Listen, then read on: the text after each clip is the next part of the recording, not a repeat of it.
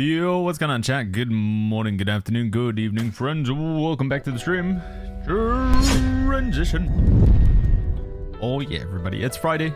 It's the 10th of October, and we have just 3 days to go, chat. 3 days. Can you believe it? I feel like we've been waiting for this day for a very long time. Oh, this upcoming day. New World Autumn Season 10, the Nighthaven expansion, will be on Monday, the 13th of October. No announcements of it being delayed yet, chat, so I think it's actually going to happen. We're going to get patch notes today as well, apparently. We will get the nitty-gritty, the specifics on how things are going to be working in the Nighthaven expansion. It's pretty hype. I am super looking forward to it. I wish I knew, like, a little bit more. You know, I think there's... Time and time again, we have people coming into chat like, Baggins, what can I do to get ready? Or should I hold on to this thing? Or how's this thing gonna work? I don't know. Yeah, the only thing that we are missing with the Nighthaven expansion is a new weapon. Outside of that, it is looking really, really good though. Let's scroll up in chat and say hello. We got, again, we're live on both Twitch and YouTube today. So over on Twitch, we got Manfanza, Toxic Rose, Sergeant Lin, the beautiful, wonderful Gamjaru, Benevolence in Gaming, Azuri, Kev, Foxhound, Erebos, Mooncough, Mullum, Ink and King Ginger, P-Dog, Kajion, Koraz, Azuri, Smeagol, DSX, Eric McKenzie, U84. Over on the YouTube side of things, we got Alex Saria. Mooncough is also over there as well. Good to see Moon. Adam's Family Gaming. Nick, just Nick. Nick is here. And the beautiful, wonderful Gamji. I know a bunch of you guys are actually, you know, watching on both Twitch and YouTube at the same time. Thank you, friends, for like the double support. What's your thoughts on lizard feet, says Karaz. My thoughts on lizard feet. I don't think I would want them, you know? Just, I feel like if I was gonna have any feet, I would probably have like, I don't know, like bare feet or something like that. Just, you know, they'd be better. Lizard feet? I've never, yeah. No. I'm just gonna say no. It hasn't really occurred to me much, though, to think about them. U84 says, I don't know about you, but I'm eating a great... Oh my god, I hope... Am I gonna get in trouble saying this word? I'm eating a great feijoada? Feijoada? What is that? This better not be something rude. He says it's in Portuguese. Stream music. What do we want to listen to, chat? Can we listen to this playlist? Is it gonna get us in trouble? We're gonna be careful about what we listen to now, because we're on YouTube. It's got the old copyright. I think music from Legend of Zelda should be fine, right? It's a video game. Erebos, good to see you. A1, how you doing as well? You should stream on Kick, says A1. No, right now, like, honestly, even just with the streams on YouTube and Twitch, like, trying to catch everything in chat, I feel like it's gonna be crazy next week. It's gonna be crazy. You look tired before the launch, says Krunsk. I look tired? Really? Oh, man, I feel like I had a pretty decent sleep last night. I am debating taking the weekend off and just trying to stream as much as not stream as much as I can, trying to sleep as much as I can, so we can go into it. I think I need a haircut. I think it's the main thing I need right now. Get Gamgee to get my hair over the weekend. It's a little bit too long. What builds are you playing right now, says Reflex? I think we hover between like probably about 3 different builds, maybe 4. Right now I'm just playing Sword and Shield, Flail and Shield as a tank. This is for doing random dungeons, PvE. So we have Power Stone, I'm experimenting using Relentless, and we have Blood Drinker. Just a lot of sustain, keeping myself alive. So yeah, just a sort of solo tanky build.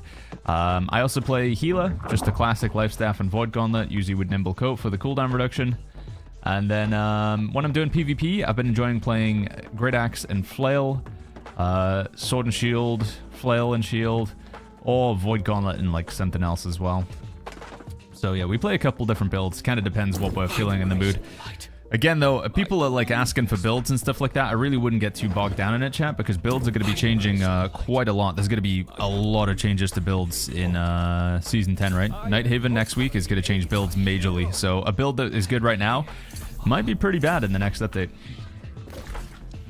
And I can't tell you, chat, you know. I know you're like, Baggins, tell me what build's gonna be good next update. I do not know. How is New World? It's good, A1. Yeah, New World's doing really good right now. Like, really, really good. Genuinely very excited for the next update. If you ever want to hop back into New World, now is absolutely the best time to do it. I may be so bold to say there has never been a better time to come back to New World. Zen says, I haven't played since like 1 week of the original launch. Any recommendations on how to get ready for the expansion? Yeah, we had Gamgee, my cutie, wonderful wife. She put together a little thing in Discord. If you type !prepare, is that the right command? I think it's !prepare. It works, right? We got this little post here. There's not that much you have to do. It's this one here. So, here we go. Complete list of to-do things that you can prepare right now. Try out all the weapons and find the ones you like the most. It's pretty straightforward. Level up your weapon masteries to 20, focusing on the weapons you enjoy. Unlock as many artifacts as you can. Ideally complete their quest perks. Make sure you have 3 houses or 2 houses and then 20k gold if you want to buy a house in Nighthaven, which I'm going to be doing, chat. Farm craft, buy a complete set of major combat trophies, at least the major lost and major wildlife, and level up your PvP rewards track. Again, I just want to stress though, the most important thing and the only thing you really need to do is just get to level 65. Like that is it. You don't need to level up your PvP rewards track. You don't have to have all the trophies. Just as long as you're level 65, you're ready to go into the next update. You don't need to have vast amounts of resources saved up. It seems like Amazon's kind of planning this update as a soft reset in that what we have right now, chuck it away. You know, I've got this pair of glasses. They're not any good in the next season. Get rid of them. We're getting new glasses. Everything new in the next season is going to be replacing most of what we have right now. You will get to carry over some of your stuff like artifacts, which is why we're saying you can definitely hold on to artifacts or go and find those. But generally, I just want to alleviate people's concerns that if they do not have like a massive, you know, if you haven't put like 7,000 hours into your character, you're just screwed for the next update. Not true. It's next update is, like I said, it's a bit of a reset of sorts. What's the point of rushing to 65 before the update? So you can be ready for the content. But again, people will criticize or like pick apart every single thing we say. Ultimately, is it a video game? And the only thing that matters when you're playing New World is, are you having fun? Because it's a video game, so you should just do what you find fun. Papa Shitta says, Baggins, you gonna play Battlefield 6? I do not have any plans to play Battlefield 6, no. Arlen says, should I still be buying the faction gear? The faction gear is pretty good right now, but again, you're probably going to be getting better stuff on Monday. But it doesn't cost too much to pick it up. Zen says I'm 64 now, is max level when I left at the time, so I'm close. Yeah, you are. I'd recommend finishing up the main storyline as well. I think that's like not a bad idea to do. You'll get the attuned leather pants by finishing the current main storyline. Yeah. Players wouldn't need to complete the current main story quest, says Eric McKenzie. See, I thought that, but apparently not. Apparently you don't need to finish the full main storyline, which doesn't make a lot of sense, because I don't know how you can go into Nighthaven and you find Morgane and she's like, oh, just bad news, adventurer, I've lost the Tear of Gaia, and then you're like, what's the Tear of Gaia? Because you haven't done any of the main storyline up to that point, so you don't even know what the Tear of Gaia is. Then again, if you just skip everything, you would also be in that same situation. Karma says patch notes today. Yeah, supposedly we get patch notes today. According to Discord yesterday. Pretty hype. As the new player change, Mercedes in the chat says, has the new player experience changed vastly, or is it mostly Endgame that's been updated? This next update is all about Endgame, but the new player experience has changed over every other update. So the past sort of 3 years of New World has been changing and updating the leveling and the new player experience. It's really good now. They don't need to change anything, in my opinion. Now they just need to work on the end game, which is what the next update's about, so it's fantastic. Airbus says, I'm taking a short break from New World, go 100% on Monday. Love to hear it, man. Sack Tapped, good to see you. Am I crazy or high or both? I have question marks on my map that undiscovered places that I know I've been to. That can happen with some updates, Sack Tapped. Sometimes they'll also just remove fast travel shrines and you have to go rediscover them. It's just, you know, it's the infinite content of New World. When they like change points of interest, they modify them, it like resets the data, I guess, Sack Tapped, and then you have to go there again. Yeah, patch notes today, apparently, je suis. 2D1, good to see you. Cookie Monster in the YouTube chat says, for artifacts, can you use Umbral Shards to level from 700? So in the next update, if you want to go past 700, you only use Umbral Crystals. So right now, you can upgrade an artifact to 725 using Dark Matter, Chromatic Seal, Gypsum, and a Weapon Matrix, or an Armor Matrix, or a Jewelry Matrix. That and also the Coconut and the Inductor. You know, like how you upgrade an artifact to 725? That's going away. If you want to upgrade to 725, or 750, or 800, you'll need to use Umbral Crystals. Yeah. Game just says you have to manually add commands to YouTube. Oh, they don't just transfer over? Wow. Gamgee was going through my commands that we have on Twitch earlier and just like getting rid, because we have so many commands, because I've been streaming for nearly 10 years. I've been streaming on Twitch for about 10 years, and over the time we've just accrued so many commands. So Gamgee was going through and just deleting some of them. Apparently we have a command called !chicken nuggets. Like, I don't even understand. I don't know where that command has come from, when it was added, the context behind that command, I don't know. But that's a command that we have. Nuggets. Oh, it's !nuggets. Baggins has 10 chicken nuggets. Like, what? I do? Man, okay. There you go, chat. I have 10 chicken nuggets. I wish I had 10 chicken nuggets. So much misinformation in in-game chat. Saw somebody saying you could upgrade 500 plus gear score today. Yeah, it's also a lot of people saying the update is today as well. They're like, Baggins, it's on the 10th. Why are you saying it's on the 13th? It's on the 10th. The update's today. I'm like, no, the update is, it's not on the 10th. It's on the 13th. All right, let's go. Mutated Expeditions. Oh, by the way, chat, you're going to be proud of me. I cleaned up my inventory a little bit yesterday. I know it doesn't look like it, but I did. Although I then did a dungeon to celebrate, and I have like managed to, just as soon as you stop playing the game, chat, your inventory immediately fills with junk. But I would say this is like the cleanest my inventory's been looking for a while. Let's get this. I got some stuff off the season pass. I had a lot of gold lying around, by the way, chat. We've got 818,000 gold now. We broke over 800k.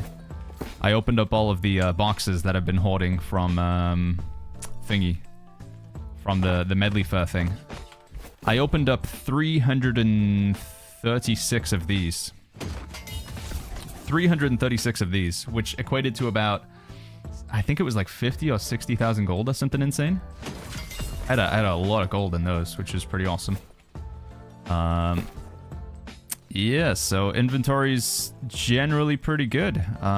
Windsward craft mods. We have, look, I even have, this is crazy, I have an empty storage shed right now, chat. Look at that, Weaver's Fen is empty. Clarion is also empty. I have 2 empty storage sheds. I've never had an empty storage shed in such a long time. I sold a bunch of stuff on the trading post. What else did we do? I started salvaging things, but then I stopped salvaging things because I wanted to wait to see the patch notes today, just in case they said, like, if you salvage gear after Nighthaven, you'll get a biscuit for every piece of gear. So I was like, oh, I don't want to miss out on those biscuits. So I stopped salvaging stuff just in, because again, you know, the patch notes are today. Why not? We got the weekend, so yeah. Those tokens have weight, do they? Oh yeah, they do. It weighs 182.5. That's stupid. Oh, I should go cash these in then. They're weighing me down quite a bit. What do we buy with the medley fat tokens? Is there even anything like of value at all?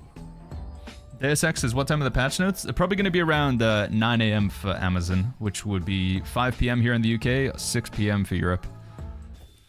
Yo, USMC, good to see you over on the YouTube chat. How you doing, my friend? Let me try and catch up on some other stuff in YouTube now. It's kind of a waste to level artifacts with how expensive it is to 725. Yes, upgrading to 725 with Umbral Shards is going to cost, like, nothing. The first sort of 30 levels that you upgrade with Umbral Shards, going from 700 to 730, is going to be very cheap.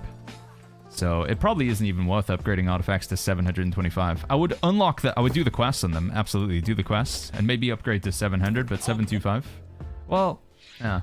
Pan Panicus says no countdown. No, because I'm not 100% sure that it's going to be at 5 PM. I'm just saying that's the time. We do know that there will be patch notes today. They did confirm, but they didn't say what time they would be. Pan Panicus.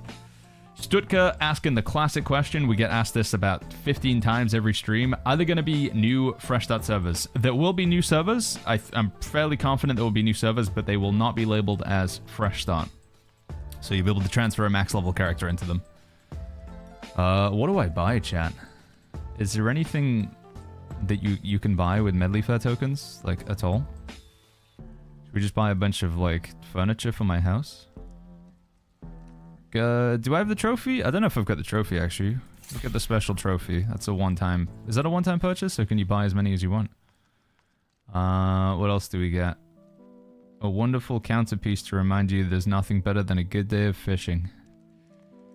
Intense Ether Vial. Summer Medley Beach Bunny. Let's get the bunny as well. Are the patterns any good? 715 gear score, so you would be able to upgrade them.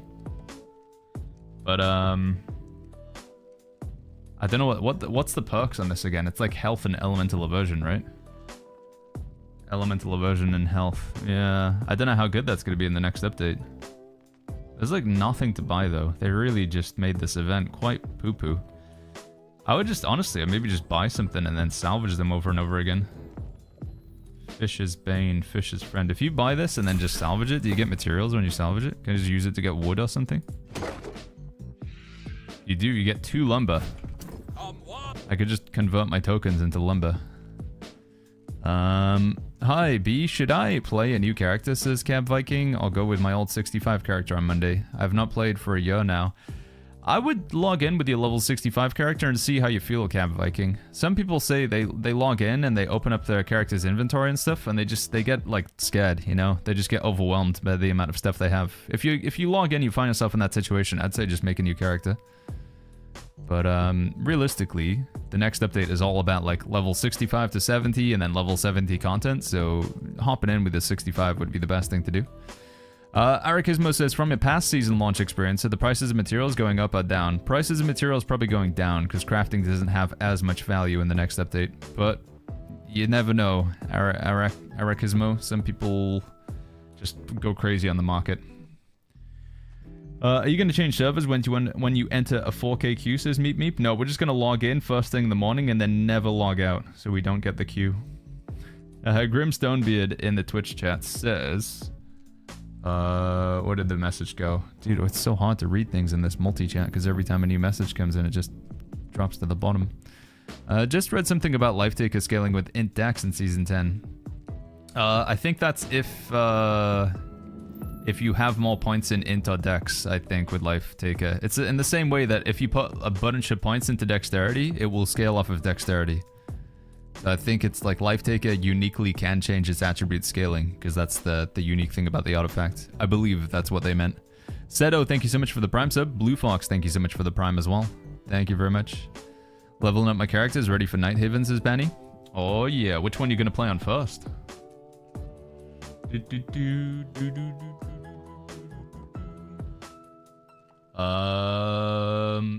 Is anyone on Hudson Land, says Zodiac? Yeah, I think we have a few players on the Hudson Land server. Chat, I don't know what the heck to buy here. What do we even get? Should we get the Summertime Hanging Frogfish Light? Let's get a few of those. That seems pretty good. And then what else do we get? There's just nothing to buy. There's nothing good on here at all. I'm gonna get some of these patents, I guess. Like, why not? Maybe we could just get patents, and if they're no good, then they're just patents. Let's convert all my normal tokens into premium. And then the premium tokens, we buy the patents. Pulsebane says, doesn't have YouTube alerts? We definitely do have YouTube alerts. Oh, we got a super chat.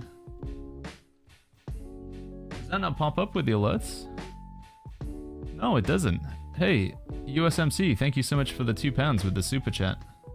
Sorry, like I say, on the YouTube side of things, we're there's still a lot to get done. Well, not a lot to get done, but we've been streaming on Twitch for a long time. Only streaming on YouTube very recently. So it's set to £5, says Gamgee. Ah, I see. Okay. Thank you so much for the £2, USMC. Thank you very much. Do appreciate that. With the old super chat. Also, Morgotus redeem. Make the stream more silly at some point. Missed that one, Morgotus. Sorry. It doesn't pop up for an alert under 5. That's you, Hammer. Sorry, USMC is Hammer. Thank you, Hammer. Thank you very much. Do appreciate that a lot.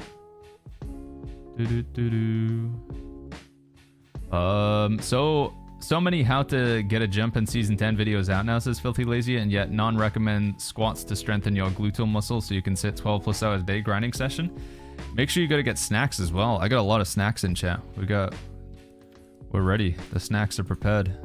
Right, I need a vial of suspended Azoth to turn them into premium. Do I not have any vials on me? I do not. Oh. I guess it's because I cleaned out my inventory. I need to go get some vials. Doing some Gorgon today, says No Impact.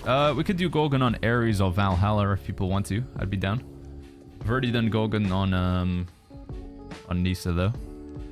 Epileptic says, will secondary weapon options for Lifestaff change with the split attribute? Possibly, yeah.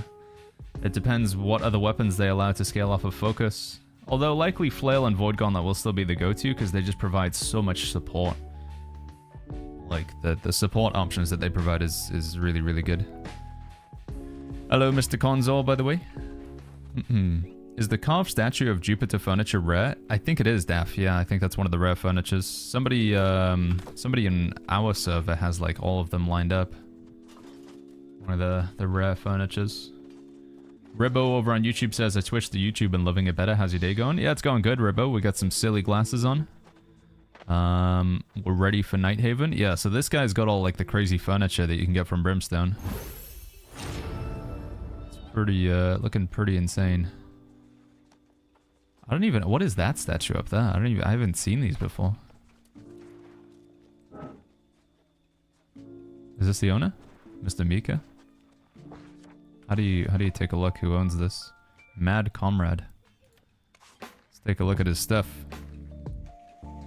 Oh my goodness. Jeez, this is terrifying. I haven't seen those statues before. I think some of these are quite rare though. There's so much stuff in this house, just everywhere. There we go, a little turkey over here. It's kind of how I decorate my houses. Yeah, the Weeping Angels with the train set with the fire in the middle of it. He's got all the fishes. Hey, he did quite a bit of the Summer Medley Fire event. He caught all the fish and did the Mount of Fish thing. He's got his loot trophy. Some more statues over here, just everywhere. Crazy. What's upstairs? It's more like a warehouse than a home. It kind of is. Yeah, you're right. And then we got a collection of beds. 1 bed, 2 bed, 3 bed, 4 bed. I guess some... Can't quite call them beds. That's a cool looking throne, by the way. What is this throne? It's a bunch of furniture. I don't really pay too much attention to the furniture, but... Is this a store-bought piece, or is this actually a drop in the game? I don't know. Alright, let's get out of here. Hey Baggins, any idea what happens to the Ultimate Combat Trophy if they add new enemy types? I guess it retroactively gets added to it, Betube, but I don't know. For what it's worth, I don't think they plan to add any new enemy types anytime soon. I don't think there's a reason for them to do it. You may as well just have a new enemy like be one of the current families in the game.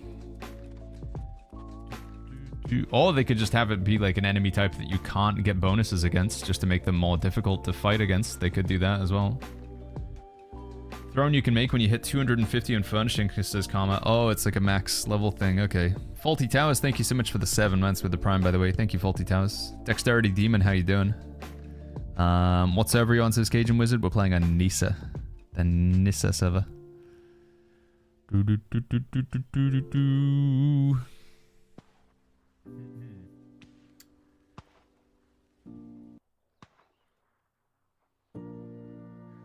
You missed another super chat, says Wolfsbane.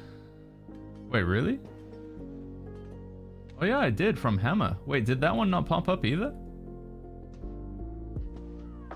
No, that one didn't pop up either. Alright, we definitely gotta figure out what's going on with the alerts there. Thank you so much, Hammer. Thank you, friend. So the multi-chat that I have right now, it doesn't actually show alerts. It shows YouTube chat and it shows Twitch chat, but it doesn't show alerts from either of them. Game says anything under 5 doesn't pop up. Yeah, that was 10 though there. So again, apologies guys. Thank you so much. We will get this sorted out, I promise.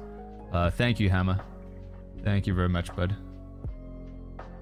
Maybe what I need to do is just put YouTube chat there and Twitch chat there rather than the multi-chat, because the multi-chat is just, I don't know, it's handy, but it not showing alerts or any redeems or anything like that.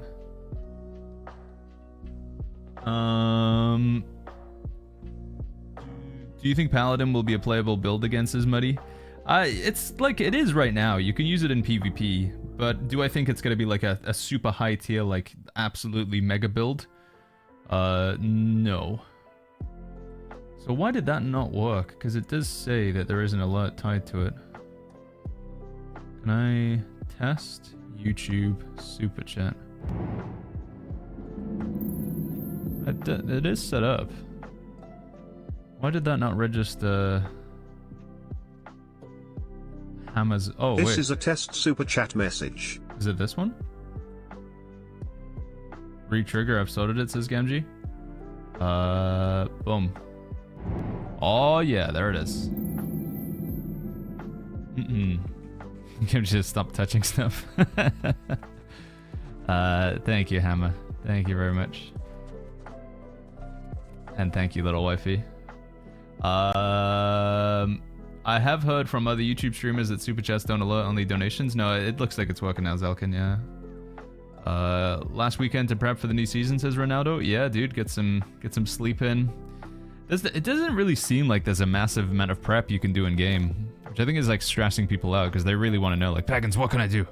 What can I be doing right now? I need to know. Oh yeah, look at these, chat. These are incredible. It's a little weird fish. Look at that face on that thing as well. Can we get a better look at that? Can you, can I break the laws of, if I do, what is it? Left alt? Left control? Oh yeah, you can. Need it the other way around. Hold on, chat. Move. Left control. Yeah, that's good, dude. That's what we want. Oh, man. And then maybe we should put some in the jungle room as well, chat. This is what I call the jungle room. This is the one house that my wife, Gamgee, didn't decorate. I did the decoration in this one. As you can see, it's quite difficult to get through the jungle room. And then we got all the trophies up until the point where I stopped playing and moved over to my other character. Disco says it shows. Let's just chuck down some of these bad boys for now in here, I guess. That one. Actually, no, maybe we'll just put them in because it's gonna take forever to put them down. Oh, I'm gonna put my bunny rabbit. There he is. Anything else we want in here? Maybe a picture of a sausage as well, just on the wall here. Alright, that's good.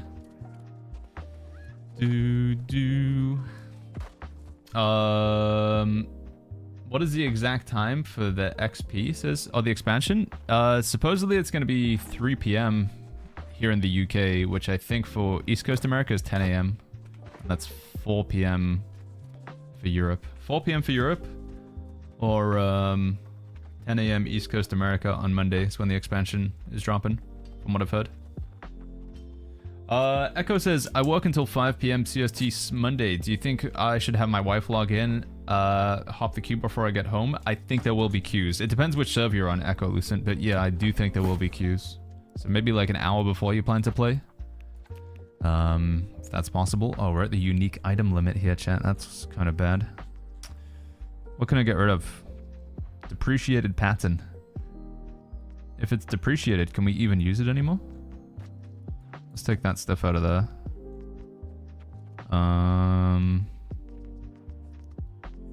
Get the wood out of there and the weaving materials out of there and the leather working out of there. And then we can put these in, right? Yeah, there we go. Yo, Disco, good to see you. Coffee Cake says such an odd time. Yeah, it's true. Maybe they're doing it so they're less likely to get the server splitted. That might be their intention behind that one. See that being the case. Sprite redeemed, get 1 fishing level. Aw, man. Alright, dude. 1 second, Sprite. Go to Brimstone. Sorry, chat. I wanted to do this yesterday, so we didn't have to do it on the stream, but still just a few things that I forgot. Jeremy says, when are we getting a new weapon? New weapon is going to be probably January. If we're lucky, we'll get it just before Christmas, but I think we're going to be waiting until January for the daggers. Oh my god. Game, just get the settings. Easy game. You're the best, little Gamgee. Slim, by the way, good to see you. How you doing, Slim? Mr. Slim. Right, back to Brimstone, because I paid my tax, so I can put stuff in there now. And then we can put this in there, that one in there, this one in there. Furniture can go into Cutlass Keys, I think, right? So where we keep furniture? Yeah. Alright, there we go. Inventory's looking pretty clean now. Let's go get this fishing level, and then we'll do some mutated dungeons. Voice of Jay says, anyone know what EU servers are left? You can, there's Nisa, Ares, Saba, and Bifrost. But Nisa and Ares are currently locked, unless they unlock them again. Did they actually announce daggers, says Fenris? No, but it's like... It's, you know, it's not a very well-kept secret, if that makes sense. Daggers are... With a very high degree of confidence, I could say daggers are going to be the next new weapon. Am I nervous for the next expansion, says Nitromix? No, I'm excited. I'm expecting there to be bugs. I just hope they're not, like, massively game-breaking. Yeah, I'm excited, though. Slim says, how's gaming? Yeah, it's going good, Slim. Looking forward to next week. Looking forward to a lot. Are you making a storage overview sorting video in the near future, like how you organize everything, says Meep? I just don't think I would be the right guy for that sort of video, Meep. My storage sheds and my storage is famously very messy. So, I don't think it would be a good aspect for me to give commentary on. Unofficially official on Dagger, says BF. Yeah, Dagger's very, very likely going to be the next new weapon. Do you recommend using Hasita in PvE or PvP? If you don't have any other life staff, yeah, it's good to get started with Old Gamer. Elated says, Baggins, I saw the preseason guide on Discord. What are the top 3 artifacts for PvE DPS you would recommend to farm for? Attuned leather pants, the old crown.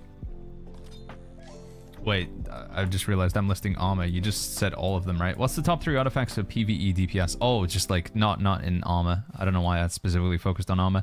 Still attuned leather pants. Those are fairly easy to get. Finisher is definitely like one. Finisher is very versatile.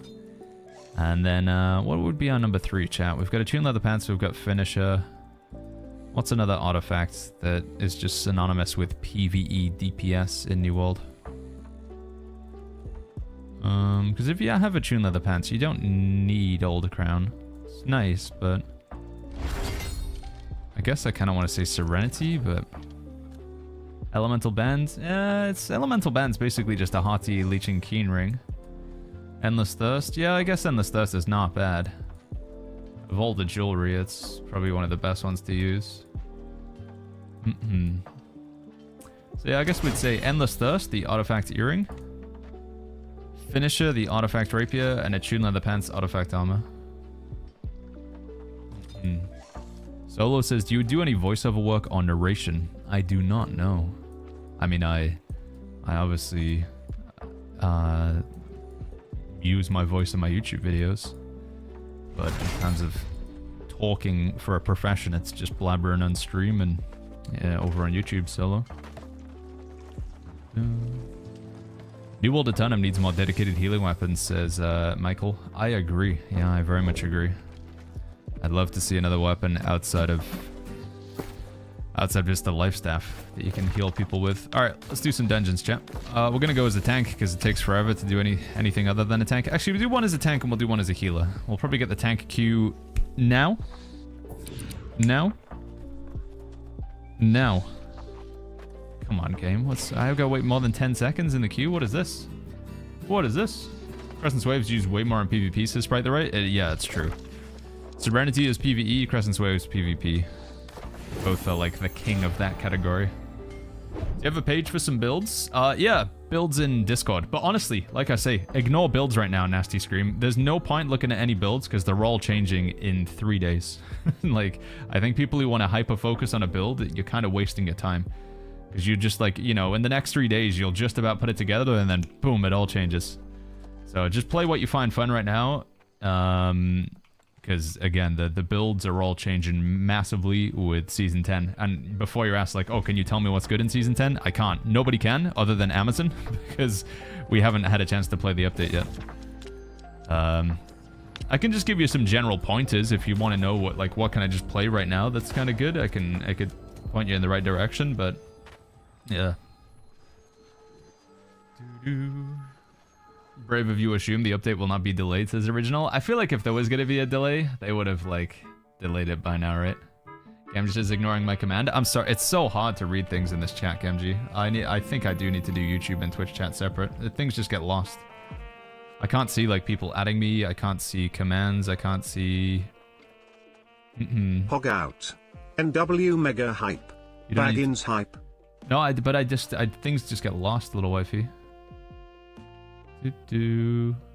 What do you mean? Sorry, I meant, oh, the exclamation mark prepare. Yeah, people have been asking like how to prepare for Nighthaven or Season 10 chat. We did set up a command. I think it works in both chats as well. Exclamation mark prepare in the Twitch chat.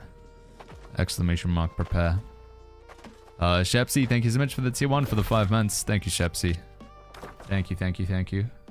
But yeah, I do think I might need to just separate the YouTube and Twitch chats. I don't know, it's too much for my brain right now.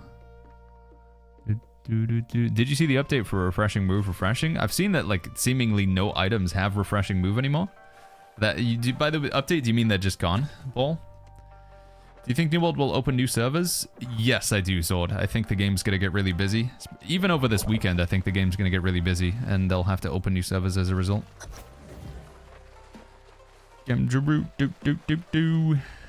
I hope Valhalla doesn't lock, says Schmoinky Doink. We haven't had any EU servers lock currently.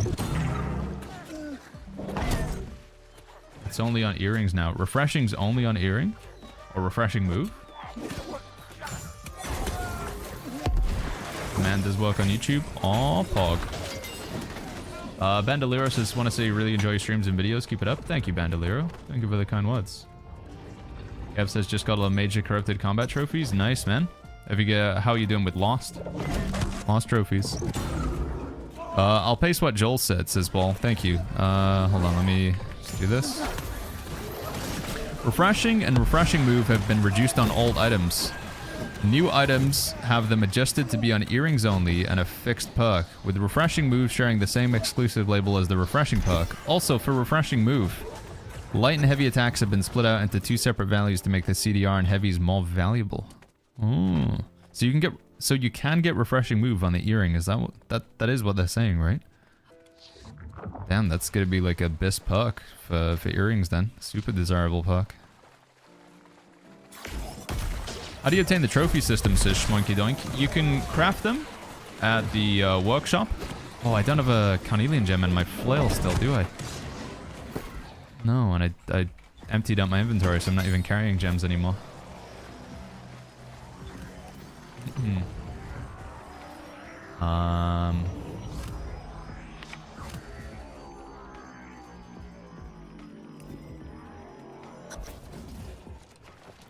Will they ever fix the recipe bug, says Pancho? Maybe one day. One day in the distant future. Does anyone know the leveling places? Leveling pace for a new player. It's fast, Meljim, yeah. You level up fast. I wouldn't, like, if your intention is to level up as fast as possible, just follow the main storyline. But if you want to do side quests or level up your crafting skills, etc., I think there's no shame in that. In fact, you know, there's some benefits to it. You don't have to then do it later on, so.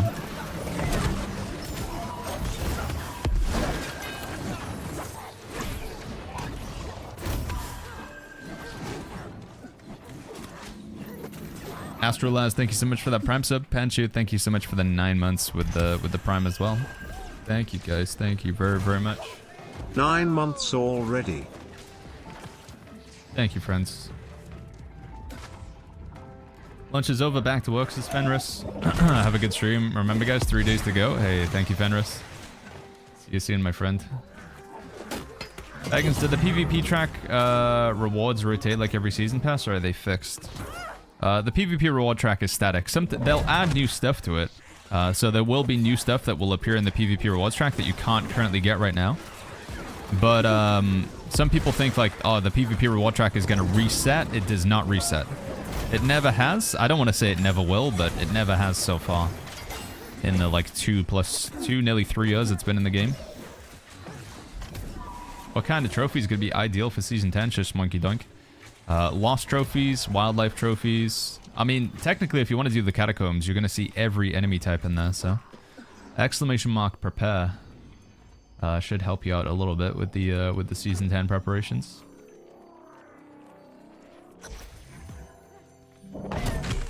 Whoa, that did not look like it hit him. Did you see that, chat?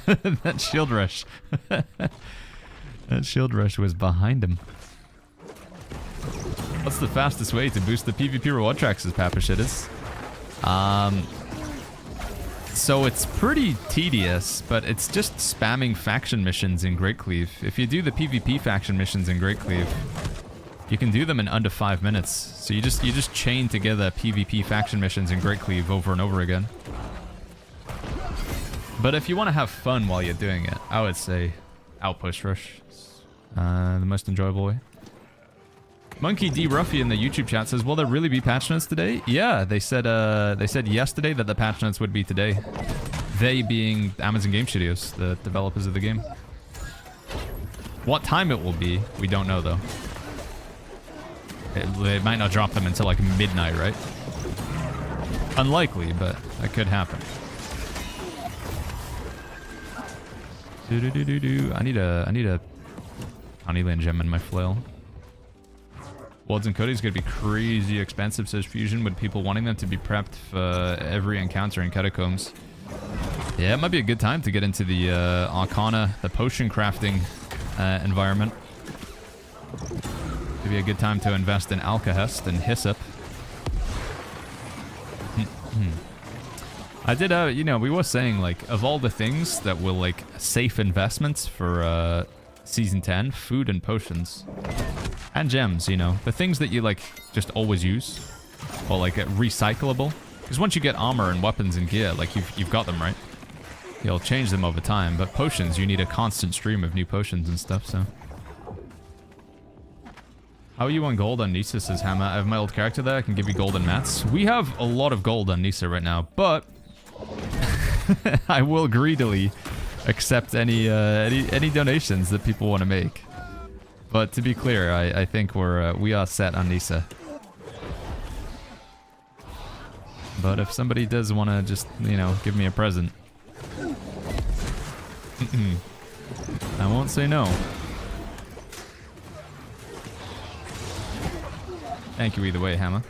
Why are we doing M1, says Ace? I just queue up for a random dungeon, and random dungeons are almost always M1 these days. I would love to get an M2, but it never gives me M2, so...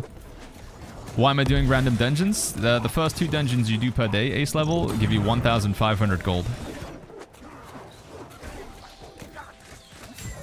Why do we want 1,500 gold? Why not? Gives us something to do. Django says, Baggins TV, more like Baggins TV. Listen, I said I don't need it. You know, I said you keep your gold, but if you do, if you're really determined to trade me something, then I'll not turn it down.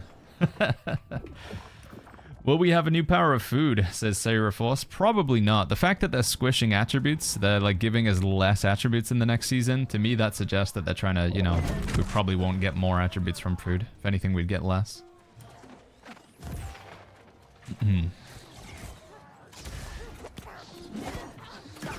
Boom, boom, boom.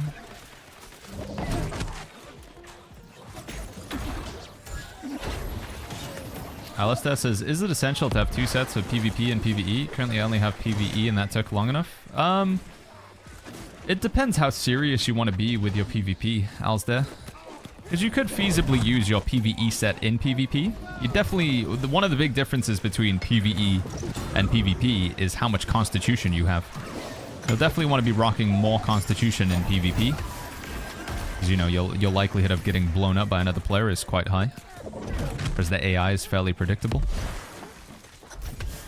But yeah, if you want to be serious about PvP, I would recommend making a dedicated set for PvP. Do we have any other weapons on me that I can switch out to? Got a rapier. I might switch to that rapier.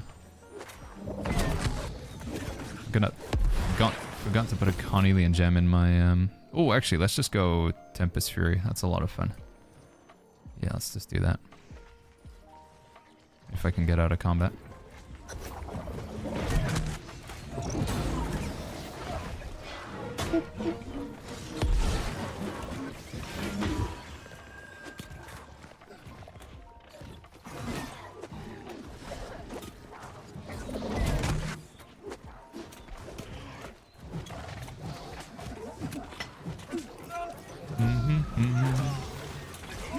Do you think split attribute food will come back, says Yo for Eyes? No, I think they're moving away from all that split attribute stuff. Coming back after Rio's break, says Ace. Feels so overwhelming. Might level up, create a new character. Yeah, dude, if you're finding yourself just like, I don't understand what I'm doing, just make a new character. There's no harm in it. You do it for most other games, right? Like I say, if I was going to play Skyrim again, I'd level up a new character. I wouldn't continue with my old playthrough.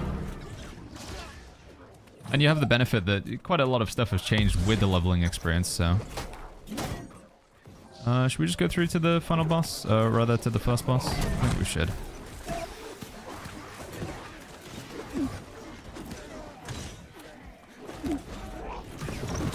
I need to change my settings here.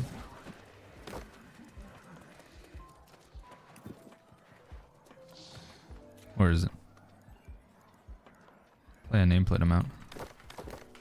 Sorry, team.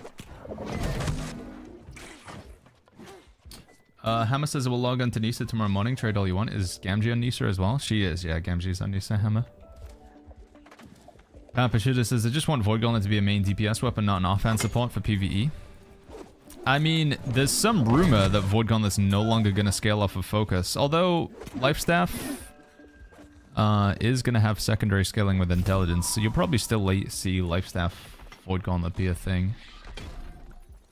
The downside of Void Gauntlet is usually just having one Void Gauntlet is considered enough, because its debuffs and its buffs are all kind of unique, so you can't stack them.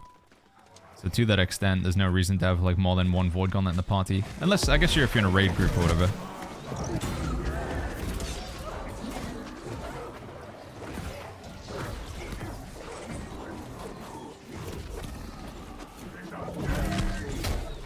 Boom, boom, boom. Chat, is it better to power through the main story questline expansion or just level 65 before the expansion? Leveling, like doing the main story questline is the fastest way to level up. Pathogen. This is the fastest way to level up currently.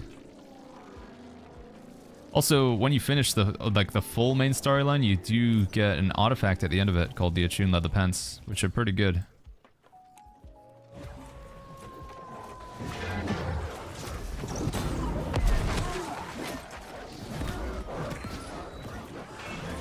Boom, boom, boom, boom, boom, boom, boom.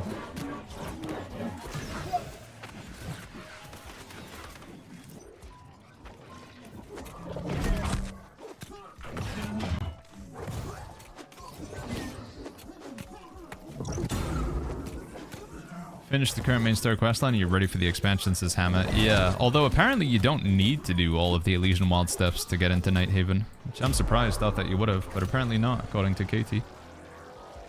Going as me says, Baggins, when will they unlock areas? I want to create a new character. They'll unlock areas as soon as it's not busy, but sadly that doesn't seem to be happening anytime soon. Or not sadly, I mean it's hype. But the reason why they lock servers is because the servers get too busy and the queues start getting really long. So for example, I'm playing on Nisa. A couple days ago, I had to wait in a 1,200 player queue to get into the server. If they leave Nisa unlocked, that queue number just goes up and up and up and up. So at some point they have to lock it to stop the queue. Same thing with areas as well. So once the queue isn't that big, then they'll unlock the server, but... Again, like, I think the play numbers are just going up right now, which is hype, but... Algetics, is you medium or heavy on this build? I'm playing heavy. Full heavy tank. We're way over the top for a difficulty 1, honestly. If you're doing difficulty 1, what I'm rocking right now is just overkill. But, you know, it's fun, so...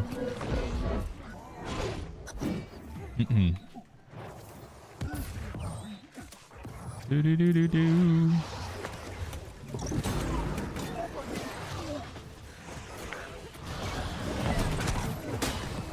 Dude, let me play the game.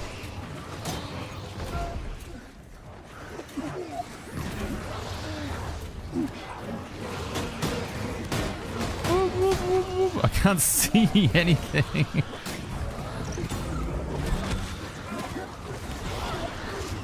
So there's a new armor coming out for tanks, the set bonus. It's like when you get staggered, you have grip for 2 seconds afterwards.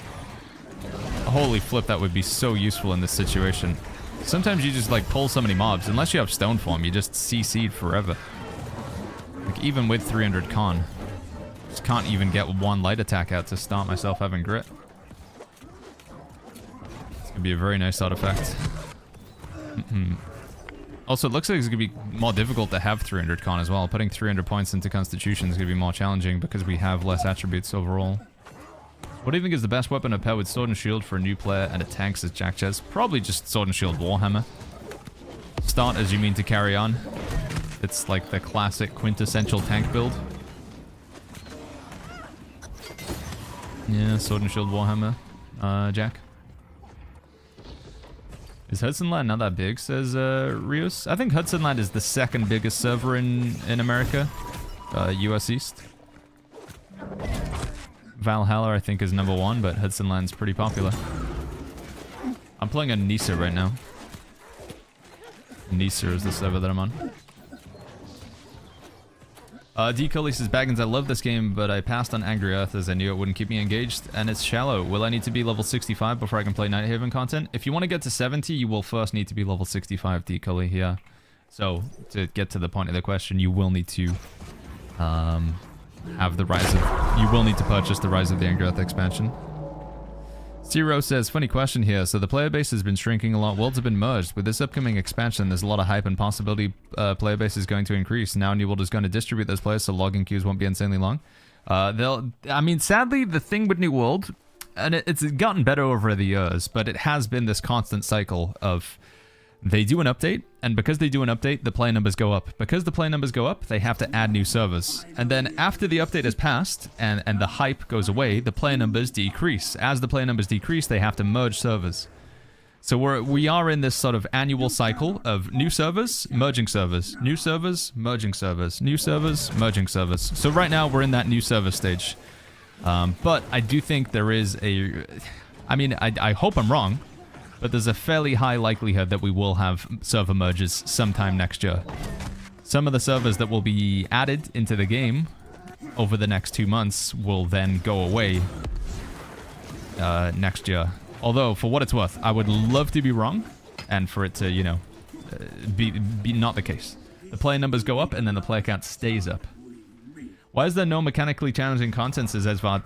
There is. You can do, you try and do Hive of Gorgons with like a random group. Try and do M3. Honestly, doing Catacombs or the Isle of Night is going to be very mechanically challenging as well, PvE-wise. One sec, chat.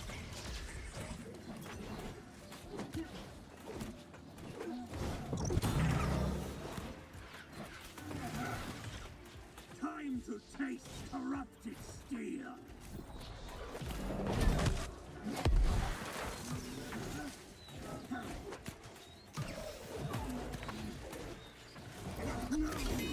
Not again.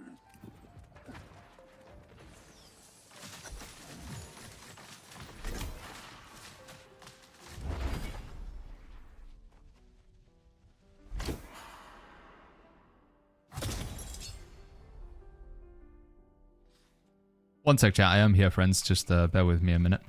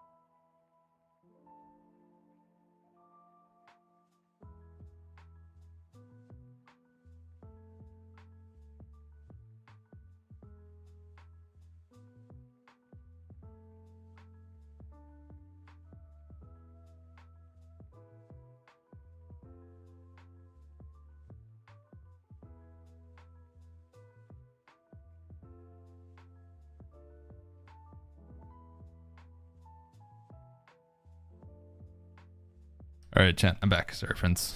How do we use your build finder in Discord, says Echo Lucent? So the build finder has been taken down in preparation for season 10, because right now, it would be just immensely the opposite of beneficial to be like very strictly following a build. I think I want to be very clear that any build that you work towards right now, chat, is going to change. At least 60 to 70% of the builds are going to be changing in a major way with season 10. So I think like focusing on a build right now is just not going to be too beneficial. So yeah, but like I say, the build finder, the build bot will all be back up and running for season 10 once we have an idea of how builds are going to work. This is one of the things that's going to be like, I'm like getting stressed about.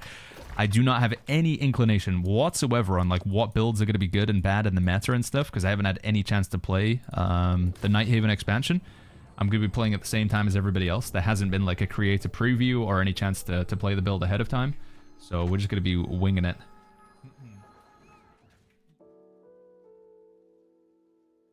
I'm still here, chat. Layout editor. Can I bring it over here? Because I can't see when it's up there. Layout editor. Sorry, chat. We're just setting something up for the stream. Which one's that one again? The layout editor. Here we go. Plus for website. Yeah, I see that down here. Let's put it into... Can I do it like that? Whoa. How do I... I'm making the return to NW Sir Baggins. Hold on. Thank you so much for the 18 months, MJ Lover. Thank you very much, my friend. What can I... Hold on. I need to make sure that I don't get rid of... So I've got my mini feed. Probably don't need the mini feed. Sources, I do want this. I definitely want these. I do want this. I do want... So we'll put it over the mini feed. So website, drag that over there. Oh, you sent me a... Oh yeah, look at this. Copy. And then we're gonna paste this into here. Nameless, good to see you, man. How you doing? And then I just hit enter, I guess. Save changes. Oh. Maybe it takes a little while. Oh, oh. Can I pop it out or do anything? Huh, that's strange. It doesn't, like, there's nothing.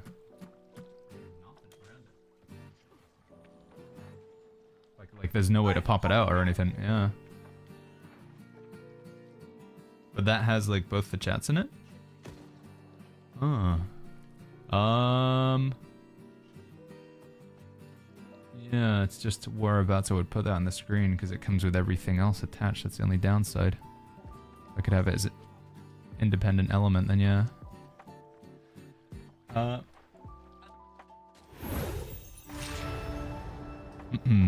We're just trying to improve the chat, guys.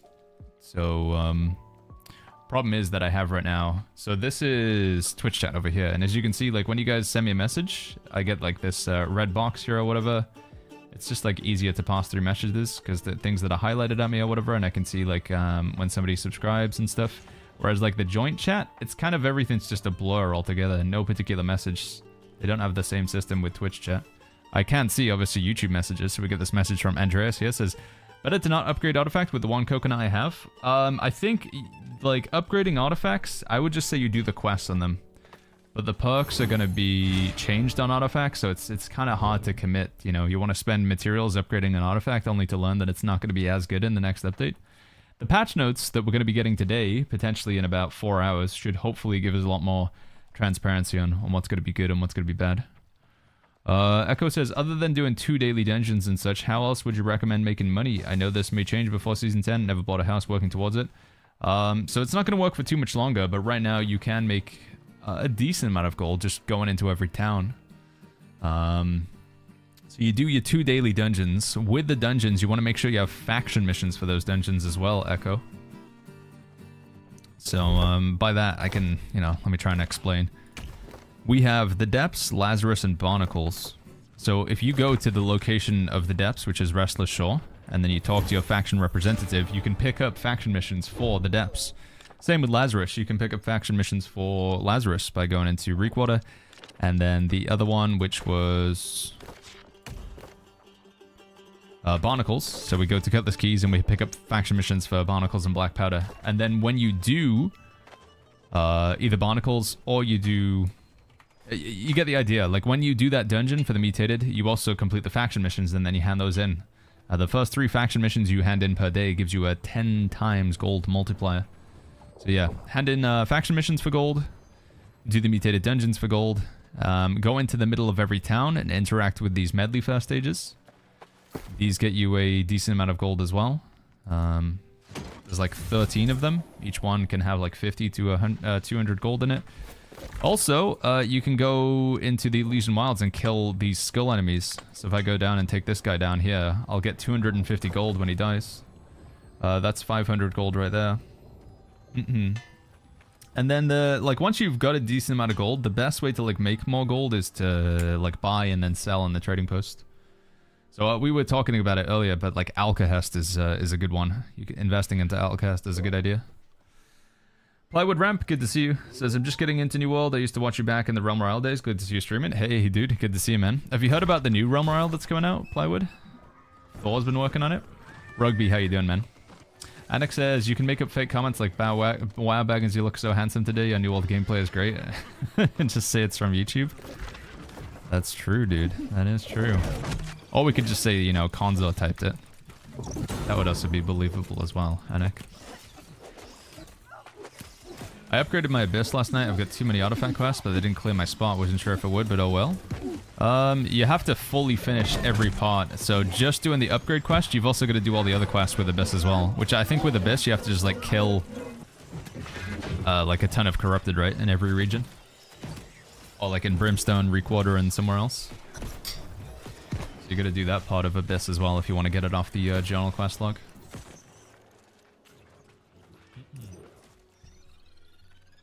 Plywood says, I saw Thor stream it when they shut it down. Is there a new version coming out? Yeah, so Thor's actually making his own game.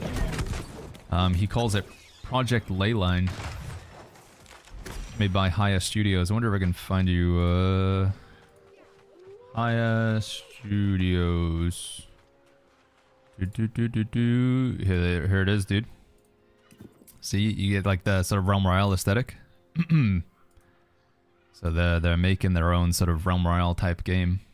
And there's Thor. There he is, dude, the big man. See a little bit of gameplay in here as well. This is pretty hype. Hopefully things go well over there. What server you on right now? It says Charlotte Gaming. We are on Nisa. N-Y-S-A. Nisa is currently locked though, I believe. You can't move to it. Pan Panicus says, are you going to be going over the patch notes when they drop? I am. Yeah, we are going to, Pan. Provided they're not at, like, you know, 9 PM my time. Can you show your Sword and Shield skill tree, says Algetic? Yeah, of course. It's overly defensive right now. You probably... Most tank builds would take leadership, but... Yeah. I thought you were talking about Pirate Software. No, I always forget that when people... When I say Thor, people just think of Pirate Software now. Everyone says, ahem. Sorry, little wifey. I need like more monitors that are immediately in front of my eyes. Open this as a browser window. Any will do, should work as a window. All right, let's see. Oh.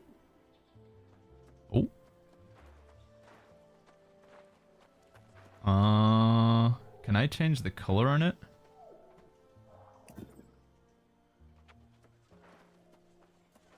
It kind of works, Gamgee, but well, this is what it looks like right now. This is what I'm seeing. I'd have to like highlight the messages. I guess if I do that, that would work, but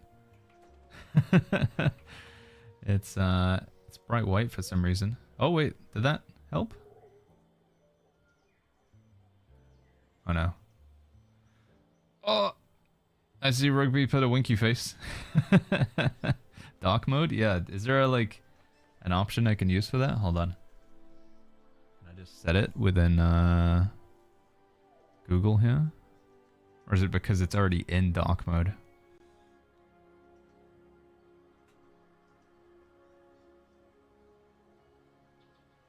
No, I'm not seeing an option.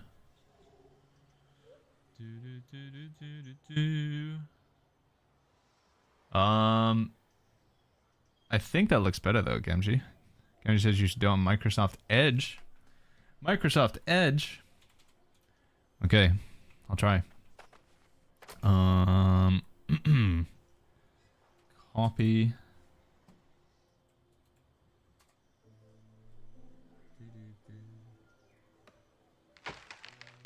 How do I change it on this? Because it's still... Oh, no, it's still bright white. How do I change it on this one, Gemji?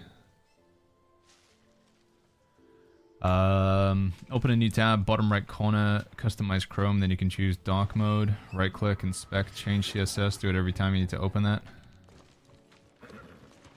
I think this is better though, Gemji. I think this looks better. Although it still doesn't have like the super benefits that Twitch does, where like moderator chats are separated out. Also, I'll have to see what happens when somebody uses like a super chat or like a they sub or anything. Because that was one of the problems with the other chat is it wouldn't show any alerts in my chat. What are the top 4 artifacts I should get for a new level 65 with the main story questline done, says Andreas. I made a YouTube video on this topic if it helps, Andreas. See if I can find it real quick.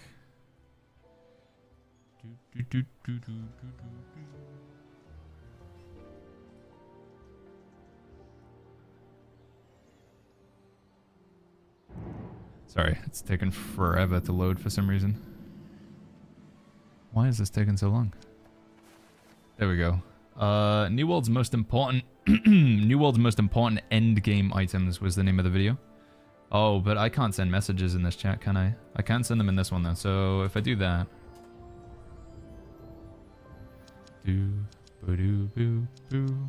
let's see if that works. Yeah, there we go. So that video there, Andrea, should help you out.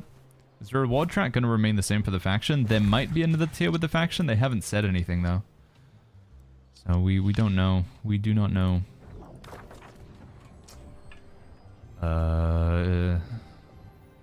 Baggins, got any recommendation for a good mount strap mob damage? Good mount strap mob drops. Oh, there's not that many enemies that drop mount attachments. The 2 best ones to go for, it's the big guy in the siren area. I think it's called like the siren's dog or something like that. The big guy with the cannons on his back. You can find him in Siren's Stand, sort of around... I think it's around here, just as you go through the gate. And then there's also the enemy that you can farm right up at the top of Merc God. Archmagister Vocus, or whatever he's called. Those are the best 2 enemies to farm for mount attachments. Any new PvP rewards track? No mention of that, Mickwick. No mention of that. Definia, thank you so much for the 6 months with the tier 1. Thank you, Definia. Thank you, my friend. Yeah, it's still not showing up. The alerts and stuff. No, it's just... one sec, chat.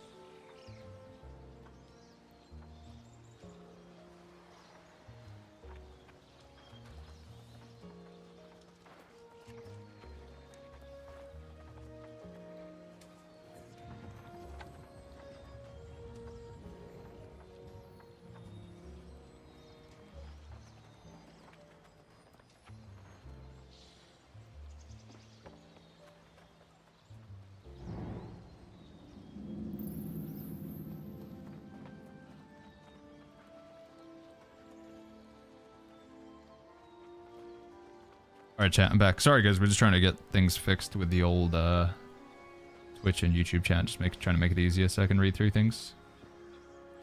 Bwandy, good to see you, friend. How you doing? What's going on? Flex says, good morning all. Hey Flex, good to see you. Truss is here with the Prime sub. Thank you, Truss, for that Twitch Prime. Thank you very much. Should I be saving up my doubloons, says Bug? There's been no mention of like whether doubloons are going to be good or bad, so you could, like, I would say there's no reason to spend them now, but there might be no benefit to holding on to them. So it's like zero risk, zero reward kind of situation.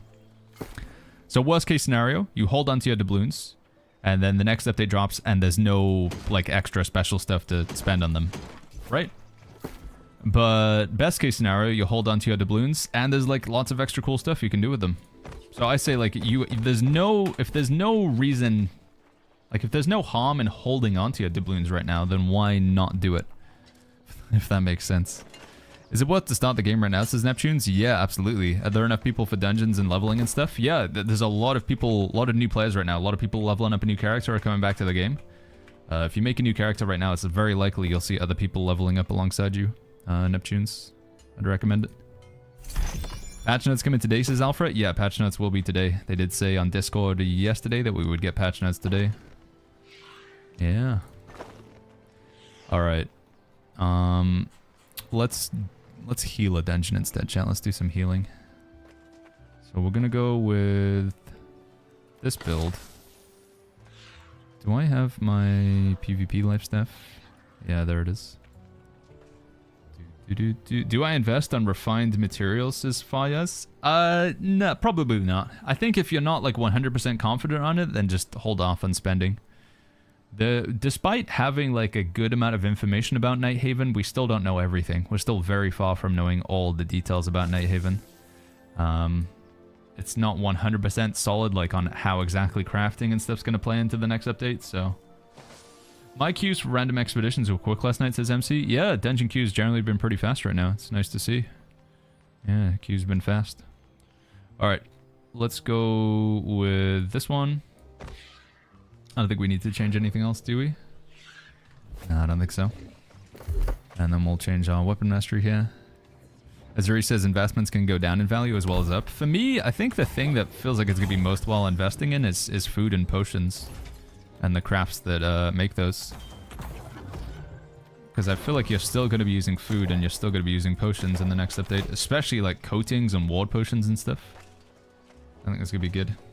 Fire says, what about prismatics? I think prismatics are going to have the same purpose in the next update as they do now. So prismatics, there's not really going to be any new crafting recipes, but you're still going to be able to make what you can make now. So if you can make something with prismatics that's above 700 gear score, you'll then be able to upgrade that to 800 gear score. But in my opinion, I don't see prismatics going up in value in a massive way in Season 10. With the information that we currently have, I think prismatics are probably going to stay at the same value they have now. So therefore, if your intention is to make gold, I don't think like buying or selling prismatics is particularly like a huge big brain move to do currently. Matrixes is the same thing as well. Matrixes also not really going up or down in value, just kind of staying the same. Craft mod charms is something, one thing that I can say, chat, attribute craft mod charms, get rid of those. Those have no value whatsoever. I sold all of mine yesterday. If you have Iron Guardsman's insignia, if you have rough leather beaded straps, if you have linen arcane embroidery or whatever, that stuff has literally zero purpose in the next update. And they're not going to be giving you any compensation or allowing you to salvage them. So yeah, I sold all of these yesterday. Is it viable to play heavy healer PvP? Only if you want to heal yourself. If you want to heal other people, it just won't happen. Mechanisms. Healing in heavy just, it doesn't work. Your healing is massively reduced. Like I said, if you want to heal yourself though. You do a video from healing next season, right, says Flex? Yeah, once I know how the healer build's gonna work, we'll go through it. Flex. Janet to Jensen says, did they add cross-server dungeon finder? They did, yeah. When you queue up, you'll find players from other servers. However, the queue can still be pretty long unless you're queued up as a tank. If you queue up as tank, it's instant. Damage and heal, you still have to wait a while though. Is there a way to save weapon trees? No, sadly not, Luli. When you respec, or when you change your gear sets, it will change your attributes in the next season, but your weapon, you'll still have to manually respec that every time. Can I switch server for free, says Hamter? Only if you're in a long queue. So if you try to log into your server and you have to wait in a long queue, it will give you a free server transfer token, Hamter. King MSD, good to see you. What's going on? Demzel says both my characters is not on the server because I haven't played in a long time, but I can't select Nisa or Ares. Nisa and Ares are really busy right now, chat. So again, what I was saying, a couple days ago, I had to wait 1,200 queue. I had 1,200 queue to get into Nisa. When you have a queue that's big, that you have to lock the server, because if you don't lock the server, the queue just goes up and up and up and up and up, Demzel. So until the queue goes down, they have to keep the server locked. And I mean, it's good and it's bad, but I don't think the queue is going to be getting any shorter. I think play numbers are only going up from here for the next like month or two. Put at least 200 into in. I don't have enough stuff here or whatever. It's fine. I'll just drink a mana potion. Good night. We're not going super try hard, so it's almost certainly just going to be an M1 that we end up getting. If I was doing M3 or whatever, maybe I wouldn't even use Divine Embrace either. And I wouldn't use Orb Protection. I will be doing a healing video next season, yeah, Flex. Once we know how things work, I will. Can I see the life staff build real quick? This is not what you would want to use in PvE, chat. This is more of a PvP build. Who's buying Attribute Craft Mod, says Eric McKenzie. Some people don't know. Some people still don't know. Call sign says, hot take, they should add a vendor to sell the charms items no one's to buy. The only problem is that would just like inflate the market with lots of gold though. So yeah. Fat Matt, good to see you. Fat Matt says we need to release false info about the New World hype and tell the Euros that it's not going to be that good. What? What are you saying, Fat Matt? Yo, Tom over in the YouTube chat says, I just got to 65 and finished the main story quest line. Do you think I should now prioritize artifacts and getting some 725 gear with doubloons before the expansion? Yeah, I think that's a pretty good idea, Tom, I would say. If you haven't leveled up your faction reputation, I think that's a good idea as well, Tom. Also, I feel like it never hurts to put some time into doing some of the mount quests. You know, the races that you do. They start off in Everfall. Every time you finish one of those mount quests, you get a little bit of riding XP. Get into like 200 riding so you can get move around faster on the mount. I think that's a good idea. DJ says, are the faction missions repeatable? They are. Every 5 minutes. So if you take one, you have to wait 5 minutes until you can get another faction mission. But I wonder if these are going to do anything in Season 10, chat. Did we ever find out what these are used for? I don't think we did we? Can we switch for free, says Hamter? You do not get a free server transfer token. The only time you can server transfer for free is if you're in a long queue. If you're queuing to get into your server, the game will offer you a free transfer token. But that's, again, only when you're in a queue, Hamter. Disco says, I logged into Nisa 30 minutes straight away. I haven't logged in for a few months. I logged into Nisa 30 minutes ago. Yeah, so right now, the queue's on. It's like later on in the evening when the queues kick in. More towards prime time. Tina, good to see you. How you doing? Janitus is skeptical to buy the expansion since the last one was not good. You don't have to pay for this expansion. Nighthaven's free. Nighthaven is a free update. Although, what they are expecting is if you didn't get the Rise of the Angry Earth, that is everything that came after the Rise of the Angry Earth still requires purchasing the Rise of the Angry Earth. James says, have you got the dog? I thought I heard her, but...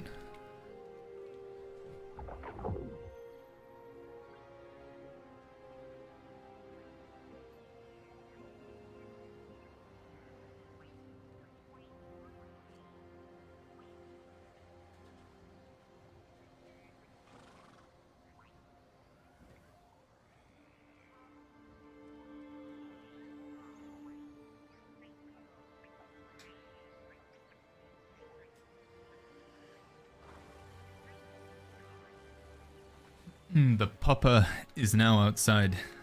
Little Gemjuru. She was just, I don't know, being in the... She was at the bottom of the stairs, being a little weird doggo. Rounding says, I have plenty of artifacts and mostly all Gorgon gear 725. I just hit armoring and weaponsmithing 250. Should I make matrixes and upgrade to 725 on my artifacts or wait? I would wait, personally. Rounding. Yeah, I think like upgrading to 725, you're going to be able to upgrade from 700 to 725 with Umbral Shards, and it will cost you basically nothing. The first sort of 30 gear score levels that you use with Umbral Crystals is really not very expensive, to my understanding. It's only when you get past like 760 that it starts costing quite a lot of Umbral Crystals. Yeah, if there was a beagle that was missing, we would, me and Gamgee would be freaking out. If there was a beagle that was AWOL, that would be, bad news. Is that kudzu? No? Is this just fake? Looks like it. Doo-doo-doo. Yo, Bebop. What's going on? Bebop says, a returning player who hasn't played since 2 days ago. Should I start a new character or play on the old one? I mean, so 2 days ago was quite a while ago, Bebop. I don't know about you, man, but sometimes I struggle to remember what I had for, like, food. Like, what did I eat 2 days ago? So in order to, like, re-jog your memory, I think you should level up a new character, yeah. Yeah, maybe even just, like, buy a new copy of New World. And make sure you get the season pass as well. By the way, this is terrible advice. Chat, I'm just joking. You don't need to do that.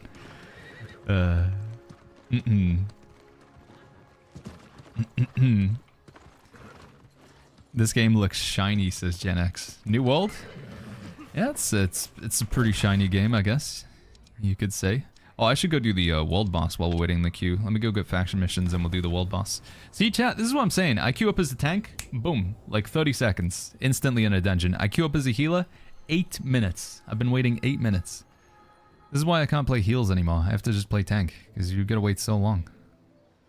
Gamgee says, buy New World Eternum and the DLC just for funsies. Yeah, make sure you buy the Rise of the Angry Earth expansion with your new copy, Bebop. Is that the model so far, says Goodnight? Brimstone, good, free. Rise of the Angry Earth map paid. Nighthaven bonkers free. Yeah, all of the paid updates are the bad updates. The free ones are the good ones. RWE in the YouTube chat says, Bebop should also get a new computer. Yeah, he may as well. Yeah, I agree. Anthony said the same thing. Yeah, start over fresh with a new PC. Maybe like get in like a new like location as well, like a new house.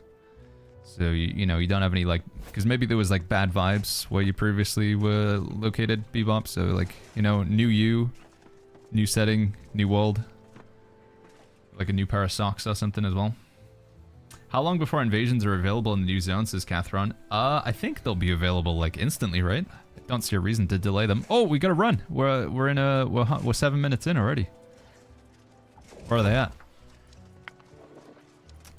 Let's see. So that's then they're through there, and then they're in the. Okay, they're in the room after the staff guy.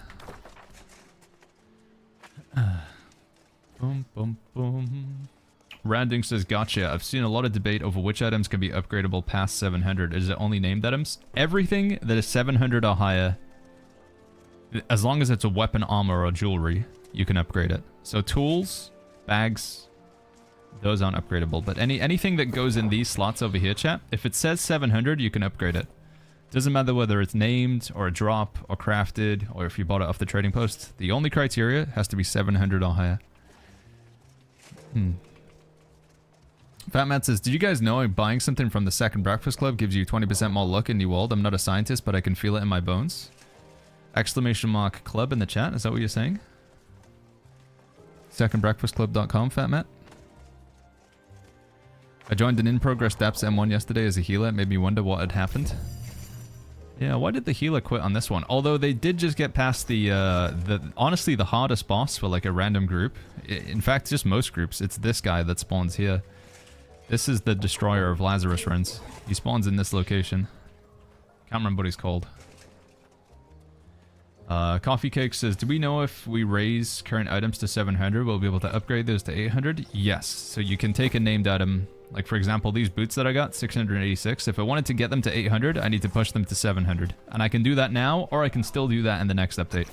The functionality to upgrade items to 700 in the Gypsum Kiln will still be there after the update, from what I've been hearing.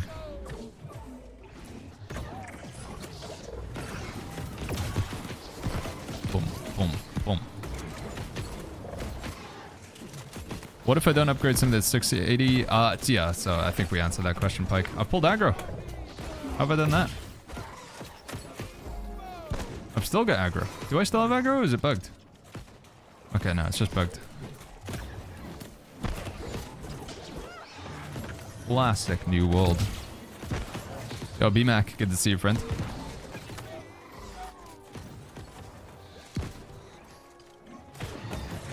Boom, boom, boom. Apparently you'll still be able to use coconuts as well, copper. Wait, to upgrade to 725? Or just to, like, buy things in the Well of Fortune? Is everybody okay?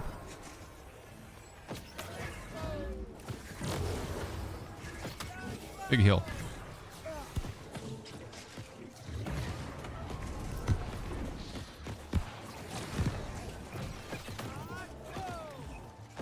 Jagger.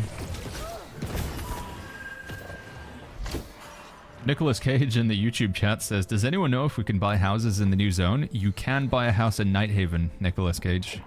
Although apparently it's going to be more like you're buying like a room in a castle. You're buying like an apartment in a vampire castle. As opposed to it being an actual full-on house. That's pretty cool though. It's different. I think you'll appreciate that, Mr. Cage. Oh my god, it's Nicolas Cage. Yeah, he's over on YouTube right now.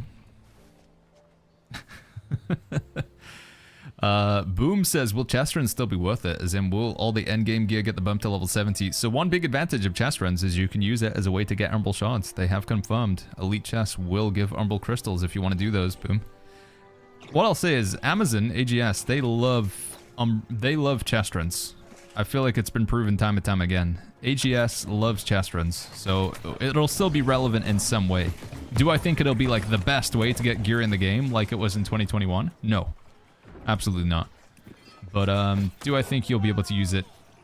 Oh, can I? I can't heal him, can I? Splash of light can get him, but... Oh, alright, he's just gonna have to stay alive.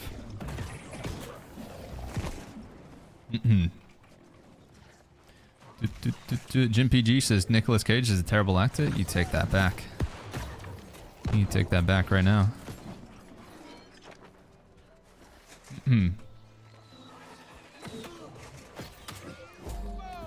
He's definitely been in some pretty bad films, I would say. Questionable films. I think he's having a bit of a renaissance right now, though, isn't he? He's like acting in more films that he's also like the producer or director of. I mean, he was pretty creepy in Long Legs, or whatever it's called.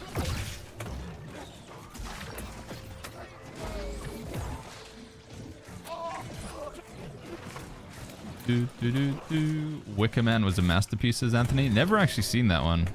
There's also the one with the... That's the one with the bees, isn't it? What about the one where he shouts that he's a vampire while he runs down the streets? Runs down the street shouting, I'm a vampire. What's that one called?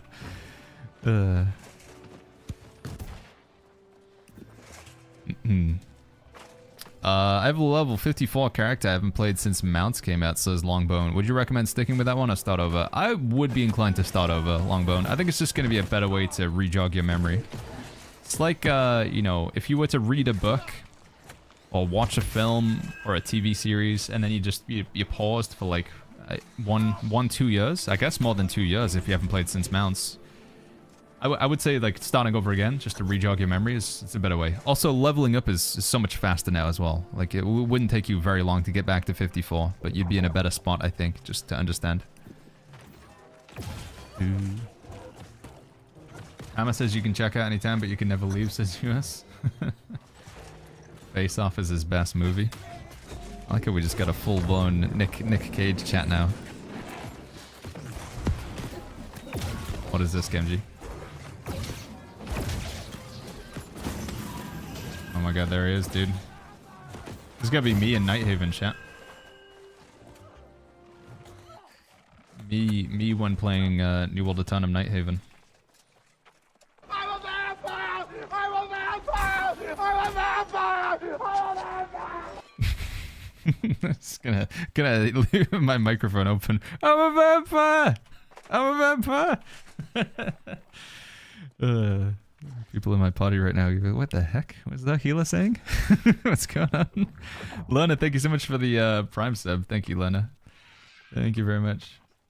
Yeah, what film is that? What's the context for that? Good sub sound for the next update. That's called Vampire's Kiss. Is he actually a vampire? Once again, Lerner, thank you for that prime sub. The context is that he is a vampire. Oh, he is actually a vampire, okay. Dude quit at level 50, starting over will make him quit again, says Portuguesa. No, I don't think so. I think getting to level 50 back in the day was a real grind. Getting to level 50 now is a lot more enjoyable, Portuguesa. I disagree. The vast majority of people who played the game when it first came out didn't make it past level 35. Whereas now, I think, like, almost everybody gets past level 35. Player retention's so much better in the game now than it used to be. Especially for, like, leveling up anyway. Amazon reworked the storyline, like, 7 times, so it better be good. But, yeah, it is, though. As much as we joke about them working on the Fatui, they did a pretty good job, I would say. 35 plays like 3 hours? Yeah, supposed to like 3 weeks or whatever back in the day. But yeah, it's advice that I've been getting to everybody, and I'm not going to stop doing it, chat. You can't stop me. I would say if you've taken an extended break from New World, more than 12 months, make a new character. You don't have to delete your old character. You can have up to 6 characters on the same server now, but making a new character, much better way to just get back into the game. Because time and time again, I hear people, they say, Baggins, just logged into the game, opened up my inventory, got a shock, opened up the map, don't know what to do, and I logged back out. And I'm like, yep, that'll happen. That happens with any game. If you want to overcome that, if you truly want to get back into New World, I would say, like, just make a new character.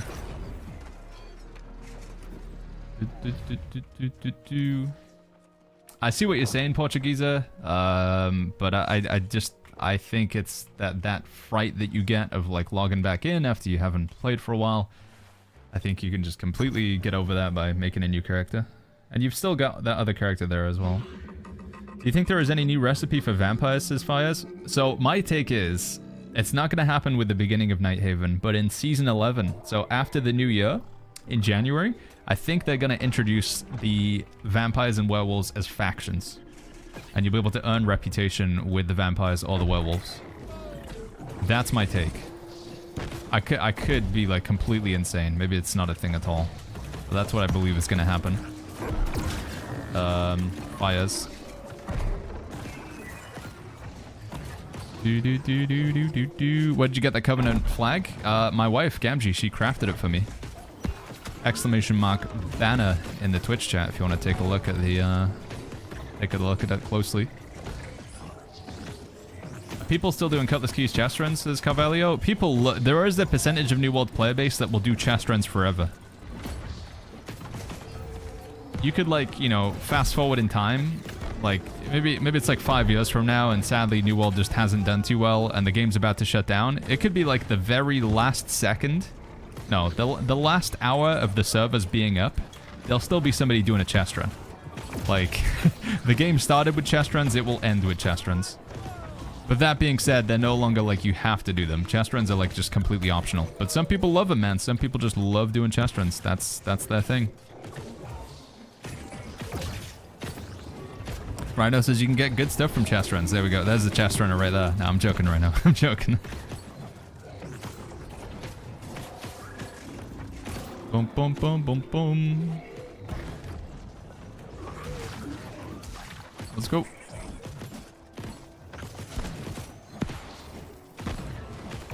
Kill him, kill him, kill him. Acula says, as long as they do not go the path of Elder Scrolls Online, where they make it possible for you to become a vampire or a werewolf. So you can, like, transform into one?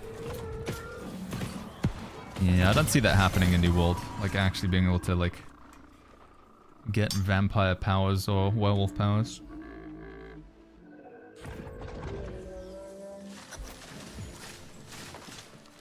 Rounding says, do you remember when ECR used to be called World Tours? Some people still call it that, Rounding. I still see people saying, like, WT in the global chat. Remedy over on YouTube says they should introduce new heart runes that allow you to transform into a werewolf or vampire for a short period of time. Now that, I think that could be okay, right? And you can only get the heart rune by aligning yourself with one. Then again, though, I think they want to... We used to have a problem way back in the day where if you chose Syndicate or Marauder or Covenant, you would get specific armor and weapons that were only available to the Marauder, Covenant, or Syndicate.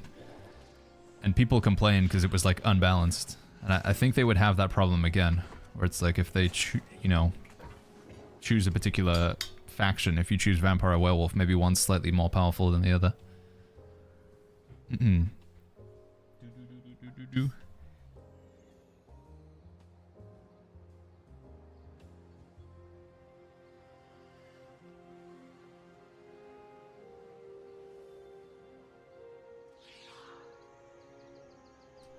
Oh my goodness. I remember how hard this boss was, says Enma. Oh, Chardis. He was the final boss of New World back in the day. Still a pretty boring boss fight, unfortunately, though. Even with, like, the new mechanics they added in. Morden says, what would you recommend doing to prepare for the new update? We made a command for this one. There's been a lot of people asking, so we have !prepare in the Twitch chat. Help you out, Modern Milk. Not too much, honestly. The main thing is just having a level 65 character. That's the only thing. Large Cap says, hey, my father was a chest runner and his grandpappy was a chest runner before him. We come from a long line of chest runners. We love doing chest runs. We could maybe do a chest run today, chat. We haven't done one of those in a while. Should we just jump in on a random chest run?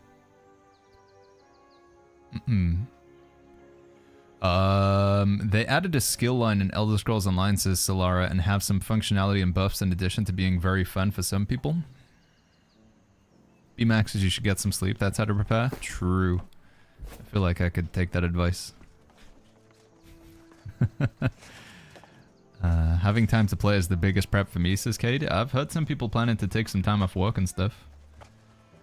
Voidblade and healing staff, says Riley. Yeah, this is just my like go-to healing build.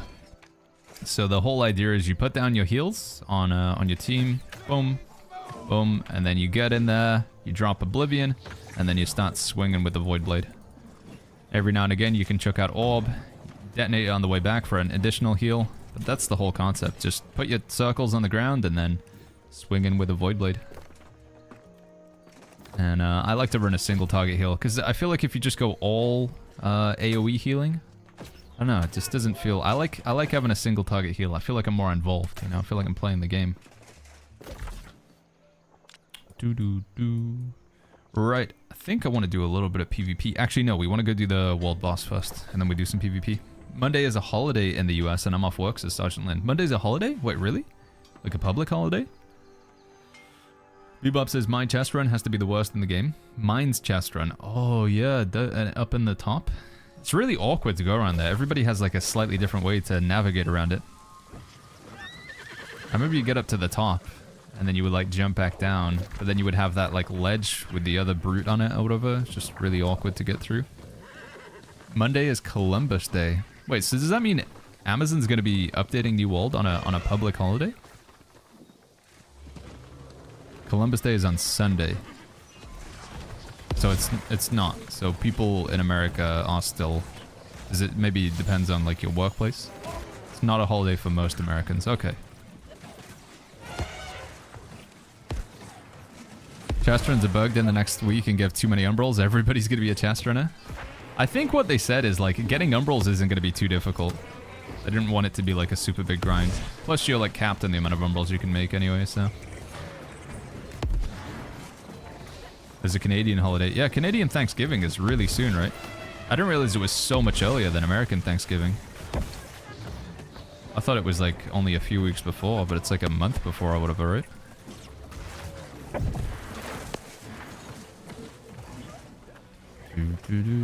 Can't wait for the Passionates today, says Ragnar. Hopefully they give some juicy information, Ragnar.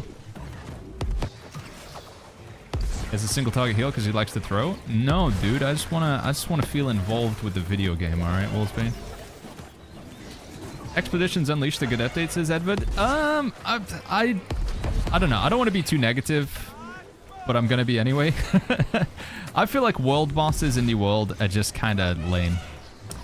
And you know, it's fine. If you want to defend them, I'll say that I'm wrong. But I just feel like with every world boss, you just take a lot of people, and then you just swarm the enemy and it dies. I mean, there's some mechanics going on here, right? But the only world boss where I was like, oh, that's kind of cool is the Halloween boss. Because he has like the pumpkins that you throw at him and stuff. I think that's kind of cool. I'd love for a world boss to like genuinely be like unbelievably difficult though, and it like wipes the raid continuously if you don't do a mechanic. Although it would never happen because getting people to do mechanics would be impossible. But it's a brainless PvE encounter, says Edward. Yeah. Oh, he says as he dies. I think we can make it back in time. Do you think there'll be anything good from this world boss? So what I'm doing, Sparks, is I'm killing the boss, and then I'm opening the boxes after Nighthaven. It might be a complete waste of time, but, you know, it is. Like, what are we going to do? There's no downside. If I open the boxes right now, there's nothing I particularly need. If I open the boxes after the update, might still not be good. But yeah. For M3, what are the best skills as a healer, says Kiko, using Void Blade? You would want to go Orb of Protection, Sacred Ground, and Beacon. You just go the triple AoE heals. Holy flip, that's a lot of damage. Yeah, you just take your triple AoE heals in M3, Kiko. Can't see how much health he has. There we go. Feels like most MMO world bosses, World of Warcraft's the same, says Tyrenzo. Yeah, it's probably not a new world problem.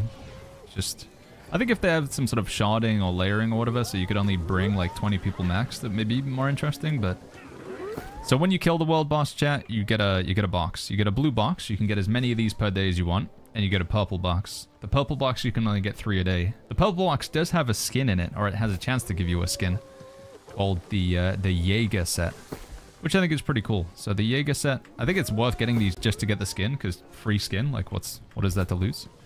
But generally, I don't think the rewards are that good, unless you're brand new to level 65. If you're playing on like a fresh account or fresh character, you might want to do it just to get a few items. My take is, though, I'm going to open these boxes after the Nighthaven update and see if anything of value comes out of them. It probably won't, but I have nothing to lose by doing that. Jägermeister? I can't remember what the set is. It's called Jaeger something though, right? Handel says, I hope Nighthaven brings new content creators. You got a problem with the existing content creators, Handel? I mean, there's already like a interest, Handel, in terms of we have seen a lot of streamers and some YouTubers taking an interest in New World again. Lazy Peon had a video that he released a couple weeks ago. I've seen Cannon hopping in and playing quite a lot of New World recently. I even saw Shroud. Shroud was looking at the trailer for Nighthaven a couple days ago, Handel. He meant promo for the game. I know, I was deliberately being a biscuit there. Libitus says, I'm tired of doing the dailies for doubloons. They will be useless. We don't really know exactly what's going to happen with doubloons, Libitus. Possibly they'll just have the same value that they have right now, in which case you won't really need them, no. But if they do have some new functionality added to them, then it might be handy. I would say if you're not enjoying farming for doubloons, don't do it. I would always say this in any aspect of the game. Don't force yourself to do something you don't enjoy. It's a video game, so you're supposed to be having fun.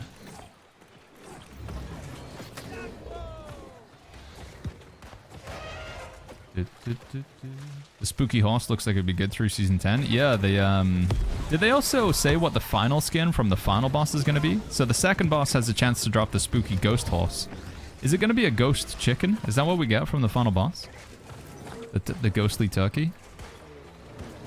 Probably a bad time for Blue Protocol global launch as it's gacha. Most people started playing streamers. Yeah, I haven't really looked at much Blue Protocol. Have you been watching any today? Does it look good?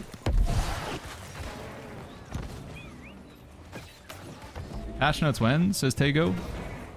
Probably about 3 hours from now, but we don't know for sure, Tego. Sebastian in the YouTube chat says Guild Wars 2, but Guild Wars 2 World Boss is the best in the business. Nothing else compares. Yeah, I would agree. I think the queues will be terrible in few days. Guild Wars 2 probably does have the best open world bosses. I would agree. Dykes, thank you so much, man. Queues are going to be terrible. I think because we have the free transfer token when you wait in the queue, that's hopefully going to help quite a bit. Also, servers can host up to 4,000 players, so maybe I'm being too optimistic, but I'm guessing we're probably not going to see queues like we did when New World first came out. And if we do, I mean, it's kind of hype.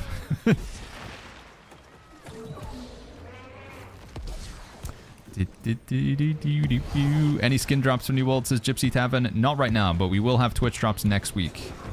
You'll be able to watch my stream on Twitch, twitch.tv/BagginsTV for YouTube.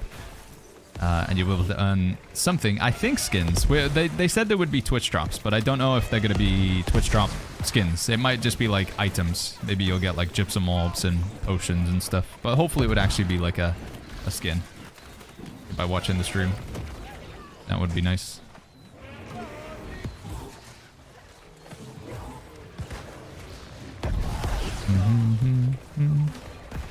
World bosses and skin drops is Drescon. Yeah, the Jagger set, right? We were just talking about that a moment ago. Fines. Try not to stand in front of the boss Baggins. Let's get this player up here if we can.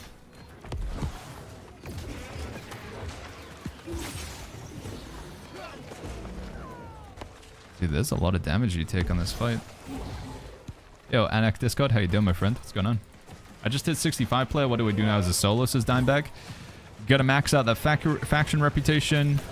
Go grab some artifacts. Finish the main storyline if you haven't, Dimebag. Work on the PvP rewards track. Level up your weapons, your weapon mastery. There's quite a lot to do. I made a video over on YouTube a little while ago now, but it's called What to Do as a Max Level Player in New World, or New World Endgame Guide. And I think right now that video is still relevant, if you want to take a look at it. What to do at max level in New World. Max level is going to be changing in like 3 days. Right now it's 65, but 70 is going to be the new. Gecko says, is there any guide for returning players that just got 65? How to even start getting gear? Yeah, so what I tried to do with my YouTube channel is cover a lot of topics like this. Especially questions that come up many times.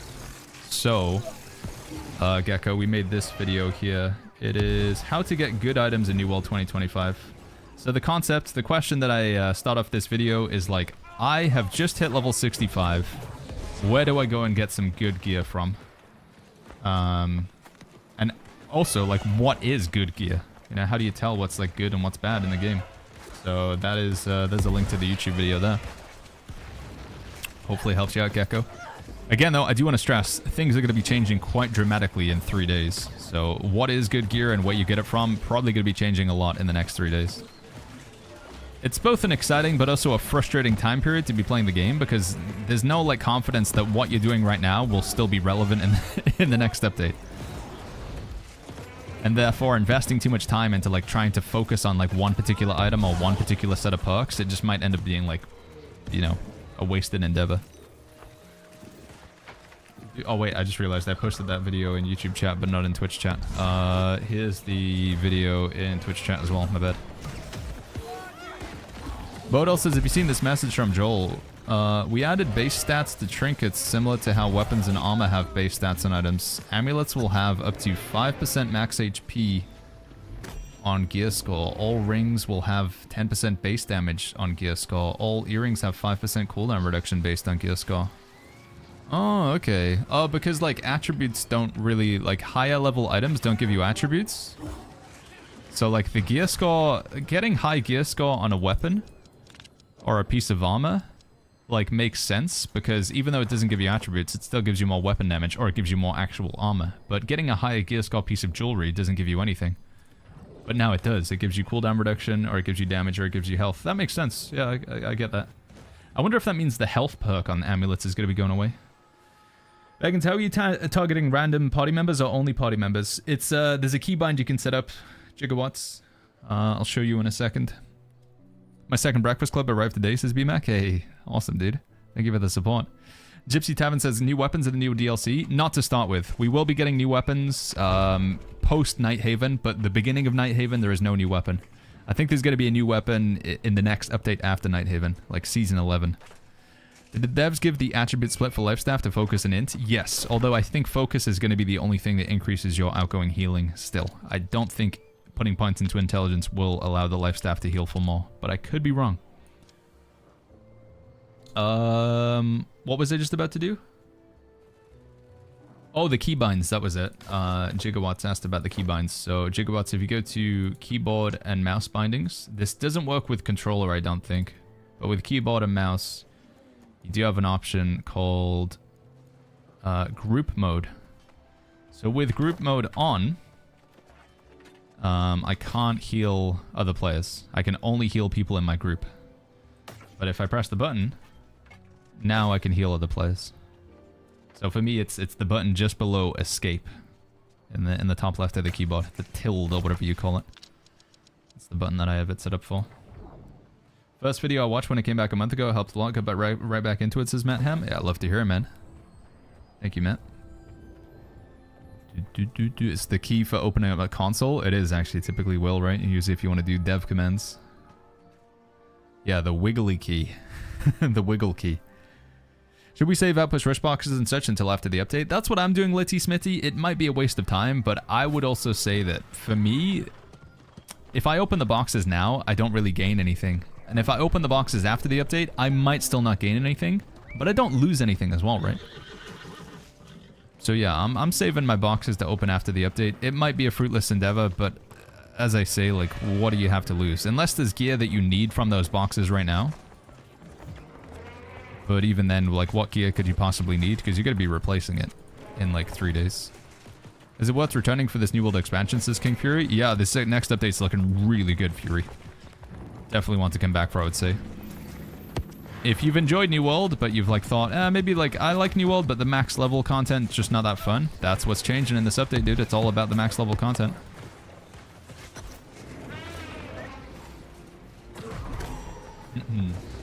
I did the Artemis quest and I saw I could get the Attunal of the Pants, but I didn't get them after killing her. You need to go talk to a couple more NPCs. You talk to Morgane and then she'll give them to you, Andreas. Nadzi in the YouTube chat says, what's a good greatsword combo? Greatsword and spear, or greatsword and hatchet? I think that's where I would start, Nadzi. Honestly, any strength or dexterity weapon pairs perfectly with a greatsword. Didn't they say patch notes today, says Willie? They did, yeah, but it won't be until, like, Amazon's time. Because they're West Coast America, it's like 7 a.m. for them right now or something, or even 6 a.m. Yeah, it's 6 a.m. for them, right? So it'd probably be at minimum another 3 hours until Amazon's in office and then drop the patch notes. Alright, that's my 3 kills. We're done with that one. Hidden Agenda, thank you so much for the Prime for the 9 months. Thank you, Hidden Agenda.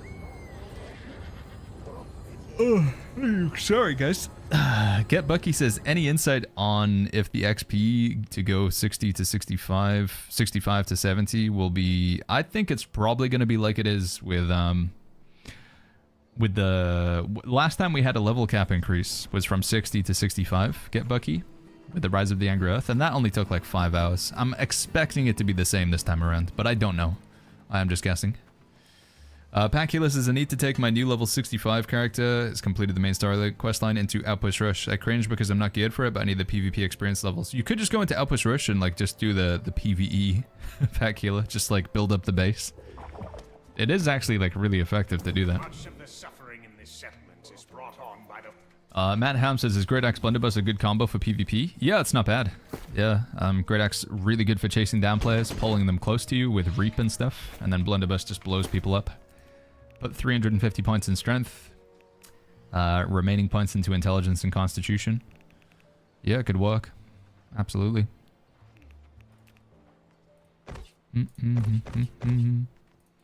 Alright, let's do a little bit of PvP, shall we, chat? What build do we want to play? That's the question. I think I'm going to go featherweight. Let's take this build here. And then we'll drop these out. Go featherweight and a pair of heavy gloves. What heavy gloves do we want to wear? We want to make sure we have Scream. We always have that problem. We don't have Putrefying Scream in my build. Putrefying Scream. So that's got to be on my gloves or my legs.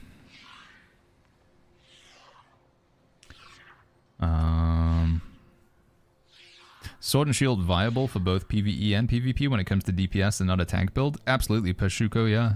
What would be the second weapon? Sword and Shield Hatchet for PvP, Sword and Shield Spear for PvE.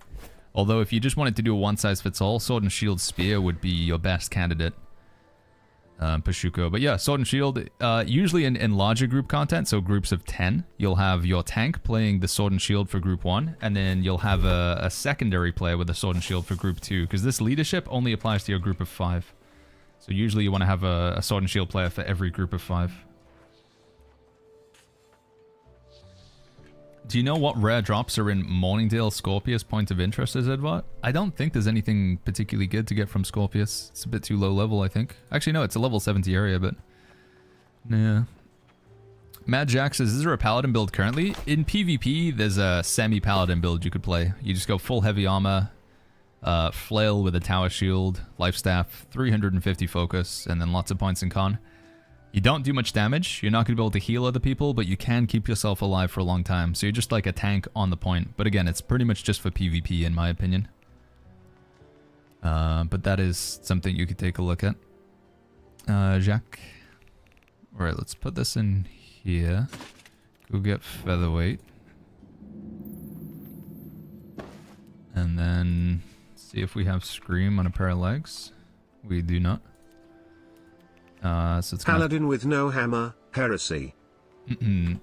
Paladin with no hammer? I mean, you could play like a hammer life staff and put like an amber gem into the...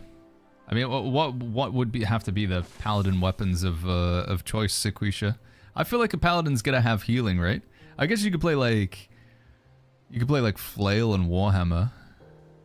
By the way, Sequisha, thank you so much for the tier 1 for the 39 months. Are you gonna play Nighthaven? Mr. Sequisha? You gonna be a vampire or a hairy boy? A hairy wolf? What's the way of getting Crescent's Wave right now, says Nadzi? Crescent's Wave, you can currently only get it from the Season Pass. You gotta play the game, get the Season Pass, get it from track 20. It will be available in the game somewhere else next week, though. They'll make it available from like a boss or a box of loot or something like that.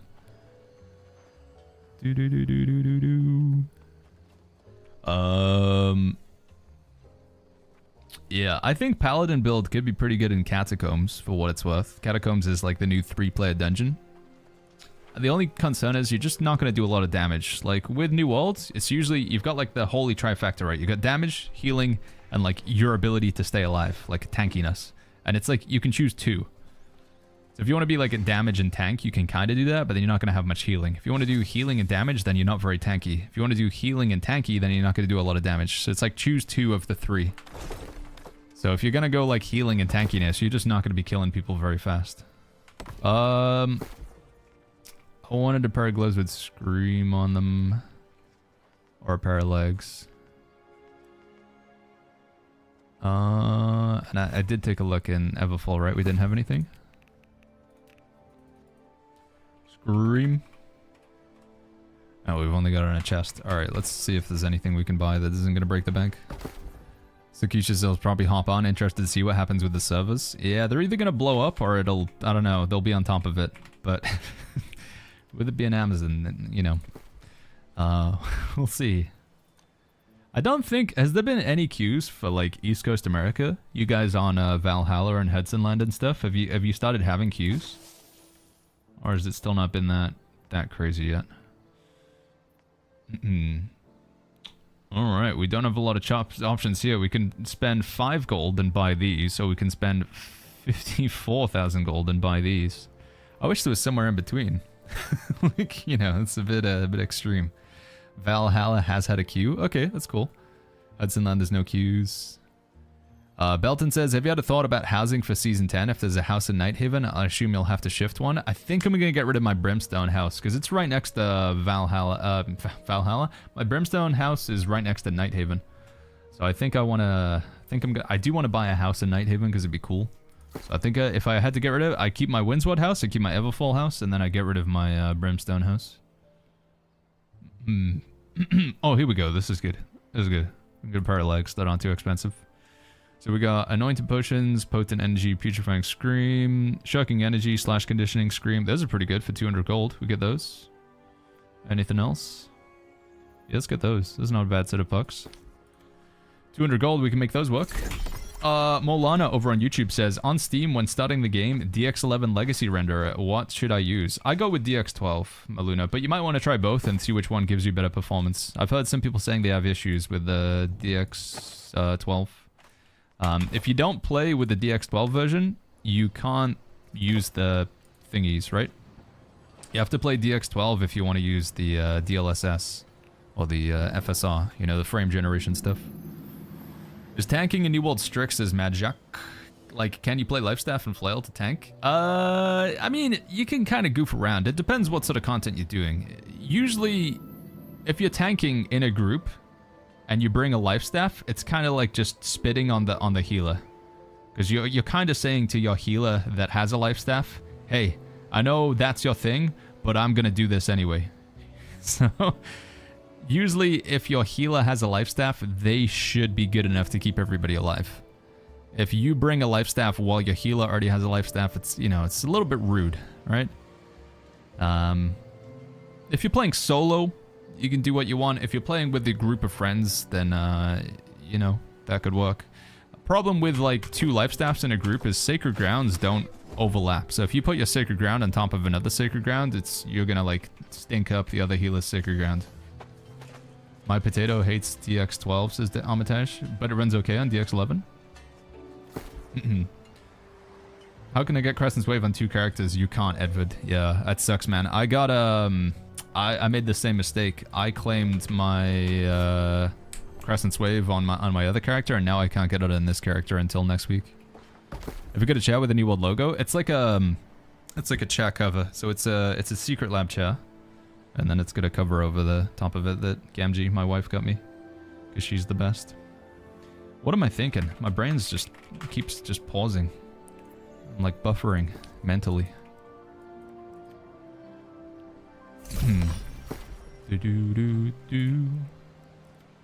Alright, we want to get a pair of heavy gloves. I think I'm just gonna chuck these ones on because they got Mortal Lifesteal. That's pretty good. Mortal Lifesteal's a good perk. Alright, there we go. We made it happen.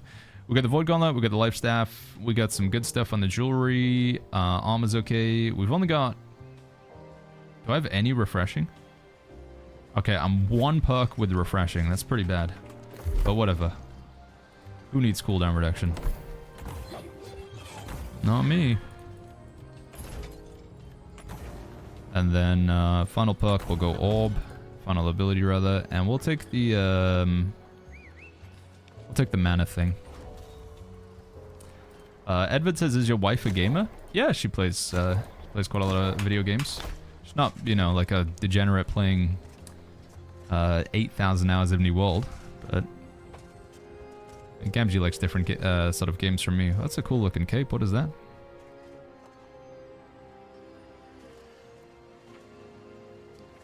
What chest is that?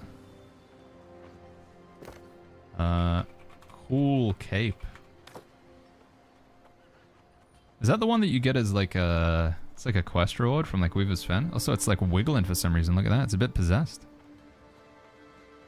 It's alive. What's a good build for a bow, says DJ Yankee. You got 2 choices, I would say. With bow, you can go with a rapier. Bow rapier is a pretty classic one. And you be more rapier-centric and you just use bow as your offhand. But if you want to go full bow, and you want to be like the bow guy, then I would play bow with a Void Gauntlet, specifically using the artifact Void Gauntlet called Life Taker. Amplifies your bow damage quite substantially. Baggins, we need every tutorial video for when Season 10 drops, says Habibis. I know, man, we'll be making a lot of videos. It's going to be tough because we got to juggle it with streaming as well. I want to, you know, I want to put some long hours into the stream. But I also need to put some long hours into recording YouTube videos. Which means I'm going to have to find hours somewhere in the day. But it'll be happening, don't worry. Kiko says, Baggins, can you buy me some Opal Gems and hand them to me on Devaloka? Devaloka, that's the South America server. You got a character on South America, Kiko? Elam in the chat says, how do people play New World on DX12? I think it's something to do with your NVIDIA settings. I think once you change your NVIDIA settings, it works just fine. You might want to try that thing that we were talking about in Reddit the other day as well. What was that Reddit post that we were looking at? History. See if I can find it. What was that noise? Oh, Hillbilly. Hillbilly Collector. Thank you so much for the tier 1. Thank you, Hillbilly. Yeah, so this guy put this out yesterday. If your game is freezing and or stuttering on DX12, disable CFG for the game. Now, I want to say, chat, I'm stupid, okay? This might be a terrible idea. If somebody is more, like, technologically literate than I am, and like, this sounds like a terrible idea, by all means, like, just warn them. I don't know exactly what control flow god is. People do say that you should definitely not disable it, like, across all your programs, because you're going to get yourself in trouble. But a lot of people do say that it seems to be working with their performance, so you might want to give that a go. But like I say, just be aware, it could be a terrible idea. Here's a link to it in Twitch chat, and here's a link to it in YouTube chat. Is it possible to rename your character? No, that's one feature that we still don't have. We can change our character's appearance, we can transfer server, we can redo attributes, weapon mastery. You can change almost every aspect of your character, but your character's name, that's locked. Can't change that still.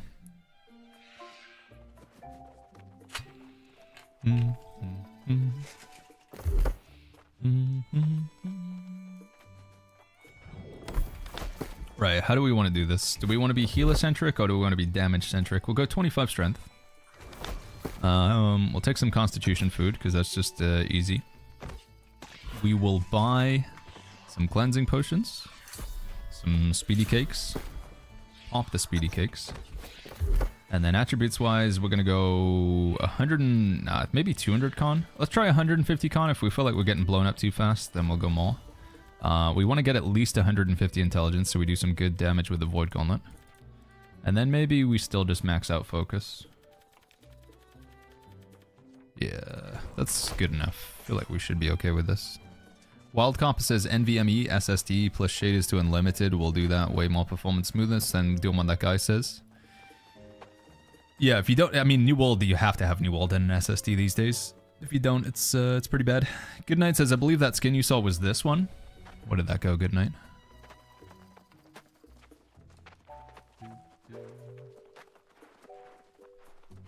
This link didn't work for some reason, Good Night. It just opened. It doesn't seem to... Just brings me straight to the transmog. I feel like I remember it being a quest reward. Am I wrong, Good Night? Was it a quest reward, or...? Is Vengeance the best lifestyle for PvP? Says Big Pancake Flapjacks. Vengeance... The best lifestyle for PvP. No, I'd say it's probably Living Mind. Vengeance is interesting, and it might be better in the next update, but no, I don't think Vengeance is that good. Do you know AGS know how to improve CPU bottleneck without purchasing Ryzen? Do AGS know how to improve CPU bottleneck without purchasing Ryzen 9 800? I'm not sure I understand the question, Edward, I'm sorry. It's the ornate Jacquard. Is transmog free in the game? You can get a few free transmog tokens from the season pass, but generally it's a paid feature. Zero. Oh, that's a lot of people. Any good lodestone locations, says Pancho? There's quite a lot in Weaver's Fen and Great Cleave. Those are probably my favorite spots. How many people? I hear somebody mining. Maybe we just go kill the guy who's gathering stuff. Could I still play with my farmed character from like 2 years ago? Yeah, they don't delete characters, so you can always... What am I doing?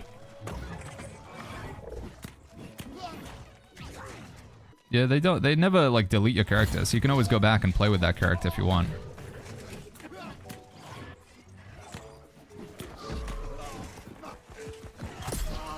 Well... I would say though, if you haven't played in like 2 years, Ganja Power, I think making a new character is like a good way to go about getting back into the game. What's the best Outpost Rush food for IGVG build, in your opinion? I always buy Battle Bread. I like the movement speed a lot, but if you're not playing Void Blade, then maybe you don't need the movement speed, in which case the Battle Bread would be the best, Uliveto. It depends. If you're playing with a melee weapon, I think I would always go with the speedy cakes. What's the best PvE life staff, says Patrick? Right now, I would call it the Hoplite life staff. This bad boy here. But the best in every category is probably going to be changing in like 3 days, chat. The next update represents a lot of changes in terms of what's good and what's bad.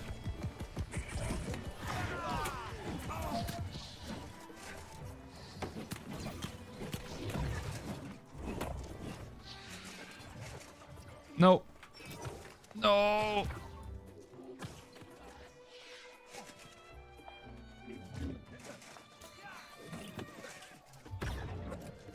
No, come on. He's so low. Ah, literally 1 HP, man. Oh, wait, he's come back in?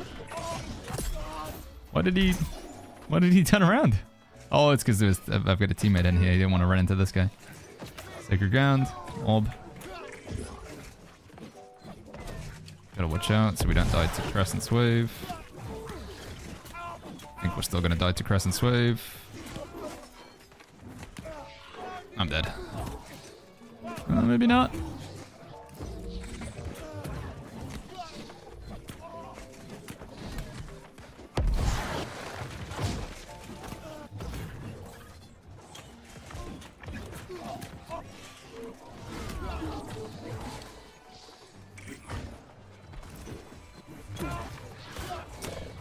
Flip. Flippity flip. Flip my biscuits. I need Void Blade. I'm dead. Too much Crescent's Wave.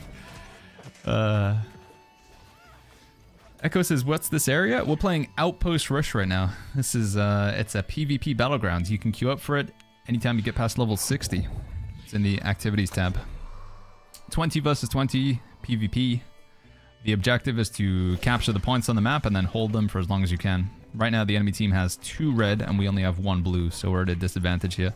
Ultimately, the game is decided when that timer hits 0 up at the top, or one of these two teams hits 1,000 points.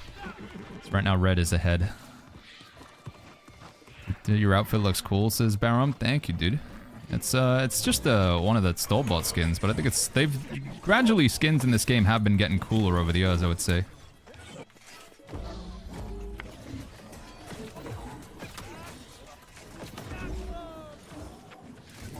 Any patch notes yet, says Tryhard? No, still too early for Amazon. Still too early right now. Probably gotta wait another few hours. I will take a look at the patch notes. I will take a look at the patch notes when they're out, though. We'll watch them. We'll look at them together.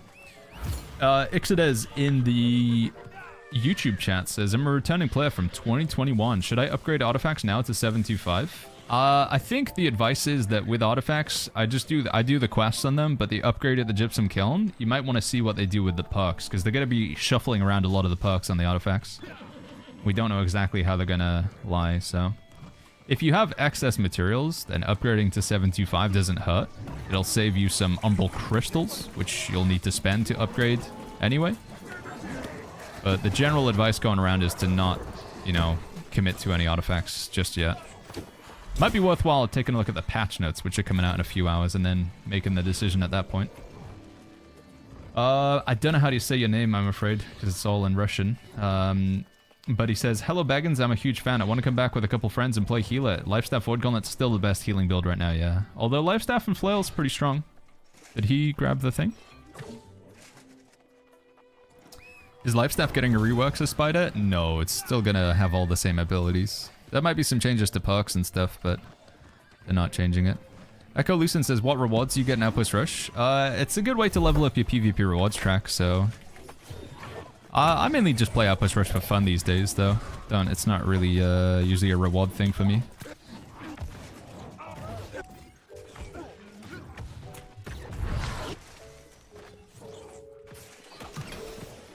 Can we hit him once?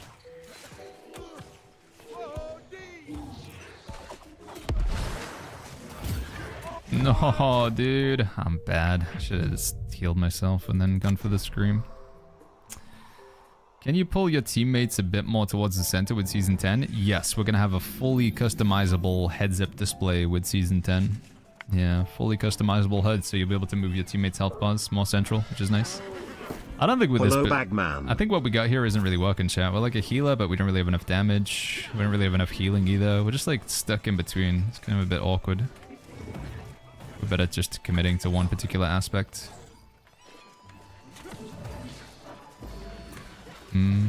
Toasted Shambo, thank you so much for the 12 months, by the way. Thank you, Shambo. Thank you very much, buddy.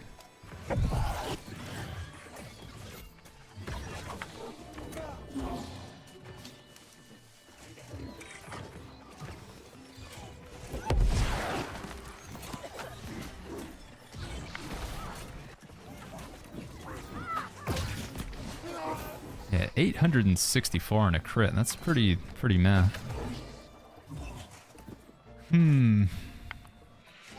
Did they say anything about greatsword changes? Every greatsword is useless except Serenity and Crescent's Wave. They haven't really talked specifics about anything yet, no.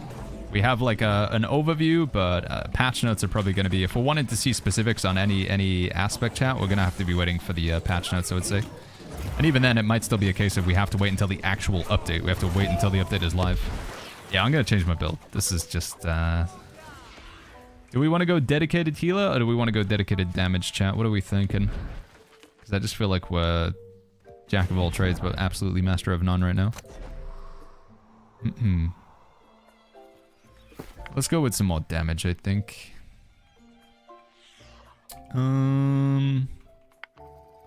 Which build, though? That's the question.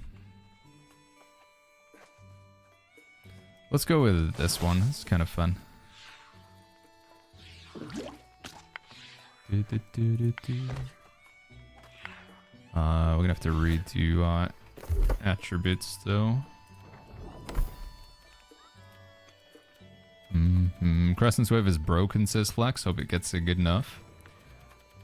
I mean, in Crescent's Wave, if you can get them below 50% HP, it becomes an awful weapon. If you can run them out of mana, it also becomes terrible. But if they have above 50% HP and they have mana, it is very strong. Is there a Hammer DPS build, says Gareth? In PvP, yeah, I would say so. PvE, like if you're doing dungeons and stuff, not so much. But if you're finding other players, I would say it's definitely something that could work. Kyle King says, are they increasing the amount of gear sets? No mention on that yet. I hope so, but no mention on it. You feel like Greatsword is still the best tank? It's one of the easier tank builds, yes. It's like, it's hard to get it wrong with Greatsword tank. You go blue mode and then you just do heavies. So in terms of like piloting the build, I think Greatsword's one of the easier ones to play, yes. Maybe we could try like a Hammer PvP DPS build after this for a bit of fun. Nobody's at Baroness. I don't think I want to get the Baroness kill anyway. Let's just go Moon and fight it out over there. PvE Hammer will be useful in the new raid.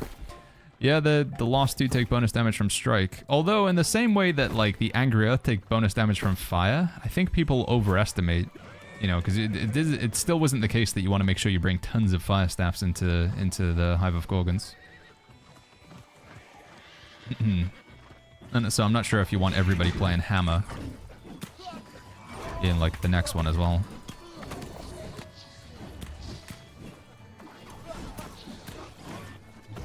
Good lord, this guy's tanky.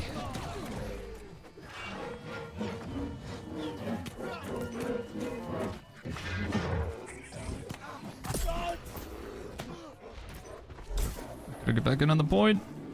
Go, go, go. Dennis, is the update already out? No, it's on Monday, Dennis. There's a lot of planes over there.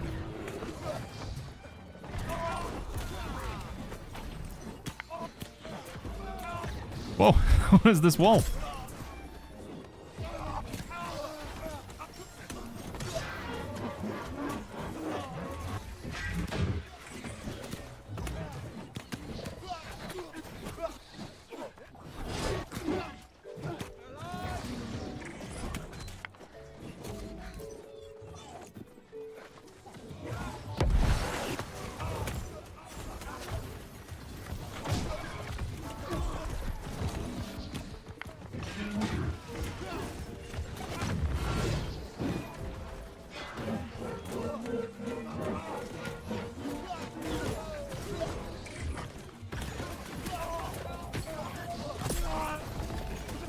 Let's go! Me and this paladin guy. Just keep that sacred ground down for me, dude. I need that sacred ground. I need it. What's the sacred?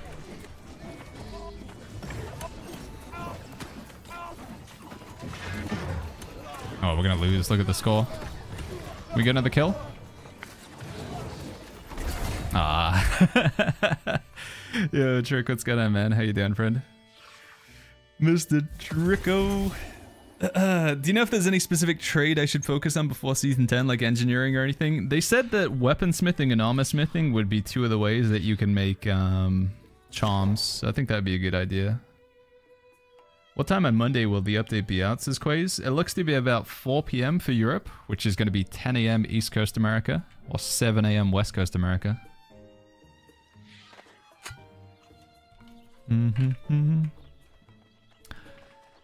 New bow plus hammer will be fun in PvE and PvP. There's a lot of lightning damage synergy coming with the next update, so it looks pretty fun as well. Alright, if we wanted to do Spark of Mjolnir, chat, we want to do like a lightning hammer build. What weapon do you think we should pair it with for PvP? We could go blunderbuss, but I feel like I've done that before. I want to put like a lightning gem in my other weapon. First of all, where is Spark of Mjolnir, and do we have it upgraded? It's there, and we do... Well, we have it at 700. What do we play it with? We can play it with Sword and Shield or Flail. I kind of like the idea of Flail, actually. We do like a lightning flail and a lightning hammer. Sounds kind of interesting. Yeah, let's play it with a Flail.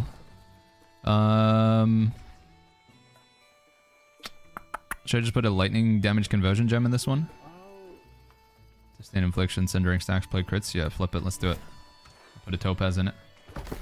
Why is the combat and movement so slow, says Pizza Boy?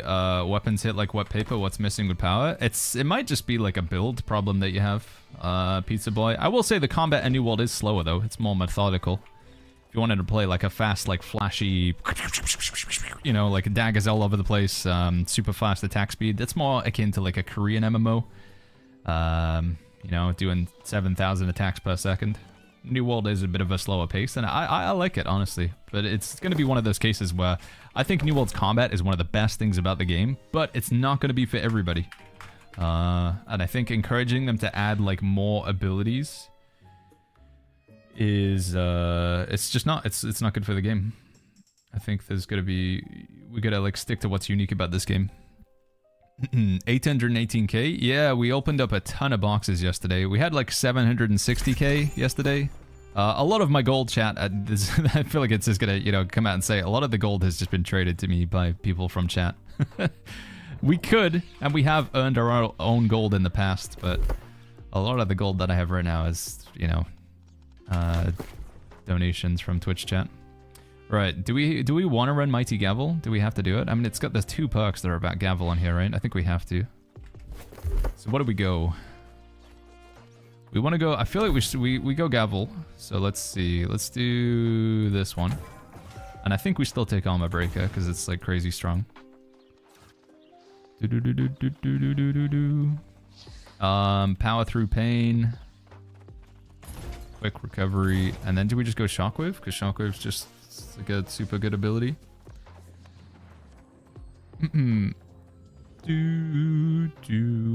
Streamer that gets free gold says, yeah, I mean, again, like, although, chat, to be clear, like, do you have to be a streamer to have 800,000 gold? No. I know people that have millions of gold in New World. They just play the market. They're just, you know, they're like New World billionaires, basically. Well, maybe they don't have that much, but definitely multi-millionaires. Just being methodical. Taking advantage of the dailies that you can do, using that gold to build up a little bit of capital, and then using that capital to play the market effectively. Let's see. What do we go for here, chat?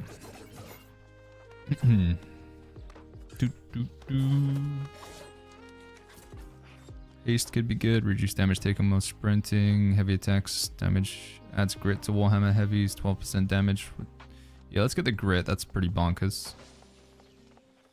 And I think we get the haste, actually. I think it's going to help us a bit.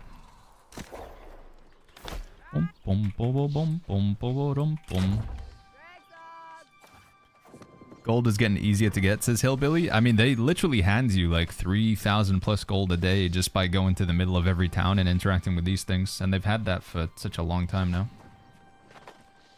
And then there's the double daily dungeons. That's a good amount of gold. Faction missions. The PvP rewards track actually gives a pretty good amount of gold if you just focus on that. Started playing New World and stumbled onto your video, says Tavi. That's so good. Hey, I'm glad I can help you out, Tavi. Thank you. Company members have 3 to 5 million gold just selling Gorgon and Sandworm. Yeah, I bet people who sell runs actually make quite a killing, don't they? So many people who buy into runs. Alright, so on the flail, we're just going to take the good flail abilities, which I would consider to be Vortex, Eruption, and Trip, of course. We're not going to run it with a shield.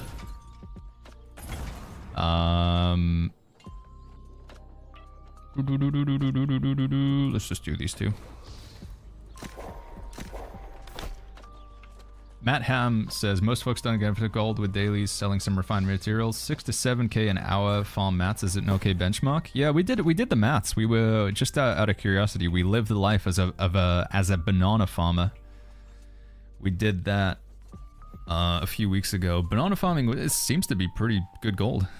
Giraffe says it's gone away with Season 10. The thing in the middle of every town? It is, yeah. Yeah, some of Leafa is finally disappearing. A bag/tool is getting a gear score increase. Interestingly enough, no, Falchi. Bags and tools will stay at 725 as a max. Doesn't look like they're going to be going up.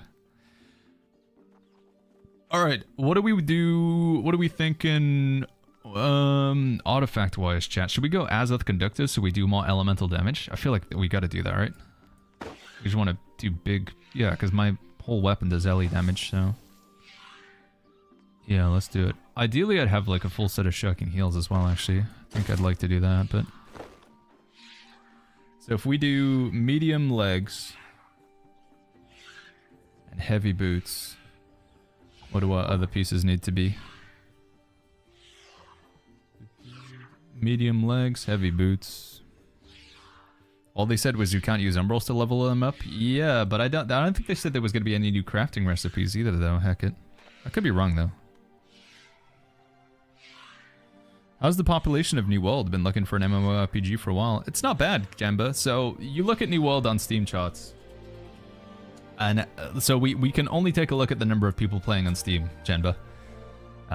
And it always looks a little bit depressing. If you zoom out on a big picture and you go like this, like, oh, so the game's dead. Because you take a look at that. But as soon as you move like this out of the way, you know, you get a better idea of what's going on with the game. So you can see this sort of gradual sort of rise right now.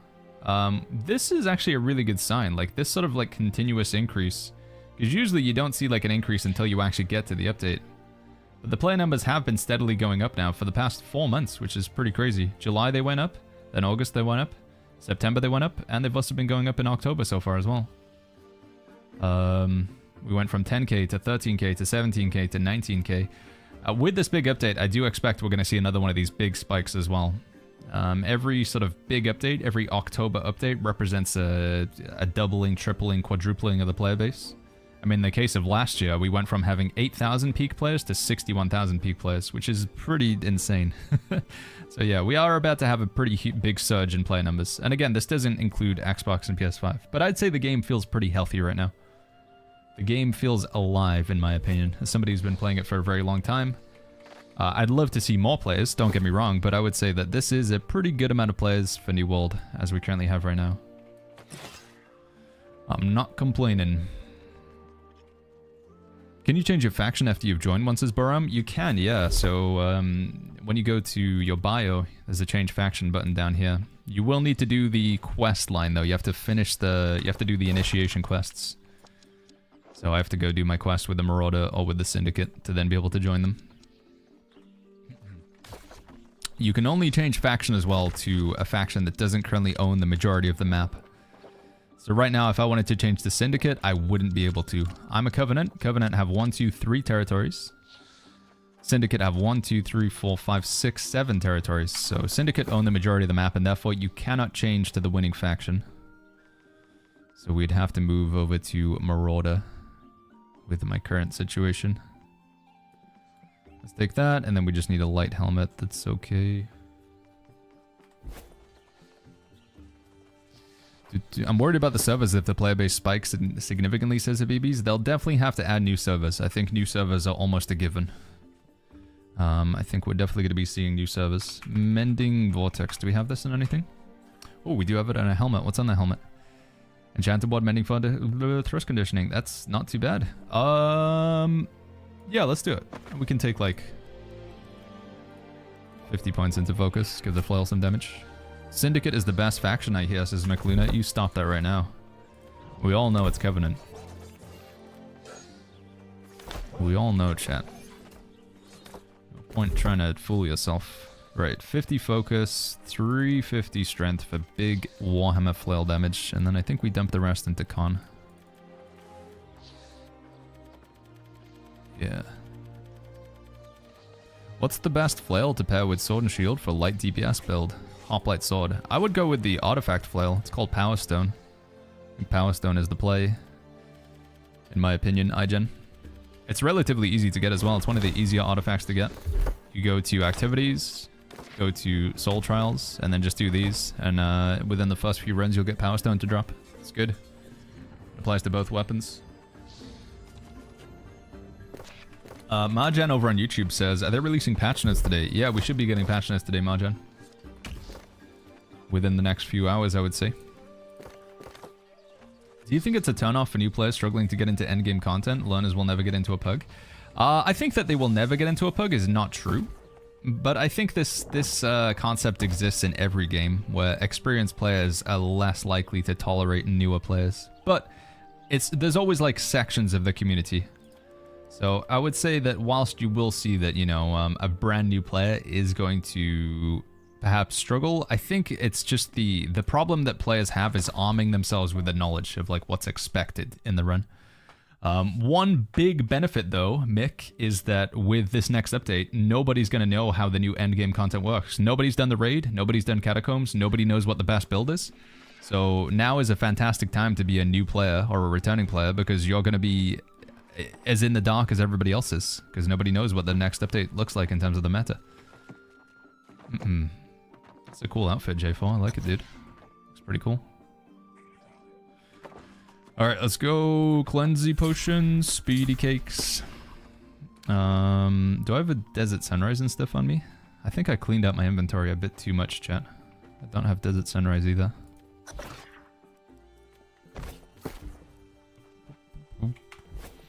Is 150 con, 350 strength, says Hillbilly, and the rest axe good for great sword and great axe? Yeah, I would say so. It depends. With that 150 con, that's probably a bit too much for PvP. Sorry, PvE rather. If you're doing dungeons and stuff, 100 con is probably where I would leave it. And then as you get more comfortable, I'd drop it down to 50 or even 25. The Great Axe currently only scales off of strength, so if you want to give you Great Axe strength, then yeah, 350. Is this the tank build? It's like a bruiser, I guess, like a hybrid. At least that's what I'm hoping. I've never played it before. This is going to be my first time playing Spark of Mjolnir plus Lightning Flail. Or a Lightning Warrior. It's Human says PvE doesn't teach you about gear. Can you get away with mid builds? PvP makes you lean. I don't know, man. I think it's gonna change. I think if you like to say that you could just go in and with any content with mid gear and clear it, I don't think that's necessarily true. In both regards though, like a player with good gear does not automatically win in PvP, and a player with good gear does not automatically win in PvE either. Like if I got my mum to play New World right now and just sat her down with some like BIS gear, she'd still lose every fight. And that, you know, I'm not meaning to be disrespectful to my mum, but good gear does not make you a good player, guaranteed. It definitely helps. I'm not saying that gear is not like an important part of the game, but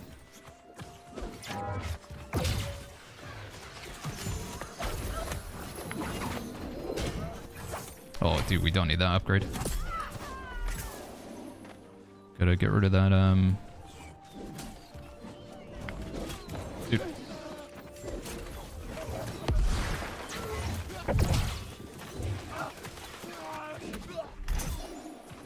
Boo, boo, boo, doo, doo, doo.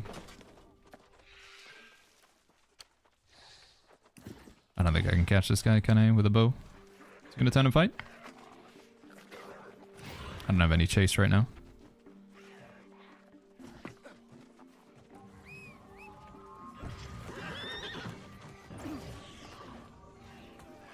Oh, ooh, that put him in combat.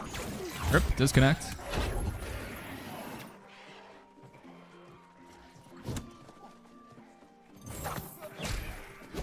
Nice, here we go. No, dude, you got in the way, little goblin man thing. Lost. Oh, dude, I gotta get that final point upgrade off right now. Alright, whatever. Move on. We move on. We chase this guy for the next 5 minutes. What is the most fun build in your opinion, says Sam? I like Ice Gauntlet, Void Gauntlet. In PvP, I like that a lot. In PvE, most fun builds, probably just Greatsword. It's just big numbers. It's fun. Big number is fun, so. I can't catch anyone, chat.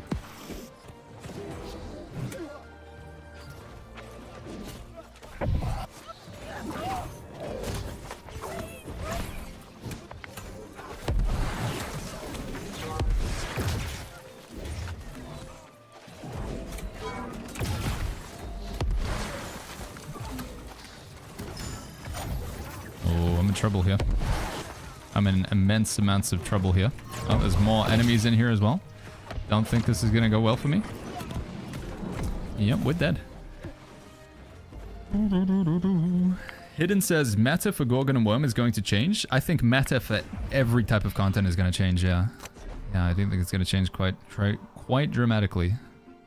Does the new Outpost Rush map go in rotation after launch this Flygar? Yeah, the what do they call it? The tower? The Tower of Calamel. It will be in the map rotation. Matt Ham says, only complaint I have since I started playing again recently is the cost of transmog. Can't bring myself to spend real money on... Yeah, I mean, ultimately, the thing about transmog is it's just like cosmetic, right? It doesn't actually alter your gameplay. I mean, I know, like, looking cool is important, but my perspective is that at some point, in some aspect of the game, Amazon does need to monetize it. If the only thing that you got in this game was you buy the game, and then that was it, the money would dry up, right? So they need a repeat form of revenue. They need some way to continuously make money in this game outside of the initial sale, because there's no subscription model, but they do continuously pay people to develop the game. So transmog, skins, and stuff, that is the solution.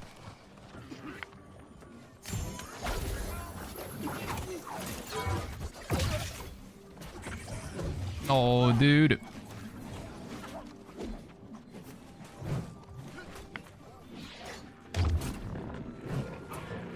No point going for the guy when the healer's just healing him. Why did the...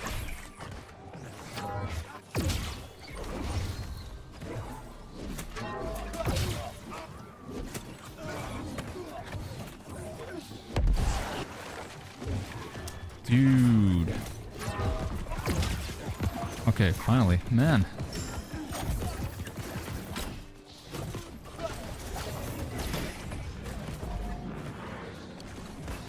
Does the premium battle pass have good value for money spent? It's mainly like, it just depends if you consider skins to be like good value.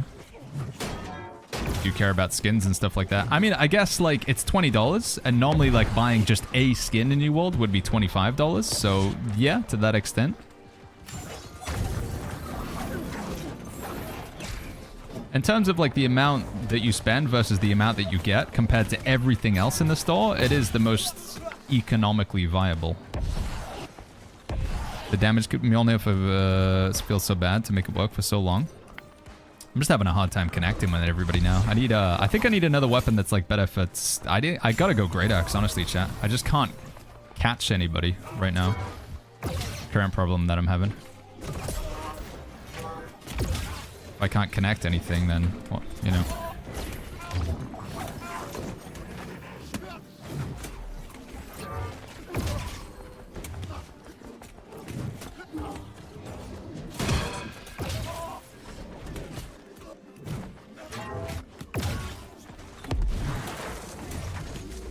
I'll go for this healer.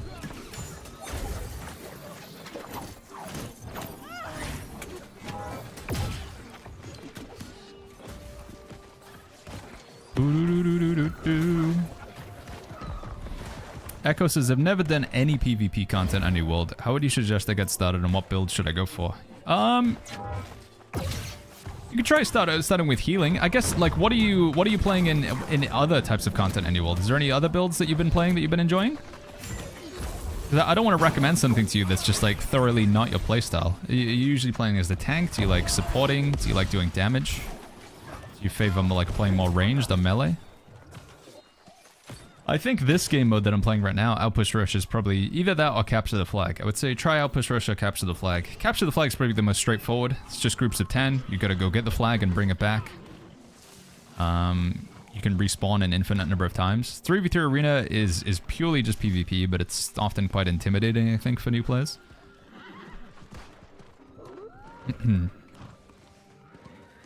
Can gold be used to buy skins, says Algren? No. I mean... No, you can't really use gold to buy skins or coin. $25 for a skin, says Tryhard. Yeah, skins are pretty expensive in New World. It's true. Alright, let's try this.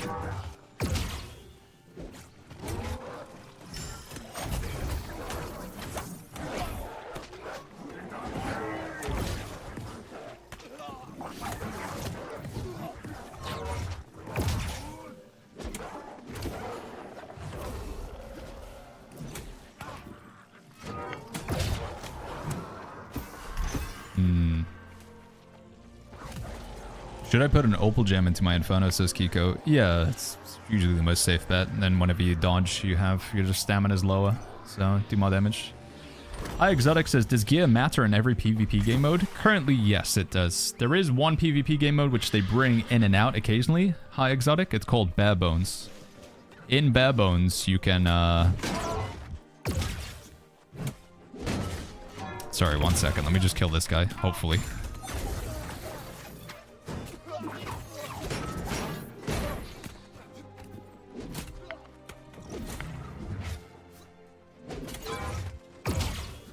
Oh, he's bringing a friend with him. Okay, never mind then. So in PvP, they do have this game mode that they occasionally bring in called Bare Bones. And in Bare Bones, gear doesn't matter. Everybody has like the same stuff. So, but it's not currently available right now. Try and get this brute down if I can. Oh, I've maybe made a mistake here. Can we do it? We got him.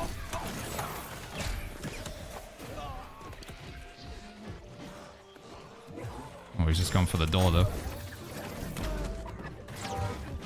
And they got a healer with them? Man. Nah, we're dead here. Potion in 5 seconds? Yeah. At least we got the brute down.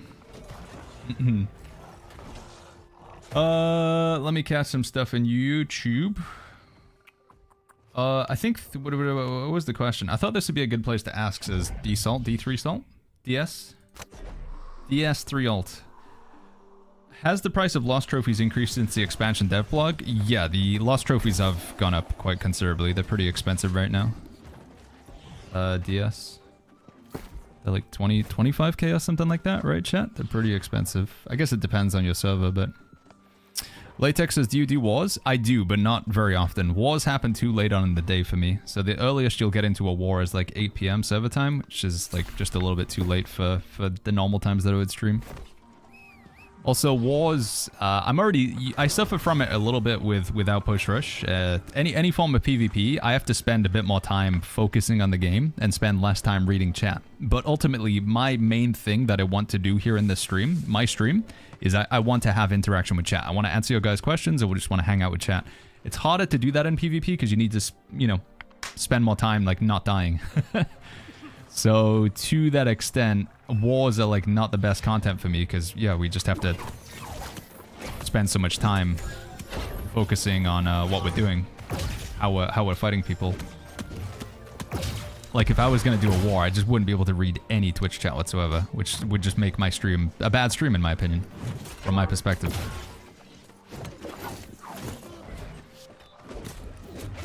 Oh, dude. I need Heal in 3 seconds, 2 seconds, 1 second. Is it even worth using? Well, we try. How many players are chasing me? I'm gonna kill this player, maybe.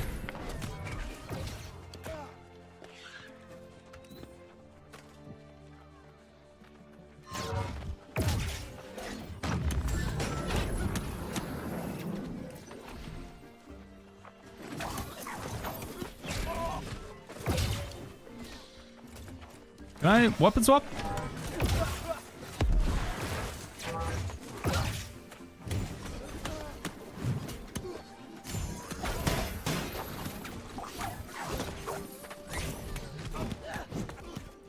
Come on! It's like 1 HP! Go on! Oh, Jay's here, thank God. I need help. Help me, Jay! They're sending lots at me.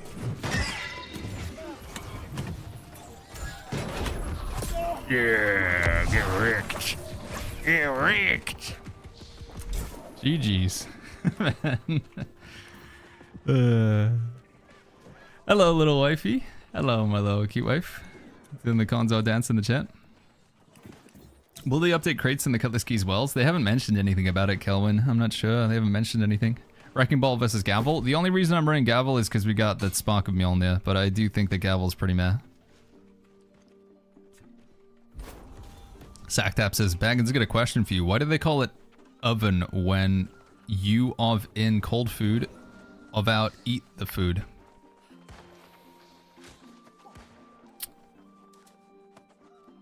I think the answer, it's probably something to do with like the way they package the bread. I think it's something to do with that one, Sacktap.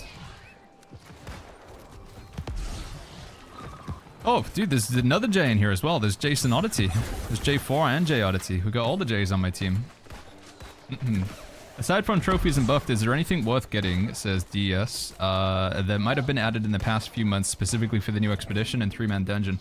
Aside from trophies and buffs. There's been a few new potions added. I think the grip potion's pretty interesting. This use gets used in some PvE situations, DS. So the new potions, the burst regen and the grip potion, probably the only things that I could think of that you might want to consider using.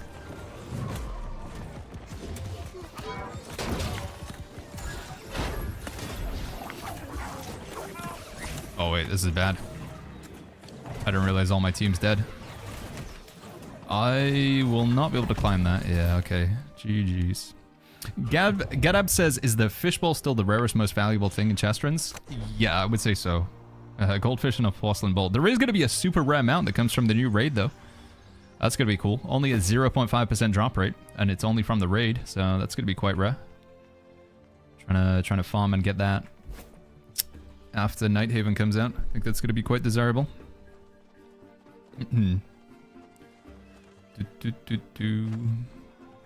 Hi guys, what is the best PvE damage weapon comp for you, says Chrisman.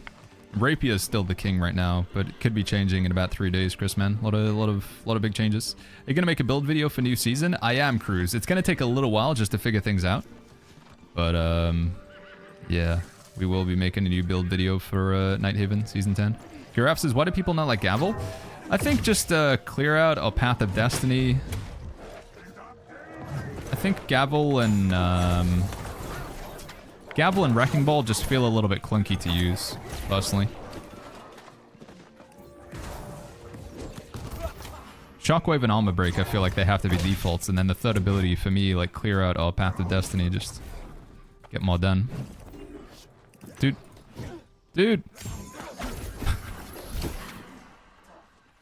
How is the game for a brand new player, says Zero in the Twitch chat. It's awesome, man. Honestly, I think New World is fantastic for a new player. A lot of people hopefully would tell you in the Twitch chat, like if you start playing New World right now, like the game's fantastic. Very easy to get addicted to.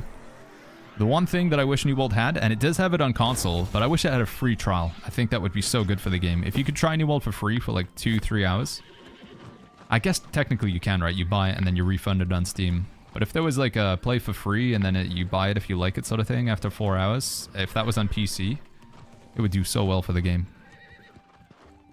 Bleed Rapier is currently the highest single target, or PvE damage, Bleed Rapier. Chris, man. Evade Rapier is pretty good, but Bleed Rapier as a one-off is, it's a lot of damage.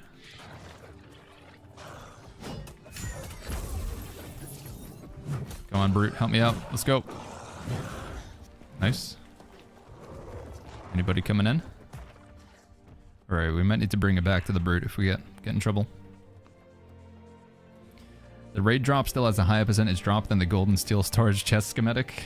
Wait, what is the drop rate on that? Good night.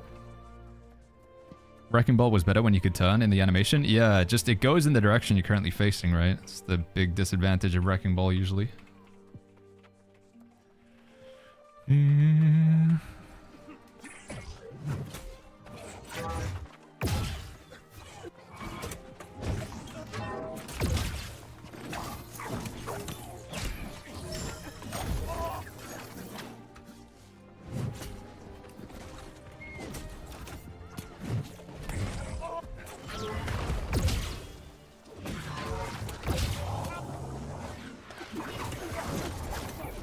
Get him.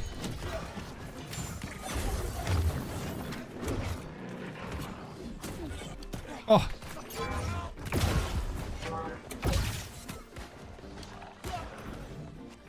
I'm in trouble. Team, I need a hand. Does anybody have a life staff? Yes, you do. Could I have one heal, please, sir? Hey, could I have a heal? Sir Giz, could I have a heal? Please. I need healing. Please, sir. Healing anybody other than me? The current meta is fluid, says Cool Cat. The Warhammer doesn't do much. The slow animations easily dodge. Warhammer needs to be reworked. I don't know. I think Warhammer, if you watch a good Bruiser player, they do work with the Warhammer. Like, they really do work. One of the things that's crazy about the Warhammer is there's a certain threshold. You have to be close enough to somebody, but if you do a heavy attack when you're close enough, the tracking just kicks in, and it, like, teleports you across the map.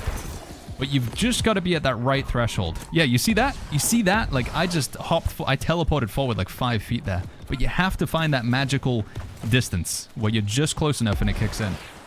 But Warhammer Heavies, when you hit that area, it's bonkers. Do you think they make any weapon skill with Constitution as a secondary, says DS? No, it would be way too broken if weapon scaled off of Con. I hope they never do that. It'd have to be some serious penalty for it. Yo, Mr. Scoobs, is Sunday the last day we have to spend our Medley Fair tokens? Yeah, maybe a little bit of Monday, but I'd probably spend them on Sunday. I haven't played New World for a few years, says Bat Cow. Should I make a new character or continue with the old for the expansion? I think making a new character is a good idea, but I would do it now, Bat Cow. You want to, ideally, to get the most of the expansion, you want to be level 65 going into it. But I do find that a lot of people back out. They have a bit of trouble where they haven't played the game in a while, and they hop back in, they open up their inventory, and they just get a bit overwhelmed with like all of this stuff. So I usually recommend in order to get over that like overwhelming, you know, everything's new, is like making a new character. But the heart of the next update, Nighthaven, it's all about like, it's all about the end game, like max level content. Cruz, thank you so much for the 2 months with the Prime there. Thank you, Cruz. Let's get one keg and cleanse potions. Alright, we're good. It's time for Baron, I think. We need to get this Baron if we don't want to lose the game.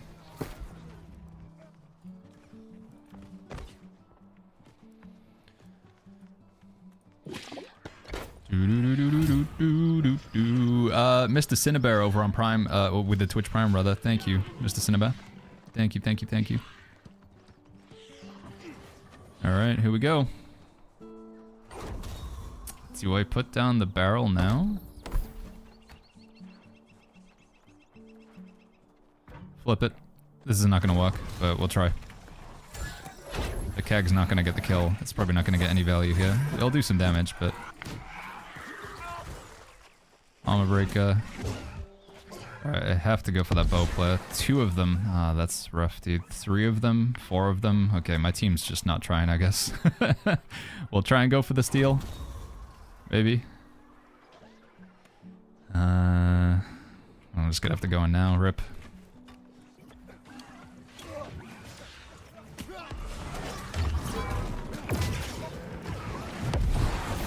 Yes! Oh my god. It happens again, dude. I'll take it. We get the we get the kill. We extend the game for a little bit longer. In case anybody doesn't know, because I know we have some brand new players. When you get the killing blow on that ghost, it only spawns once every 10 minutes. Getting the killing blow, it freezes the enemy score for like 2.5 minutes or something, or 1.5 minutes. They changed the time, but it's very, very powerful. It's one of the few ways you can sort of like recover the game. So the enemy team is not gaining any points now. So we have the potential to retake the lead here off of that kill. Because, yeah, they're not getting any score for a little while. For the next... Is it 2 minutes? Yeah, 2 minutes. You should have that... We've stole the ghost quite a few times over the past few streams. Realistically, what the enemy should do is just stop doing damage and just 100% focus on me. You can't just let one guy run in and ruin it for you. It'll take all of like 2 seconds to kill that guy, but just ignoring him, you play such a risk. So... It's Jay. Let me heavy him with this silly hat. Does he need a heal? He's looking for a heal, isn't he? Yeah, I know that feeling. Here you go, Jay. There you go, buddy. Look at that. 261 a second. Huge. Ursula says, are you sponsored by New World? I am not. I would love to be. I'd love to have some free money from Amazon. But I've been playing New World and making videos on it for nearly 4 years now, Ursula. We have had a few sponsorships here and there, but this stream is not sponsored. I've not seen New World in ages, says Barella. It's still going strong. Yeah, it's having a bit of a resurgence right now. New expansion coming out on Monday next week, Barella. A lot of excitement for that. Wonder if we can catch this guy.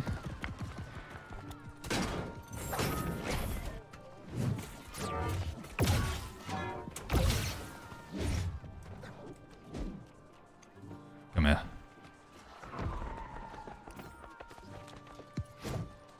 Can't catch anyone, man. I'm gonna change it. I'm changing to flail after this. I don't know what we're changing to. Probably just Great Axe, but I just can't catch anyone. So frustrating. PC purchase New World Eternum October 2024. Need to have DLC to progress. If you buy before the game was called New World Eternum, then you will still need to factor in whether you have the Rise of the Angry Earth update or not. Because some people bought New World in like 2021, 2022, or they even bought New World in 2023. But in 2023, Amazon had an update to the game. They called it the Rise of the Angry Earth. It was a paid expansion. Increased the level cap to 65. Now, later on down the line, when they brought the game to console, when they renamed New World to New World Eternum, what they did is they just bundled everything in together. So they bumped up the base price of the game. But New World now includes the Rise of the Angry Earth and New World. It's all packaged into one, rather than having it piecemeal. So that means that anybody who buys a copy of New World now has to spend more than somebody who bought a copy of New World back in 2021. But they do have, like, the Rise of the Angry Earth included.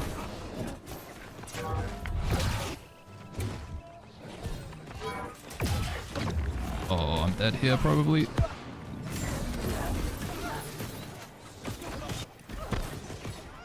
We're not dead. We do need to capture a point pretty badly, though. Let's go for this healer in the back here. Try and run at him. Scare him out a bit. Made him use his stone form.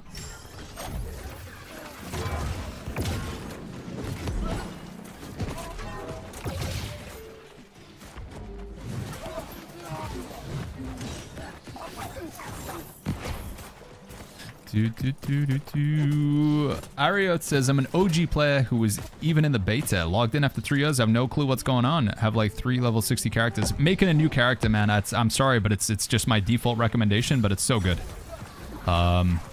You're gonna have this with any game. Like if I was to play Skyrim again, I played a lot of Skyrim back in the day. Love the game. But I would not continue with my old character. I'd make a new one. Alright, you can have up to 6 characters in the same server now, so you can always go back to those old characters. You want to get to level 65 before the expansion, ideally. If you want to do the next expansion's content, you need to be level 65 to get to 70. But I think, like, as a way to reacquaint yourself with the game, leveling a new character is what I recommend. Ariots.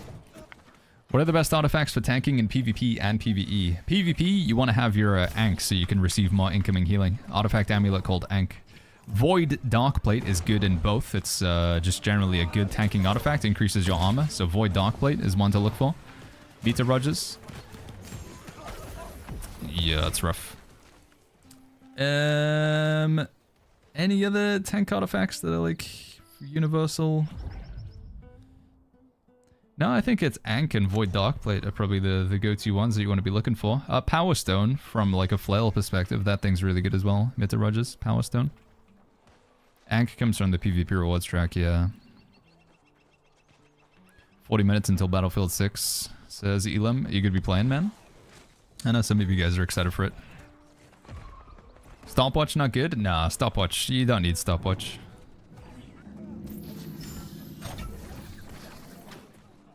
Well, it looks like we still lose, chat, but we tried. This build was okay, but I just felt like I couldn't... If anybody wanted to run away from me, I just couldn't stop them.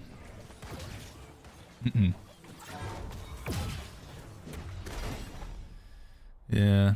Stopwatch is, like, you're better off just doing, like, a Carnelian gem in your weapon, and that'll be good enough. Yo, Lyconets is doing some Outpost Rush. We are. I don't know if we're going to continue going, though. It's just, like I say, it's really hard to keep up with chat while we're playing Outpost Rush. I feel like we miss too many messages. Whilst it is fun. Not a bad game. 5 kills, 5 deaths. 8,000 score.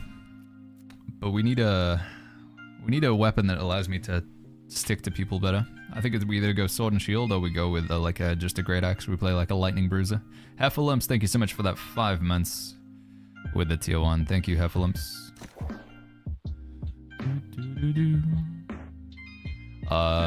What do you think about making tutorial for returning players? Yeah, I made a YouTube video a couple of weeks ago. It's called like New World Eternum 2025 Quick Start Guide or something like that. Just break down the things that you might want to take a look at. We talk about mounts, the changed faction systems, the leveling experience, artifacts, things that you want to look out for like that, Ariots. YouTube.com/BagginsTV. Or !YouTube in the chat. Obviously, those of you who are watching the stream over on YouTube, you guys are already in there. Lost Stopwatch hate in the big 2025. Lost Stopwatch is okay, but I'm not going to tell you it's a must-have tank artifact. I just don't believe that to be true. Yeah. What are the easiest way to trade things between 2 characters in the same server? You need to have a friend, ideally, Samuel, that you can trade it to. So you trade it to like your friend here, and then he holds on to it, and then you trade it to another person. Alternatively, you can put things up on the trading post. So if I want to like move over some like materials from one to the other, you can put in a buy order for it. So let's say that I want to get my my aged tannin from one character to another. You can use buy orders to move it around and then sell to your buy order, but it's a bit awkward. Right, I need to pee, chat. I'll be right back like 2-3 minutes, okay, friends? We'll do an ad break over on Twitch. But yeah, be right back. Be right back soon, guys.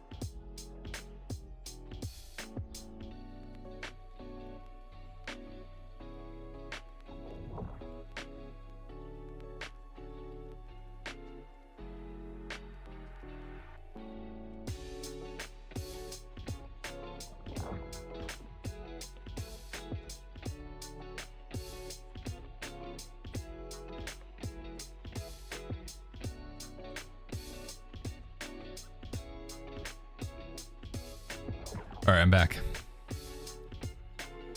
Sorry, friends. Left you. I thought we were gonna make it through the gates. I thought I lined it up. But I think you do move like left and right here, so I don't know if you end up actually going in a directly straight line. Chat, is the wall artifact not used that much for tanking, says Mitta Rogers? It's okay. The big downside of the wall... wait, there we go. Twitch ads are over. The problem with the wall, which is the artifact tower shield, is you can't dodge at all. So yeah, you cannot dodge, and stamina regenerate is reduced by 10%. This here used to say you take 25% less damage from all elemental sources. 25% less elemental damage was big, but they nerfed that to 13%, which is a bit of a shame. So I think that's, you know, one of the downsides of it. I'm not coping anymore, Season 10. I'm big hyped, says Oath. I'm big hyped as well, man. I'm looking forward to the Catacombs a lot. Sounds like it's gonna be really fun. What is this? Genji?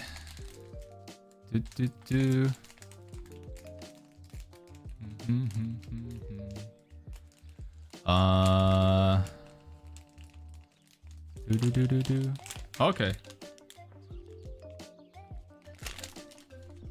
I didn't realize the way that's how it works.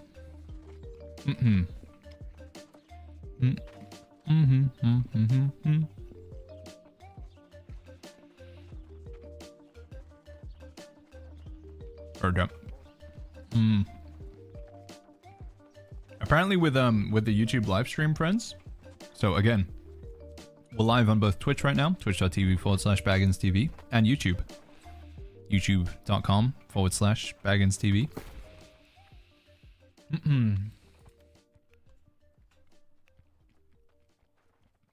YouTube is more likely to promote the stream to other people if the stream is receiving likes.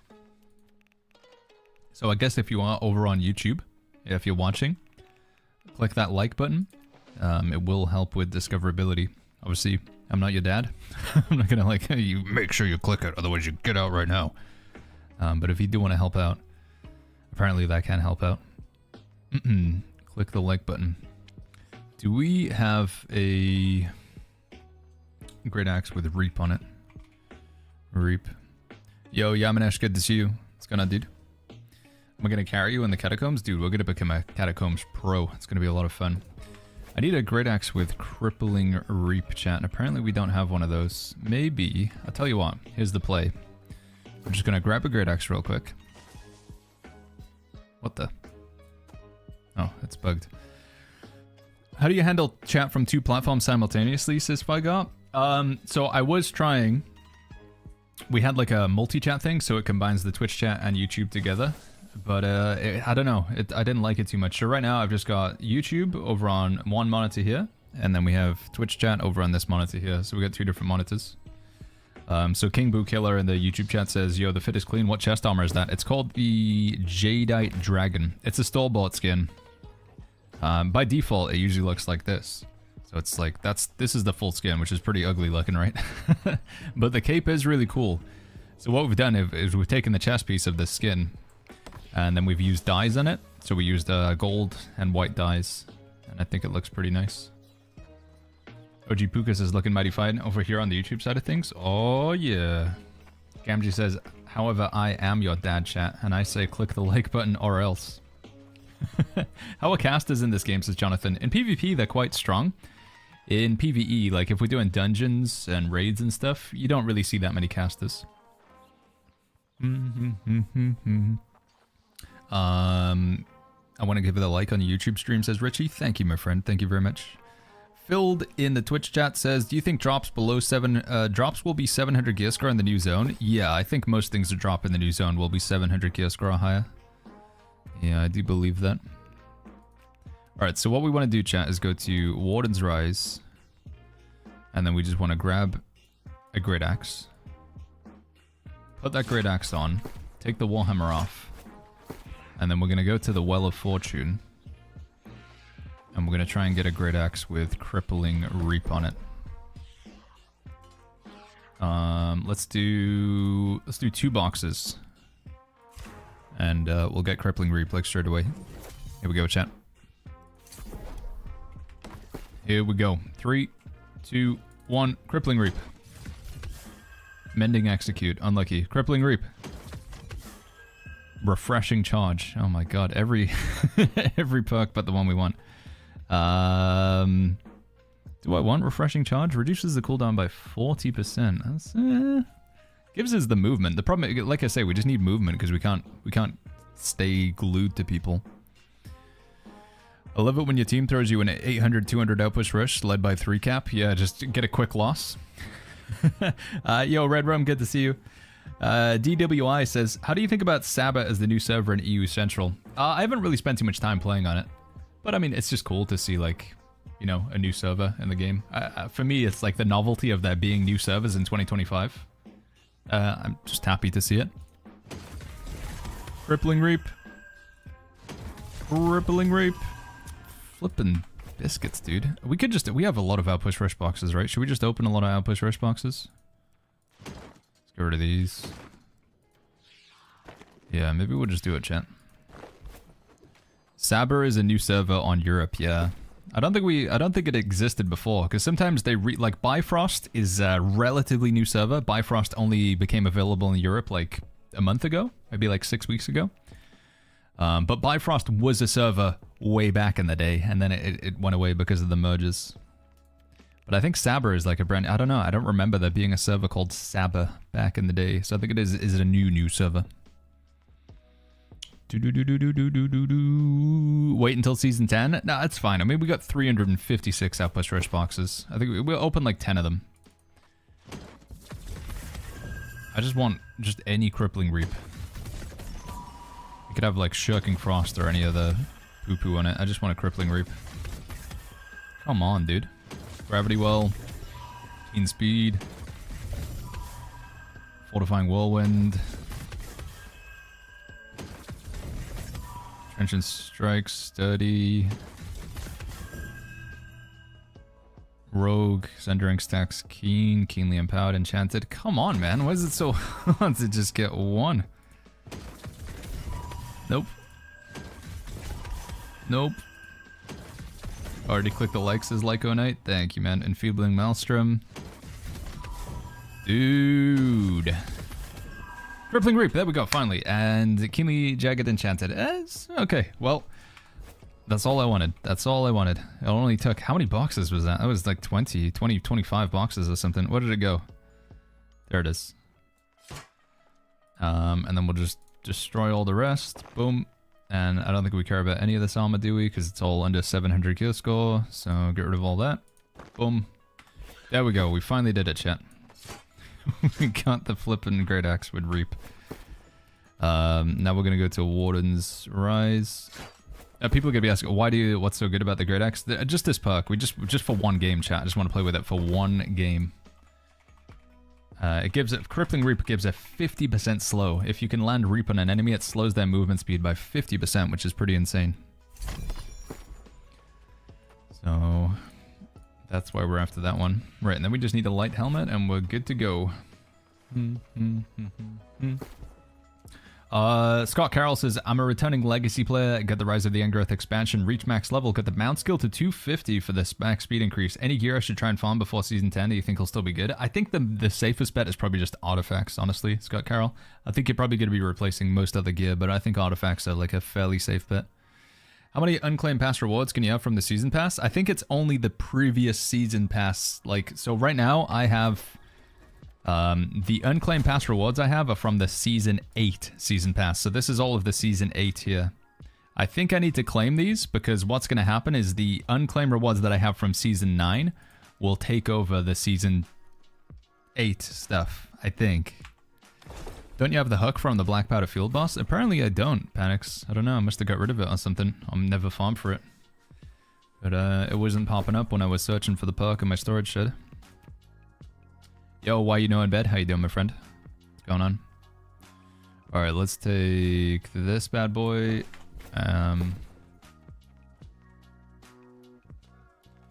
Yeah, and I think that's good, right? Alright, gotta change my weapon mastery. And then we'll be good to go. Small pile of coin.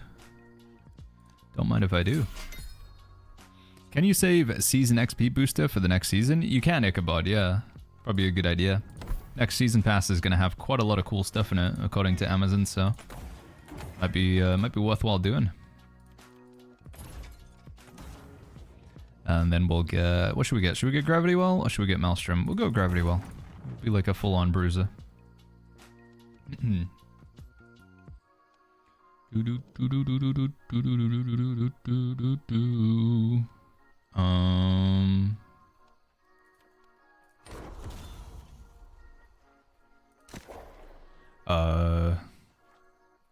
Kim just says somebody dislikes. I'm afraid I'm gonna have to get let the guard dog loose. Wait, is that Konzo? So when it comes to the new perk system on weapons and armor, says Nate Dog, will it be easier to put powerful perks on them? Yeah, so the new perk system, they call it charms. So the old perk system still exists in some capacity. So right now, you just have these sort of fixed perks, right? You take a look at an item that I have in my inventory. I got this item here. It's got Freedom, Enchanted Ward, Vital Synergy. And that's it. These perks are always on this item. And then we take a look at the Azoth Crystal Mask. This thing has Enchanted Ward, Refreshing, and then this third perk down here, Thrust Conditioning, I can change this at the Gypsum Kiln if I want to. What's going to happen is a lot of items will have this situation where you can change this perk, but you don't need to be at the Gypsum Kiln. You can change it in the same way that you change your gem, so it's going to be very flexible. You can go replace charm instead of replace gem, or on top of replacing gem, and then it'll show you all of the charms that you have in your inventory, and you can just switch them out. Like with the gems, you will lose the existing charm that's in the item, but yeah, you can just mix and match different charms much more easily. And that's how it's gonna work in the next update. But you will still have some items with like those fixed perks, you know. Some items where the perks are still like locked in. What time is patch notes, says Chetty? I'm assuming it's gonna be like the usual time that they drop information. So it's like 9 AM their time, which is about an hour and a half from now. Hour and 20 minutes. I have a question about housing if you have a second, says Elam. Yeah, let's go for it. Yeah, why not? Will crafting get an update, says Not Carol? No changes to crafting in the next update. Not that we know of. Crafting isn't really changing much with Nighthaven. Fletcher says, Baggins, do you always get gold from Outpost Rush? Yeah, I think it's 700 on a win rate, so it's not too bad. I think.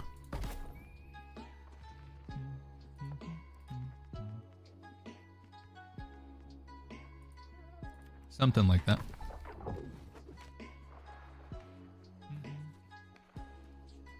Kaizo says, I thought Nighthaven was today. No, that's Battlefield 6.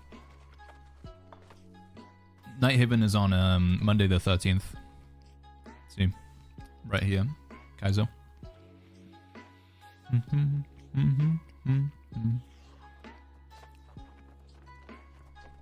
Spidercar says you get 350 gold for a win, 220 for a loss. Oh, I was way off then. I thought it was, what did I think, 700 gold? Do you think artifacts are still going to be worth, says Juby? Yeah, not all of them, but I think some are still going to be good. Yeah, I think some artifacts are still going to be worthwhile putting in your build. Elam says, if you remove a house, does everything trophy-wise go into your inventory? It goes into your storage shed. Yeah, so if you abandon a house, all of the materials will go into your storage shed. Elam. So you don't need to manually remove them, no.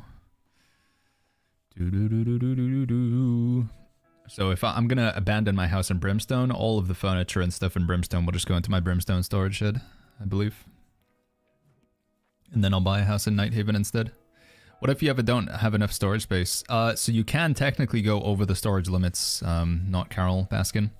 People do this pretty often with buy orders. So they'll put buy orders in for like 20, 30, 40,000 green wood, and it will actually go over the limit of what's allowed in the storage shed. So you can do that if you want.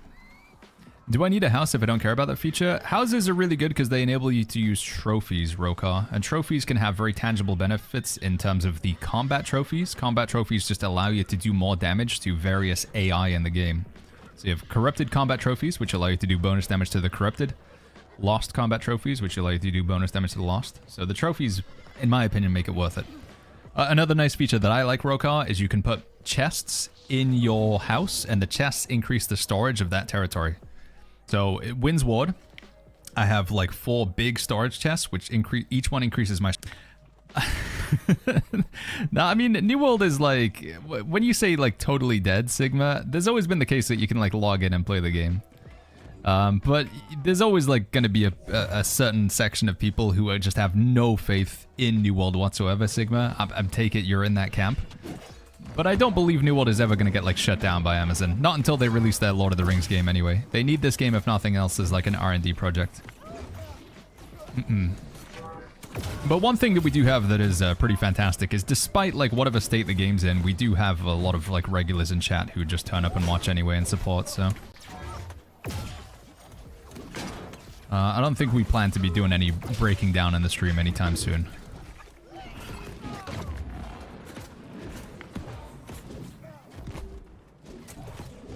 Oh, dude, we needed that to connect. Can we get him?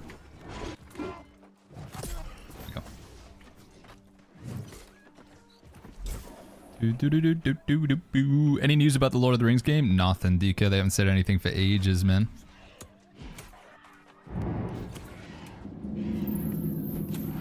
That's a rage bait? I know it's a rage bait, but... you gotta go for it sometimes. Pay to win, boys. Excuse me?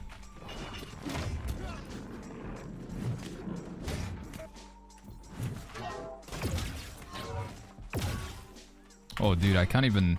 I thought you could still stun through the blue aura thing. This is so dumb.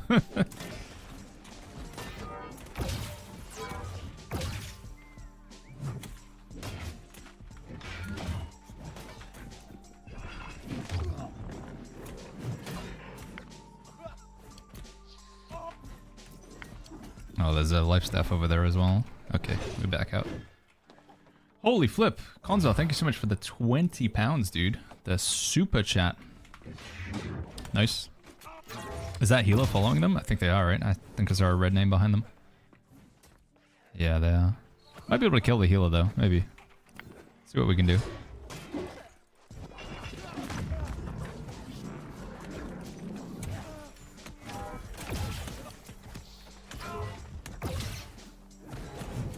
Okay, this is just a complete waste of time. Let's just reset and go back. The heavy and block is blue, so stun won't work. I don't know. I guess I assume that stun would go through the block, but yeah, it's definitely not, so... Are they gonna... Josh says, so are they going to stop making content for this game once the Lord of the Rings games comes out? We have no idea. We genuinely don't know.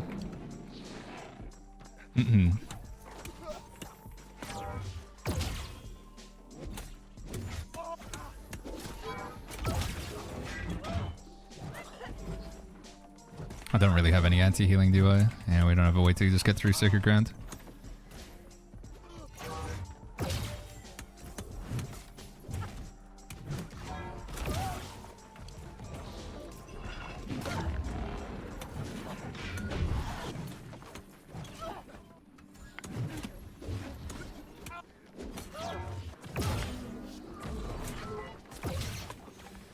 Okay, we gotta take different fights. We can't fight healers, we can't fight tanks. We don't have enough damage to get through either of those. So anything that isn't a healer or a tank, we're gonna go for.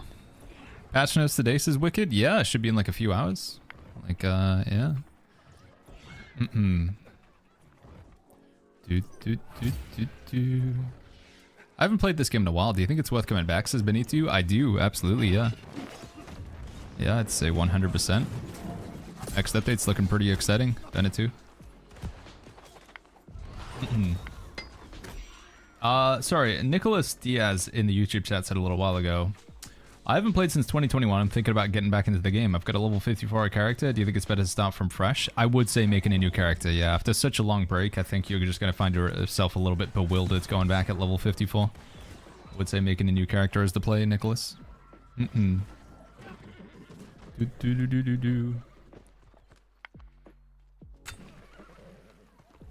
I don't even know what that means, Gamgee. Even Asmongold said he would come and play New World again. He did? That's pretty interesting. I don't think he played any New World a ton.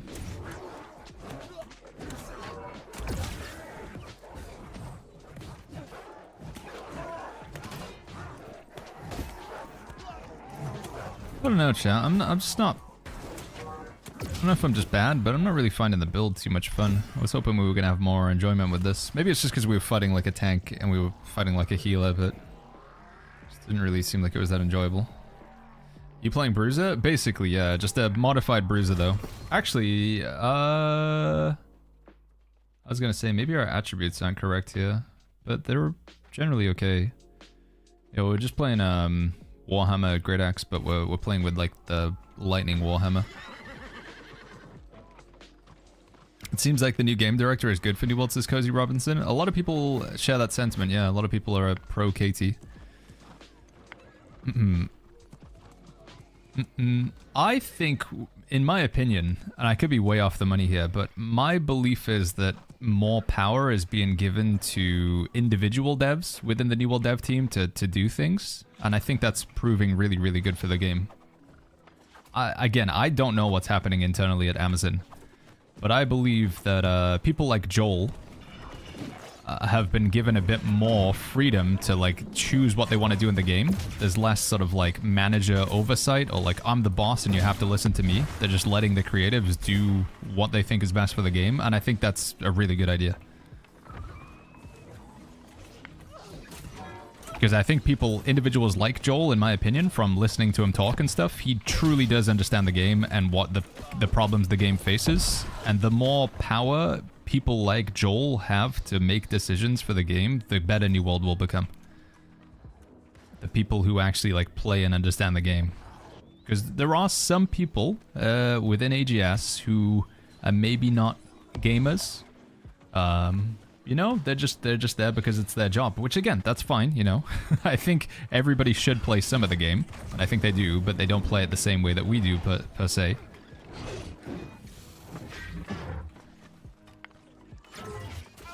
Nice, dude. How did I even get... I didn't even hit him.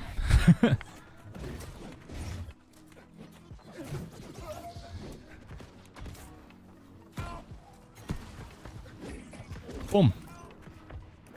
Creep. Got him. Charge. Good. Gravity well. 3, 2, 1. Doesn't connect. We got Bloodlust. Should we just keep going for him? Why not? Why not, dude? We'll just keep going for him.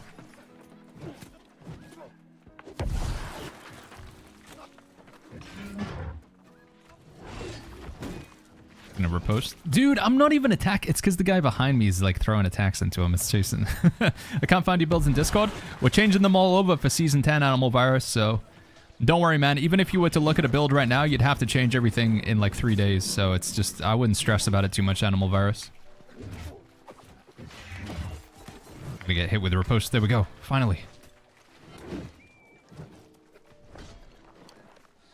You can aim lock your grab well? I think so, but it's got such a delay on it, it's probably not worthwhile. Alright, we still have the problem. We can't just chase people down, dude. Yeah, exclamation mark builds in the chat. But like I say, the build system is changing over now. Don Promilla says, I prefer the old system. I thought the old system was like pretty clunky. So what is it that you liked about the old system, just out of curiosity, Don? If you could identify it, because I think this new system's a lot better. But as always, you know, feedback if you guys have suggestions or if you can tangibly say. Will you be live when the Nighthaven expansion's out, says Grippy? I will, yeah, 100%. Joel has dropped so much information, they're giving him a bit more freedom in these past few days, says Wolfsbane. What was the time frame for Discord for the update? They said it was going to be like 4 p.m. for Europe, which would be like 10 a.m. East Coast America.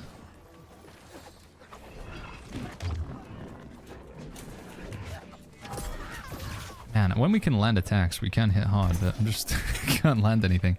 Will the old raid still be relevant, says Tommy? I think so, but we don't know for sure.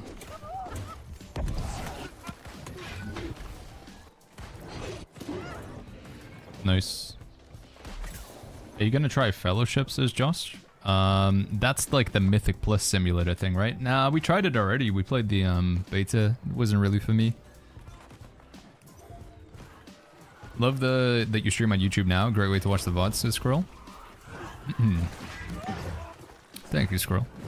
You think they'll open Nisa for new characters? Not right now, Ariots. Nisa and Ares are like really busy, so the queue is really, really long on those servers.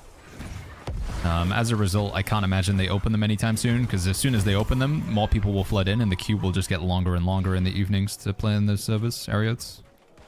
2 hours for patch notes? Yeah, maybe an hour? I don't know for sure, chat. They just said patch notes would be today, but I don't want to, like, 100% promise patch notes will be in an hour, and then you guys get mad. So, what will happen with my prismatics, says Dad of Dread? They'll still be there. They have the same purpose in the next update as they do now.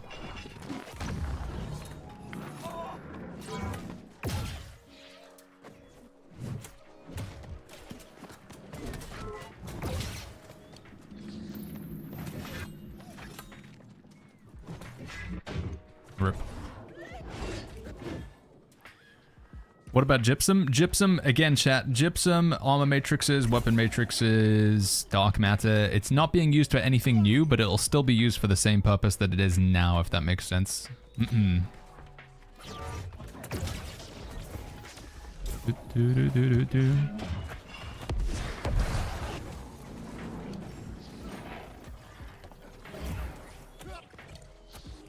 What about the coconut? Coconut is only going to be used to buy things from the Well of Fortune.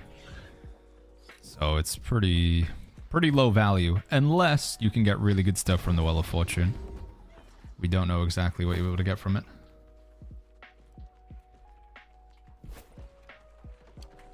I don't know. Maybe we try play a different build or something here. Should we try like Sword and Shield? What else could I use that's going to be like a good gap closer?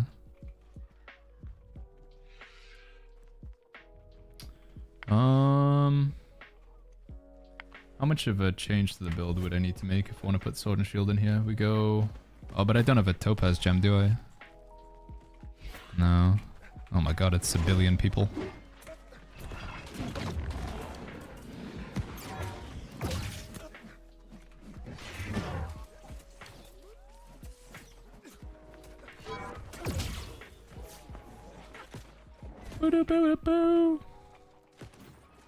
Charlie got any heals? He does not. Can you ask us a question, says Tyler. You want me to ask you guys a question? How is your day going, Tyler? Are you having a good day? What are you gonna have for dinner tonight? Have you decided that, Tyler? A 1000 house is tier 3, says Julie. So if you spend 1000 gold on a house, it means that you're getting the 9000 gold discount, because houses come in iterations of 5000. So it should be 5, 10, 15, 20. Tier 1, tier 2, tier 3, tier 4. 20k is tier 4. 5k is tier 1. But if you're spending 1000 gold on the house, it's because you have the discount. So the first house that you buy, you get a 9000 gold discount on it. So you must be buying a tier 2 house, which would normally cost 10,000, but you're getting that 9,000 gold discount, which makes it 1,000.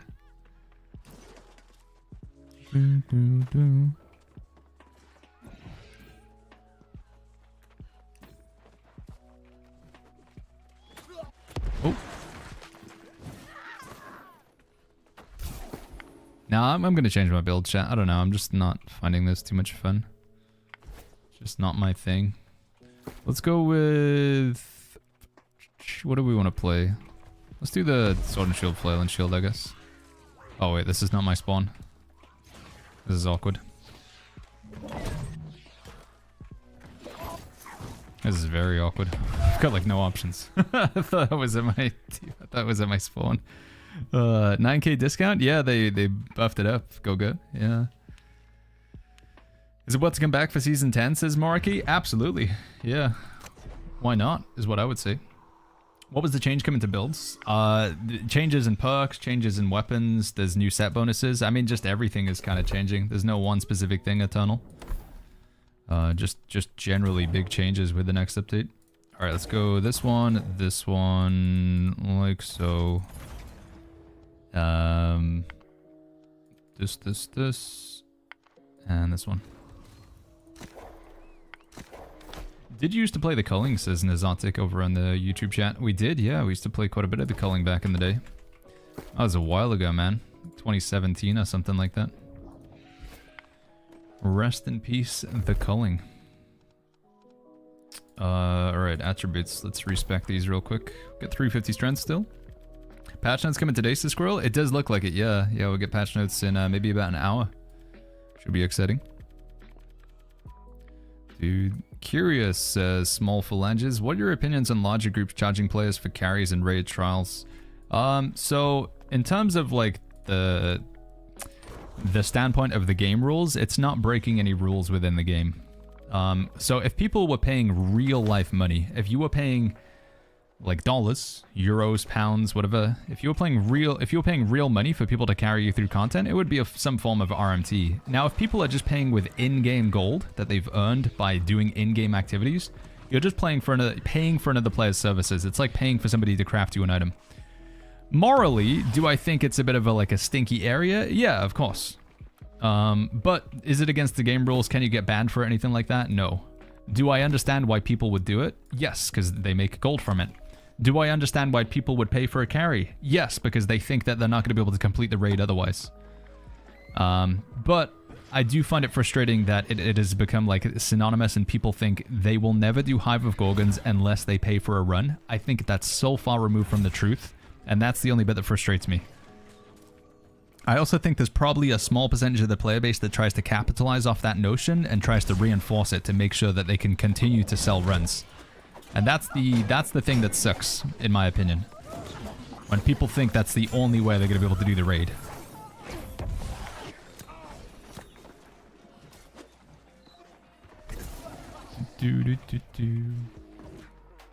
I have a question I don't think you've answered a million times today. What's your favorite sandwich? Probably like a chicken, bacon, and mayonnaise or something like that. Maybe with like a little bit of garlic in that. That's pretty good. Was that like called a chicken club or something? Yeah, that's pretty awesome. Baggins, why is JGS not giving patch notes about Season 10? They are, like MG says, maybe about 1 hour from now. They said patch notes would be today. Severio says, don't buy raid or sandworm runs, find groups that will teach you. I agree. Do you all your weapons up to 20? I do, Coffee Cakes. Yeah, all my weapons are maxed out. Wolfsbane says, is that when downtime starts? I think that's when the servers come up, but I don't know for sure, Wolfsbane. They haven't clarified.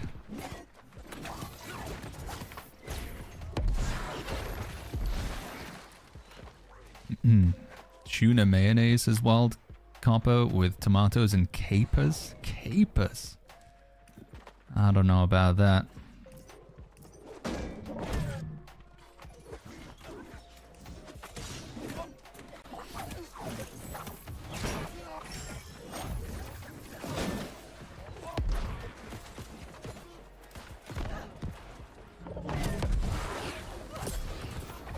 Tuna sweet corn mayo, says Gamgee, is Biss. Wild Copper says I'm French. Oh, okay. No, I'm joking.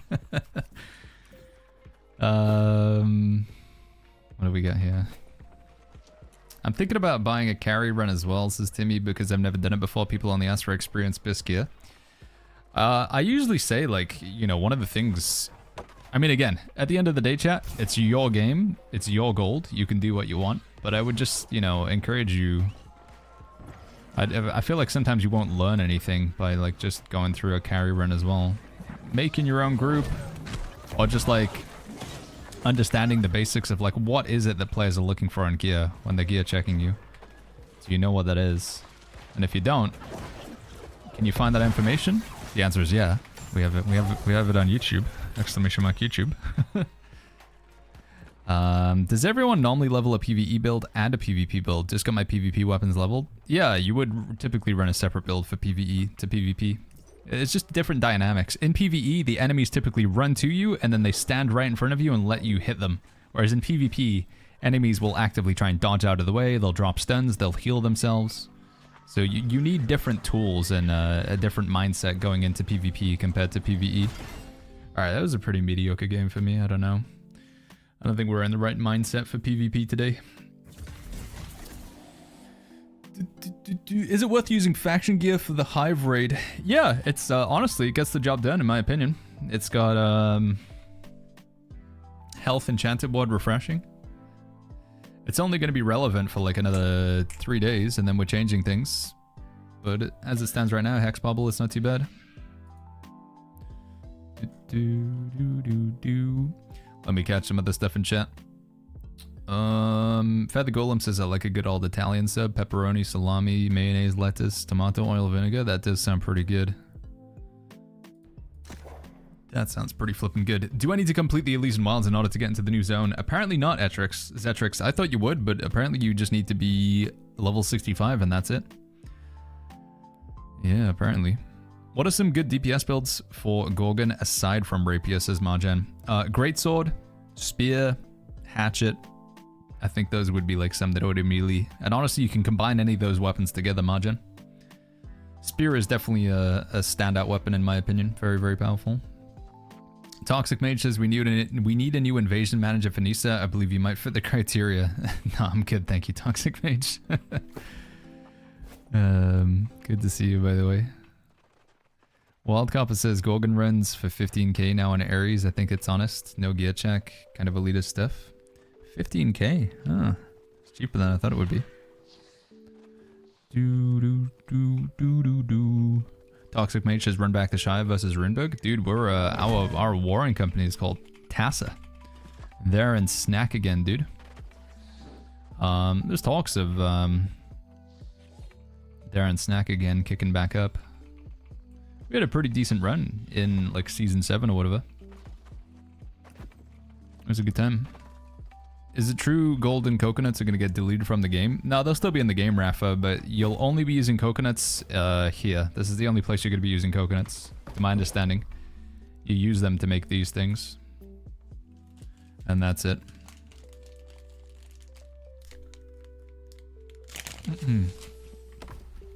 Gamgee says Alzi and Mike are AWOL, so I doubt it's happening.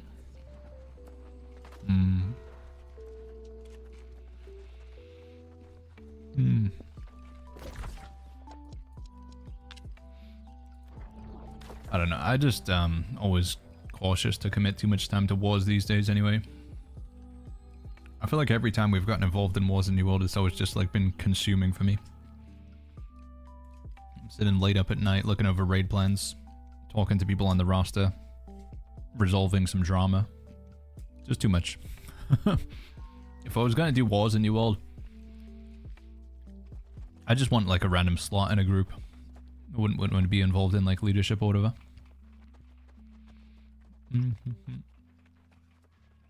But I don't know if that could happen.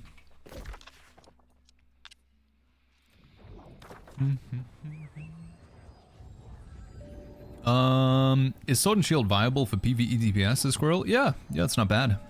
Usually, especially in Hive of Gorgons, you'll have a Sword and Shield with a Spear, or even a Sword and Shield with a Warhammer in your secondary group. The reason behind that is because Sword and Shield provides this buff over here. Leadership, but this only works to the 5 people in your party. So you'll have a tank with a Sword and Shield in group 1, and then in group 2, the other group of 5, you'll have another Sword and Shield player. Twist says, guys, thanks for your answers. Can anyone recommend me an easy PvE pivot from Musket Rapier? I wouldn't want to have to respec all the time. Honestly, you could run Musket Rapier in both PvE and PvP. You just have to be more Rapier-centric in PvE, but it could work. KC King, good to see you, man. Should we use the coconuts before if we want to upgrade? If you want to upgrade artifacts to 725, you will need to do it now. But I don't think it's going to be that important, honestly. Upgrading an artifact from 700 to 725 is not going to cost many umbral crystals at all. What's in the cards towards, says T-Millie? What do you mean, sorry, T-Millie? Broadcast says, don't forget the debuff extension passive on Round Shield for Sword and Shield. Yeah, that's true, and you typically wouldn't get that from a tank, would you? So there's this thing over here, one with the shield. Hitting a target will increase the duration of all debuffs on them. Burns, bleeds, poisons, rends, weaken. It's pretty good. But you'll only get that if you're playing Sword and Shield with a Round Shield, which is what you'll want to do if you're focused on damage. Nathan says, do you like the new horse mount? Are we talking about the one that you can get from the raid? I think it's okay. Yeah, the Spectral Horse. We don't really have a mount like that in the game right now. It's gonna stand out, I believe. Zen says, exactly how strict is the meta for this game? Like, if I want to do a full dot-focused bow build, how far would that be from meta? The meta, it depends what sort of content you're wanting to do, Zen. So if you're just playing casually, and by that I mean activities, if you just do all your content like on this top row here, basically, then you can get away with whatever. If you want to dip into raids, if you want to jump into high-end content, so we're talking like doing M3, doing the Sandworm, doing raids or wars, you would be asked that you play a build that would be effective within that role. If you just want to like do your own thing though, if you're just happy to just queue up for like random dungeons like this, then you can get away with whatever. If you just want to PvP and do Outpost Rush and 3v3 Arena, a bow dot build would be fine. But like I say, if you're wanting to be a raider, if you wanted to do Sandworm, if you wanted to dip into wars, you would have to play something more strict. You would have to adhere more to the meta. Meta though, it's hard to make like 100% predictions on that because I think things are going to change quite considerably with the next update with Nighthaven. Baggins, why don't they allow region transfers, says ClipClap? I don't know, they turned them off with New World Autonomy. When the game came to Xbox and PS5, they removed them. Might be some sort of like console restriction or whatever. What new bow artifacts is Vishy? You can find the new artifacts if you go to the New World official Discord. So we go to the New World official Discord, and then what we do is we go to the general chat, and we search for images or whatever. Can I do that? Has link, embed, or file. Does that work? Image. No, am I dumb? How do we, I was looking at it the other day. Was it link? No. How do I look for just like images that have been posted? Because I think it's only Amazon that can post images, right? Is it media? Is that what it is? Has media? I don't even see media as an option. Link, embed, poll, file, sound sticker, forward. I thought it was only Amazon that could post images, but this is showing me like in recruitment. Can I not just search specifically in general? Is that not an option? In general. There we go. This makes it a lot easier. And then you can see everything here. So the new artifact bow, Contagious Plague, here it is. It's the same bow from the PvP server if you played that one. Slight changes, but... Do you think they'll fix mount drops in M3s in Season 10, says Dilwak? I don't know. Like, you mean like getting Golda and stuff like that? Maybe. Yeah, maybe. Rodgear says the new bow artifact is like insanely good in PvE for like clumping them up. But would you run it over just like a Great Axe though, surely? Because you got, with Great Axe you got your Reap, and you got your Maelstrom, and you got your Gravity Well?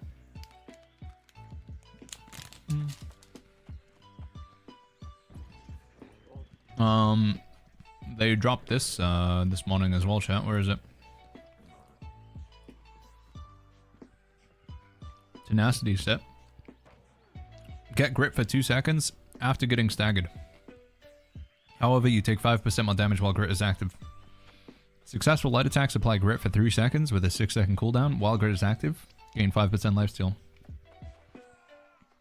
Sounds good to me as a tank. Maybe even as like a Void Blade in PvP as well. Pretty good. Thaiman says, we getting patch notes today? Yeah, I believe they said there would be patch notes today in the Discord, right? I think it was somewhere in here they said patch notes would be today. Maybe in like 45 minutes? Yes, over on YouTube says, is Spear viable for tanking? It's like an off-meta choice, so it's not super popular, but it can work. Koban says, is there a link to that Discord? Yeah, it's discord.gg/New World. Sorry, /Play New World. I'll just put a link in Twitch and YouTube chat. Discord.gg/Play New World. There you are, YouTube. And here you go, Twitch chat. Void Blade swings with grit sounds crazy. Yeah, there are some builds that currently do that. They go 300 con. Call it the Pork Blade. What weapon would you recommend for a beginner? Just started, says Gibbon. I think Greatsword is pretty fun, Gibbon. Greatsword's quite effective. I'd recommend trying out Greatsword, but realistically, you should try every weapon and see what you find fun, Gibbon TV. If you haven't done raids, what could you do for practice for Gorgon, says Vonday? Probably trying to jump into mutated dungeons just to get familiar with PvE, like healing, tanking, damage, applying debuffs, working with other players.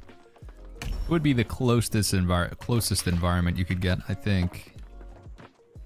Prodgear says not to replace it, but to assist with the Great Axe Clump. Having regular rapier plus blow would bring solid utility. Ah, yeah, as a rapier offhand. Now that makes sense. Yeah, I see that. Alright, what do we want to do? Do we want to do more PvE?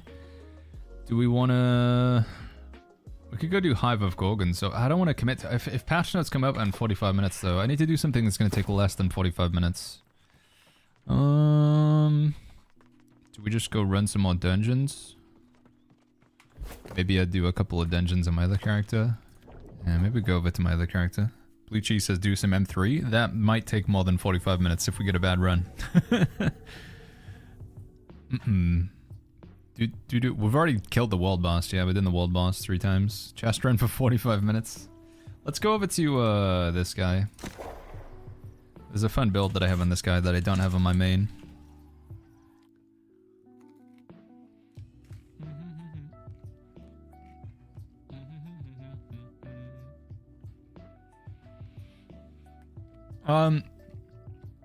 Halvan says, genuine question. In War 50 versus 50, I saw a person stream with 300 stable ping. Do you know how that is achievable? Why do I get 50? There is something I'm doing wrong. 300 stable ping? You mean FPS, sorry, right? You mean frames per second? Halvan? Because 300 ping would not be something that you want to, that would not be desirable.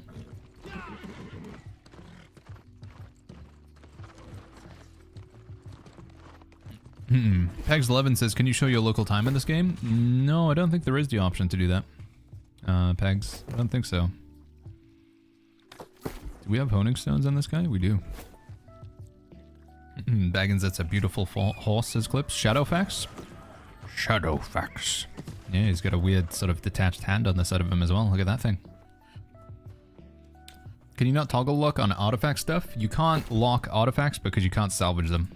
You also can't drop them. You can't trade them. So there's no need to lock them because all of the feature that lock would normally enable is for you to accidentally get rid of your gear, but you can't do that with artifacts, so.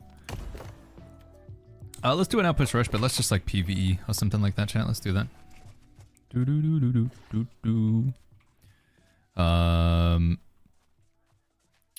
Yeah, but if Heilvan was talking about frames per second, it might just be that a lot of people, especially in wars, they really just try and degrade their graphics to make the game look as terrible as possible. I've seen some New World War players, and their game looks like RuneScape. But it gets them a stable frame rate. They could also be using, I don't think it's a good idea to use it in PvP, but they could also be using frame generation. So this will give you like very high frame rate, but the frames are like fake because it boosts frame rate by using AI to render additional frames. So you get like fake frames, which makes the game like, I don't know, like input latency. It doesn't feel good. It feels floaty. But that could have been part of the puzzle as to why they had like such a high frame rate.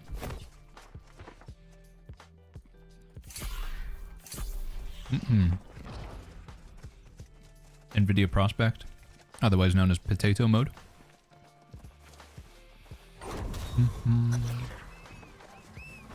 Alright, so what we're going to do, chat, we're going to chop a tree, we're going to mine, we're going to kill wolves, we're going to become the ultimate PvE.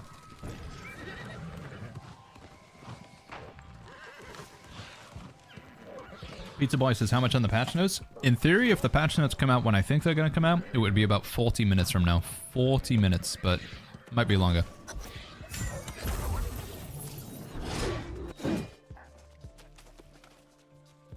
Come here.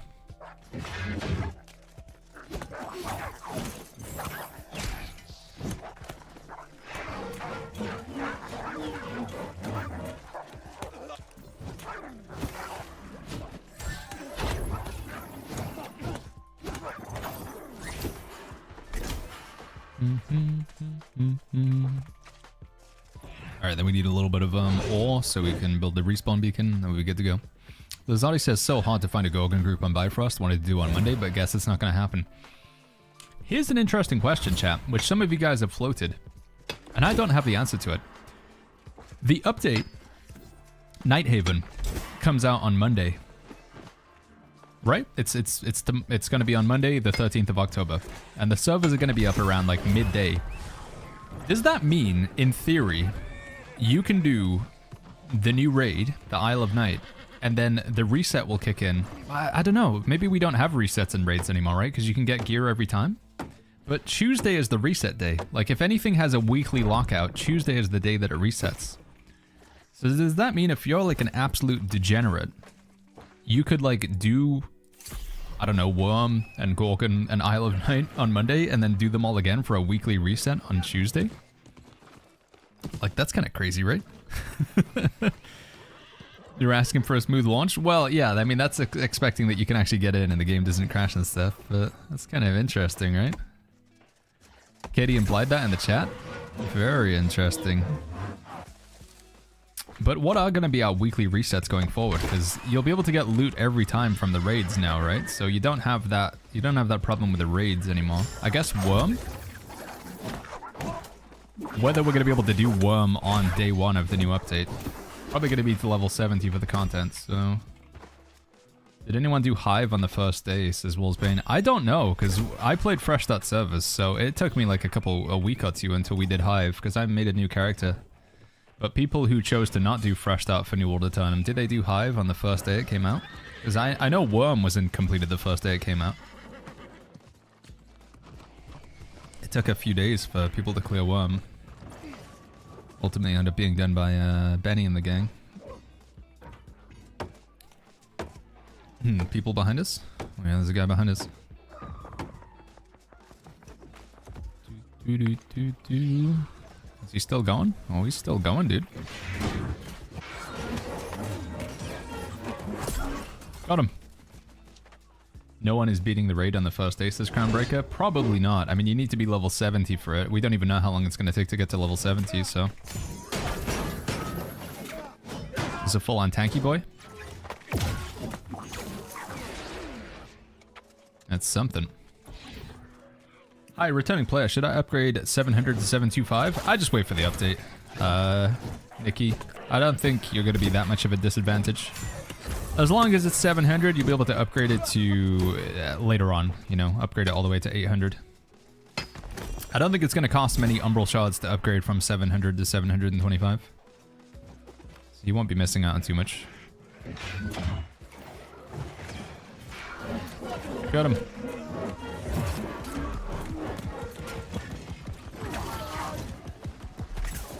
That was interesting. My company did the seasonal servers a couple of seasons ago. I did Gorgon, I believe, on day 2 or day 3. Yeah, although on the seasonal servers you could level up insanely fast and they give you gear really quickly. Baggins, you gonna play Battlefield 6, says Pepsi? Nah, I'm not interested. It's not for me, Pepsi. Clip says, Baggins, I haven't played in a year. What should I do after return in 3 days? Just do the new main storyline. You'll be able to pick up a new quest to go into Nighthaven. That's gonna be priority number 1. Get into Nighthaven, dude. Oh, we got a corrupted brute. Let's go. Clip says, Baggins, do you have a gameplay guide for noobs like returning? Yes, I do. If you search New World Eternum Quick Start Guide 2025. I might be able to... Do I still have the video open? I might have it over here somewhere. New World Eternum Quick Start Guide. Here it is. Copy. Paste. There it is for YouTube chat. And here it is for Twitch chat. There's the video. Boop, boop, boop, boop. 500,000 people in queue for Battlefield 6 right now. That's quite a lot of people, dude. 500,000.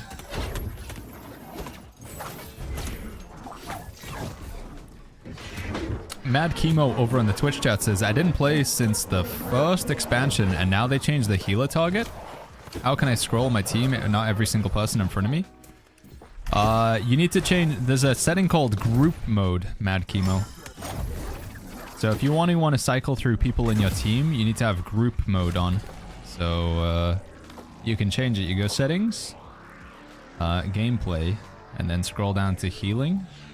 and you can just turn on group mode. What I like to do though, Chemo, is there's a keyboard and mouse setting, and you can toggle group mode on and off. So if you do want to heal people outside your party, you can press that button, and then you can heal people outside your party. And then when you want to go back to just your team, I'd also recommend, if you want to get into healing and be good about it, stop using the scroll wheel. If you're playing with mouse and keyboard, don't select targets with scroll wheels. Instead, use this system here. Target group member 1, 2, 3, 4, 5. It will make you a better healer. Using the scroll wheel to select targets, it's going to make you slower to get heals out. I'd change that. I kind of want to place my character near, but I wonder if a lot of people are going to log in. Where do you reckon the quest is going to be to start off Nighthaven, though? Do you think it's just going to be in the edge of the zone, Wolfsbane? Do you think it's going to be like a bottom of Brimstone Sands? Woo! I'm stealing a lot of kills. This is fantastic.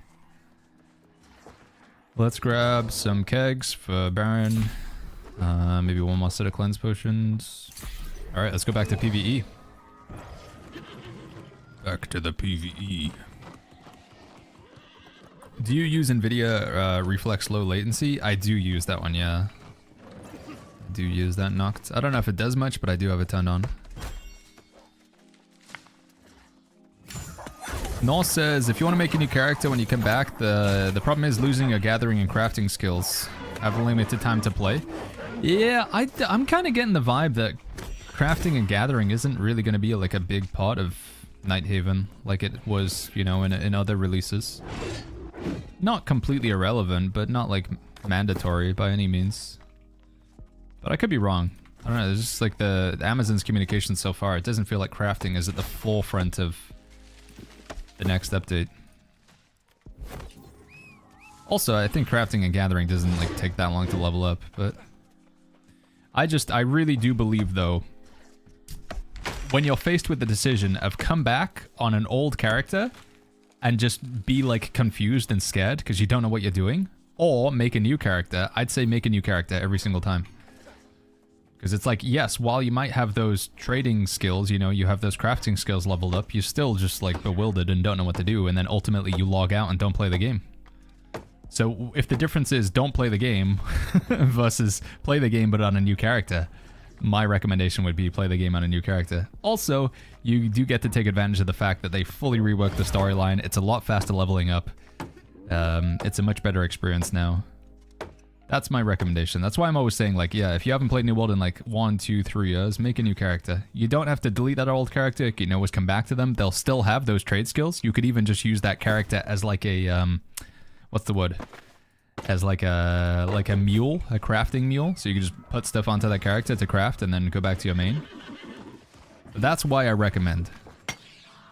Because I frequently find people telling me, Baggins, I played New World in 2021.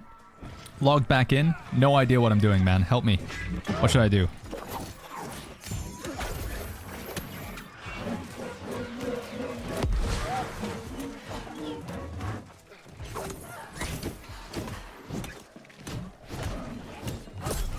Got him. No help from Ugg.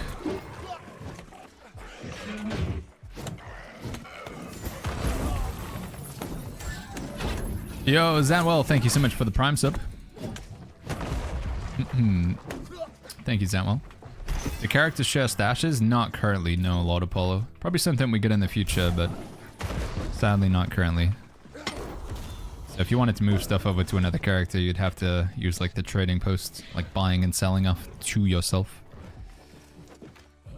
DXVI in the Twitch chat says, will there be flying mounts in the future? Amazon's made no mention of it. I don't think so. I just feel like flying mounts would... I can't even like envision how they would work in the game. Woohoo.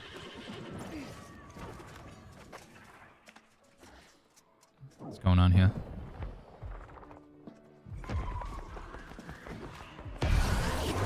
Hammer, thank you so much for the tier 1 for the 11 months. Thank you, Hammer.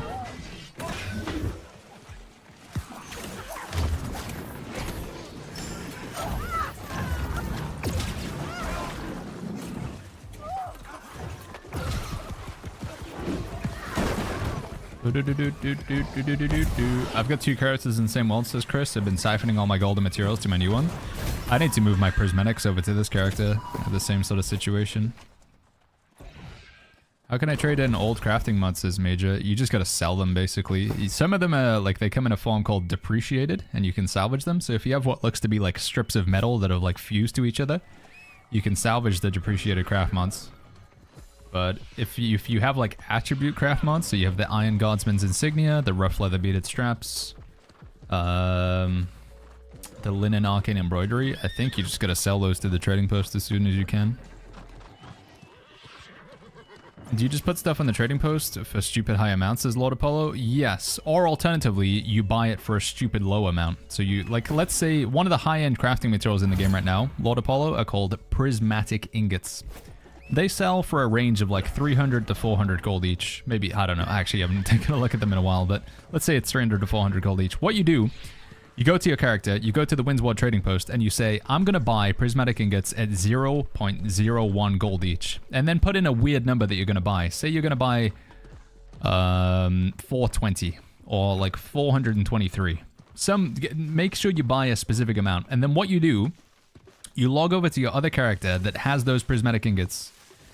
And then when you go to sell, you can see sell orders so that you can sell to your buy order. And then you sell to yourself. You make sure that you see the 0.01 gold of prismatics, and you make sure that there's a listing for exactly 423 of them. And then you sell to that. Because the only person who's going to sell you prismatic ingots for 0.01 gold each is yourself. Nobody else would do that because they're worth so much more than that, right?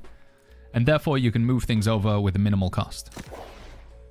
But you do need to be careful because other people could be doing the same thing, and you don't want to sell to somebody else's buy order who's doing the same thing or is just looking to catch you out, which is why I say that you have to sell a very specific amount, or like put a buy order for a very specific amount. Because the problem is if you sell prismatic ingots for 1 gold each, somebody will instantly snap them up.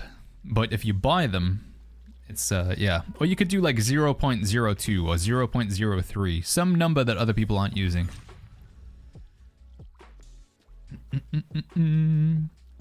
Will they reduce ultimate trophy components down to 45k? They haven't made any mention of that.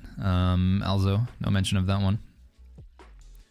I look for odd buy orders all day and duplicate them, says Wounded Slayer. I mean, yeah, like you say, you can get people who are trying to... But again, I think we could pull it off in the stream right now. Let me show you.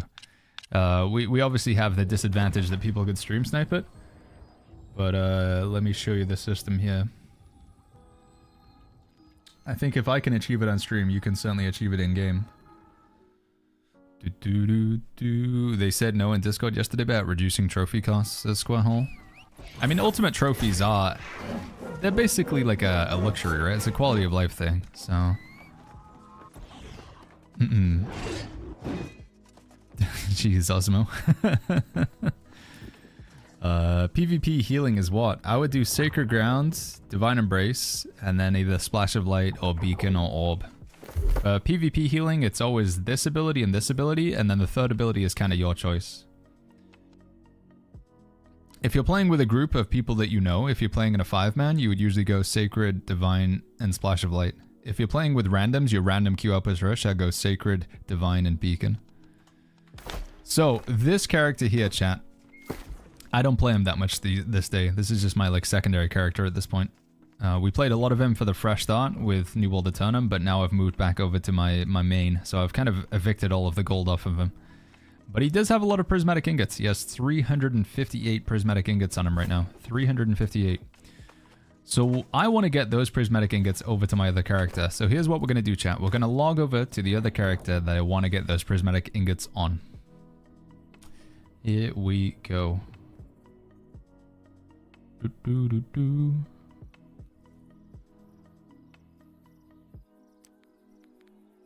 There we go. So I want the prismatic ingots on Baggins. That's at Dad says, Baggins, do you have any examples you could show us real quick of a general tank build? Yeah. Give me 1 second. I just want to finish what I'm currently doing here. Sad Dad? Like, give me like 2-3 minutes and then I can run you through just a pretty bog standard tank build.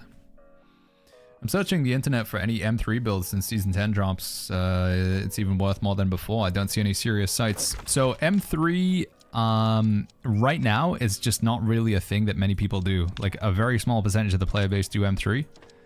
but it's just not worth it rewards-wise. M3 will be a lot more popular in Season 10 with Nighthaven because it gives much better gear. Problem is, if you're looking for Season 10 builds, if you want builds for Nighthaven, we don't have the ability to play that version of the game yet. Nighthaven, max level cap is 70. Nighthaven, max gear score is 800. Nighthaven, there's brand new items called set bonus items. Nighthaven, we have less attributes than we currently do right now. They've done an attribute squish. So the problem is, with all of those things going in, we don't actually know what like the build's going to look like fully. And as a result, there's no way to find out builds for Nighthaven because until we play the update, we don't know. New World's going to have Twitch drops next week, I think, Yamraj, but not currently right now. So let's do it, chat. We want to buy some prismatic ingots, right? Buy order prismatic ingot. So they're selling for 280 gold each, but I want to get the prismatic ingots for my other character. So what I'm going to do is I'm going to put a buy order. And I'm going to put in this buy order, chat, for 0.04.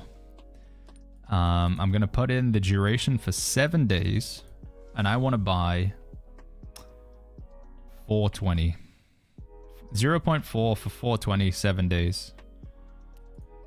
0.04, 420, 7 days. Now I have a theory. Even if somebody tries to snipe the exact same amount with the same money, I think I can still get around it. But let's see if I'm correct in this one. This is kind of risky. It's a buy order, so I'm not losing anything. The worst case scenario, somebody just sells me some prismatic ingots. If it was the other way around, if I was selling the ingots at like 1 gold each, they would instantly get snapped up. But it's a buy order. So who's going to sell me ingots at 0.04 gold each, chat? No one, right? If they do, hey, that's just free stuff. And I'm going to show you why I think this is not risky, chat. Because while somebody else could have that same amount, they could buy ingots at 0.04 each, and they could buy 420. Hey, it's me. Now, when I go to sell my prismatic ingots... Here we go. Here's all the buy orders, chat. So we'll sort by price lowest. So there are 2 orders at 0.04, but there's mine for 420 for 7 days. And most importantly, it's in Restless Shore as well. Because, again, you can specifically see your location. So if you put in a buy order from like an obscure town, like you buy them in Great Cleave or whatever, who the heck's buying things from Great Cleave? So you have like 4 levels of control, chat. You can set the time, you can set the availability, and you can set the price. And I know without a shadow of a doubt, even though there's another one at 0.04, I know this is mine because it's 420 at 7 days and it was in Restless Shore. So if I go ahead and do this and sell all of them. There we go. Now I'm confident that when I log back in on Baggins, they'll be on that other character. And if they're not there, I'm going to end my stream and walk away in shame. But I'm sure that's him. So that's how we can move materials over from one character to another and like feel fairly safe that we're doing it. You know, we're not gonna accidentally get screwed over. It obviously only works with bind on equip items though. Bind on pickup, like there's armor and stuff that's only equipped to your character. You can't sell that. Patch notes when, says Soulman? I'm guessing like 20 minutes, but we don't know for sure. They just said patch notes would be today, but they didn't give us a time.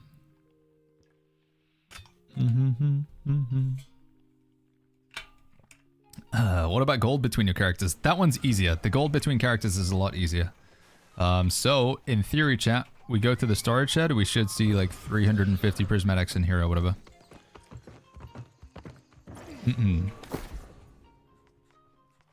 There they are. 358. Boom. Easy. Prismatic ingots are important. Yeah, they're the top endgame crafting material right now.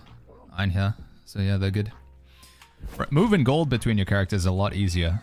So, my other character that I have, he's on the same server, Best RO3. He's called Baggins the Third. So, Baggins the Third only has 7,000 gold on him right now. Let's say I want to give him another 3,000 gold, so he can, like, buy something off the trading post. So, all I gotta do, open up my company, go to Treasury, and deposit 3,000 gold into the Treasury. Then, we log over to my other character. There we go, we logged in on him. I open up the company. Treasury, withdraw. And there we go. So as long as you have both characters in the same server, in the same company, Baggins and Baggins the Third, you can just move gold between them. You will need to make sure that your people who are in the company need to be at least consul.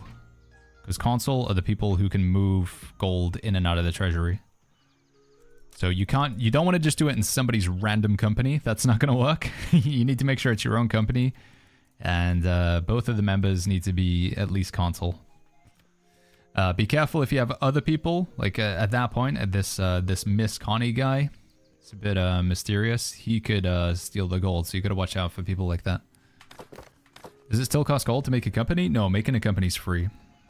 I'm on EU right now. I'm on Nisa EU server. Yo, Mr. Jack, good to see you. How you doing, my friend? All right, so I think it was Sad Dad was asking for like a classic tank build. So what I would run, Sad Dad, just a quintessential tank build. We're going with a sword and a shield. So sword and shield, and then we're gonna play with Warhammer as a secondary. Sword and shield Warhammer is like just a default, really good to go-to tank build. You've got sword and shield, has one of the best taunts in the game, in the form of this bad boy over here. Really, really good ability. For 8 seconds, reduce incoming base damage by 30%. Also, they do less damage to your stamina, so you can block for longer. The ability has grit. It gives you further damage reduction, and it heals you at the end of it. It's also an 8-second, 8-meter AoE taunt. So everything that's within 8 meters of you gets taunted for 8 seconds. So there's only like a couple of other taunts in the game that can do that. It's just really nice. So that's 8 meters. So everything that's that distance from you will be forced to come attack you. Pretty awesome. And then other abilities that I usually like to go for. So we're going to take this. We always take these two as well. Damage reduction from magical, and you get extra physical armor. And then your other abilities, it varies depending on what you want to do. Shield Rush, if you want to be very tanky, this is quite nice. If you have Fortifying Shield Rush on your shield, it's pretty insane. So if you just want to be full tanky, and then we go ahead and we grab a shield with Fortifying Shield Rush on it. Like this one here. There we go. After hitting a target with Shield Rush, gain Fortify, which increases your armor by 36%, which is pretty bonkers. So we can do that. And then final ability, you can go Whirling Blade if you want to apply a Weaken. You can go Upheaval if you want to get cooldown reduction. I usually like to go for Upheaval because you take this final upgrade here. It says all of the sword cooldowns reduced by 20%. So you can use your abilities and then hit the Upheaval, and it knocks the cooldown quite a bit. Very important perk that you want to get in your sword currently is called Refreshing Move. Every time you do an attack, it lowers your cooldowns, just so you can use your abilities more often. So that's the foundation of a tank build. And then you have the decision as to whether you want to go left side or right side. Right side if you want to be more tanky, left side if you want to do more damage and benefit your team.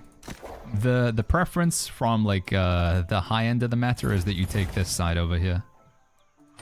And usually you wouldn't take this upgrade, you would take this one, so you'd switch that for that. But that's the sword and shield. And then on the Warhammer, the reason why we use Warhammer as our secondary is it applies a ton of rend. It's really, really good. So you have a pretty awesome taunt over here, like a taunt and a hard CC in the form of Shockwave. We usually go Clear Out, and then we take Armor Breaker. Neither of the ultimates really matter that much with the Warhammer. But that would be like your abilities to go for. On the Warhammer, you would be looking to get a perk called Sundering Clear Out. Sundering Clear Out is, again, it's more rend. Rend is a pretty, you know, a very valuable tool for your group, because rend reduces the amount of armor the enemy has, which then makes everybody do more damage as a result. So you're taunting in the enemies to get them to come attack you. You're giving yourself Fortify. You're resetting your cooldowns. When you get a moment, you can drop a stun. You can drop Sundering Clear Out into a pack of enemies, which will apply a 26% rend or something like that. 24% rend, reducing the armor by 24%.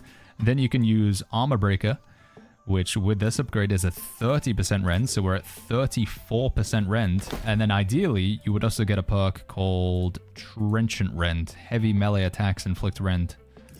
And you just absolutely shred the enemy's armor, so they just get blown up by your teammates. So that's your cycle of a tank. It's like getting the enemies to attack you and then like applying some sort of debuffs. And that's why Sword and Shield Warhammer is really good. You would just go full heavy armor.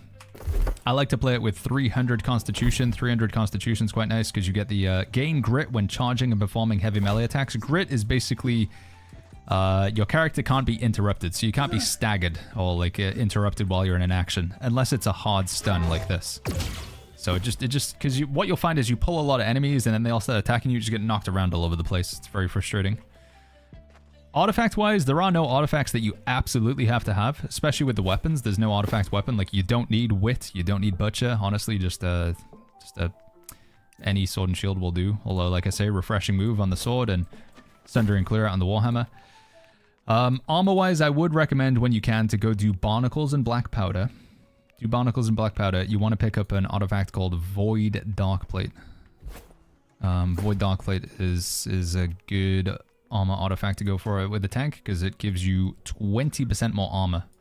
And that compounds a lot when you do that Fortifying Shield Rush. Because that's also giving you more armor, so it's like the armor of the armor of the armor. And then you're in full heavy armor, so you have a lot of armor to play around with.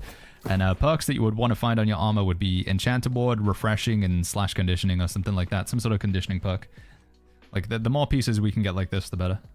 But realistically, it's just that Enchanter Board for damage reduction. It's refreshing so you can use your abilities more often, because we've already stated the abilities are huge.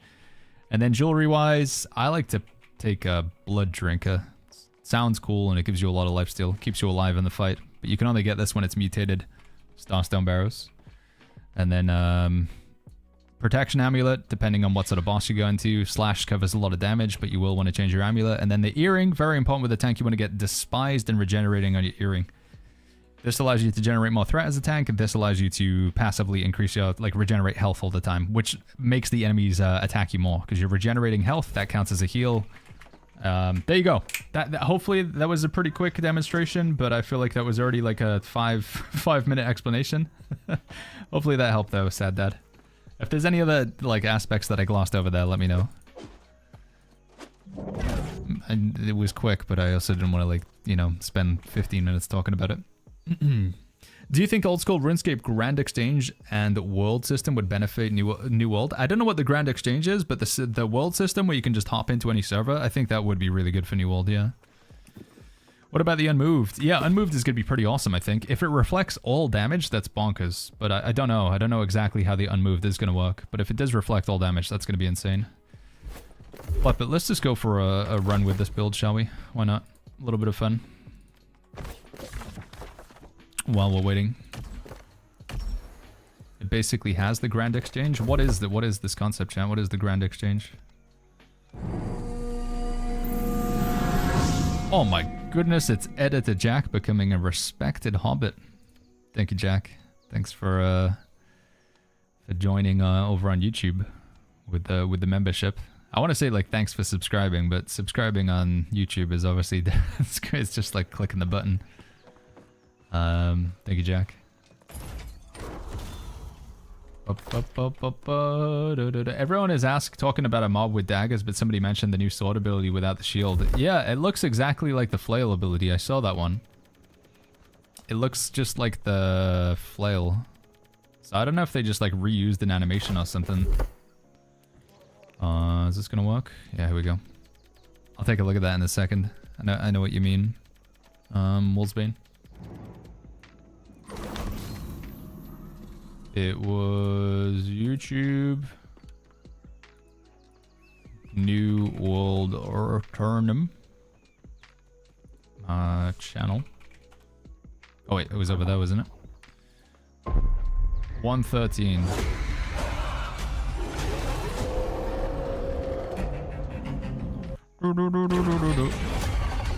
This ability here. It's definitely got a one-handed sword. It's reaching up and then slamming it down. It's the same animation though as what you get with the flail. It's where is it? It's come on. Where's the flail? This one. Go over here. It's this animation, right? Yeah, that's it. That's 100% what he's doing.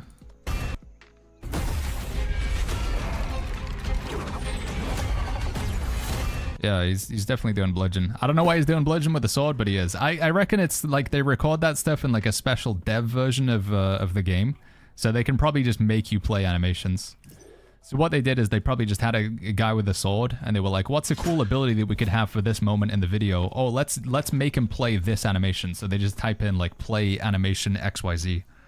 So it's all just like, it's not actual what you would normally see in the game. It's just a custom curated version specifically because it will look cool for the trailer. I think that's what's going on. No patch notes yet. No, I don't think so. No patch notes yet. Mr. Jack says, does Twitch chat and YouTube combine on your screen? I have two different chats open. I do have the combined chat thing, but I don't like it. So this is the combined chat here. So you can see, wait, is this even up to date? Yeah, there's stuff versus message. But the problem with this is like nothing stands out, you know? Like I don't see anything. Whereas when if I have YouTube chat open, I can see that, you know, that alert or whatever, it's like you get messages, it like breaks it up a little bit easier. And same with Twitch chat as well. It's like easier to see Twitch chat.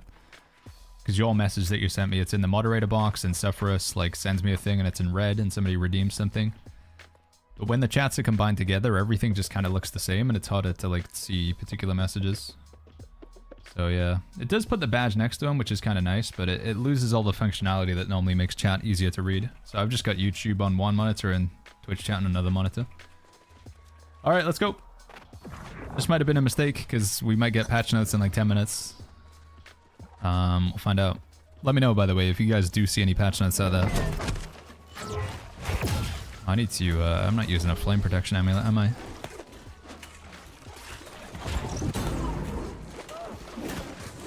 We might need to change that in a second.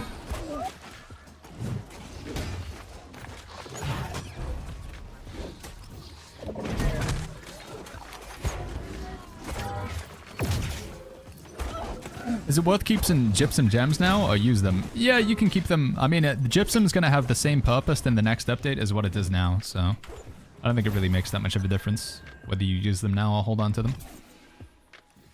Alejandro says, would you recommend coming back with friends for the new update? Absolutely, yeah. Next update's looking awesome, Alejandro. Oh, 100% I would recommend it. Can I farm Trisna artifact or is it locked with weekly loot? No, you can do Hive of Gorgons over and over again until you get Trisna. It's the timer, yeah. I'll have to switch to a flame protection amulet when I get a chance, chat. I think I do have one on me at least, so if I can get out of combat, I can put it on. There we go. Done.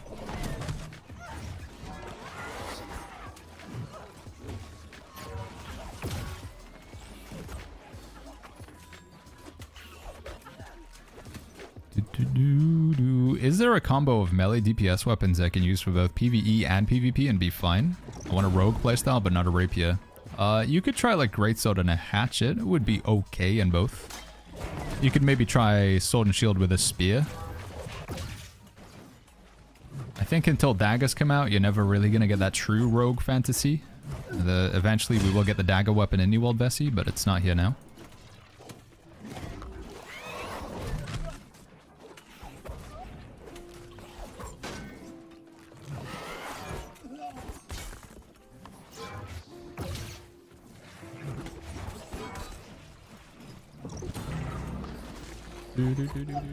Next patch you can do it over and over again and get all of the loot from raids. Yeah, that's true. Whenever like you can only get loot once a week, you'll be able to get loot as many times as you want. Is level cap gear score increased in the next expansion? It is. Level cap's going to 70 Letholdris. Gear score is going to 800. I'm returning to New World, says Buffless. Welcome back, my friend. We'll be doing PvE and PvP. What's better between bow rapier and musket rapier? They both got their own playstyles. I think if you want to do as much damage as possible, musket rapier probably hits a bit harder. Because they both scale off of dexterity intelligence, whereas bow is currently only scaling off of dexterity. But for what it's worth mentioning, in 3 days, chat, big update coming to the game, and it's going to be changing what we consider to be good. Like, weapon combinations that are considered like very strong right now might be completely different next Monday.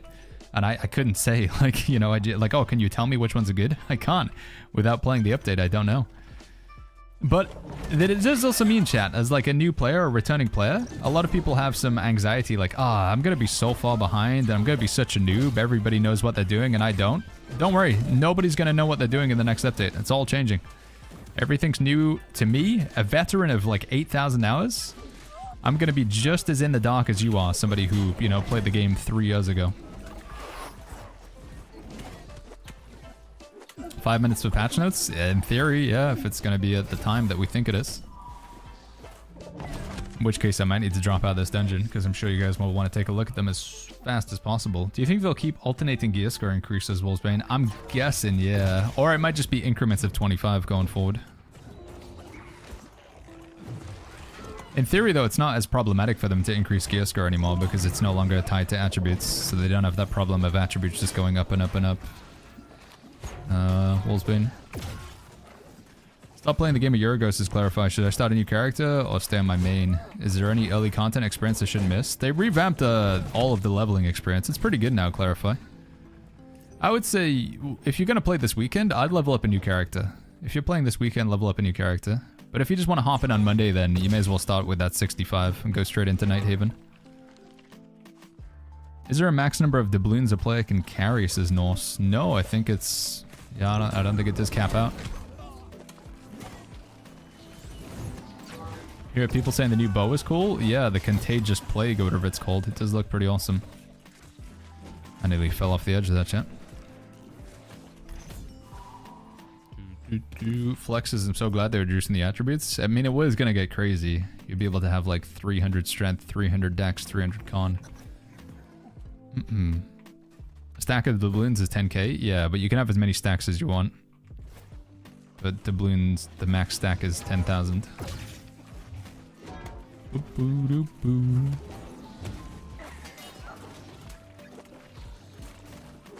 No PTR has me a little bit worried, says Metal Militia.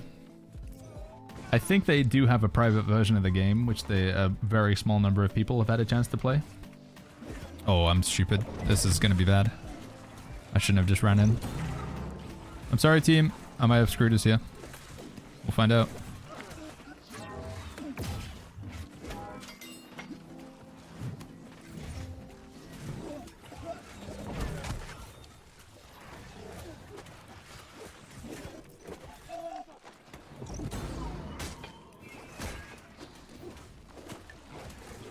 Are we okay?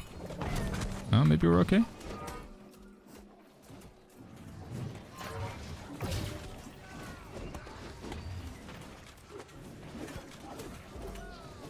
Okay, we're okay. And that's good. Usually that's the part that wipes a group, but we lived. Is M3 still as hard with these fortify changes? M3 is probably the hardest PvE content in the game currently, and I think it's going to be harder in the next update. Because Enchanted Board is getting nerfed, so you're just going to get hit harder. Yeah, M3 is going to be tough. It'll be very tough.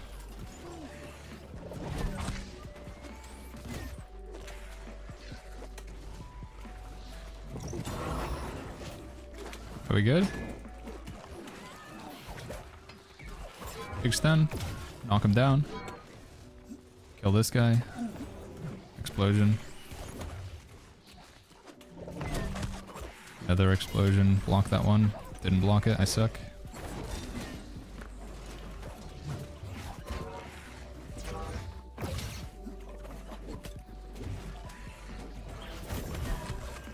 Okay, we're good.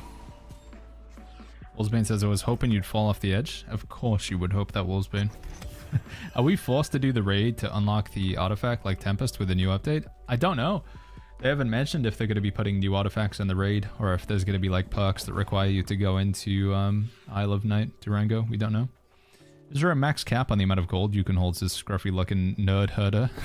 Yeah, it's 1 million on your personal. You can also use a company treasury as well, which is 5 million. So you could make a company that's just you and have up to 6 million as a result. What's your opinion on Catacombs, says Helk? The layout seemed a bit too plain as a grid. I'm really excited for it. I like the fact that it's going to be different every time, Helkina. I like the time limit on it. I like the power-up aspect to it. I like the fact that you can go in solo. I'm generally very excited for Catacombs. I don't mind that they're going to recycle some like bosses that we've seen in the past, like to design, because it will have new enemies in there as well. But if they want to use like Scylla as one of the bosses that will appear randomly, and it might not be Scylla next time around, I'm genuinely very excited for Catacombs. Arlie says Catacombs is a copy of World of Warcraft called Torghast. It's a similar format, like a continuously increasing dungeon. Although in Torghast, you didn't really use it to get loot. It was just for like a special currency, if I remember rightly. Torghast you could only go into solo. No, maybe could you go into Torghast in a group? I just remember soloing it. Hopefully it ends up being better than Torghast, because I felt like Torghast was a bit of a chore in my opinion. The concept exists in a lot of different games. It's not like a completely brand new game idea. I don't think it's very hard to make a concept in a game that has never existed before, right? Sometimes I think it's like inventing a new color. Like, how would you even go about doing that? But for me, I welcome it as an addition to New World. I think it's cool.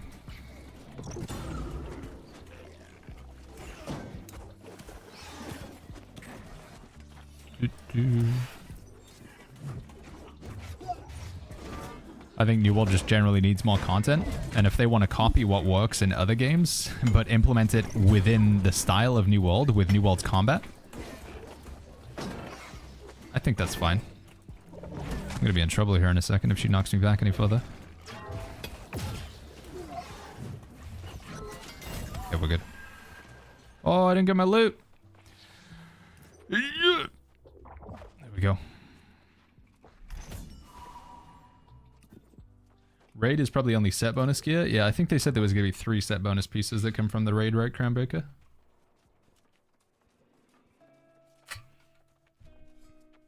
That puppy says you should put your back against the wall, and that, yeah, I agree. I was tanking that pretty poorly. I was in not in a good spot to hold it. Will Season 10 be available on Monday morning, evening, or something else? Depends whereabouts in the world. If you're in America, it should be Monday morning. For Europe, it's going to be Monday afternoon/evening. I believe it's going to be about 10 a.m. East Coast America, but for Europe that ends up being like 4 or 5 p.m., right?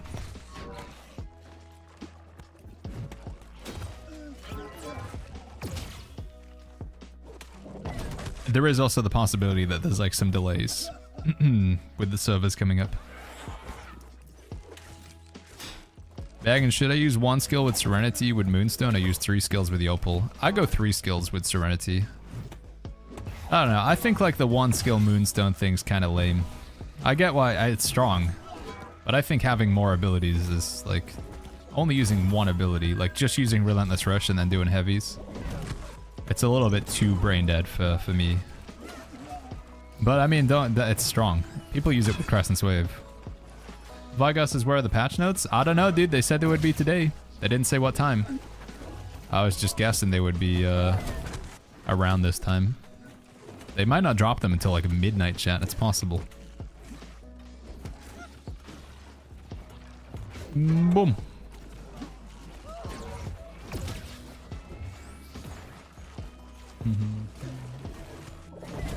So Australia, it's gonna be like between 1 and 3 a.m. on Tuesday? I guess so. Sorry, Australia.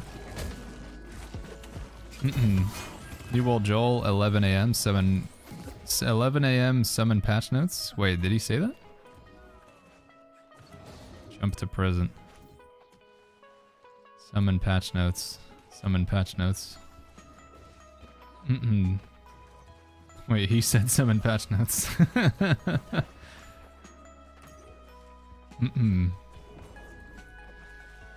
I cast summon patch notes. I got excited when I saw Twitch drops, but it's just Duolingo. Yeah, I'm sorry. I don't have the ability to turn that off. If you get debated thinking I have drops. I've seen some streamers put exclamation mark drops in their title as well. I mean, come on. I get it. But at the same time, it's a bit of a debate. Yeah, if you like subscribe or something like that, you can get like 3 months of Duolingo free. It's not even really a drop, because a drop usually you like watch the stream and then you get it after a certain amount of time, right? Moin Dave, thank you so much for the Prime sub, and enjoy your 3 months of Duolingo. Actually, I don't know if that's how it works. I think that will be real Twitch drops next week though, chat, for what it's worth. Like watching this stream or any New World stream for that matter.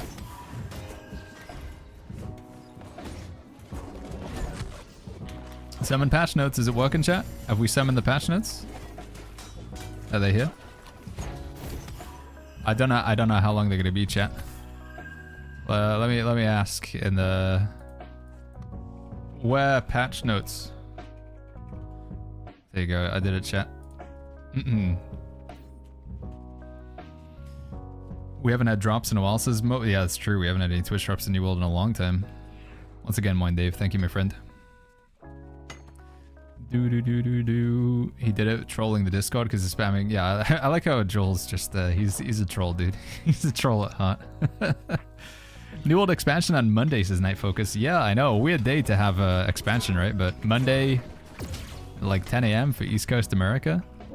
It's a big update. Level cap increase. The biggest zone they've ever added to the game. A new raid. A new game mode. New main storyline. Big update on Monday. I predict a 4th house. That would be nice. I wonder how they make it work with trophies, though. What the hell is in that Discord picture from Joel? I think he explained the lore behind it at one point. It's like hot dogs in a bowl of cereal or something. And I think, again, he was doing it because he wanted to troll people. I use Duolingo to learn Italian. It's good, says Vonday. I've heard like a lot of people within like the language learning sphere or whatever, you know, like the polyglots, is that what they're called? Like a lot of people meme on Duolingo. But I mean, I think it, you know, if it helps you learn a language, it helps you learn a language.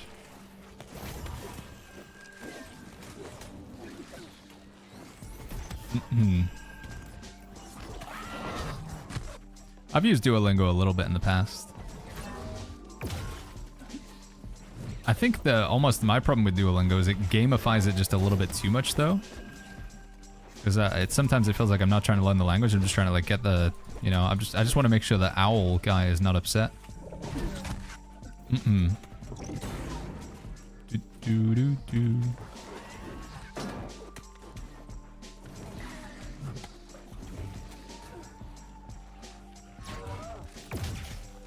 Let's go for this guy. Summon patch notes, chat.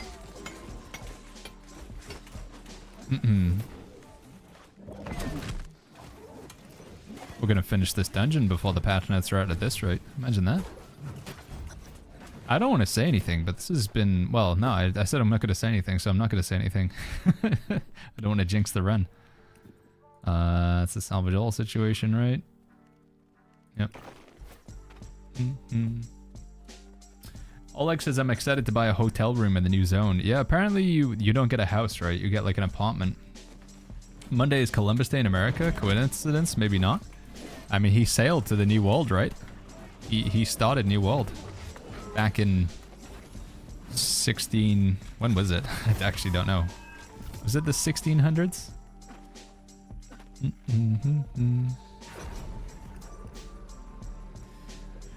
Summon patch notes. Are the gold cost crates worth buying? Probably not, Snixo. It depends if they're going to buff them in the next update.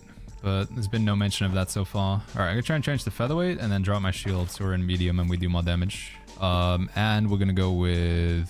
Do I have a greatsword? Do I have anything? Flip. Let's go flail, I guess. Just do more damage. Well, I've only got 2 abilities on the flail. Oh well.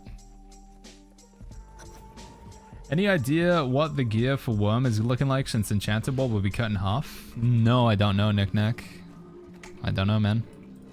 Let's see what the new perks are and stuff. Set bonuses. 1492? Damn, dude. That was a while ago. Who was first? Father Russo or Brimstone? I think Father Russo was like one of the first to drop into New World, right? Into the Isle. No, actually, I don't know. Brimstone Sands must have been before, right? Because you had, like... Don't we have, like, people from ancient Egypt? Like, characters from ancient Egypt arriving? Like, the Romans and stuff. So, Father Russo and Isabella, I think, was, like, the 1600s? Maybe? It's because that's... No, because that's when we arrive. I don't know, dude. I don't know how the timeline works in New World. If I had to guess, though, I would say, like, the stuff that happened in Brimstone Sands was earlier on in Eternum.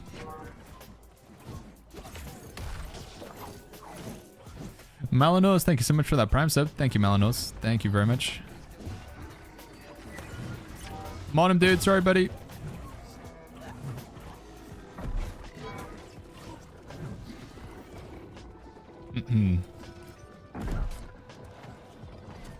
Alright, we're good, we're good, we're good. Let's go. Oh, bring it to the ball. No, this ball. Oh, man. He's gonna cut off that side of the room, and then we're gonna have to redo the ball. We're in the 1600s. Seems like this place has been occupied a couple hundred years before that. I guess the question is, whatever the time it is, so if you're in like ancient Egypt, and it's like 3000 BC or whatever, and then you sail up and end up in Eternum, do you end up in Eternum at that time? Because Eternum's like a timeless isle or whatever, right? So can you have people arrive, only just arriving, like somebody could arrive on the island tomorrow, but they're from, you know, 1066 or whatever, or they could be from like ancient Mesopotamia or somewhere. Because the time that it is in the real world doesn't have to correlate for the time that it is in Eternum. I don't know. One sec, chat.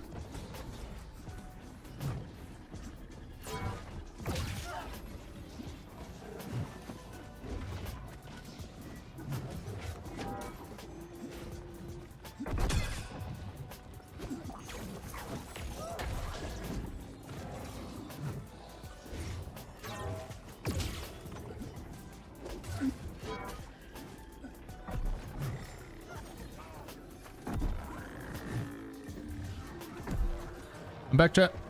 When the US Army arrives with AR-15s, dude, I hope we never get like anything past, I don't know, what would be the time period, chat?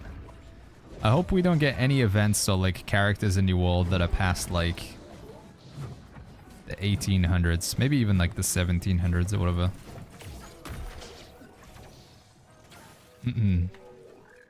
2001. I just don't want to see like fully automatic weapons in New World or whatever. Like some guy just turns up to New World with like a Glock. Like, I just don't think it's not thematic for me. Yeah, keep it like fantasy.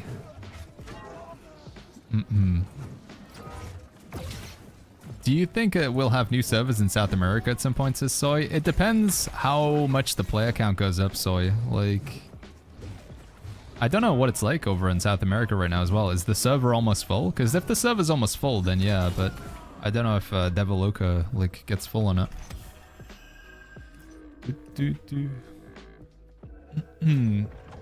South America's always dead, says Kiko. Rip, dude. I mean, do people from South America just like play on US East instead or something? Is that why? I watched a video on archetypes, says Grey Monk. Good information. Was curious why there's no archetype using the flail. Yeah, it's a good question. I think it's because the flail is part of the Rise of the Angry Earth expansion, which isn't really like a thing anymore. It's just like default in the game. But yeah, technically you need to have the Rise of the Angry Earth to use the flail, so they didn't include it. It's a cool weapon though. I mean, I'm using flail right now. It's good for tanking. It's a good healer offhand. It does decent damage as well, especially in a PvP setting. Will there be new start servers? There's going to be brand new servers, I think, Raphael. But I don't think they're going to be specifically labeled for, like, fresh start.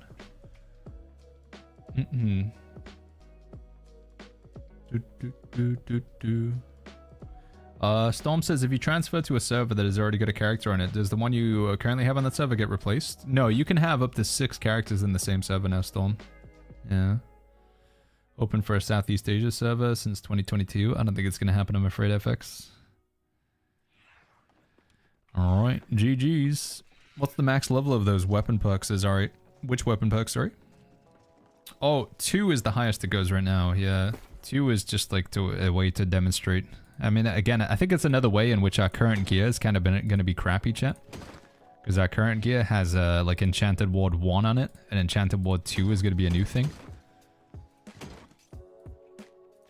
So the Mark 2 version of all of these perks is going to be better than the Mark 1 version. But we can't get Mark 2 Enchanted Ward until it's added to the game. Which is another reason why I think, like, you know, we're probably not going to be keeping most of our existing gear. We're going to be replacing it with new stuff. I'm dead, dude.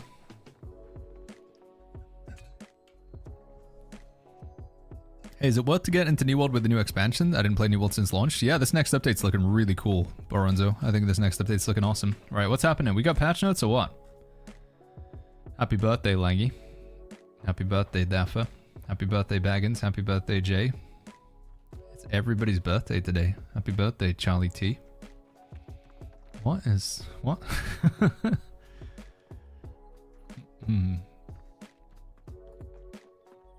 I honestly don't know what time. I just wanted to jump in and say hi as I start my morning. I may have caused more chaos than I bargained for. What patch notes, dude? Easy patch notes. Forge and Fury. Oh yeah, dude, look at these patch notes. December 14th, 2020. Greetings, adventurer. New weapon, Great Axe. Oh my god, chat. We're going back in time. The Great Axe will have 2 crafted weapon perks specific to it, in addition to the perks that are broadly applicable to other weapons. Whoa. The Great Axe. Legendary Great Axe quest. Oh, I forgot about the legendary... Remember the legendary weapon quest, chat? And they were just like a waste of time, and they took so long to do. PvP duels. We wanted to give players a fun, consequence-free way to practice PvP. Tower shield. There's a new shield. Updated shield mechanics. Combat. Removed interrupts from light and heavy attacks. Damn, yeah, this is back in time a lot. Critical hit system. Bow. Tooltips. Progression. Crazy, man. Demand patch notes or threaten to shut down the server. I don't think I have that. I don't think that's something that would even make sense. Pyro, good to see you. What's going on? Hello, Baggins. Does the search feature in the inventory have more functions than perk name? You can put a plus, you can put a minus in it. So what you can do if you want to really curate a search, Bangsy, is you can put a minus symbol in front of it. So if I want to find a piece of gear with Enchanted Ward but not refreshing, let's say I've got like Enchanted Ward refreshing, but I'm already at 4 out of 4 on refreshing. So I don't need any more refreshing in my gear. What I can do is type Enchanted Ward, brackets, and then the next one I can put refreshing. And this will show me everything with Enchanted Ward and refreshing. Whereas if I want to not see, I want to see Enchanted Ward but not refreshing, I can put a minus symbol in front of refreshing. And now it'll show me things that have Enchanted Ward but don't have refreshing, if that makes sense.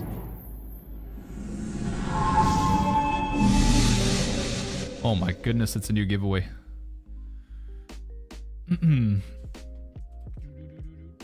Darklen 80 purchased all and number 39, well that ends better fair trade chocolate, present emoji, chocolate is always good. Hey, Darklen, thank you so much. Chat, if you want some free chocolate, it's up for grabs right now. It's the Tony's Chocolonely Second Breakfast Club combo crossover. It's delicious chocolate. Definitely at a more premium price, but I mean, this stuff is fantastic, chat. If you've never had it before, holy flip. Everyone has some of the best chocolate we've ever had. And I know you guys are going to be, of course, Baggins, you're just saying that, but it legitimately is good chocolate. Darklen is just giving a bar away. You can gift to Twitch chat. Sorry, YouTube, we checked. It doesn't work with YouTube, so you have to be on Twitch for this one. Just type the word join, J-O-I-N. Type the word join. What it's going to do is it puts everybody who types the word join into like a virtual hat, and then it picks one winner at random about 2 minutes from now.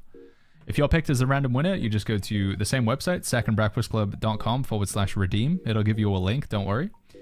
You give it a postcode, shipping address, and you get some free chocolate. If you want to support the stream and check out the other products we have available on secondbreakfastclub.com, this is our own personal website chat with our own personal stuff. You can just type !club or go to secondbreakfastclub.com. Thank you, Darklen. Thanks for the support. Best of luck on the chocolate chat. This is how I got type 7 diabetes, says Stephen Elder. Yeah, but it was delicious along the way, right? Is your guild on Nisa? Yeah, we're Covenant and we're on Nisa. That's what we're at right now. Covenant, Nisa. Alright, I think I'm gonna go feed the dog, chat, while we're waiting for these patch notes. I don't know how long we're gonna be waiting for. Do you reckon that, I don't know, are they gonna do it at like 8 p.m. or 9 p.m. tonight? How much longer are we gonna be waiting? I wish we had like even like a rough time frame of how long we'd be waiting. Patch notes today? Yeah, patch notes will be today, but we don't know what time. We do not know what time it's gonna be. Alright, let me wait until this giveaway one is picked, and then I'm gonna go feed the dog. Because it's past dinner time. Let's go T-Rex walk. Yeah, dude. This is an incredible amount. Forget about this one. What servers are folks on? I'm on Pangea, says Grey Monk. We're on Nisa right now. I do have a character over on Valhalla, though. I do play on US East from time to time. So if you want to join me on America, I'm on Valhalla. If you want to join me on Europe, I'm on Nisa. NYSA. Storm says, I meant to say same world. So I have a character on Pangea that's in US East. If I transfer another character onto Pangea, will the old one get replaced? No. No, like I say, you can occupy multiple slots on the same server. Once upon a time, it was 1 character per server, but now you can have up to 6 characters in the same server, even if you transfer in. Yeah. Raphael says, don't you think fresh start servers are the main reason people get back into New World each year with a big update? There have been historically, but that's because the end game has never really been worked on. So I think, like, because this next update represents the end game and a continuation of the storyline at the end, I think it's a, you know, it makes more sense to make a new character. Hey, Smokeman! Sorry, not make a new character. Continue with an old character. Smokeman, congratulations. You have won the chocolate. Smokeman_7. So if you go to that website there, secondbreakfastclub.com/redeem, you can receive some free chocolate, my friend. Joel says, the system only cares about 700 plus. If you have something under 700, you could upgrade it normally with Umbrals. Yeah, so you can upgrade things with... They do not scale as high as the 2 perks. Okay, so 700 gear Scott items aren't even really worth upgrading then, is what they're saying. All right, chat, I gotta pee and feed the dog. I'll be back like 2-3 minutes, okay? Be right back. Let's see where a dinosaur walked to. Let's try and make it into the ocean. I'll be right back, 1 sec, guys.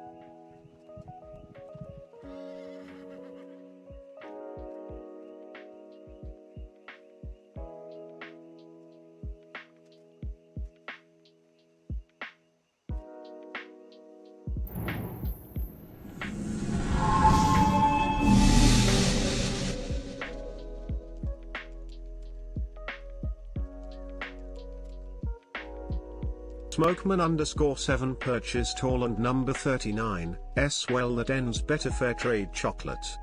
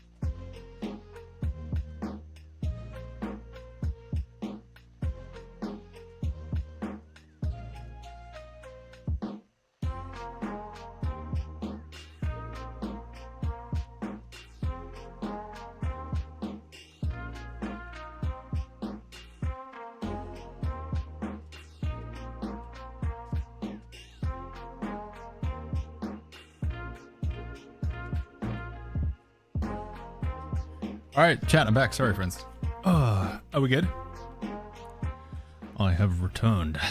I was thinking maybe, I don't know how long we're going to be waiting for these old patch notes, but if I could tell you that, I honestly would, but I don't know. They come when they are ready, but it is good to see everyone's passion and excitement here genuinely. Alright, so no ETA.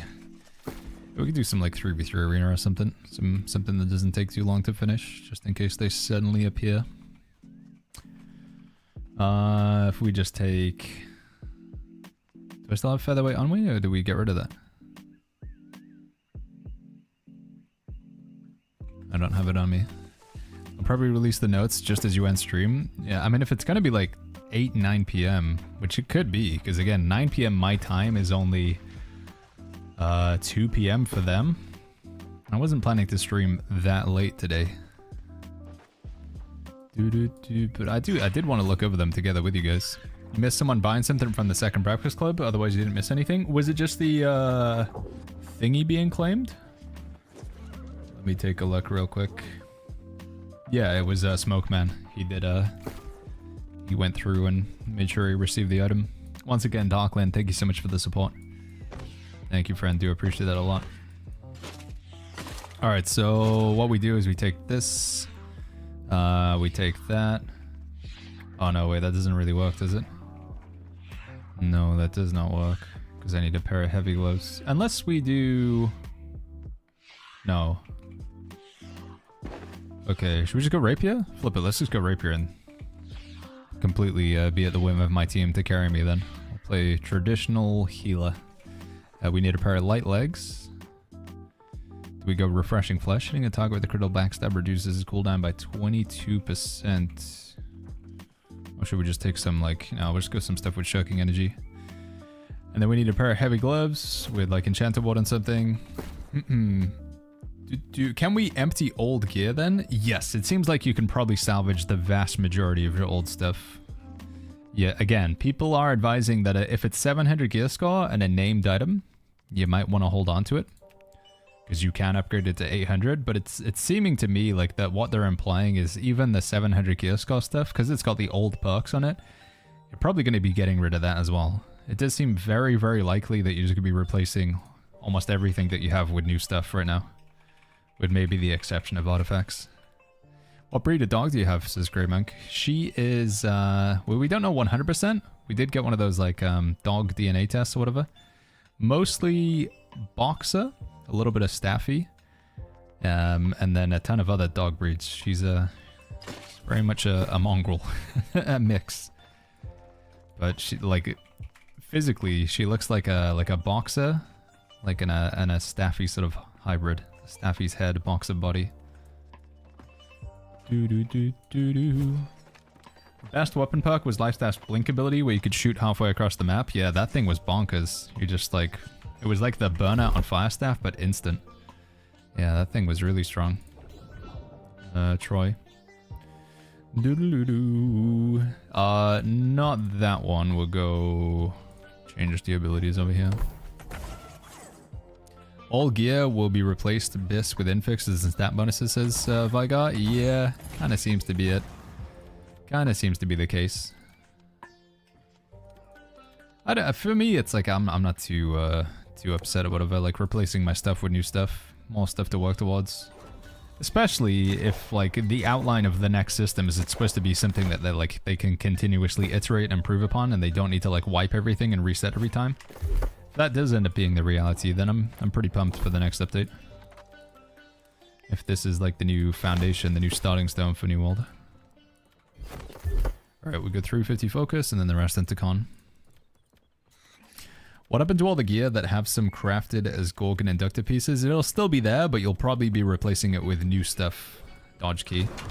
So you do have the option. If you so choose, you can take any item that is 700 gear score or higher, and you can upgrade it to 800. So any item. Again, some people think it's named. No, it's a crafted. You could buy it. You could get it as a drop. You can get it as an artifact. You can get it from the dungeon, from the raid. You can buy it from the trading post. As long as it's 700 or higher, you can upgrade it to 800. Whether you will want to or not, you're going to have to wait until you play the update to find out. Seth Militia says, is Asmongold coming back?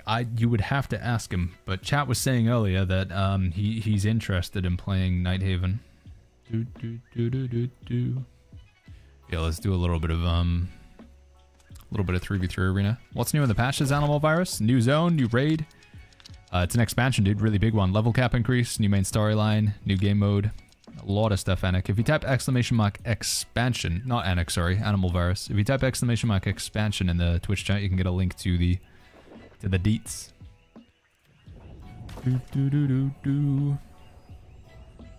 700 after the update drops to 700 and now will work. Yeah, just anything that's 700, either before the update or after the update. 700 gear score or higher. DXVI says, in Outpost Rush, can I remain AFK until the game is over? If you go AFK for too long, you'll get booted out of the game, DX. I think the AFK timer is quite short in Outpost Rush as well, so you would have to keep moving. Also, I don't know if I would make a habit of routinely going AFK in Outpost Rush. You might find people, like, report you or whatever. I guess, like, the concept is if you sign up for the game mode and then don't even play. Obviously, if you go AFK because it's an emergency or whatever, like, that happens from time to time. But if you're continuously going AFK because you simply don't want to play the game mode, then... yeah, it's a little bit... yeah. Also, with Outpost Rush, there is a participation aspect to it. You need to, I think you need to have at least 500 points. So if you press, you open up the scoreboard on mouse and keyboard, you press N. If you don't have at least 500 points, I don't think you get anything. Thrash, thank you so much for the 2 months with the tier 1. Thank you, Thrash. Thank you, bud. Gimati says, does that mean Hasita Lifestaff will be the play for healing until we find better raids M3? Yeah, I mean, Hasita is the Lifestaff that will most quickly represent an 800 gear score Lifestaff, or Vengeance. Yeah, both of those would work. Alright, what we got here? I've got Ben Buddy and Hitman Agent Zero. Ben Buddy's using Crescent's Wave and a Hatchet. Hitman Agent Zero has Ice Gauntlet, Void Gauntlet. We're up against Morinth, Kadira, and Brent. So in theory, with the new matchmaking system, there should be a healer on the enemy team as well, right? I believe that's how it's supposed to work now. Let's do that. I need to get Desert Sunrise. Keep forgetting. Crescent's Wave's an instant win, says Little EX. I might have a Crescent's Wave on the enemy team as well, though. What happens to that? Do they cancel each other out? Yo, man, are you waiting on the patch notes? I am, Lamantia. We're waiting on the patch notes. I'm just doing some arenas while we wait. Craft mod attributes specifically gone. Just flat out, no need or purpose for them. Crafting mods for attributes specifically are gone, just flat out. Yeah, sell your craft mods, chat. If you've got craft mods that give you attributes, Iron Guardsman's Insignia and stuff, they literally don't do anything. So you may as well just get rid of them. Do they not have a... oh no, they do have a lift staff.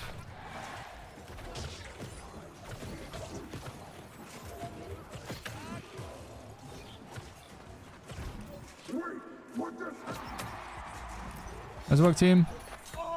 Riposta.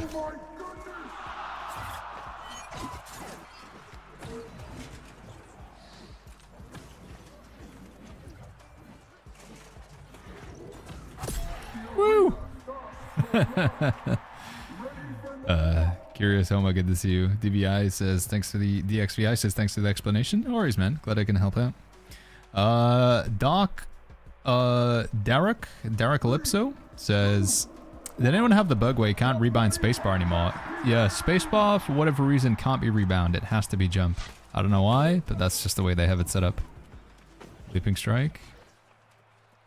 There's a guy with a spear on the other side of this, right? Leaf blow.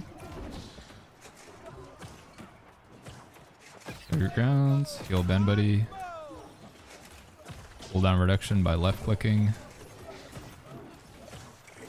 For post. There it is.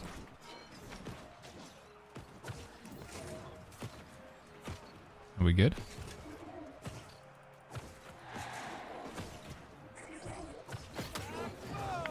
Okay, bud, don't worry. You're okay.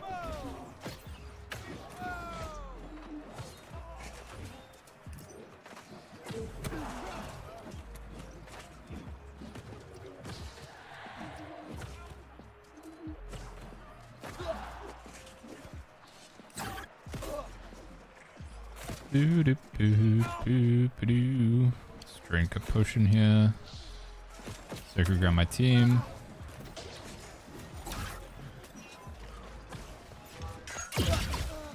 Propose that guy in the face. I see.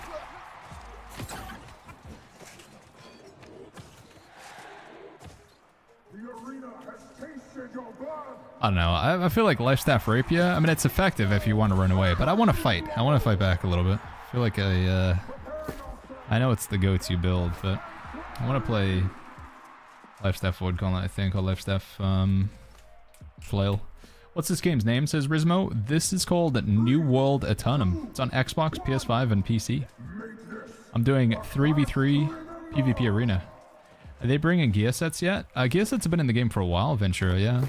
Oh, you mean like the set bonus stuff? That's coming with the next update. That's going to be available on Monday. What were you saying about crafting mods, says Joey Cox? If you have a craft mod that increases the amount of attributes you have, I'll show you after this update. Oh, dude, my teammate, I'm sorry. Was too busy reading chat. That's my bad. That's my bad, 100%. Reading chat, not paying attention to the game. Can me and this guy, like, clutch it out? Probably not. Trying to heal him anyway. I should have seen that coming.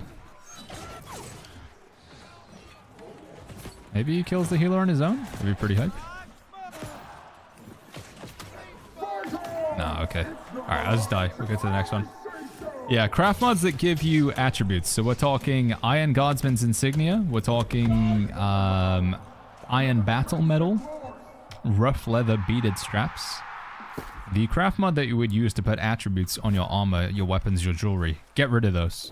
Why? Because you can no longer have attributes on your armor, weapons, and jewelry. They're removing that. Alright, I gotta pay attention a little bit here. Game worth coming back to, Sax Packs? Absolutely, yeah. I don't know if you've heard about the Nighthaven expansion, but it looks awesome, Sax. And it's free. Exclamation mark expansion in the chat if you want a bit more info on it. But next update looks incredible. Definitely want to play, I would say. Definitely an update that you don't want to miss out on. Flip. He's okay. Sacred ground. Come on, team. Don't want to... Alright, here we go. Big heal, big heal, big heal. Nice, that's good.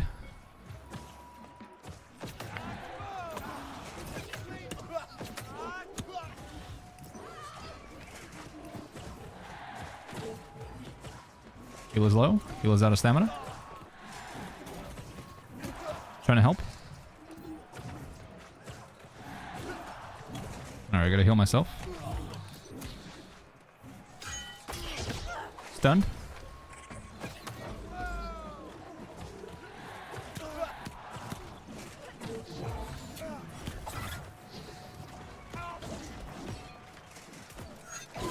Gotta get away from that Crescent's Wave just for a second.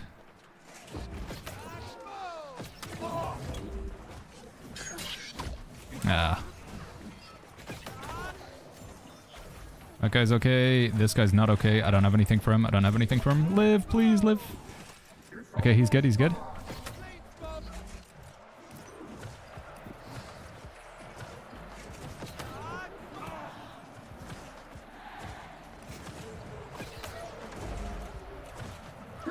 She's dead. Nice. Oof.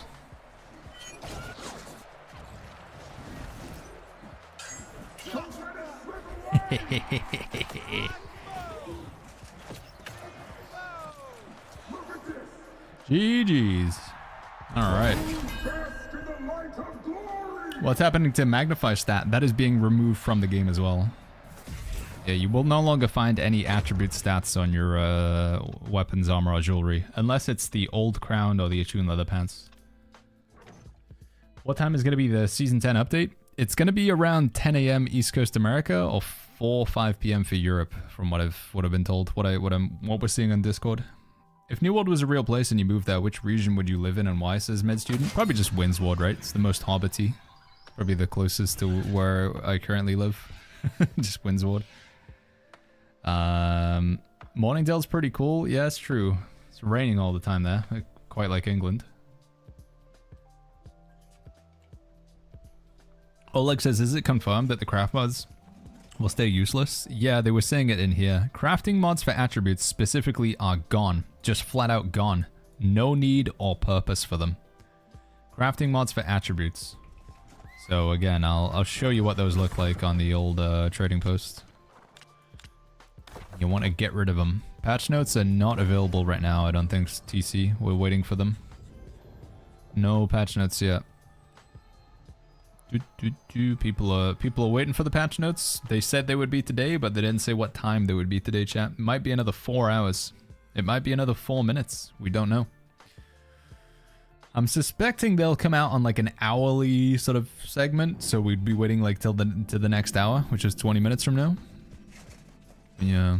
Do the items you already have just get updated, says Box Prince? They're not gonna update the gear score, no. You'll have to work for the Hey, it's your boy Juicy Jeffy B wanted to leak one other thing coming to Season 10. Mounts will be usable in 3v3 arena. Whoa! It's true, it's true. I told the team to do it because I wanted more opportunity to see mount attachments in game. Get ready to zoom. Damn dude, mounts in 3v3 arena. You get to use them for a whole like 2 seconds. That's pretty cool. Thank you. Big leak there from Jeff Bezos, chat. Big Jeffy Bezos leak. I was actually considering yesterday because I was at the faction token cap and I had nothing I could buy. I was thinking about buying the Covenant flag mount attachment. But it's 10,000 gold. 10,000 gold. Holy flip. But I could represent the Covenant at all times by sticking it to my horse's rear.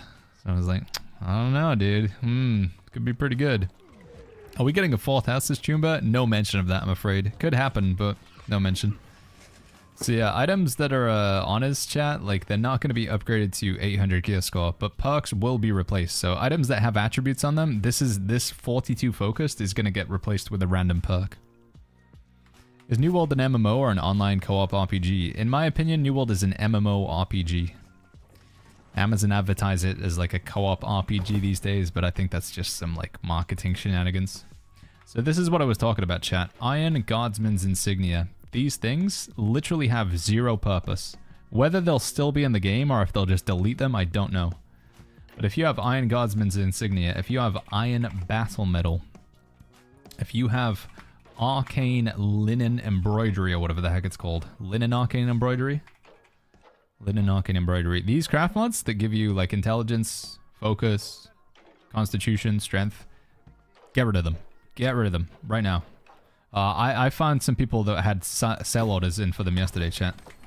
Some poor soul who does not know, and I just scammed them for all their money. So yeah. I would say you heard it here first, but you didn't. You literally heard it from the actual developers themselves. So do I have any left? Yeah, so if I take this stuff and then I salvage it, where did it go? Where did that just go? Salvage that. Yeah, and then I got softwood prayer beads, which give me focus. But they will not do anything in the next update, so we want to go sell. Find our softwood prayer beads and just get rid of them. I mean, if you only have like a couple of them, then it's not worth it. But if you've been holding on to like thousands of them, I would definitely just sell them to the quickest buy order that you can. Get them, there we go, get a whopping 4 gold there. Maybe those will become mount attachments. Maybe. We'll have to wait for a leak from Jeff Bezos. Schoolux. Once again, Jeffy B, thank you for the £5, my friend. Progressive says, when patch notes? Sometime today. That's all we know, dude. Sometime today for patch notes. Selling right now, says Linus. Apparently, legacy items will have lower quality perks as Oleg, so unless it's an artifact, there's probably no point in having upgrading it. Yeah, I would agree. I think some people have this romantic notion that they will be taking their existing gear and they're holding on to it like, oh, my Living Mind life staff, I love the Living Mind, I'm going to upgrade it to 800. You're probably not going to be upgrading it to 800. You'll have the option to, but it's probably going to be a waste of shots. I would say of all of the gear that I have on me right now, chat, the only things that I will be spending Umbral Shards on are probably the artifacts and maybe like the Sandworm helmet. Will they not just convert them to something else? No, they just said they're getting nuked. They're just gone, Ragnar. Yeah, they said in Discord they're just gone. Dead. Ripper Road. How did you get that life staff, says Marauder Papega? It's a pretty easy one to get, actually. You just need to go to the Well of Fortune and Cutlass Keys. Best PvP life staff. There's 26 attribute craft mods. I sent you the list. Oh, because, like, yeah, the ones that, like, give you different stats or whatever. I think you can take the dual stats ones to the Gypsum Kiln and then convert them into normal stat ones, right? Is that a thing you can do, or did I just make that up? Yeah. Because these will probably sell, whereas these won't sell, I don't think. Should I salvage it all, says Bangsy? Probably, man. I mean, I would say, just to be 100% sure, at some point today, it might be as soon as like 15 minutes, we're going to get patch notes. And if I would say, like, chat, salvage all your gear right now, and then we look in the patch notes, and the patch notes says, we added a 0.5% chance that you'll get some junk when you salvage things, and you're like, Baggins, why did you tell me to salvage? If I salvaged after the update, I could have got more stuff. So yeah, just maybe wait for the patch notes just to 100% lock in, confirm, without a shadow of a doubt that it's just a good idea to salvage. That's a cool cape. What is that? Oh, that's for closing corrupted breaches. Damn. It's a grinder right there. When is the streamer Isle of Night raid? I think we're going to try and do it on Monday, but I don't know. It depends how long it takes us to get to level 70, Marauder. All those illegal perk items, yeah, those are probably the best ones, because assuming that you can't get another version of this helmet, this helmet's still valuable, because it has Savior on it. So if you go to this Well of Fortune here, this is in Cutlass Keys. Within the Well of Fortune, you can buy the life staff that I currently have. It's called Living Mind. There it is.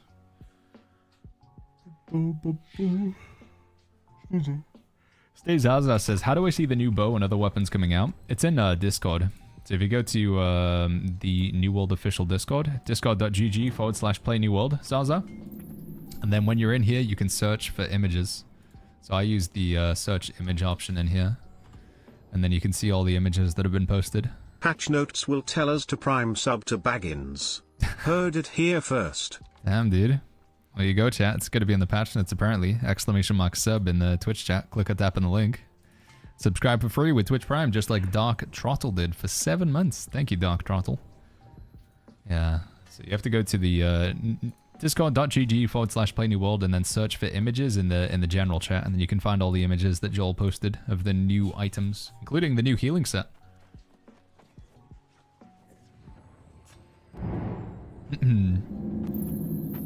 Marina, I think it's Marina. Marina says, will the trade skill increase? No trade skill increases as far as we're aware, Marina. RJ, thank you so much for that tier 1. Thank you, RJ. Thank you very much, my friend. Alright, let's do one more arena, I guess, chat. With a flail or something. Well, let's do it. We'll go 50 strength, 350 focus, 200 con. Show your housing decorations as Marauder. So 2 of my houses are decorated by my wife, and 1 of the houses are decorated by me. The houses that are decorated by my wife look a lot better than the one that was decorated by me.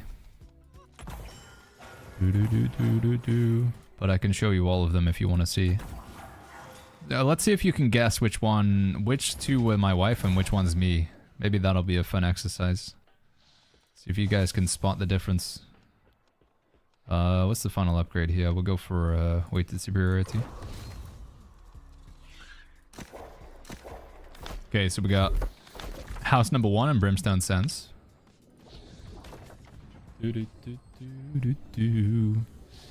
What items are going up in price on the trading post? Alkahest, I think, because potions are going to be really good for the next update.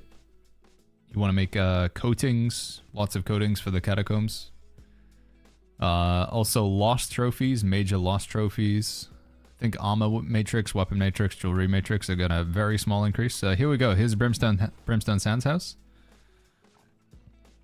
This is my house in Brimstone Sands. Little table. Chest over here. Some paintings. Little cactus in the corner. Here's like the kitchen, the washroom.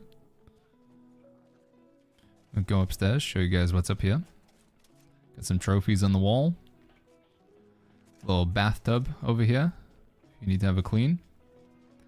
Got the outside area. With the puppa. Little doggo just chilling on the sofa.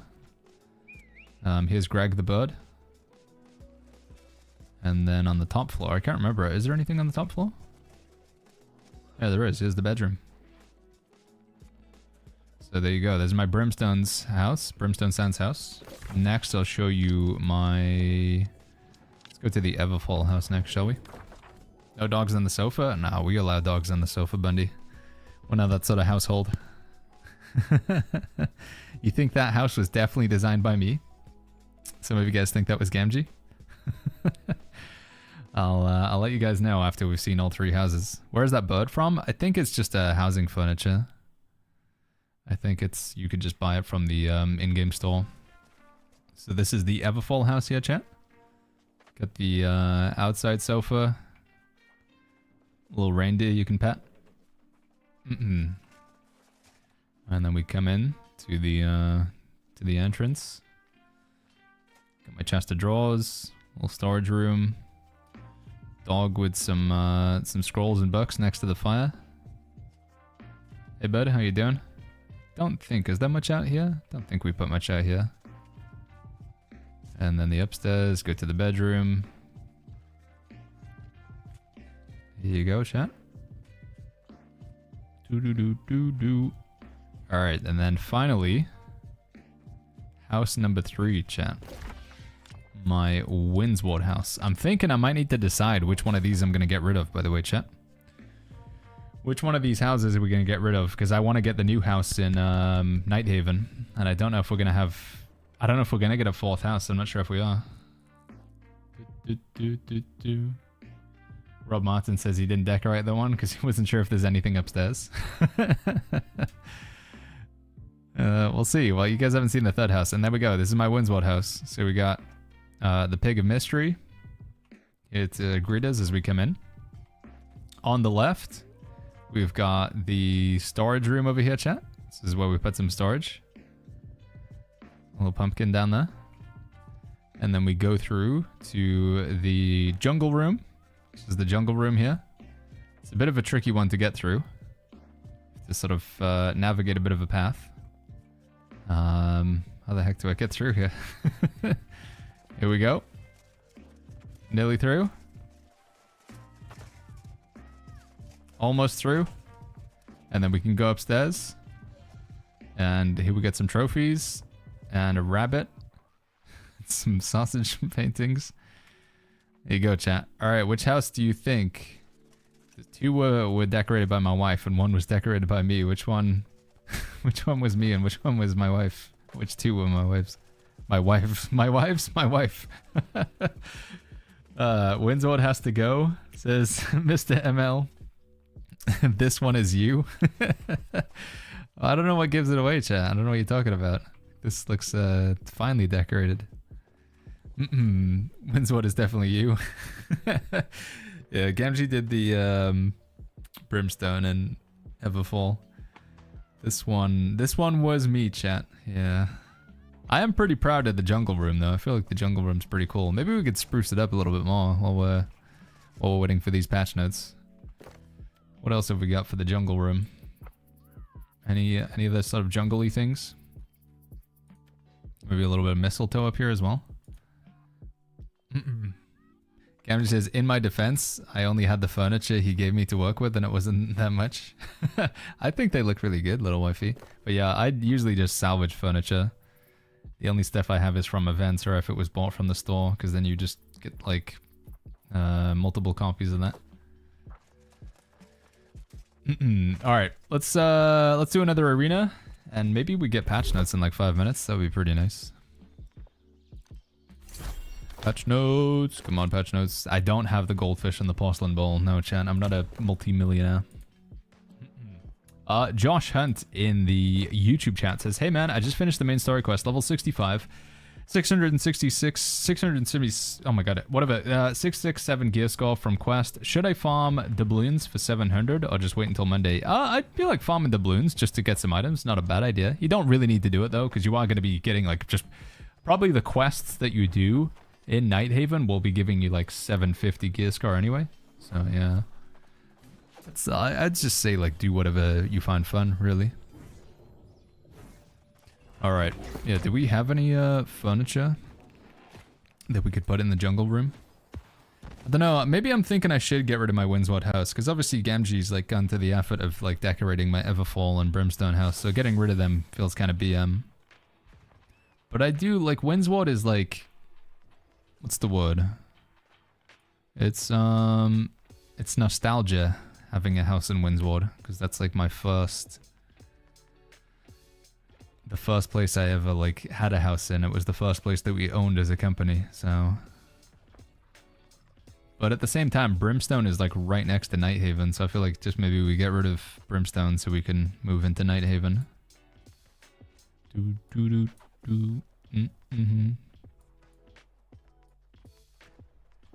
Gamgee says you should get rid of Everfall. Get rid of the Everfall house? Okay. I don't hate that idea. Attribute food? Attribute food's still gonna be useful on Harrier. Yeah, you don't need to get rid of your attribute food. Still gonna be good. Boom, boom, boom, boom. Gamgee says it's mid-tier decoration on my part, and it's a mid-settlement. Okay, yeah, we'll drop Everfall if we have to then to get thingy. We'll drop Everfall. Get a house in Nighthaven. Can I still get through here with that in the way? Oh, I can. Decorate. Where's the cactus? Here we go. One over there. Yeah, these look pretty good for the jungle room, actually. Right in the corner there. And then a little flowers right next to it. And maybe, another cactus over there in this corner as well. Can you put, oh, you can just put them in the air. Wow, look at that. That's pretty good, actually. Alright, I'm gonna get out of here. I'm gonna trigger some people in chat. Like, this is horrendous. Stop this right now. Let's do it. Turkey trophy? I think we already have one down in Everfall. And they don't stack as far as I'm aware, so.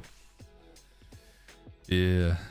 Trigata says Windsward has the best layout for crafting an auction house. I always keep Windsward. I think Cutlass Keys is a little bit better, right?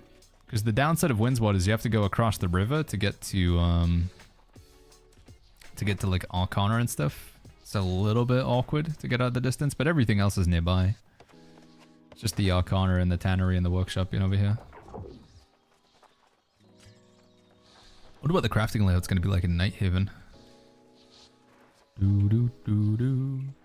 What was the third perk on your life staff, please, says Major Moon. I'm using Blessed, Refreshing Move, and Refreshing Divine Embrace currently. I mainly use this for PvP. And then skill tree wise, this is what we're currently playing with.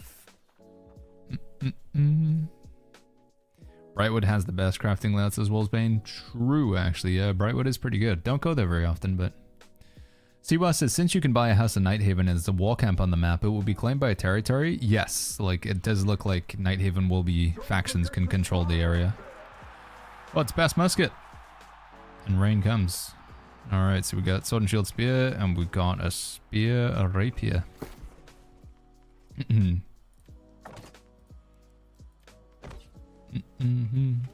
I keep forgetting I gotta get Desert Sunrise, dude.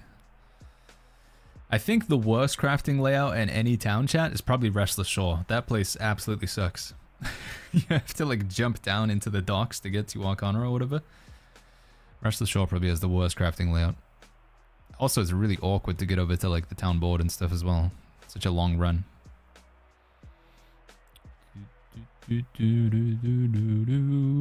Azrek says they need to add more utility to housing. My house is basically storage and trophies because there's no point to anything else. I think one thing that would be cool is making housing a little bit more social. Like being able to buy a house with your company members. A company house I think would go a long way. You could decorate it with like company trophies that you can earn and stuff. Maybe even if it provides buffs to your company. That would be huge. I'd really like that.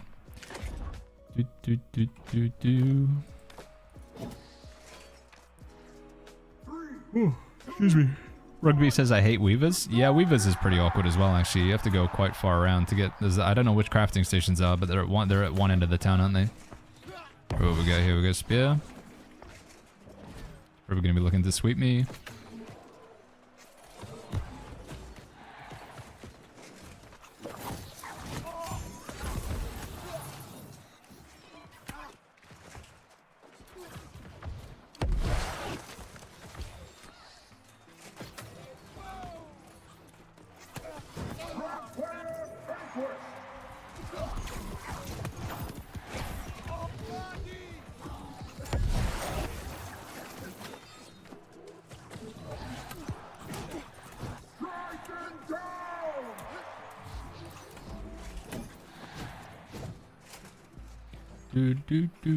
Do. Rip this guy in 3. He's gonna look to riposte.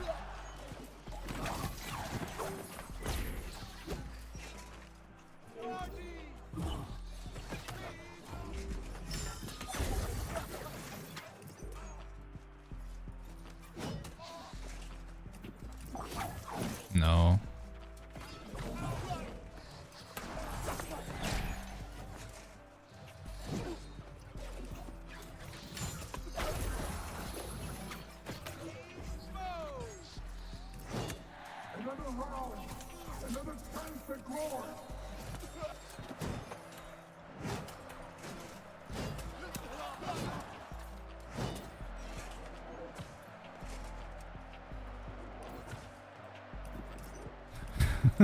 What's this guy doing, man?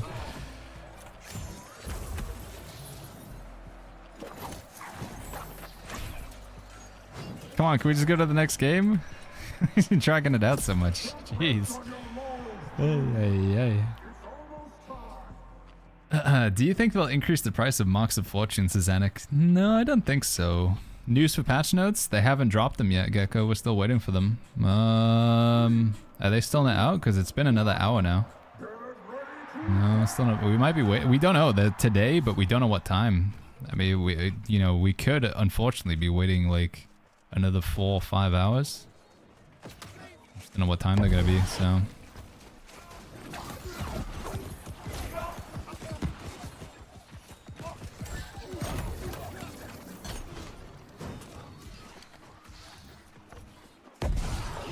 Is almost dead.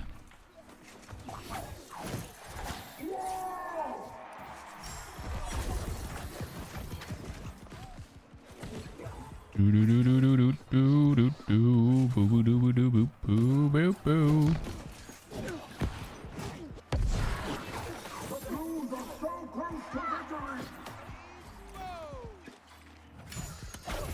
There's the riposte.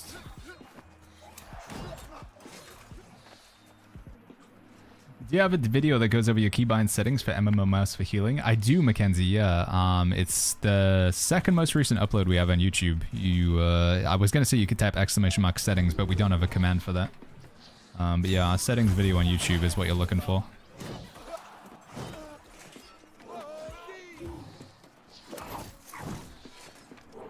It's crazy how much damage that spear does. Baggins, is it easy to change classes, Laban? It is, yeah. Changing class in New World is very straightforward.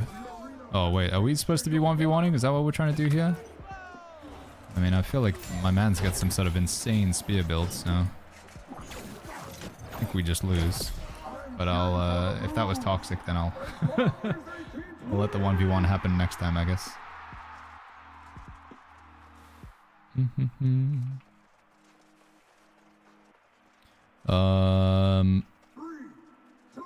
Any console players in chat, says Melon Brew. How are you finding it? I'm thinking about buying this game on PS5. Do we have anybody who plays on console in the Twitch chat? Surely we do.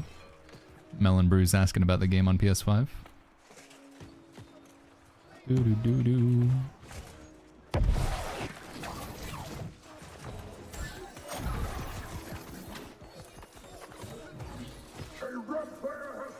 He's dead.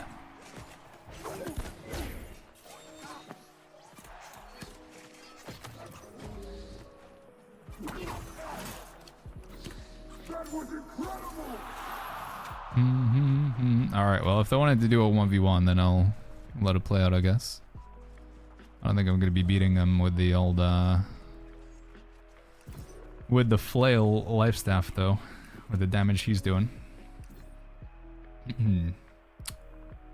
Black Flame Seeker says it's great on PS5. Yeah, it is on PlayStation Plus, so yeah, you can try it for free as well. It is on PlayStation Plus. He's done the vines. So it's Spear Rapier versus Spear Rapier. Although I think Bass Musket is in a light equip load, right? Is he dodge rolling? I think he is. Oh, they both in medium. There's the riposte, doesn't connect. Flash goes through, he misses the sweep.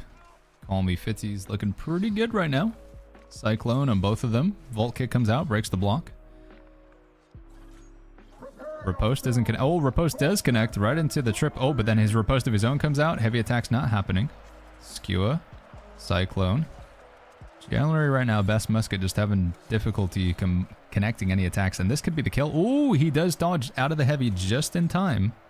But Bass Musket's got a serious HP disadvantage. They both riposted each other awkwardly. And Bass Musket gonna lose here, but I assume Sweep comes in, does do a decent amount of damage, but it looks like Call Me Fitzy's just hitting a lot harder. And there's the kill, dude.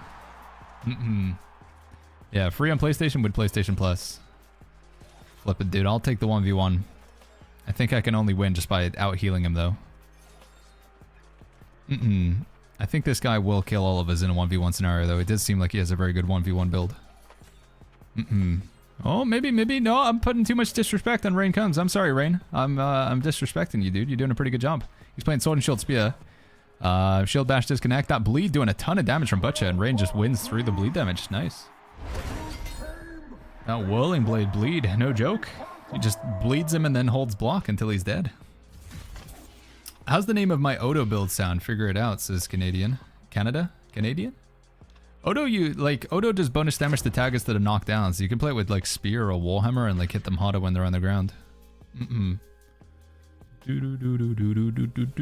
Did patch notes drop yet, says Akriz? No patch notes. Still no patch notes, chat. We're waiting for them, but it's not happening.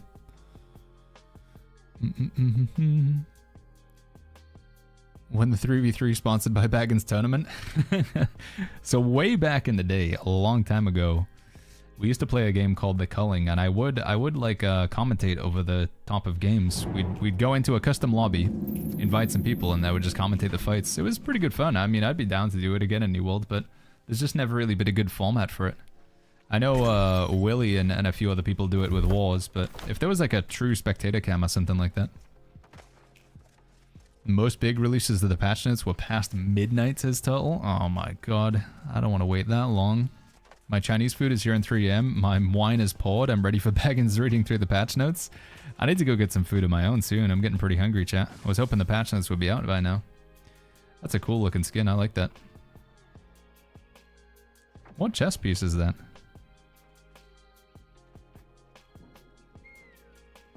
This looks like some sort of elven seer or something. The helmet, I know the hood because I think I have that one. It's like one of these down here, isn't it? Yeah, it's the Sorcerer's Fine hood. But I don't know what chest piece that is. Looks like Siri. It does kind of look like Siri, yeah. I missed the culling. Sad that they just started, says Bracky. Yeah, rip the culling. 24-hour Baggins stream to wait on patch notes. Peponky, thank you so much for the tier 1. Shoei, thank you for the 10 months as well. Thank you. Pizza Boy says, making the game free, open the door to the new person visit. Yeah, I honestly think having a free-to-play trial with New World is huge. What food are you going to have, says Latex? Today's takeaway day. I was thinking of getting a cheeky Kentucky Fried Chicken. I am partial to some fried chicken. Mace redeemed, play the Lord of the Rings quiz. Alright, Mace, here we go, dude. Lord of the Rings quiz time. Hey, Baggins, I'm new to this game, says TTV Jim Gems. I was wondering how I go about linking my Twitch account to the game. If you type, I think in Twitch chat, you can type !claim. Is that right? Or is it !link? It's one of those. Let me try it real quick.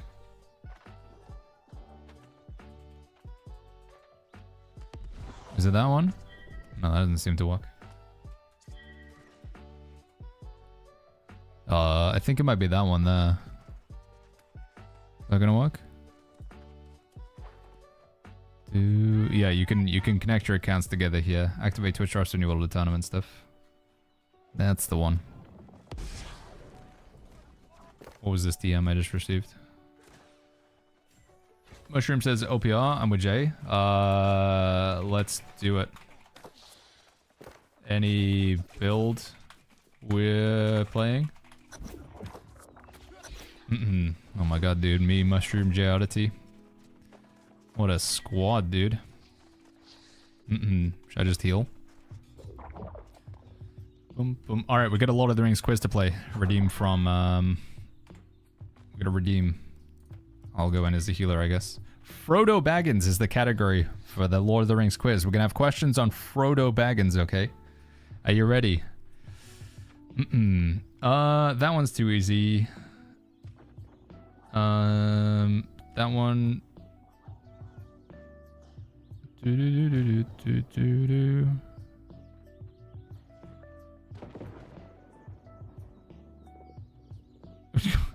Sure, let's go for that one. This is a really wordy question. Who claims to be Frodo's once removed second cousin on his mother's side and twice removed third cousin on his father's side?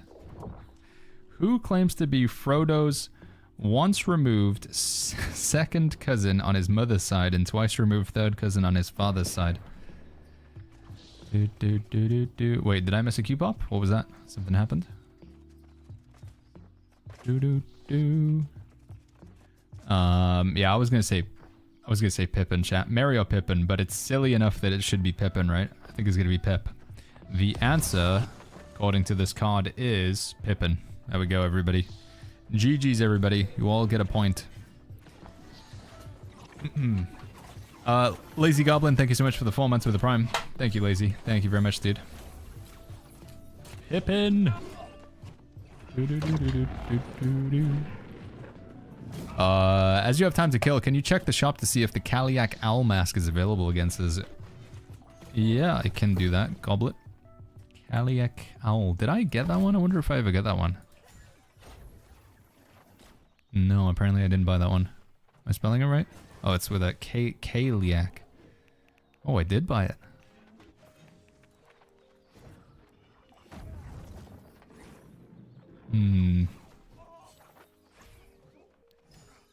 I wish the cape was like longer. I said this the other day to like Trick in his stream, but if Amazon sold capes as like a separate transmog option, man, they would just print money. Amazon, if you want to ever just make big money, if somebody wants to float it as an idea and then rake in a lot of money for the game and be like, yeah, that was me. Is it in the store though? That's the question. Can you just search in here? Does this work? No. It would be either a bundle or it would be armor. Is it available as a bundle? Gotta look for the twigs on the shoulders. It's not in a bundle. Is it available as its own thing?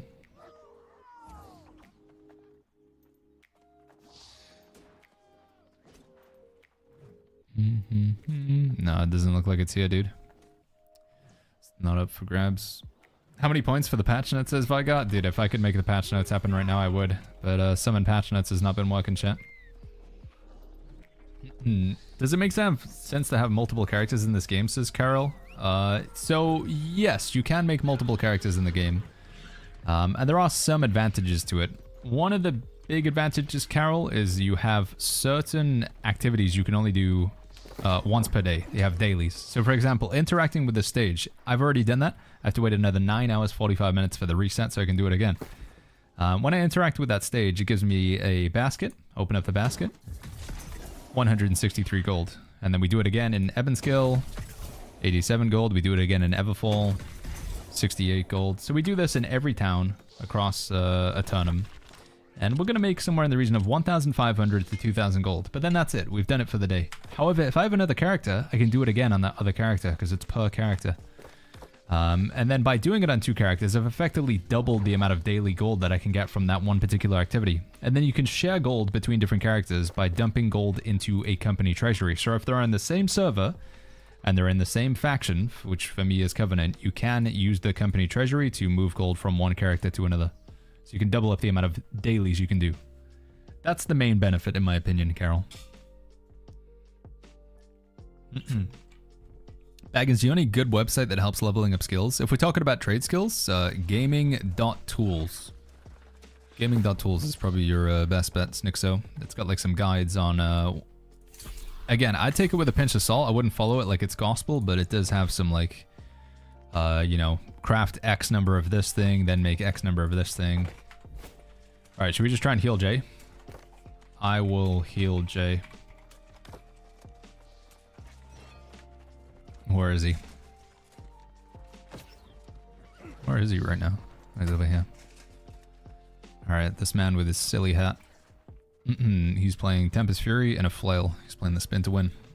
Where's the event shop to turn in these tokens, says Dilly. The event shop? Wait, I don't have a Discord open this whole time. There we go. Oh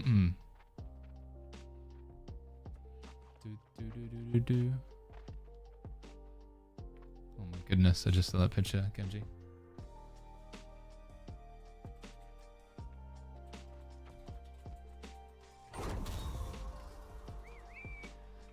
Alright, here we go. Let's keep this silly hatted gentleman alive, shall we? The event shop, by the way, you find them in, there's one in Monarch's Bluff, there's one in Everfall, there's one in Brightwood, and there's another one in Weaver's Fen. I'll show you on the map after this. It might be better to just show you, but I can't right now because I'm in Outpost Rush stilly. Where'd he go? There he is. Come on, Sky, how am I supposed to heal him if he's just AFK? Patch notes out, says Hampus over on YouTube. No, I'm afraid not. Carol V says, thanks for the detailed explanation. I remember back in time when the game released, I was spending a lot of time effort leveling everything, so I can't imagine putting that into multiple characters. They've generally made the whole progression process a lot faster and easier, Carol. You would only make that second character just to... My god, dude.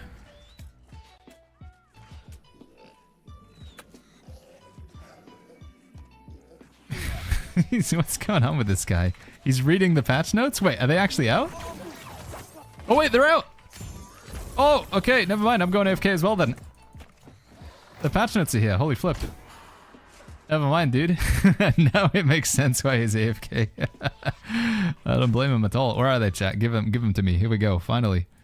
Finally, dude. Holy flip. Here it is. Sorry, sorry, Mushroom and that Outpost Rush team. Here we go. What are we looking at? That's not that big. Or is that like an in-depth one? Dude, holy flip, look at that skin. This guy looks like he's from the Dungeons and Dragons film. The Paladin.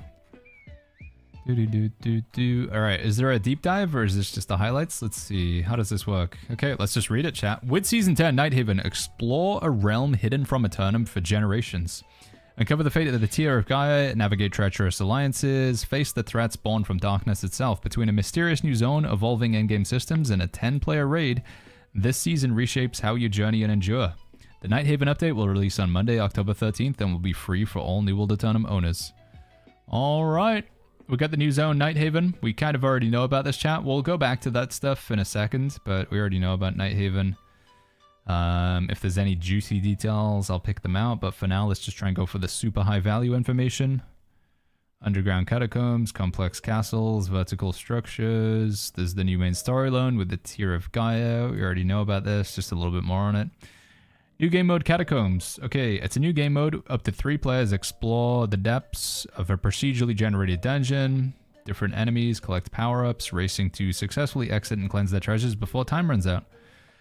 While the difficulty of the Catacombs is moderate at the start of the session, the challenge and reward is increased significantly each time a boss is defeated. To counter this, players are able to acquire in-mode power-ups that enhance their stats and abilities. With each boss defeated, players must decide whether they want to push further. So one question I had is, like, what if one player wants to, like, leave and the other players want to keep going? How does that work? Does it say here? Rewards. Failure to make a safe exit results in the loss of the vast majority of the treasures collected, but only one player needs to safely exit to avoid this. The procedurally generated nature of the mode makes every run different. Each session presents the player with a uniquely generated catacomb constructed tile-based algorithm. The layout of catacomb is revealed room by room as players explore. Enemies, encounters, bosses, hazards in every run each time you delve into the catacombs. Okay, in each successful run, you'll earn 2 currencies, sterlings and crowns. Sterlings are earned all over the dungeon, but crowns only come from bosses. Only the second one and beyond. To trade these currencies for catacomb-specific rewards, you'll need to bring them to the Catacombs Delver near the Inn of Nighthaven Settlement, the Tularest Abbey. You can find the catacombs from the activity finder. Alright, maybe if one leaves, the whole run stops? I guess so, but that would be kind of toxic as well, right? If one person leaves, then it stops the run and people want to go deeper. I don't know what the solution is there. If you're just playing with randoms and one player wants to stay, the other 2 people are like, nah, let's leave. Or 2 players want to keep going, but one player's like, nah, I want to keep the loot that I've got. If you run out of time, do you lose the items? I think you do, Santi, yeah. So it's like, it's a risk versus reward. Losing what you've gained so far. Alright, here we go. The Isle of Night. This raid is some of the hottest content in Season 10. Players gear up, coordinate to succeed. Overhaul endgame progression. Nighthaven. We have gear score 725 to 800. PvP modes. We kind of already knew this stuff. New gear modding system with perk charms. Burning, crippling, empowered, enchanted, enfeebling. Attach the charms to these 2 slots. So artifacts have 2... This artifact has 2 charm slots. Interesting. We've kind of already seen stuff about this. Gem, defensive, offensive, and skill. The new gems can be fully refined, but more commonly will need to be crafted with rare materials which drop from endgame content. Set bonuses. Ooh. Kind of like this armor on the right, but again, I wish I had a cape, chat. Also, I wish the hoods didn't like... when they pulled them in, I wish it kind of like settled on your shoulders rather than like tucking in. These skins are pretty cool, though. And from Isle of Raid, PvP reward track, Umbral Shards. To round out the long-term chase, we've ushered in a new generation of Umbral Shards. This means all gear, the new paradigm. I mean, is this not just like a copy-paste of like... Hold on. Is this not what it just says over here? I'm sure I remember reading these exact words. To round out the long-term chase, we've ushered in a new generation of Umbral Shards. This means that all gear and new paradigm stays viable. To round out the long-term chase, we've ushered in a new generation of Umbral Shards. We just got the same thing, dude. It's literally a copy-paste. Infix perks, attribute changes, perk design, new Outpost Rush map, customizable HUD. This is like, what? There's nothing new here, really, it feels like. I was hoping for like the really specific deets, dude. You know, like we made Fortifying Sacred Ground 3% bigger. We made the flail, you know, when you, I don't know, it does more flail. There are no longer perks that increase attributes. We felt these perks didn't really result in meaningful choice between 2 good alternatives, so we've decided to reclaim that slot for more interesting perks. All the attribute points can come from perks. We've made gear set storage loadout so you can save that stuff. Perk design, we've already read that. New map, we've already read that. You now have full control of your gameplay HUD elements. Reposition scale, even rotate any individual element of your HUD. Oh my god, dude, I can rotate. I can rotate my health bar. Grey Monk, thank you so much for the 13 months. Pretty pog. Capture the flag... What? Capture the flag neutral flag event.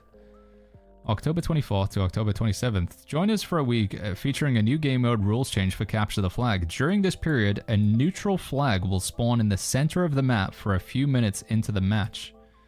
Once the neutral flag is in play, it can be taken by either team and returned to their base to score points. Oh, so it's just a different version of Capture the Flag. Flag point voyeurs with diffo with during. I think this might be better than the current Capture the Flag, actually, because everybody, like, there's just one flag. Like, that's it. Just a flag in the middle. Go grab that and bring it back. I think I might actually prefer that more than the current Capture the Flag. We'll play that, yeah. 24th of October to 27th of October. PvP healer role balancing. They already put a tweet out about this. Well, chat, I don't want to be too rude, but I mean, this is all just like, it's literally the culmination of like other articles that have been put out. Like, we've already seen this stuff, you know. Here's the thingy. I was expecting like more specifics, like this information about how the Outpost Rush map works.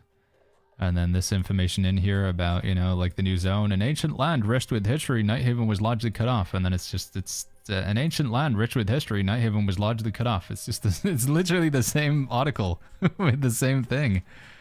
It's not really patch notes. Yeah. It's not really patch notes, chat. Not what I was expecting anyway. Oh well. Oh well, dude.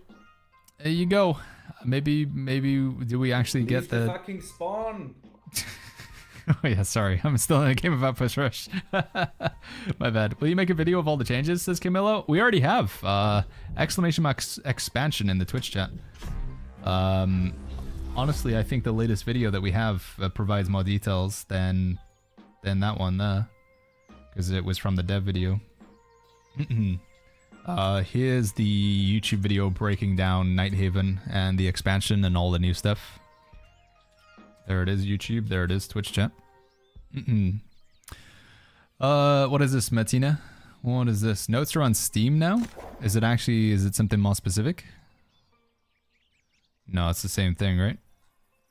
Gumbrels, new Outpost Rush map, capture the flag. Oh, here we go. Here we go. This is what I was looking for. This is the juice. Yeah, dude, this is what I wanted. Just a bunch of numbers and things.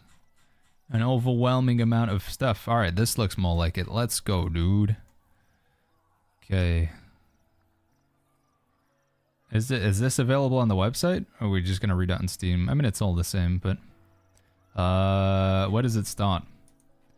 Okay, here we go. New perk system. We created new perks to have a different breakdown of perks. Attributes have been removed and now applied mainly through leveling and food. The attribute perk slot has either been swapped out for a standard perk or replaced with a unique infix perk. Cool. Well, I guess that's not going to happen on like existing items probably though.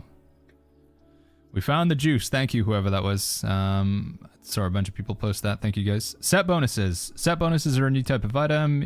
So you can equip 2 or 3 for the first tier, 4 or 5 for the second tier. 2 combinations of set bonuses will allow creative exploration. We already generally know how that works. Weapon scaling. All weapons now have dual scaling, but varying amounts, with slight adjustments to scaling for balance. Scaling represents, so they've done like a tier system now. Yeah, did they give an explanation of how this works? The tier correlates to the power of the scaling. So S tier scaling is 91% and higher. A tier scaling is 81% and higher. Okay, so this is 91, 81, 71, 61, 51, 41, 31. Okay, so F tier scaling is like pretty terrible. So realistically right now, Greatsword is 81% on strength and dex. So you want to be looking at B. 70%, 60%. So this would be the equivalent of like an Amber Gem if it's a D tier then. Alright, reward track is on Steam as well. Ooh, okay, we got a lot to look at. That's nice. This allows us to scale the weapon a bit with the range without having the tier. Healing from the life staff will only scale on focus. Told you, chat. I knew it. They weren't going to make like life staff scale off of intelligence. Be way too broken. Attributes. Currently, each attribute has diminishing returns, making more points you put into each attribute, the less powerful it is. We have flattened this curve so that each point provides more power than before. Okay. We have reduced the total amount of attributes players can obtain to make attributes matter a bit more, but we've also increased the power of each attribute. This was done so that if you want to go all in on damaging attribute, is that going to work with focus? So focus is going to provide more healing. Attribute thresholds have been updated to not be quite as powerful as they were before. Okay. Remove the 300 con attribute and pivot it over to be an infix perk on rings, so you don't get crit anymore with 300. So what does it do now? 300 con grit on basic attacks. They removed that and then they added it back and then they removed it again.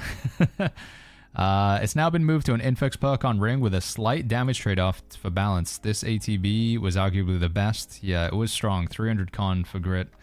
New Heart Rune is actually coming into the game. Cool. Phantom Blades is actually going to be here. It's available in the faction shop. Wow. You can just buy it from the faction shop. That's kind of crazy. I wonder if the faction store is like getting a new level, or if you can just get that straight away. Definitely want to make sure we get faction tokens and stuff for that chat. Is it going to cost a lot of gold? It's probably going to be expensive, isn't it? F5, the new world site, they added those stuff in there, says Zaglario. Yeah, if we can, I'd like to read it on here. It'd be easier to read, I think, rather than reading it on Steam. How do I refresh?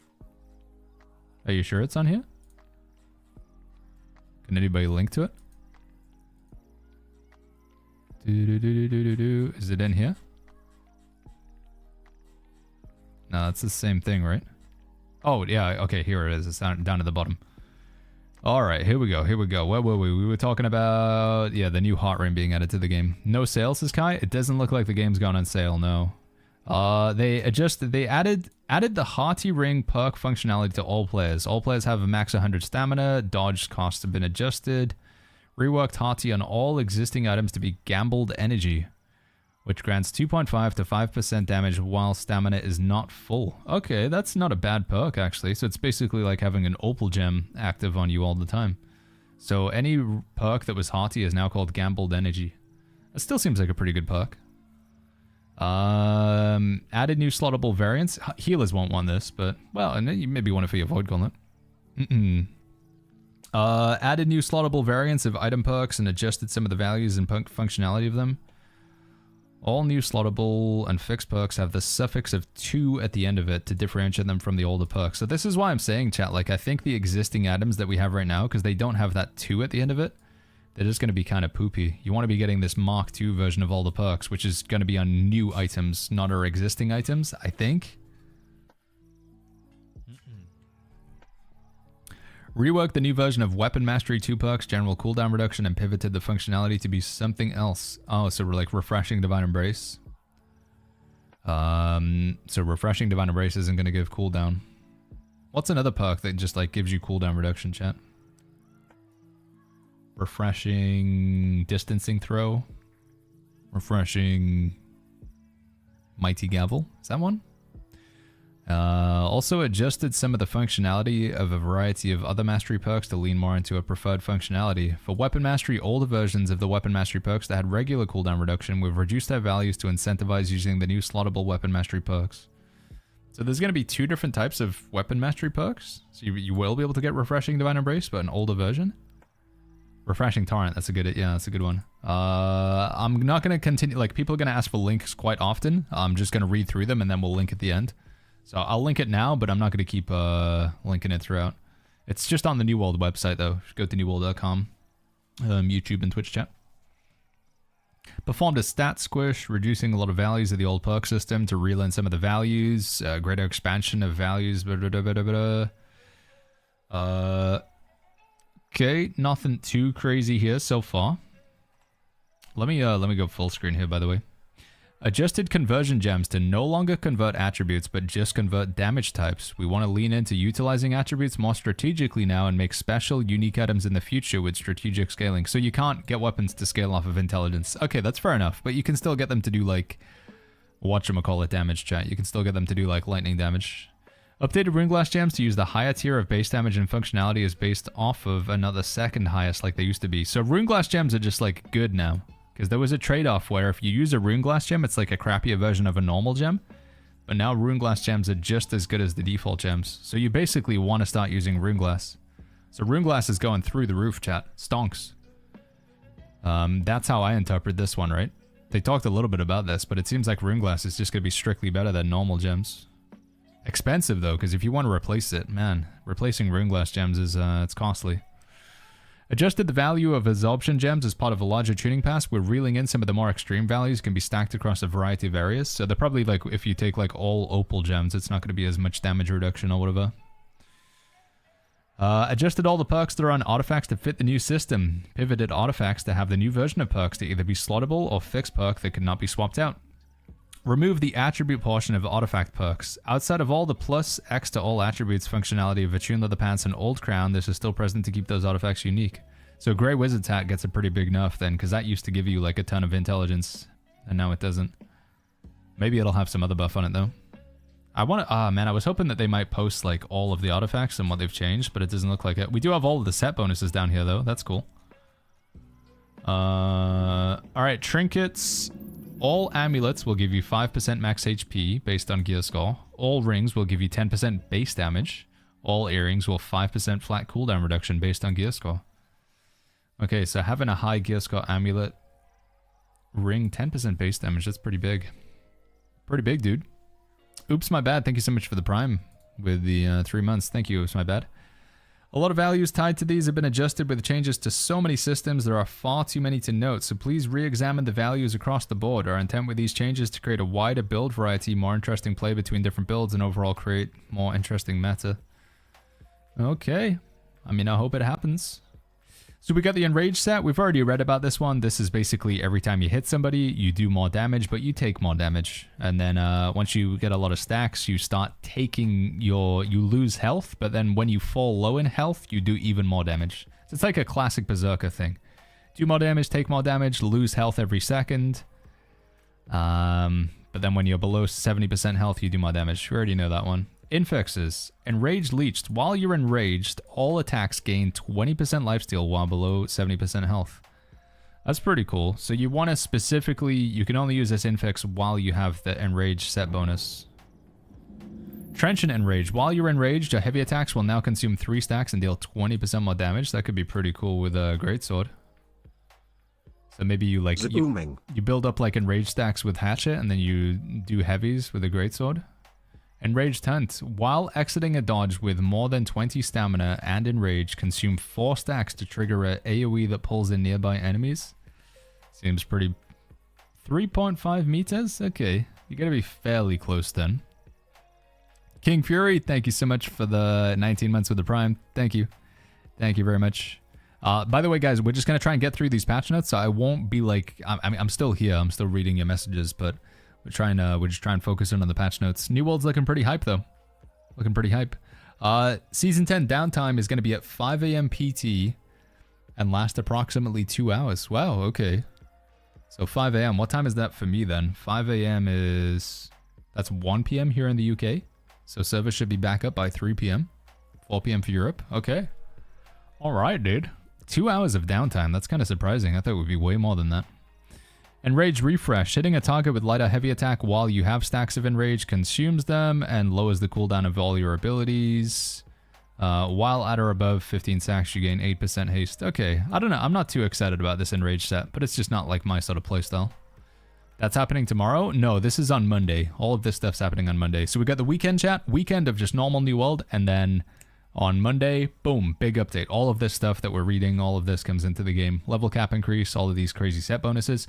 The second win set, this is brand new, we haven't heard about this. While you're exhausted, you do 20% more base damage against enemies that are within 5 meters. Hitting an enemy within 5 meters will remove the slow. Interesting. So you want to get rid of stamina, and then you just want to hit somebody. While you're exhausted, attacks that hit enemies within 5 meters have 10% lifesteal and grant 3% empower. Stacks, max 5 stacks. So you can get 50% lifesteal? Wait, or is it just the 10%? Is it only the empower that stacks? 10% lifesteal and grant 3% empower stacks. Maybe it's specifically just empower stacks, because 50% lifesteal would be pretty bonkers. Lasts for 5 seconds after you are exit exhausted. That's interesting. The mechanic around like getting rid of your stamina, that's pretty cool. While exhausted, you're uninterruptible. Damn, that's pretty bonkers. I might use this as a tank. Just get rid of all my stamina and then just dodge, dodge, dodge, and then start swinging. Sounds pretty good. Innovated accuracy. While under 50% stamina, you get crit chance. Cleanse slows and brutes on yourself if you become exhausted by dodging. Gain a 10% haste for 4 seconds after exiting the exhausted state. I think this could be pretty good in PvE, you know, chat. Just get rid of all your stamina by continuously dodging. Although the only problem is you can't then like dodge or block any enemy attack. So yeah, that's pretty bad. But empower cap? Yeah, it's true. You'd hit the empower cap pretty fast. 15% empower here. Neither of these are like super exciting for me so far. Here we go. We get the Protector's Blessing. Oh, when applying a heal.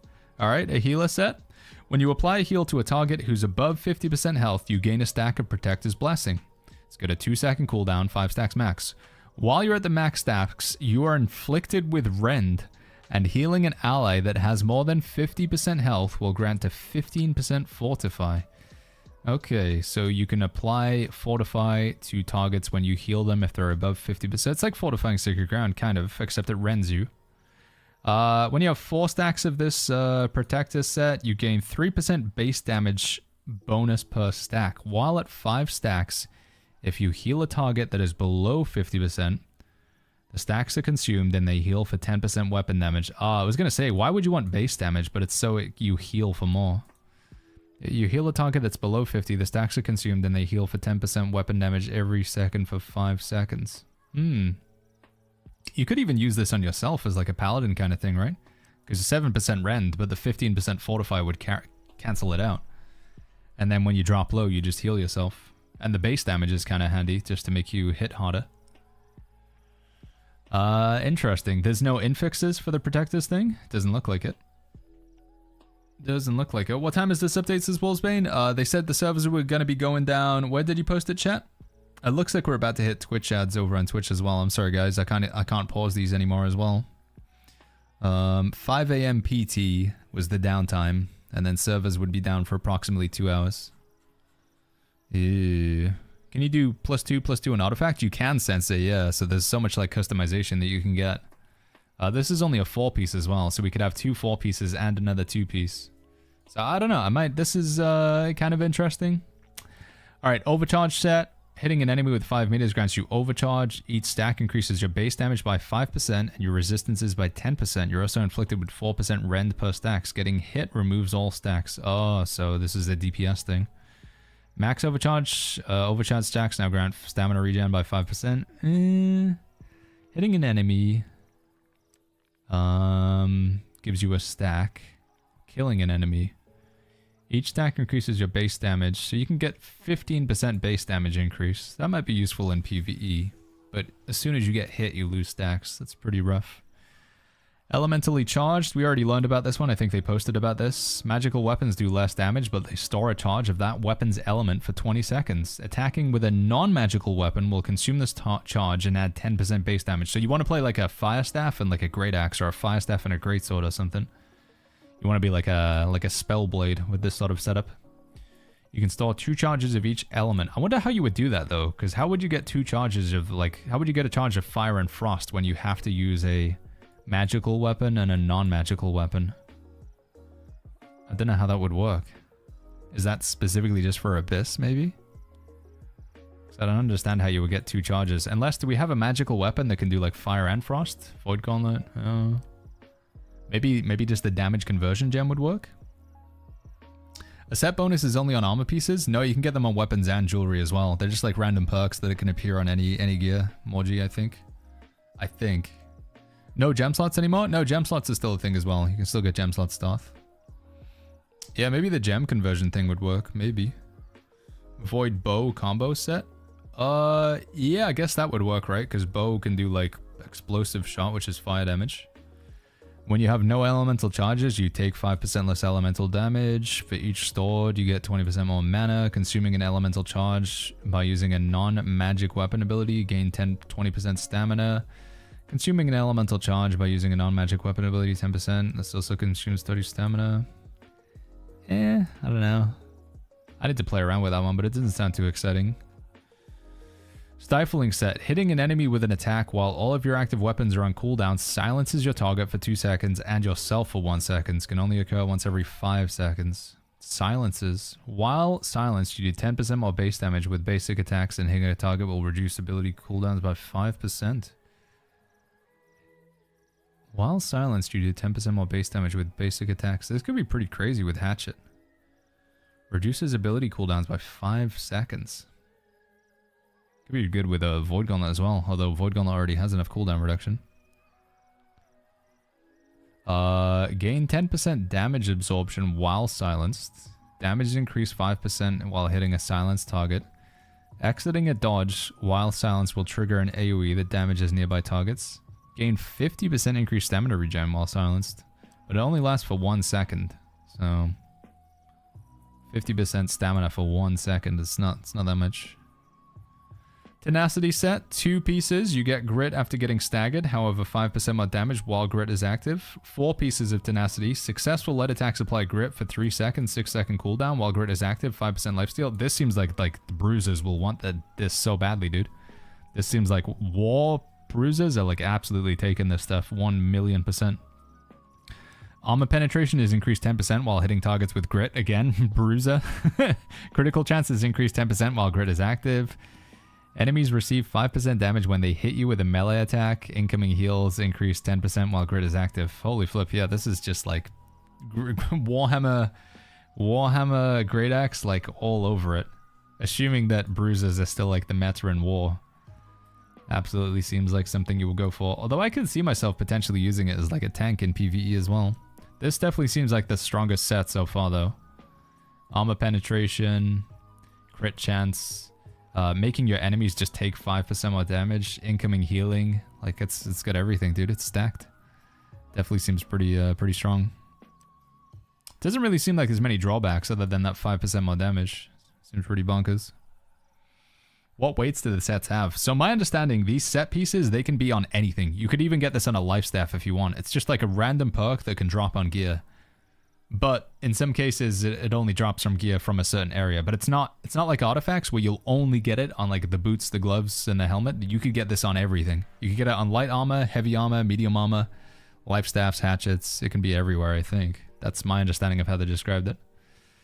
Focus set. Alright, this is another set for healers. 2 pieces. You get 15% more healing on targets who are not in Sacred Ground or Beacon. 4 pieces. Healing is increased by 15% and cooldown reduction 5% on heal after you hold the weapon for 10 seconds. So that's a really big drawback there. Keeping the life staff in your hand for 10 seconds, because life staff players always want to switch out to their Void Gauntlet, or their Flail, or their Rapier, or their Hatchet. You know, they always want to switch to the secondary weapon. If you cast Light's Embrace on yourself, it will cleanse the player and make them immune to debuffs for 2 seconds. Wow. That's pretty bonkers. Casting Light's Embrace. Self-casting Light's Embrace will make you immune to debuffs. 15-second cooldown. Requires 300 focus. Focus Determination makes you immune to crowd control debuffs for 1 second. 3 seconds if you have 300 focused. After a healing cast is interrupted. Okay. Healing targets under 50% health with burst heals will receive 100% fortify for 5 seconds. What? Damn, dude. Healing targets that are under 50% will give them 100% fortify for 5 seconds. If you can still get fortified on the amulet, and like there's buffs that you get on the life staff that make your buffs last longer, that's bonkers. 100% fortify. When they're under 50% HP with burst heals, so like refreshing Divine Embrace, I guess. Or like Divine Embrace. That's like, this seems like a must-have. That seems really, really good. 15-second cooldown, but still it's up like 1/3 of the time. Healing a target outside of Sacred Ground or Beacon grants 10% haste for 4 seconds with an 8-second cooldown. That's not bad as well. Use Accelerating Light's Embrace on your like on your melee players or whatever. Pretty bonkers. Where's the anti-healing set? Yeah, we haven't seen that yet. 2-piece focus set with these infixes is a must-have. Yeah, 15% increase healing. It's like no drawbacks, basically. Like, if they're in Sacred Ground or Beacon, you don't heal... Like, it's not as if you heal less. This is just strictly, like, an extra benefit. Yeah, this seems like healers will have to have at least 2 pieces of the healing set. I don't know if you want to go for the 4-piece, because, like... Well, no. Healing increased 15% and cooldown reduced on heal after holding a weapon. Yeah, so this stops you from weapon swapping, which is going to be pretty rough. So you might want to go for the 4-piece, but I imagine rocking the 2-piece and then taking the Focus Fortify, that seems like super strong. Seems really, really strong. Alright, here we go. Standalone infixes. So these don't relate to anything else. These are just like kind of like artifact perks. Once every half a second when you crit a target, you gain a stack of Storm on yourself. It lasts for 10 seconds. When you have 6 stacks... Hitting a target with an ability will consume all of your charges and trigger a bolt of lightning. So it's basically like Bolt Caster. It's just like Bolt Caster, effectively, but it's got a cooldown on it. So Bolt Caster for every weapon. Pretty crazy. Why are you reading this as Mutface? It's just on newworld.com. I'll post the link in the chat after we're done. We're not... Well, actually, no, we still got a good amount to get through. Thwarting Stun, whenever you hit a target with active grit or uninterruptible, you do 5% more base damage and you get a stack of Thwart. Once you have 10 stacks, you can do a heavy attack and you can stun them. Unstoppable. You gain grit on melee heavy attacks and during light melee attack startups. However, take 5% base damage from enemy attacks while grit is active. Wow, that's just 300 con. That's gonna be pretty good, man. 300 con as a perk. I think they said you get this on the ring. That's pretty bonkers. What's the fastest way to level up territory standing? Yeah, just making potions, latex, or refining moats. That's pretty good as well. You can mix 2-piece sets. Yeah, you can have a 2-piece, a 2-piece, a 2-piece. Technically, you could have 5 2-piece sets if you wanted to. Alternating enchantment. Hitting a target with a basic attack will increase the next ability. Oh, this is a perk that's already in the game. They just made it an infix. I guess that means alternating enchantment is going away then. By Y%. I wonder what Y is supposed to be. I mean, it's 10% in the game right now, isn't it? So they just made this an infix perk, which again, I assume alternating enchantment is gone. Close quarters. Light and heavy attacks with ranged weapons within 10 meters will deal 20% more damage, but you also receive 5% increased attacker base damage. Light and heavy attacks with ranged weapons. This would work with blunderbuss, right? Because blunderbuss is blunderbuss light attacks? 20% more damage. It's pretty nuts. Ranged weapon is basically bow, musket, and blunderbuss. That seems like it's must have for blunderbuss. Inferno, I get Inferno is I mean that's a magic weapon though. If they specifically mean ranged weapons is in the category called ranged, like when you open it up in game, ranged is a category. So I assume they just mean bow, musket, blunderbuss. They don't mean any weapon with a ranged attack. So if you attack them with a bow, 20 meters, did that say? No, within 10 meters. Okay, that's pretty close. Throwing hatchet? I don't know. It's not... Throwing hatchet's not in the range category. So I'm not sure if that would work. I guess we're going to find out. Still worth to upgrade the attuned leather pants, or should I wait for the updates as Yabo? I'd probably just wait. I'd do the quest to unlock the perks, but probably just wait. What? How did I die? Oh, because it was an Outpost Rush. Yeah, ranged. So this is what I think they mean, chat. Bow, musket, blunderbuss. They just specifically mean ranged. Tommy says it's a cool transmog. Thank you, Tommy. Chain Lightning says, once every 10 seconds, damaging enemies with a magic or weapon ability will cast Chain Lightning that hits up to 5 unique targets for 50% of your weapon damage. However, when triggered, you take 30% lightning damage. This seems pretty fun for like casters. Play this on a fire staff or an ice gauntlet or something. Empowering Heal. Healing an ally gives you a stackable buff that increases your damage dealt by 1% for 10 seconds. Oh, it's the Vengeance thing. That's the perk from Vengeance. I don't know if you would ever want that, right? Unless the damage thing would also increase your healing, but it usually doesn't. Empower doesn't increase your healing. Adrenaline Burst. When your health drops below 50%, your crit chance is increased by 18%. Backstabs penetrate 40% of your target's armor, but your critical hits deal 20% less damage. Ooh. This is only going to be in PvP, I think, but that's interesting. Mo Mortar, Mo Boom. Mortar Charge now fires only one canister. It fires immediately and will bounce before exploding if it does not hit an enemy. When this canister explodes, it does 130% weapon damage in a 5-meter area. Oh, dude, they're finally doing something cool with Mortar Charge. I don't know if that will work, but it sounds sounds fun. Where are the patch notes published? They're on newworld.com. They're also pinned up at the top of Twitch chat as well, friends. Did they mention how adding perks to artifacts will work? It's like the charm system, so it's in the same way that you would change a gem. You're going to be doing that with your artifact, Lamichi, I think.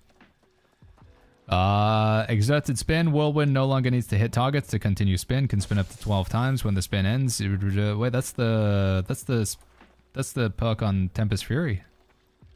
Oh, is Tempest Fury losing the spin then? That's a shame. So if you want to do the spin to win, you have to find an infix perk.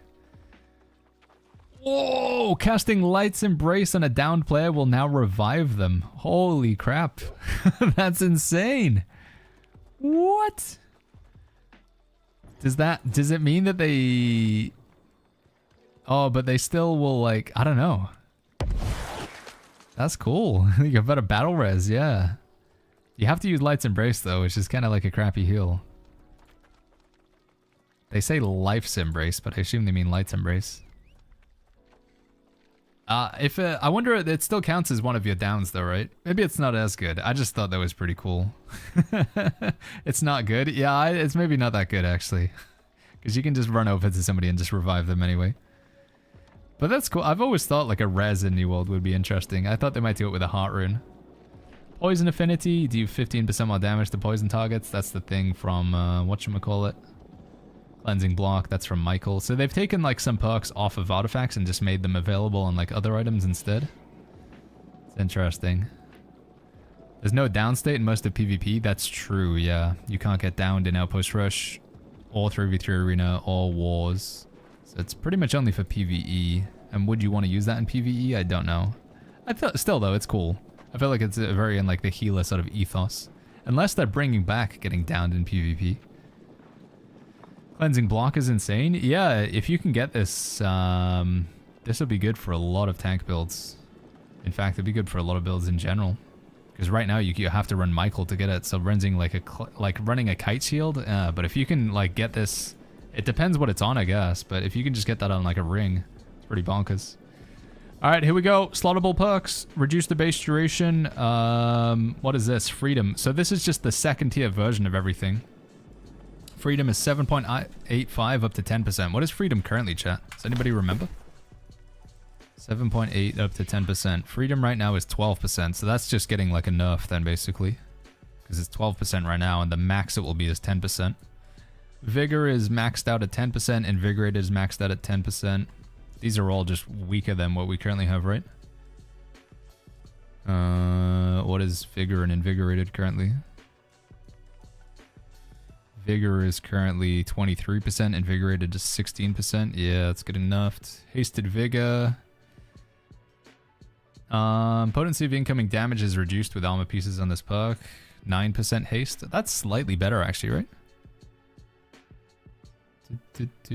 Hasted Vigor might be a slightly better.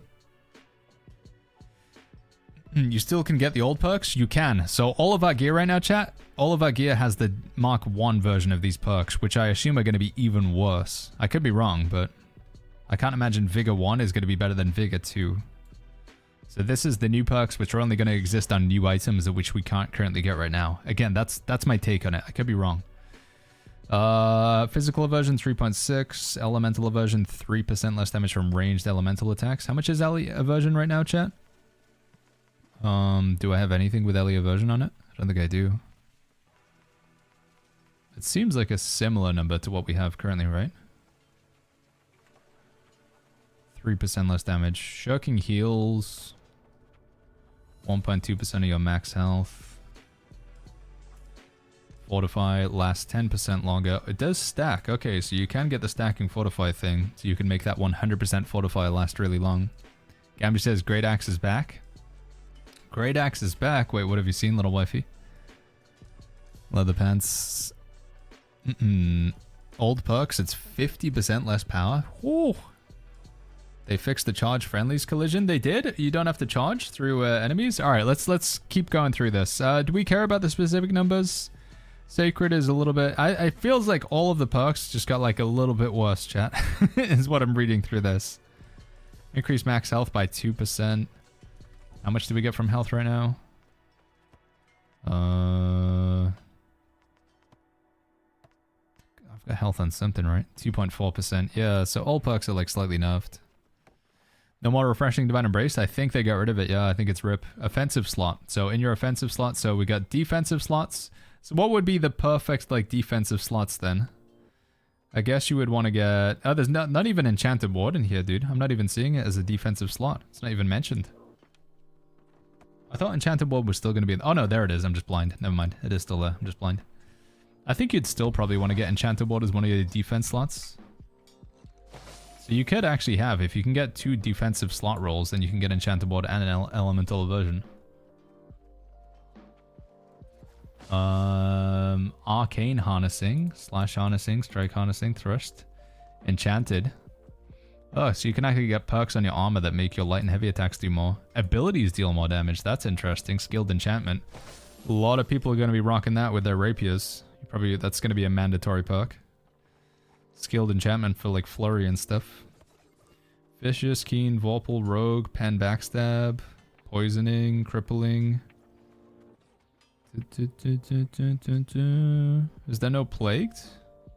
No anti-healing? Or is that only available on the weapon, I guess? It's weapon mastery. So it's interesting how they took some like perks that you can normally only get on your weapon and they put them on the armor as well. Why not thrust harnessing? There's there. Thrust harnessing is there. Are we thinking slottable perks will have exclusive types, like not allowing us to use elemental aversion? So my understanding is when an item drops, it can have at most 4 slots on it, but you'll only get that from M3. The slots are the perks that you can change out as you desire. But then you will still have the old-fashioned fixed perks on a lot of items as well. But some items will have like full customization, so you can choose as many slots as you want, up to a limit of 4. One of them will be a gem slot. Gem slot is still maximum of 1, but you could get a gem slot and then just 3 defense slots. Or you could get a gem slot and then you could get 3 offensive slots, which I think is going to be like the play. Looking at this, I think like a gem slot and 3 offense slots is going to be the dream, at least in PvE anyway. So you can have like skilled enchantment and enchanted. It's going to be pretty bonkers. So that's going to be like the chase gear, is finding armor that drops with 1 gem slot and then 3 custom slots, and all 3 of those custom slots are offense slots. That's going to be like the meta that you'll want to find for PvE anyway. Don't know about PvP, because maybe you'll want to have like a shocking heal slot and stuff like that. If the fixed perk is really good, it'll be kind of BIS anyway, even with only 3 charms. Potentially, it depends, yeah. It depends on the fixed perk, what it could be. Because I think the fixed perk can still just be one of these perks from the list, I believe. Is there any point to buy gear right now, says Steve? No, probably not, man. I mean, what we're looking at here, Steve, with all these new perks coming in, they're just going to be like better than what you currently have. Yeah, it's interesting though, chat. It's interesting. Thought max 2 defense slots? No, they said the slots are completely random. You could get no defense slots, you could get 3 defense slots, you could get 1 defense and 2 offense. There's also the weapon mastery slots as well. And there's a lot of these, chat. Holy flip. Do you know if we can remove charms and replace them from the armor without destroying them? No, it's going to be like gems, where once you want to put a charm over the top of the other one, like that's it. For gem slot BIS, they said max gem slot you can roll is 1, but you can roll items without any gem slots. You said the perks are worse than what we currently have? I mean, that's true, but... yeah. Alright. Weapon mastery slot. Hatchet. Crippling Feral Rush. When Feral Rush hits, 40% slow for 3 seconds, 24% more damage. Keen Berserk. Skill Weapon mastery slot. So this is still when you put it in your armor, right? I think. A slot's still, like, more powerful when you put them in your armor than when you put them in your... Because you can have a skill slot in... Yeah, these are the perks that you can put in the weapons or the armor. Any major changes here, chat? Anything that stands out crazy? Compounding Torrent. So they've changed it from Refreshing Torrent to Compounding Torrent. Keen Berserk still looks pretty good. 3 to 6% more base damage against each attack. Rending Throw. Social Distancing. Extends duration of slows. Exhaustion. Armor Breaker. Still has to break a block. Mighty Gavel inflicts a slow. You always deal more damage to slowed targets. Penetrates armor. Inflicts rend. Inflicts rend. You heal from leeching. Plagued power shot. Interesting. They changed that. Hitting a target in disease will increase the base damage. I didn't see Blessed in the new artifacts. I think they got rid of some perks like that. I think Blessed was one of those perks that you just... It was like a must-have. You can't not have a life staff with Blessed, so they got rid of it. Every hit of Sticky Bomb heals you for damage. So a lot of these perks are pretty similar to what they do now. It's just the perks that have like cooldown reduction, like Refreshing Power Shot, Refreshing Torrent and stuff. They've just replaced those. Coup de Grace leaves a bleed. This is a rend on Javelin. Cyclone heals you. Perforate. Oh, it's not Fortifying Perforate. Interesting. They changed Fortifying Perforate. It does more damage against targets. Skewer hits inflict weaken. Oh, they nerfed Enfeebling Skewer. It's not like, it's not the enfeebling cap anymore. That's fair enough. I mean, it was absolutely insane.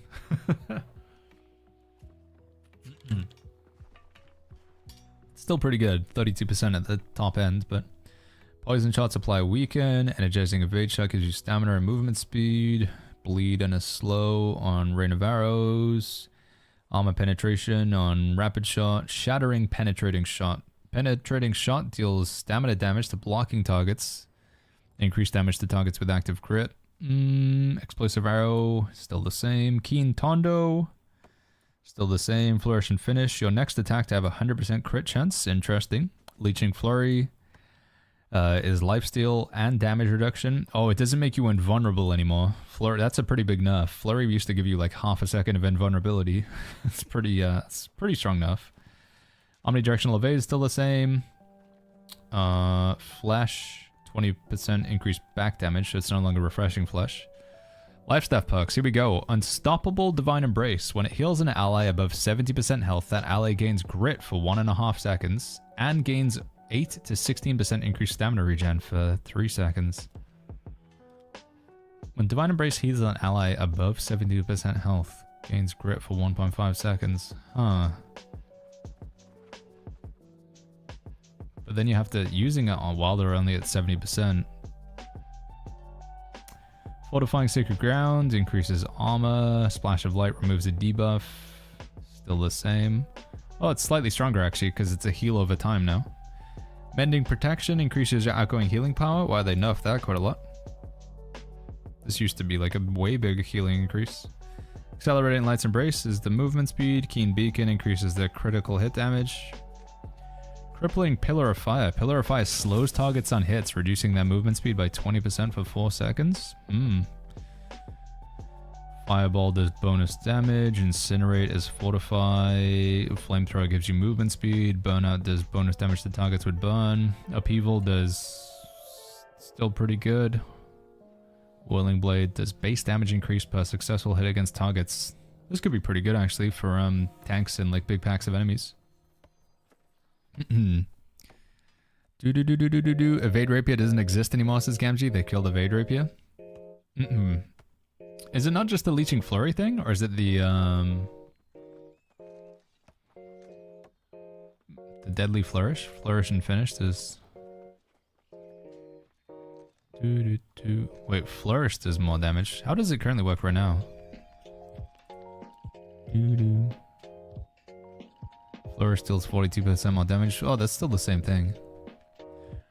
Yeah, maybe Rapier Rip? Refreshing Charge 2. Charge will now pass through allies and enemies when sprinting forward and deal... Oh, dude, that's gonna be like a must-have perk for Great Axe. Using Charge on the Great Axe and then getting stuck on your teammates, it sucks so much. You definitely want to have that perk on a piece of armor somewhere. After triggering Defender's Resolve, after hitting a Shield Rush, you get Fortify, Diminishing Shield Bash, all sword attacks deal to target slowed, Whirling Blade, seems mostly the same. Gravity Well heals you, Maelstrom is a weaken, Fortifying Whirlwind still the same, Mending Execute still the same, Reap is only a 30% slow instead of a 50% slow, pretty big nerf. Windshield does 40% bonus damage, hits the same target they're rooted, that's kind of the same. Unending Storm, still the same. Empowered Ice Spike, seems to be mostly the same. Deadly Shower, Ice Pylon, Healing Tomb, looks to be all the same. Voracious Blade, heavy attacks heal you for more. Bit of a nerf to Voracious Blade, quite a lot of a nerf to Voracious Blade. Removes limit duration buffs. Putrefying Scream, still pretty strong healing reduction. Orb of Decay still seems good. Baleful Tether is 5 seconds up from 3 seconds. If the perk is on a weapon, it will inflict Disintegrate. Sundering Essence. Essence Disruption now inflicts Rend. Okay. Okay, dude. Maybe good for PvE. Relentless Freedom removes roots and slows, increases its crit chance. Each hit of crosscut gains some damage. Skyward Nullification, mostly the same. Energizing Counter. I don't know. Do we want to read through every single one of these, chat? What are you thinking? Oh, we're almost at the end, actually. I don't think there's anything like crazy here, as far as I'm seeing. Just slight tweaks here and there. The Great Axe thing's pretty big for PvP. And we're definitely not running Refreshing Divine Embrace. I guess what's going to be the perk that you put on your life staff for PvP now?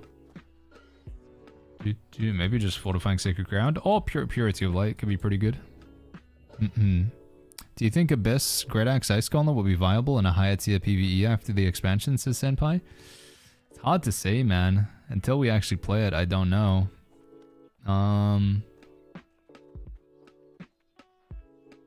You still get the problem with Great Axe and Ice Gauntlet that you don't really have any way to apply any rend or weaken. I guess you can use like enfeebling whatchamacallit, Maelstrom. Net Shot inflicts exhaust, reduces stamina, leeching shrapnel blast, claw shot connects, it does empower, mortar charge, still kind of crappy, blast shot slowed, flail, penetrates armor, cooldown reduction, mending vortex, has Slayer script functionality. What? What does that mean? Okay. Powerful Eruption does damage per impairment target. Barrage's main attack. Trip is active grit. Credit bludgeons. It seems to be the same. Fixed perks. What was considered the old standard perks. Oh, so you can't choose to put Plague on a weapon? You just have to like get it as an outcome? I don't know. Oh my goodness. There's so much here, dude. Plague crits increases, still seems to be the same. All right, I'm just gonna scan over the perks, chat. I think going through every single one is like probably not worth doing. I do have some confusion. So this is fixed perks. So this is like perks as they currently are right now, where it's like you always have, you know, this flail. These are fixed perks here. But can you still choose to put plagued crits on a weapon, or does it have to be a fixed perk weapon? So if you get a weapon that has like the charm slots, is plagued not one of the charms that could go on it? I don't know. This is just the patch notes. We're not actually playing the update right now. Update's gonna be on Monday. Any new perks or anything cool in here? Purifying crits, fractured, sundering stacks. End. That's a new perk, maybe, right? Critical suppression. That sounds new. Okay, there's some new stuff in here, I think. Resurgence. Kills and group kills grant a stack of blast, increases your outgoing healing. Oh, that's the thing that you get for like 300 focus right now. They put that as a perk. Interesting. Critical suppression. Hitting a target with an attack from a magical weapon will reduce their critical hit chance. That only works in PvP, I would assume, because you can't crit in PvE. Enemies can't crit. Ability damage and base damage increase to the final attack of a light melee attack chain. Ability base damage increase and base damage increase to the final attack of light melee attack chain. That seems like a pretty strong perk. Increases your abilities and increases the attack. This is going to be insanely good on like a spear, because the spear's only got like 2 attacks. So every other attack gets 12% extra damage, and all of the abilities on spear get 6% extra damage. Yeah, N2 seems pretty strong. Sure footing, hatred. Oh, you do more damage to taunted foes. Cool. This is a slight buff to tanks. Life stealing, keen speed. Oh, keen speed only lasts for 3 seconds, dude, with a 3-second cooldown. Keen speed's 7 seconds right now. That's a pretty big nerf. Mortal aggression. Hits grant 2% lifesteal. Gain 10% of your max health, and 10 stamina, and 12% fortify, and 10% empower when you kill something. It's pretty cool if you're popping off, if you're going crazy, dude. Also can be on armor. Highest values obtained only on weapons. Study fortification. If you block, you get an 8% fortify for each block. Healing defense.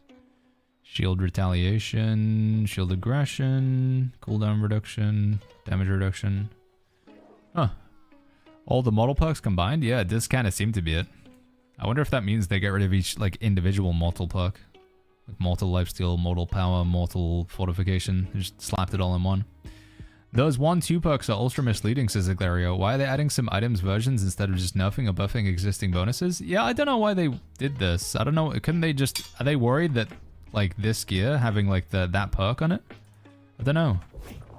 Why did they have to make a Mark II version of all of the perks? I'm not entirely sure. One thing I do feel like is it just makes sure that all of our gear is really crappy right now, because all of our gear has the Mark I version, right? Because it's like old items, I think. Mark II, you can't slot them? No, I think you can slot Mark II. We saw like images where you can, right? Pretty sure. Do do do do do do do.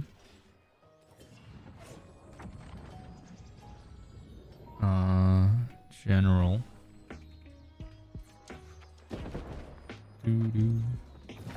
Did we not see that? Somebody, this is like a picture of like the slotting thing in here right now.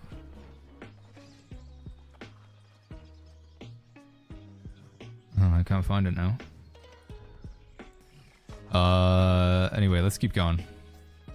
Armor and shield, flame conditioning, frost conditioning, shock conditioning, abyssal, arcane slash, thrust strike. Yeah, it's all pretty similar.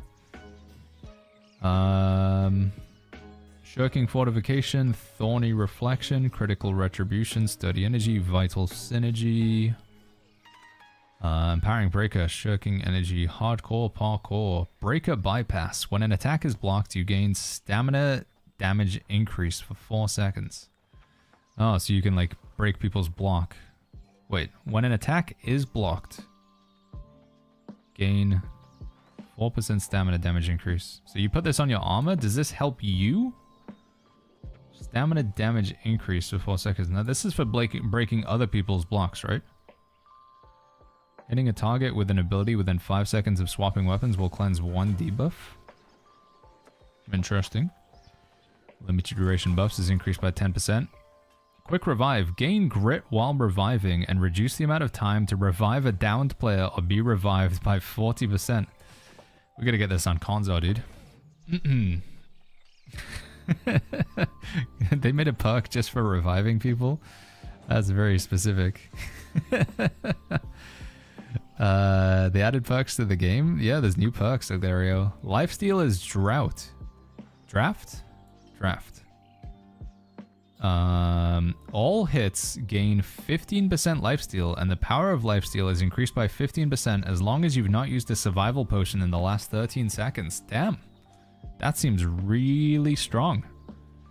All hits gain 15% lifesteal, and the power of lifesteal is increased by 15% as long as you've not used a survival potion.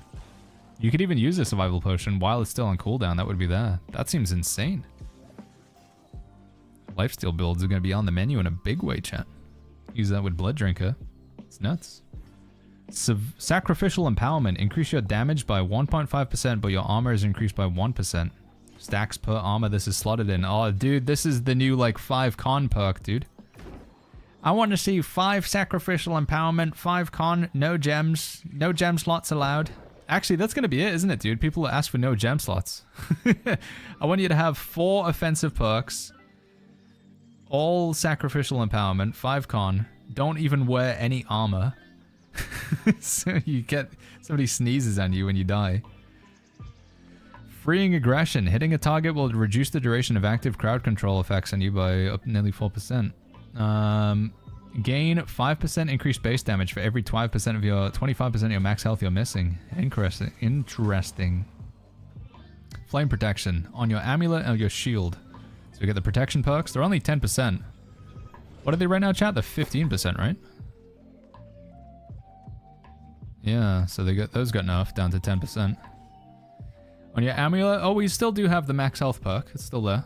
Stamina recovery, purify, shirking empower, shirking cleanse, fortified recovery, stop, drop, and roll, unimpeded. Enchanted Resilience in PvP only. Reduce attackers' basic attack damage by 10%, but increase attackers' ability damage by 5%. Ooh, spicy. And then is this the other way around? Reduce attackers' ability damage by 5%, but increase the basic attack damage by 10%. Ooh, do we want to take either of those, chat? Reducing basic attack damage by 10%, but ability damage is 5% more. It's kind of spicy. Every perk having a 2 is... Yeah, I don't know why they needed to do the 2 thing. It would be interesting to get a statement from Amazon. Is it... I don't know. What is the purpose of it? Did they say at some point at the start? Maybe I missed it. Rings. They got the damage perks. They got Healing Breeze. Did this get nerfed? Heal for 15% weapon damage. 10% cooldown. Yeah, I think they nerfed this, right? 15% weapon damage. Right now it's... Oh no, it's pretty much the same. 16% weapon damage. For 6 seconds. 10-second cooldown per target. Yeah, that's pretty much the same. When you remove a debuff, On a heart rune, you lose a debuff. Mortal Empowerment. Invigorated Punishment. Cursed Enchantment. Increase basic attack damage by 10%, but you decrease your ability damage. Ooh, that's also kind of cool as well. Do more damage with the basics, but do less damage with abilities. Is there any build that would like that, chat? Just a build that just does basics? Maybe it'd be pretty good with Greatsword, right? Hatchet? Yeah, I guess it's not bad with Hatchet if you're not spamming Torrent. And then it's the other way around. You do more damage with abilities, but less damage with basics. Maybe okay with Rapier, I guess. Yeah.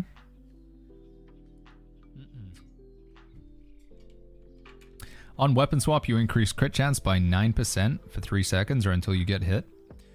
All hits deal 2% increased base damage. Ability hits deal 2.5% increased base damage. Light and heavy attacks do 3% extra damage. Damn, Ring's got a Ring is stacked, dude. There's so many good perks on the Ring. It's gonna be hard to choose. They went all out on the Ring. You gain 7% increased crit damage against targets with your damage over time effect. So if you put a bleed on them, you do 7% more crit. That's pretty bonkers. Hitting a target inflicted with one of your damage over time attacks will reduce the duration of dots on you. Killing a target causes your next ability hit within 20 seconds to do 22% more damage. Backstabbing a target with an active haste will remove one of their haste and grant you a 12% haste. That haste is dispelled if you receive a critical hit. Unscathed Empowerment. Melee light attacks grant 1 stack and melee heavy attacks grant 2 stacks of 5% empower for 8 seconds, stacking up to 6. For every hit you deal without taking damage. Taking a hit will remove the empower. Huh. Earrings just got 10% cooldown reduction. That seems like a must-have. Earring also has Refreshing Move on it. Light attacks give you 1% cooldown reduction. Heavy attacks give you 2%. When your health drops below 50%, you get the cooldown. You got your health regen, stamina regen. You've got your threat. Refreshing Toast, Empowering Toast, Healing Heart, Beloved. I feel like they could have taken some of these ring perks and put them on the earring, you know? Earring's still not really that exciting. For me, it feels like earring's you've got to have refreshing and you've got to have refreshing move on your earring. For like a lot of builds. None of these other perks really that good. Oh, they brought back Beloved. That was gone, it's back, dude. Despised is buffed. Yeah, you do a little bit more damage to taunted foes, right? Still only want to have that in the tank, but... What happened with the gear? We have them. The gear that you have right now, to my understanding, is going to have the Mark 1 version of these perks, I think. So we'll just have the tier 1 version of Healing Breeze rather than the tier 2 version of Healing Breeze, which is going to be a much crappier version of this perk, I believe. It's effectively kind of just making you get rid of all of your existing gear, I think. Because even though I could upgrade this ring, it's got Hearty Leech and Keen, I could upgrade this to 800 gear score, it's just going to have the tier 1 version of the perks, which is crappy. Refreshing and Refreshing Move can't be stocked, says Miley's. Oh, okay. Damn. Bit of a decision to be made there then. They're in the same category. Do they want us to play the new content is rad? Yeah, I'm like, again, I don't mind. Like, I'm fine to replace my gear and get new stuff. It's all good. But I don't know. I feel like they're doing the tier 2 version or whatever. And it just really solidified that they do not want you to use your existing gear. Earring has Refreshing Recovery now, and Shirking Cleanse is on light and medium equip load. Yeah, true, actually. Refreshing Recovery on the earring could be kind of nice. That's normally on the amulet, right? How do you think level 1 and level 2 will work with artifacts? That's a good question. I'm going to assume artifacts will hopefully get scaled up to level 2. Fixed an issue where players get aimed at sights and lock onto the target at the same time. Make it look like they're fixing their shots magically magnetized to the target. Fixed an issue with a 300 focus attribute, which sometimes grant increased mana regen. Fixed an issue, you could attack using mid-air or something. Updated the following artifacts to no longer use attribute conversion, but instead have their attributes overwritten. Inferno. Overwrites the Firestaff scaling, now has B tier scaling with both int and strength. So basically, Firestaff is like great sword, but with intelligence and strength. Because B tier is 81%, that's how greatsword scales. So that's pretty good. It now has B tier for both strength and int on Abyss. That's pretty pog as well. Dude, you can hit really hard with Abyss. Yeah, Inferno and Abyss, pretty strong. Life Taker is B tier scaling with both int and dex. So yeah. If you want to get the most damage out of Inferno, you would put 200 points in, 200 points strength, I guess. Same with Abyss.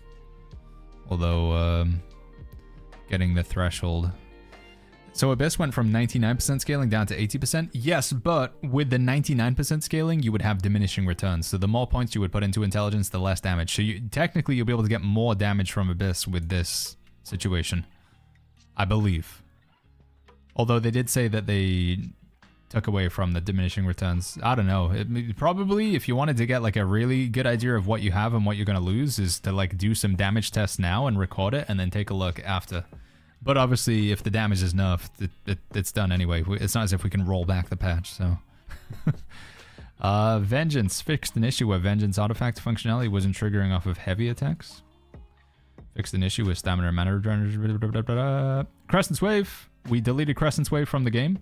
Update the Greatsword to only trigger the Heavy Blade passive when melee heavies are triggered to prevent the Crescent's Wave artifact from triggering it. Wait, what? Updated the Greatsword to only trigger the Heavy Blade passive. Which one? Is that the one that applies bleeds? No. Which one's Heavy Blade? Do you know what the Heavy Blade passive is?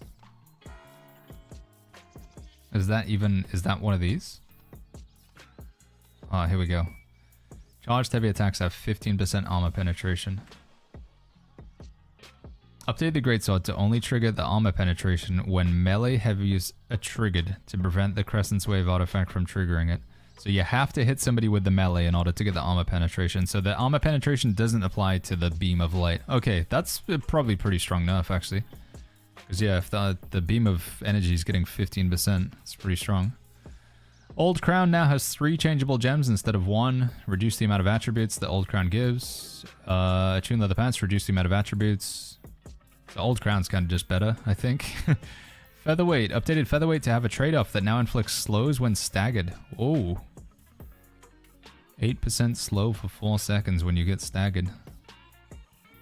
Interesting. Updated the Tumbler Feet Wraps. Empower was reduced from 15% to 10%. Fortify from 25% to 18%. Updated Ankh values. Increased healing mod downside from 25% to 30% and reduced healing mod from 25% to 20%. Rip, dude. They just... Okay, this is more just to make sure... 25% to 20%. What does that put it? Yeah. Ankh, bit of a rip on Ankh. Finisher artifact to only trigger on bleeds applied by the wielder. Ooh, that's a pretty big nerf. Yeah, that's pretty rip to finisher. You can't use other people's bleeds. Yeah, that kind of poo-poos the finisher quite a lot right there. Well, we're gonna be using some different artifacts in this next patch, boys. Update Serenity at only duration from 5 to 4. Unmoved artifact to reflect damage back to the attacker. That's crazy, dude. Just all the time. Like a 1 second cooldown is just continuously reflecting damage back. If that gives you Heart Rune charge, that is such a powerful artifact. I'm using Unmoved in the next update, man. That's bonkers. I thought it was only going to trigger when you get like if somebody would use like a displacement effect. So like when you get staggered, you would reflect damage. You should reflect damage all the time. That's bonkers. Adjusted Blood Drinker's downside from 25% to 20%. Whoa. An added benefit of lesser decrease in damage if the target is diseased. Added a benefit of a lesser decrease in damage. So if you apply disease, then you do more damage. So Blood Drinker got a really good buff. Right? Am I reading that right? It's 25% less damage, but now it's only 20% less damage. Blood Drink is pretty pog, especially with that other lifesteal perk that we saw up here, chat. Dude, I think making like a lifesteal build for Catacombs is like 100% the way to go. What was it called? What was that lifesteal perk that we looked at, chat? It looked really good. Like really good. Was it a weapon perk? I can't remember where it's gone now, but it looked pretty insane. Season of Lifesteal with the Vampire Vestments. Yeah, you might be right, dude. Lifesteal builds seem like, at least in PvE. Quick Draw Gloves give a bonus in power after the invulnerability ends. Gives a bonus taste when the Heart Rune is fully charged while in combat. Oh, so you can get haste all the time while your Heart Rune's charged up? That's kind of cool. I like that. I wonder how much haste it is. If it's only like 2%, it doesn't really care. But if you have a full Heart Rune and then you move around faster, that's pretty cool design. Shrapnel, they changed it from headshots to critical hits. power of each charge, reduce the max charges. Artsy, oh my god, dude, Artsy buff, here we go. Increase power from 10% to 20% for both the haste and the damage. Still terrible. Grace gave bonus ability damage while the haste is active. Freya's Francisca, 25% nature damage to nearby targets. Odo. Odo's defense perk to be Odo's confidence and gave it lifesteal with bonus lifesteal if no shield is equipped. Oh my god, dude, more lifesteal. More lifesteal. Dorgot's Blade. Functionality: consume the burns and deal the remaining damage all at once, similar to Finish. Cool. Plague Herald. Increase the disease you apply to yourself from 1% to 2%. So they nerfed Plague Herald. Was it? I don't even think it's that good. Why you gotta nerf it? Updated the Grasping Vines tooltip to now show the Grit benefit, Life Staff, crit damage multiplier from 1.3 to 1.35. Increased Greatsword's base damage to 77. It's a buff to Crescent's Wave. It's just upset chat. Fixed an issue, Light's Embrace to receive additional healing when healing targets in Sacred Ground. Shouldn't that work though? Because Light's Embrace says it does more damage per life staff buffs on the target, no? 20% for more each life staff buff on the target. But this is a buff, right? Being in Sacred Ground, so that should be working? No? Increases the Warhammer base damage, increase the Great Axe base damage, increase the bow base damage, and the crit chance. All the melee weapons getting some buffs. Increase the musket base damage. Fire Staff's damage is reduced in PvP from 13% to 15%. Get wrecked, Fire Staff. Trick's gonna be screaming, dude. Corrected Void Gauntlet's Void Blade. Ability double visual effects. Quick Frost. Game modes. The Tower of Calomel has been added into the hourly rotation. Increase the AFK timer from wars to 30 minutes. Okay. Items from the hotbar can no longer... Actually, this is pretty... AFK. But, I remember when we were shot calling wars, and we're like, it's like you have 10 minutes before the walls go down or whatever. I'm like, everybody, you gotta keep moving. Make sure you don't get AFK kicked. 'Cause you would do like the shot calling, like, listen up, everybody. Here's the plan. Nobody would listen up. People would just go AFK, and then you'd have to add them back in. Items from the hotbar can no longer be added to the Outpost Rush storage shed. Capture the flag, frozen pass, fixed an issue, allowed players to climb up into the spawn area. Update the reaction limiter to allow stunning attacks to always cause a reaction and stun gold nameplate enemies even when it's active. Blah blah blah. Hive of Gorgons, Trial of Devourer, Mutated Expeditions are now level 75. Economy progression. Depreciated attribute perk items, timeless shards, and all recipes that relied on them to select attributes when crafting, as attributes have been removed from gear. So I gotta get rid of my timeless shards as well. Removed gear score 725 artifact upgrade recipes. You can now upgrade these items with Umbral. The issue fixed an issue with Star Metal Chisel cost. Fixed a rare issue with cooking ingredients. Halloween boss has dynamic scaling based on the number of players around it. As a result, the base health is increased to 33% to accommodate the change. That's cool. Loot from players is less likely to be stuck in the air. Fixed an issue that can cause target locking the blighted groundskeeper when she's under the ground. Fixed Mount Faden transitions. Added Nighthaven to territory control, which has a 15% max payout. Okay, so it's worth the same. Like, people who want to control Nighthaven, it's the same as Eden Grove. Reduced Eden Grove? Oh, Eden Grove got enough. Brimstone got nerfed. Brightwood got nerfed. Morningdale got nerfed. Oh, dude, all these war companies are going to be upset, dude. So Nighthaven is like the premier territory then for like war companies to control. Is Finisher bad now? It's Finisher's like you want to have like one in your group and that's it. You want to have just one Bleed Rapier as far as I can tell with the Finisher thing. Fixed an issue where a territory owning company could be disbanded with the bug territory state. Fixed an issue with the table flipper mode to shake around. Multiple mounts incorrectly appear in the mount menu as acquired from the store without a link to purchase. Foxy is from the season pass. Chloros is earned from the raid. Moonlight is earned from the raid. The Catacombs deserter penalty of 5 minutes does not disable the play button when accessing Catacombs. Players will still not be able to enter. The PvP reward track bundle of Umbral Crystals says it contains 500 Umbral Crystals, but it's actually 400 Umbral Crystals when claimed. Alright, dude. We made it. There you go. Get to work on that Balfazu impression. That's a lot of stuff. I still have questions, but I probably won't find out until we actually play it now. Coconuts are going to be used just in the Well of Fortune, I think. Let me link these patch notes, by the way, if people want to see them.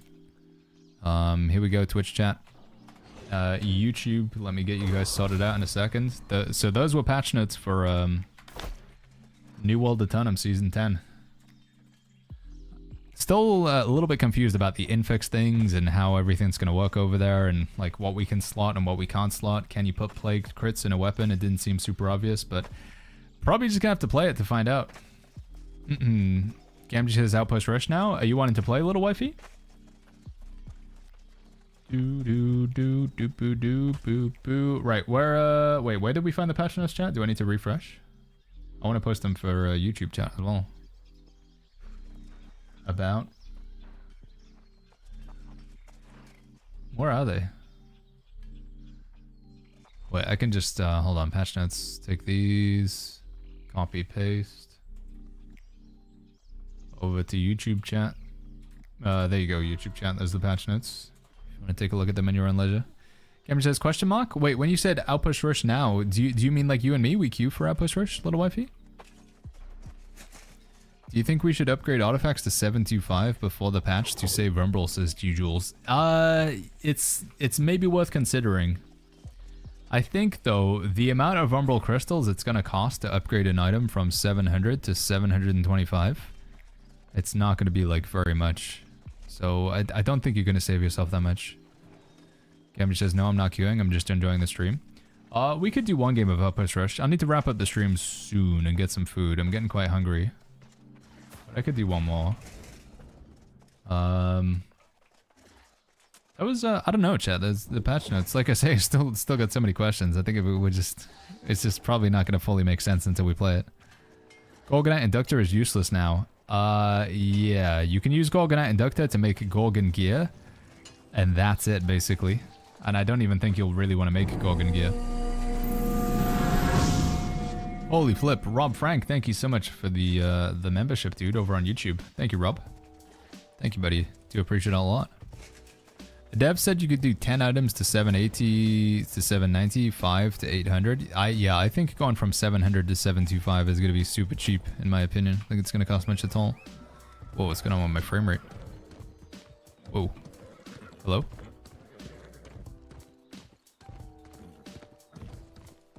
That's weird. Did Amazon ever do sale on Marks of Fortune, or is it only ever the game DLC? No, I don't think there's ever been a sale on Marks of Fortune.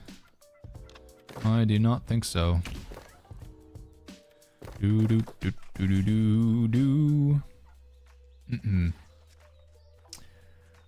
we keep the Umbral Shards we have right now, says Lazo? You will, but you won't be able to use them for anything. The current Umbral Shards, it's going to be Umbral Crystal. So you won't, these won't turn into anything. You will honestly, like, Amazon's intention was you get rid of these ages ago, because you're just supposed to turn them into gold. Do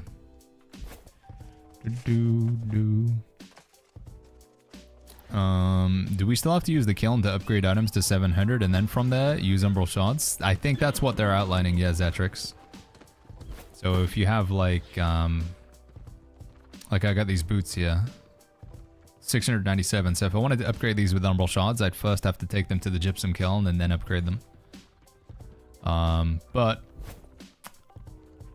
I just don't think I'm going to be doing it though, because this perk here, this is going to be Enchanted Ward 1. And it's just going to be so crap. Like, it's going to be significantly worse than the Enchanted Ward 2, which I only get on new items. That's my understanding of how it's going to work. So, like, all of our items right now have old perks on them, and you want to get the new perks. Isn't 1 better than 2? In this case, I don't think so, Lazo. But I mean, we'll find out. I'm not going to salvage them now, and I'll just find out on the update. But I do have a sneaking suspicion that I'm just going to be getting all of my items going to be replacing with new stuff. Baggins, you eat dinner right now? What are you doing? I was going to queue up for an Outpost Rush. I am quite hungry, though.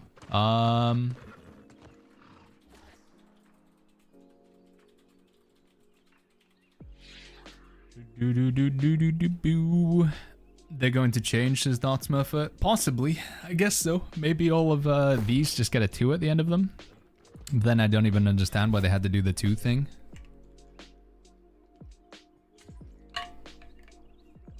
If every perk in the game just gets a 2 next to it, then why even do that? Why just leave it at 1? Prophet says, what's happening? So on Monday, Prophet, we have a really big update coming to the game. Really big update. The Nighthaven expansion is going to be dropping. We just took a look at the patch notes for the update. They're available on newworld.com. Quite a lot of changes. A few new perks, a lot of changes to existing perks. It's looking like a pretty big update indeed.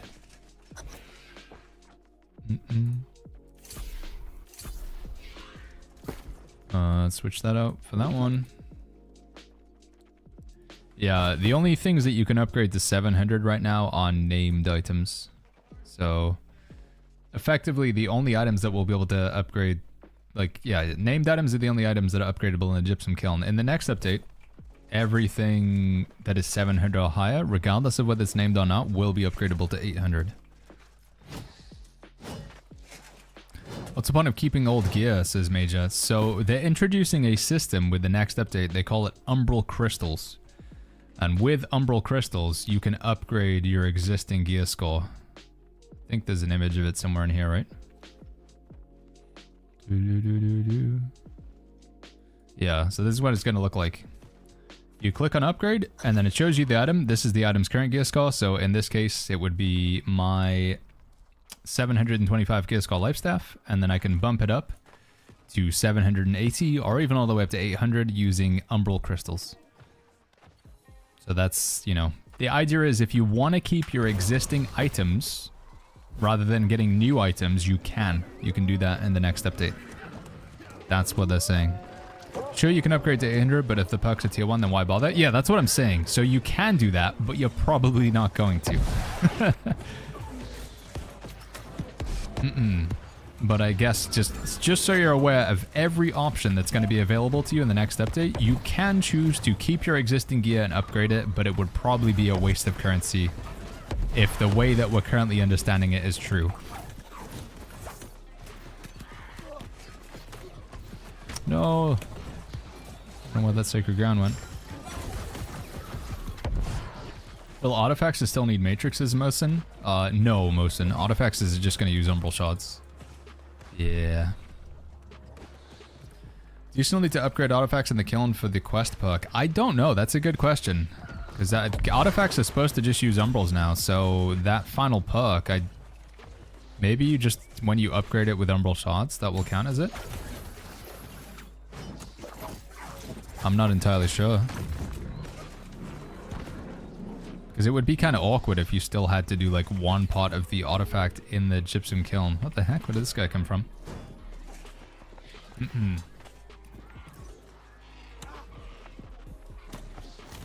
Hey, I'm typing here, dude.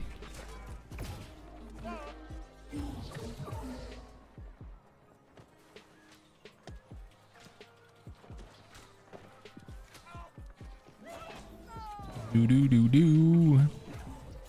Will the perks on the existing gear get changed to the new perks? I don't think so.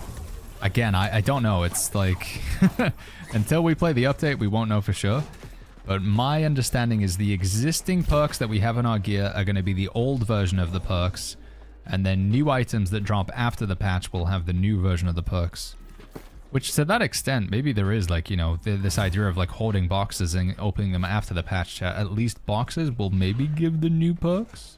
Well, because right now we have the Mark 1 version of perks. I don't know, though, guys. And I understand the frustration in me not knowing. Like, Baggins, why don't you not know? You're supposed to know things about New World, but I don't.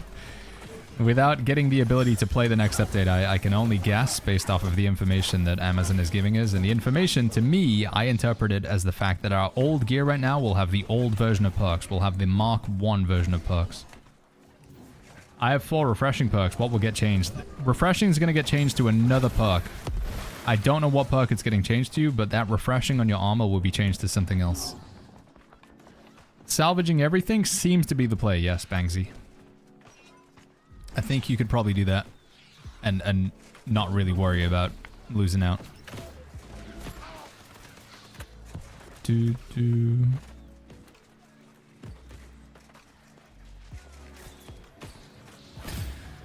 Was there anything about crafting new gear in the patch notes, says Flavine? No, crafting, they really haven't heard much about crafting in Nighthaven and how things are going to work.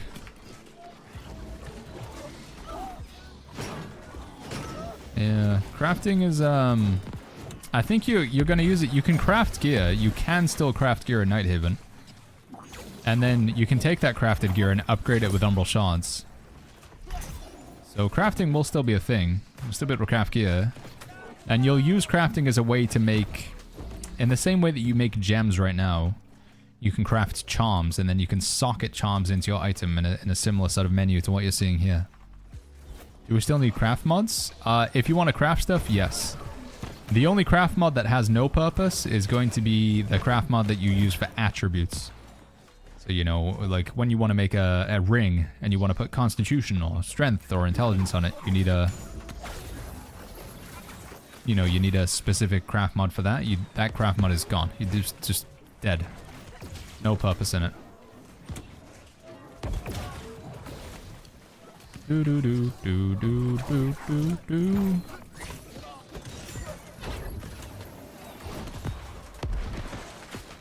Surprising the maintenance is only going to be 2 hours, says Ricky. Yeah, I would agree. I think it would be a lot longer. Grey Monk says, I love New World and enjoy your streams. Be honest, you ever feel burnout playing New World? Yeah, of course. Yeah, if you do anything for like a long enough period of time. I am immensely excited for the next update though, Grey Monk. There's so much new stuff to do. It looks like the replayability of the next update is going to be off the charts. Yeah, I'm really looking forward to it, Grey Monk. Just being able to hop in and do catacombs every single time. Catacombs is going to be different. Chasing all these new gear sets, putting together lots of new builds. Having a new raid to do, a whole new area to clear out. It's going to be like Christmas for me, Grey Monk. Guys, if I'm able to play Sword and Shield but Spear secondary, I want to play Kaladin Stormblessed. You can play Sword and Shield Spear, yeah. Yeah, Sword and Shield Spear is actually a pretty popular build right now in PvE. No shard blades though, I'm afraid. Yeah, you can't get a sword that turns into a spear, or vice versa. And there's no spren. Ancho says, won't the old craft mods be crap now? Worth emptying my shed? Probably. Again, I don't want to give you advice that I don't 100% know. The only craft mod that I'm like certainly like confident about is the attribute craft mods. So that's Iron Guardsman's Insignia, Iron Battle Medal, Rough Leather Beaded Straps, Softwood Prayer Beads, and the other one. Linen Arcane Embroidery. Those, you just get rid of them. Ukami says, always take breaks and play other games and do other hobbies. Life is full of cool stuff. Yeah, I do. Like, I play some New World off stream. And again, like, I want to be clear. Like, am I struggling right now playing the game? No, I love New World. I genuinely really enjoy this game. Game's a lot of fun. And I am very, very excited for the next update. Gamji says, I have a confession. Wait, what's the confession, little wifey? There's a confession? Don't tell me you've bought 70,000 Iron Guardsman's Insignia. You fancy me? Oh, frick. I fancy you too, little wifey. We should, we need to have that movie night, Gamji, before the update.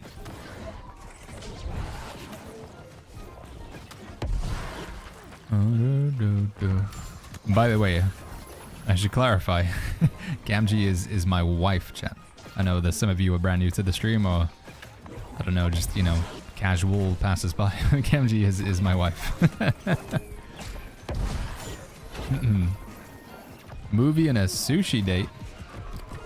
Oh, you want to go to the sushi place? That'd be fun. I'll not get sushi. I'll get the katsu or whatever instead, but... Yo, Morex says, any guys who will be updating the build guide creator on Discord for Season 10? Yes, yeah, massive changes coming to that, dude. As soon as we know what's what with the next update, it's gonna be updated.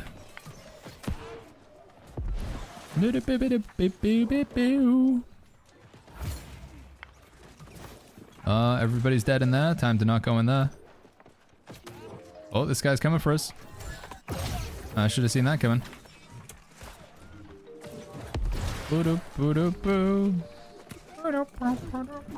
Trip. Eruption.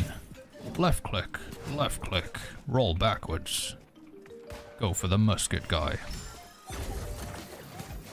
Alright, just stay there for a little bit longer. Hold on, I'm gonna kill him. Trip! No, it misses. I'm dead to the armor breaker. Yeah. I got greedy. Gamgee says I'm pinning my order. Thank you, Gamgee. California rolls with eel sauce is really yummy. Oh, we got a thing about the season pass as well from Rubicon. Season pass rewards. Do we get some images of the skins? So what's in here, dude? Are they still gonna put like gypsum mobs and stuff in this? Because we don't even know if gypsum mobs... Yeah, gypsum mobs are still in there. That's kind of weird.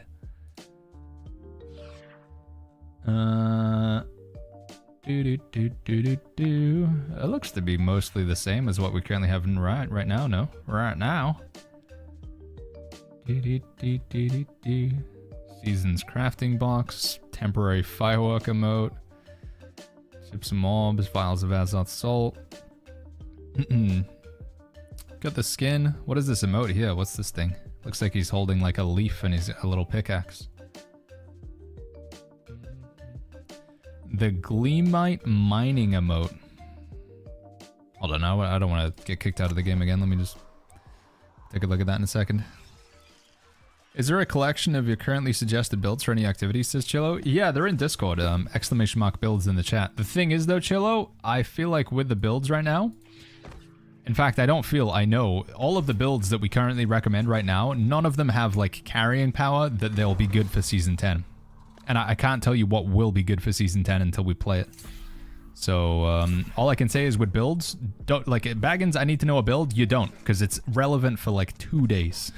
You can play any build right now for Saturday and Sunday, and then you're changing it on Monday.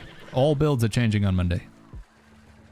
So, to that extent, any build guide that you could follow right now, you would almost be wasting your time. Unless you have that gear sitting in your storage shed, you certainly don't want to be going out and buying and like spending time trying to put together a build when you're going to be replacing it in 72 hours or whatever.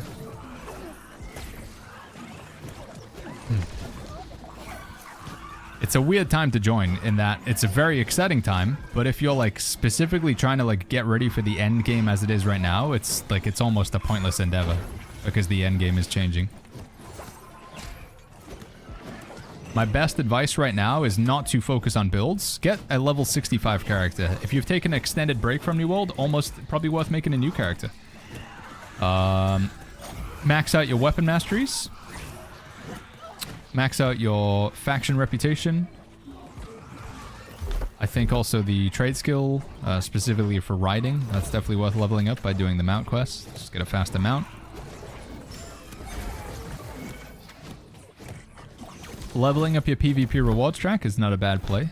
We do know that there's going to be some good stuff coming from the PvP rewards track. But yeah, generally it's just not worth like doubling down on the build. KJ over in the YouTube chat says I need a new fat Gandalf build for Season 10. Here's hoping it comes back, dude. Big chunky Gandalf with a fire staff and a sword and shield, heavy armor. Endirium says there's only one thing worth in terms of doing your builds, which is leveling up your weapon mastery. Yeah, kind of true. Maybe gypsum mobs will be needed to craft charms, says on Krenga. That could be true, yeah.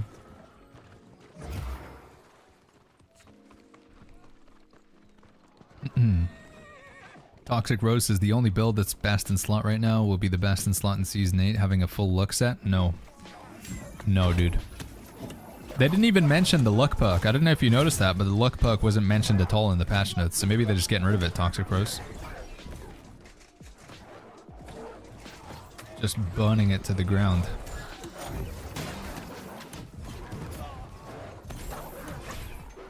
Leveling the PvP reward track feels awkward right now as a returning player. I need a gear set for it, says Nero. Yeah, that's true. Playing PvP without any gear at all can be kind of rough. Unless you do what I'm doing right now.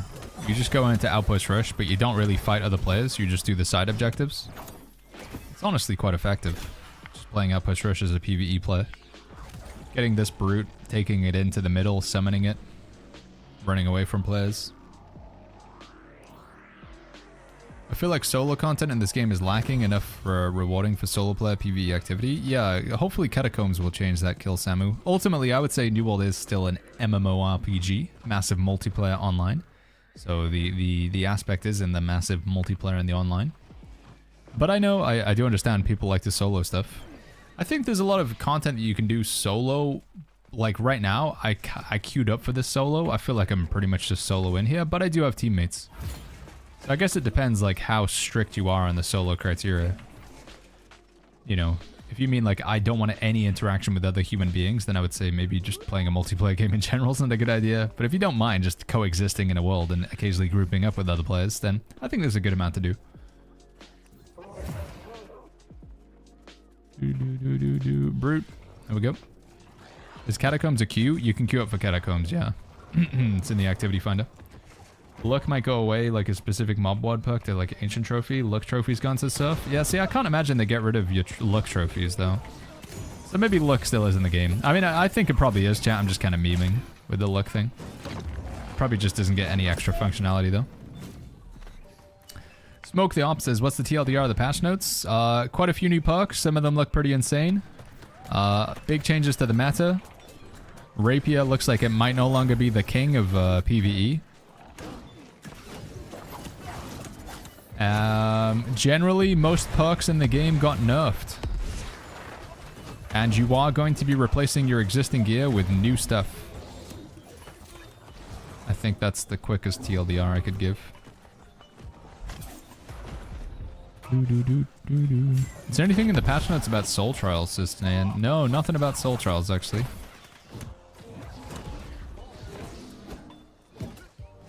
No mention of Soul Trials. What enemy type is in the new update, says Sadra? You'll experience lots of different enemy types in the new update, but a good chunk of them are going to be lost. Lost represent the undead in New World. And vampires, spooky nightmare monsters. Yeah, there's going to be lots of lost.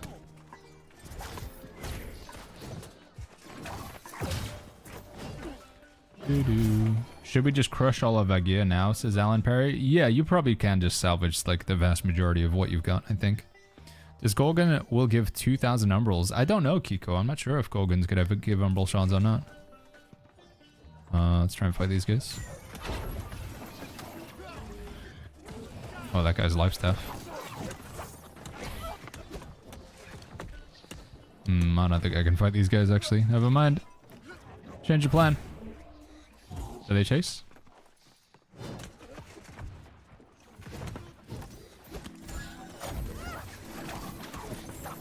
God, dude. It's just too much damage.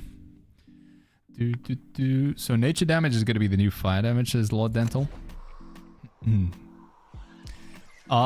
the same way that, like, people were thinking you should stack fire staffs for Hive of Gorgons, right? Everybody was like, oh, dude, everyone's going to put a ruby gem in the weapon, and we're going to bring so many fire staff to Hive of Gorgons because they're all angry earth, and then it turns out you didn't. I think it's the same thing. People expect you're just going to use Warhammer and nature damage, and... What has happened to my hair? Oh, is it just because I got the spawn protection? Okay, yeah. Recommendations for a solo player trying to get involved in expeditions when you don't have friends playing, says Grey Monk. Just use the random queue finder and, you know, maybe try and be friendly with people. If you have a particularly good run, you could try adding people to your friends list. Ask them if they want to go again. Maybe ask people about their builds. Yeah, just use the random queue. You find that you're in a good run with somebody or whatever. Ask them if they want to queue up for another one. You'll only be able to do that if they're on your server, though, unfortunately. Check people are on your server by pressing, bringing up the social menu, and then hovering over to see which server they're on. Oh, sorry, dude. You're okay.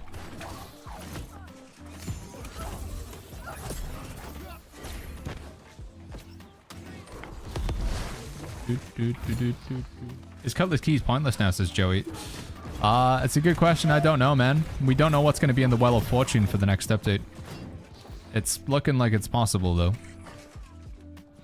Expedition random queues across services, Max School? Yeah, it's true. You still can get people from your same server, though.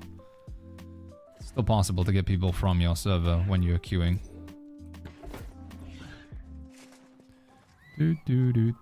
Duke Rollo says, did you see the patch notes? I did, man. There's a lot in there. Some of the new perks look pretty cool. Seems like lifesteal's generally got quite a lot of viability in the next update. Lifesteal to the moon.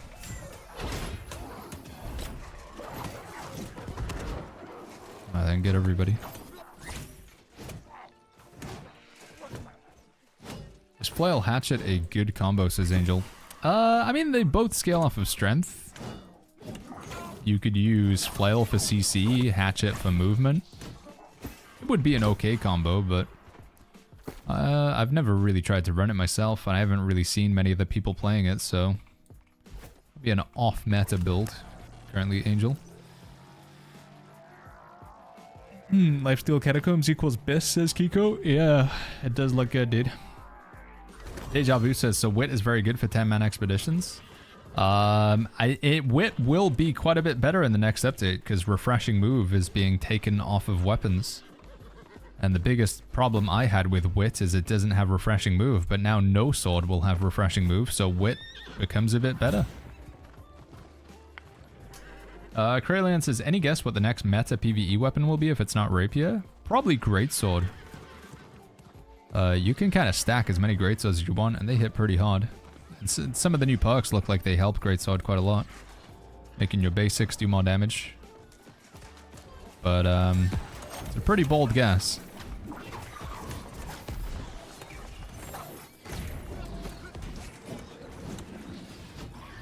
Boom.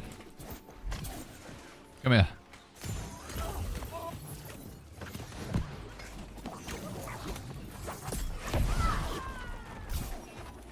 Circuit ground on those guys. Oh, I'll get you, buddy. Big heal. Huge heals. There's a keg in there. Is that an enemy keg or friendly keg?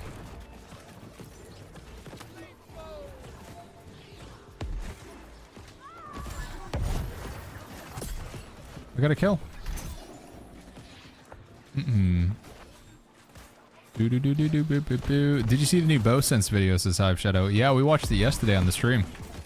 Lots of stuff about chestrons. He loves the chestrons.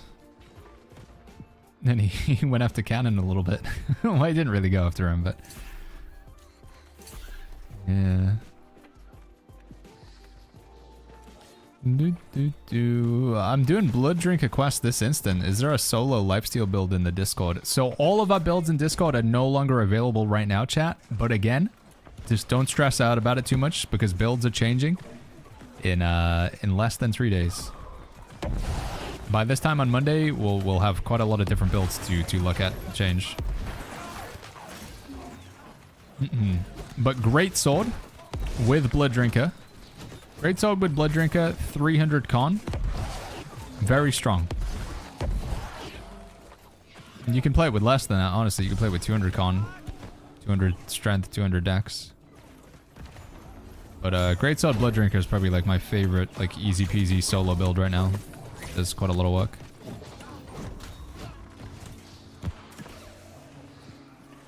In the meantime, you could go check out a website like newworldbuilds.com. NW-builds, if you guys are just absolutely like obsessed. I need the builds back and show me the builds. I don't care if it's going to be outdated. I need the builds. Then NW for New World. NW dash or hyphen builds is something you could take a look at in the meantime.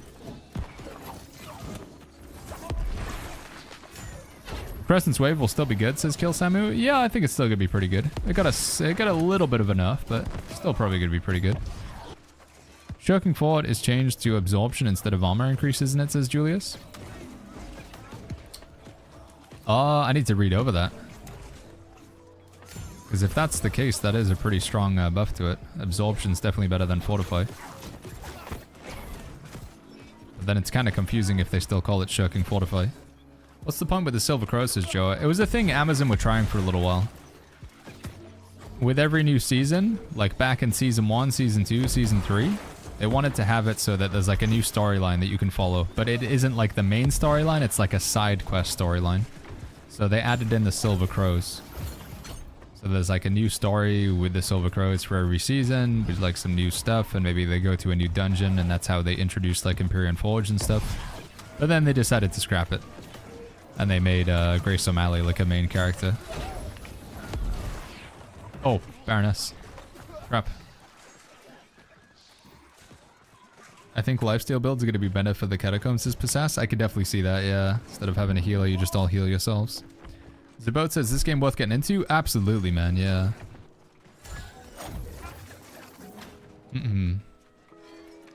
Oh, okay, nice. That was close.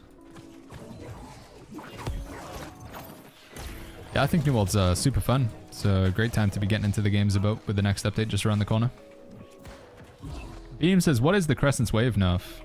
So Crescent's Wave will no longer get the advantage of armor penetration, which is a pretty big deal. In PvP, Heavy Blade says, charged heavy attacks have 15% armor penetration.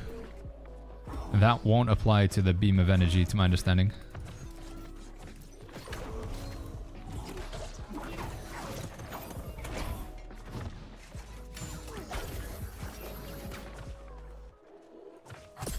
Got him. Any current ideas on what could replace Refreshing Move on the Life Staff? If Blessed is gone as well, I don't know what Life Staffs are going to look like. It depends. That perk that increases your ability damage, I don't think that will work with the heals, but if it does, then that's going to be pretty good. I need to take a look at the list of perks, honestly, to decide.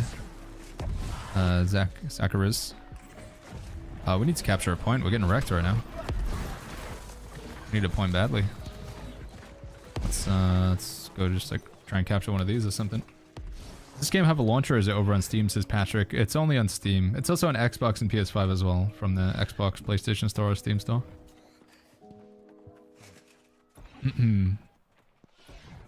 I heard we should be saving mutated caches for Umbral Crystals. Is that a thing? It hasn't been confirmed, Moostos. But I feel like it's a possibility. It sounds like something that could be realistic. What should I do prepare for the new updates, says Bearded Jackson? If you type !prepare, we made a little command that will help you out, Bearded.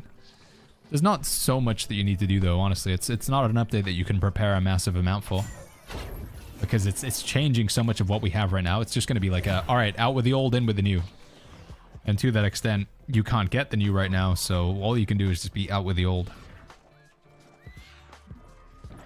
Can you show your current build, says Mitta? Yeah, once we finish this game, I'll show you what I'm rocking, Mitta Rogers.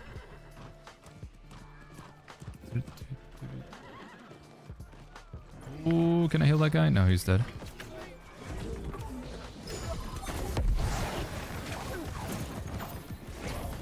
Nice. And we got Baroness, but we were just letting them triple cap us for so long. Total says, it looks like we get Arcane Lightning Achievement. Does that mean new mutation type confirmed? I don't know, dude. I think they would have made like they would have put it in the patch notes, so surely, right? Something like that? Like, oh yeah, we added 2 new mutation types and we're just not mentioning it at all because we don't want to, like, you know, brag about the work that we've put into the game. I mean, it's possible, but that was like...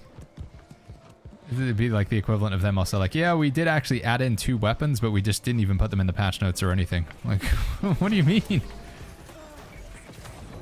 Like, I feel like a new mutation type would at least be worth mentioning somewhere. 2 new mutation types. So I guess they just added them in because they realized that they're probably not going to do an arcane or lightning mutation for a long time.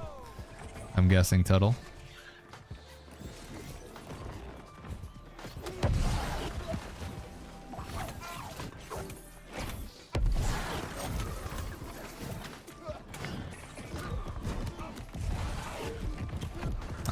Rip. Yeah, I'll show my build after this, Sunflower. Beam says, should we stack up raw resources and refined resources or wait for the next? I don't think there's honestly that much advantage in like any particular crafting materials right now, guys. I mean, usually when a new patch comes in, some people go crazy and they just want to like do, you know, just buy and try and craft a bunch of stuff. So yeah, I think... if, like, crafting resources might go up slightly, so if you just want to buy things now to sell them on the next update. But it does look like a good chunk of, like, the gear that we want to get will be coming from, like, Catacombs and PvP Rewards track and the raid, maybe even chest runs. But you can, like, you can just craft items, chuck them on the trading post. People will buy them off the trading post and then upgrade them with the Umbral Crystal. So if you can craft a good item, regardless, as long as it's above 700 gear score, people will buy it. So there's going to be a certain percentage of people who want to just gamble some items. And therefore, yeah, maybe they would buy your materials. It's something that I'm, like, uncertain on, so I wouldn't be doing it myself. And I'm not going to say, like, yeah, chat, if you do this now, you're just going to print money. It's absolutely worthwhile. Because I don't know. I can't say with a high degree of certainty that, like, stockpiling materials now will have a benefit for you in the next update. But if I had to take an educated guess, then, yeah, it probably would get you something. Y'all get any of those patch notes? I think they're pinned up at the top of Twitch, something, Spider. We did just take a look. Is Amazon doing drops during the expansion release window, says Gary? Yeah, I think we will have Twitch drops. I think we will. Unlucky. Unlucky, chat. Little Gamjaroo. Really, really cute. Yo, Jacko, good to see you, man. How you doing, my friend? The only thing that's printing money right now is trophy materials. Hell yeah, dude. Will Gold Coast Coconut still be used, it says Asatana? Only in the Well of Fortune for what it's currently used. Coconuts, the only functionality for coconuts will be upgrading items in the Well of Fortune. The only functionality for Gorgonite and Ducta will be crafting Gorgon items. Both of which, I don't know, chat, may be of dubious value. Doomsday Raid when you end, says Gamgee. Okie dokie, little wifey. So, here we go, chat. The gear that I was rocking in that build, that game that we just played there, again, I wouldn't really get too sweating about it because this is all going to be changing with the next update. But we have Living Minds. You get this from the Well of Fortune. We have the crafted Gorgon Flail with an Opal Gem in it. We're using an amulet with Slash Protection, Divine, and Alchemist Reprieve. So when we drink a potion, we get 20% extra healing. Then we have Endless Thirst to really amp up the potion healing that we get. Our ring has Hearty Leeching Keen on it. Sorry, Hearty Healing Breeze Keen. And then on my armor, we get the Sandworm Helmet for the Savior perk, increasing my healing. We get Featherweight. Featherweight allows us to wear heavy gloves and heavy boots and still be in a light equip load, so we get the dodge roll. And more importantly, we get the healing bonus, 30% extra healing. Gloves, just some Azoth Crystal stuff. Legs, Hoplite Legs from the raid, and the Sandworm Boots for the Keen Speed. Of all this build right now, the only pieces that I'm going to be taking forward into the next update would be the artifacts. So I'll use Endless Thirst and Featherweight. And I might still be using the Sandworm helmet and boots, if these are still the only items in the game that can get these perks.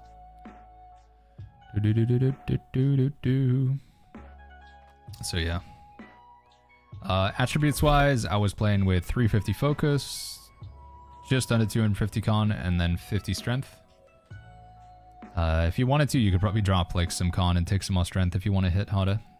And then weapon mastery, Sacred Grounds, insane. Divine Embrace, really good for PvP, and Beacon just for some movement speed. And a little bit extra healing, obviously. And then on the flail, PvP, I usually like to run this. Vortex is it's good cleanse, damage. Trip is insanely powerful CC, and then Eruption is your good like sort of finisher burst combo. What do you think about the Shirking Fort buff, says back? Yeah, let me take a look at that again. I don't feel like I didn't read it properly. Shirking Fortification. If a hit is dodged, if a hit is avoided by dodging, gain a stack of Fortify, increasing damage absorption by 7 to 9%. It does still say a stack of Fortify. So maybe it's still the same thing? I don't know. Increasing damage absorption by 9%. Gain a stack of Fortify. Maybe they just worded it weirdly. If it's ABS, if it's like flat damage reduction, then it's really good. But I think it is still just Fortify, which doesn't make it that good. It was 3% per piece. Oh, I see. So it's 9% per piece. I mean, if you had it on all 5 pieces of your armor, then that would be, what is that? 45% Fortify? Oh, that's not bad. That's not bad at all. If you can just keep refreshing it as well. Yeah, Shirking Fort might be back on the menu. Might be pretty good. I can't remember. Shirking Fort doesn't really occupy a good... Well, I guess it doesn't matter because you can just have like multiple slots. The question is though, is this a perk that you can like slot? So it's like, it's considered like fixed perks. So maybe it's like not slottable? I don't know. I'm still like, it's not in the offense or defense slot, so you can't slot Shirking Heals. No, you can't slot Shirking Fort. You can slot Shirking Heals. So you're going to have to get a piece of gear that just drops with it on, I guess. Still, I'm pretty confused about that one. Yeah. How do you feel about fortifying Sacred Ground nerf limiting the buff to the first heal only? Dude, I read all this stuff. Did I read it but not really read it? I must have been. Must have been the case. Fortifying Sacred Ground. When it heals an ally for the first time, they gain Fortify. Oh, so it doesn't refresh itself? What does that mean though? When is the first time? Like if they step out of Sacred Ground and then step back in, or is it like per individual cast of Sacred Ground? That's a pretty strong nerf to it, I guess. So you'd have to refresh it every time. Yeah, that makes it pretty bad. I guess we're just going for Mending Protection, chat. Looking at these, Arcane Beacon. This one's probably not bad in PvP, but it's just so hard to remove debuffs in PvE. Yeah, it's probably once per cast, I guess. I didn't even read that text in it. Yeah, I don't even know. What are we going to put on our life staff now, chat? If there's no refreshing move and there's no blessed, what the heck are we even going to put on our life staff? I don't know. Doesn't seem like there's that many options. Weapons and shield fixed perks.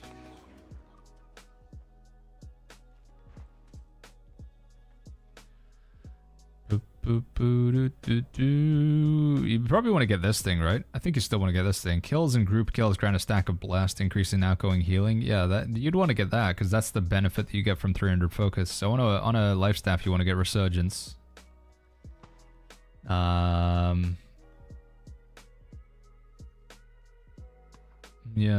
I don't know what else you would want to get, but resurgence seems like a good one.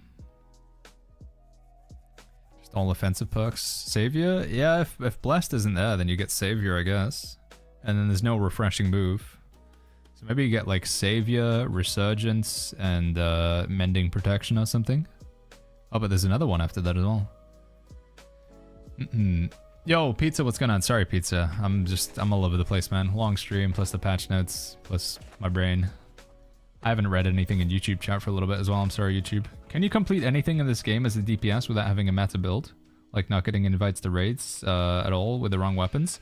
You can always make your own raid, Krellian. So usually what I say is like, if you want to bring like a heavy armor Firestaff Warhammer build and just, you know, do your own thing, you can. But you need to find like-minded individuals who also want to do their own thing.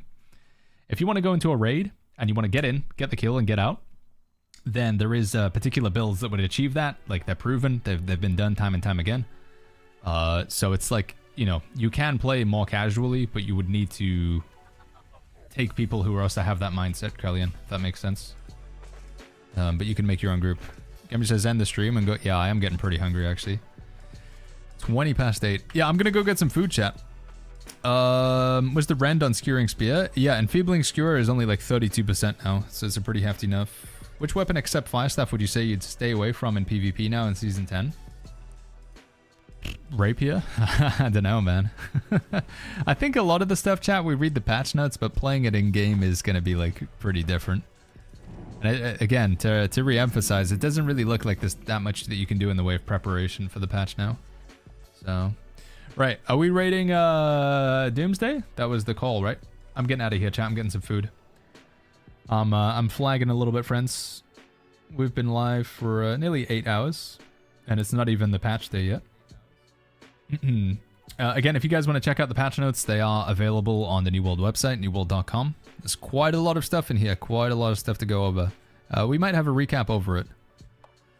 Why would you purposefully nerf yourself like that? Did you just to say you did it, says Deadly Dad? Wait, sorry, I don't understand the context for the question, my bad. Was it with the rapier or something?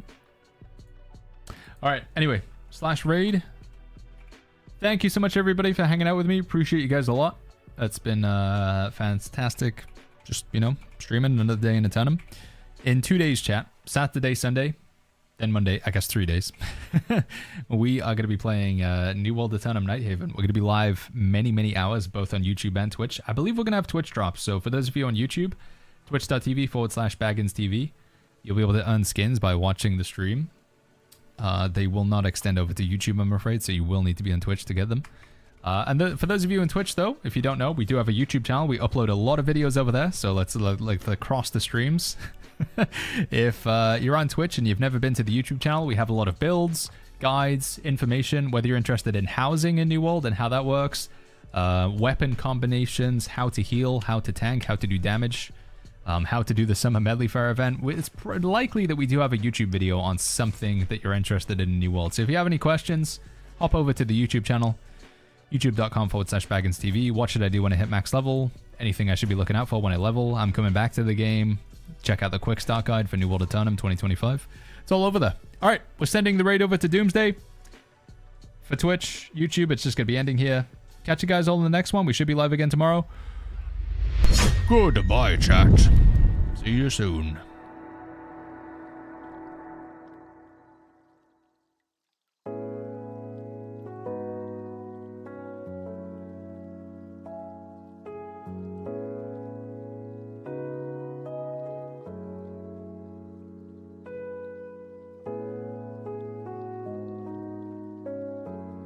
In a second.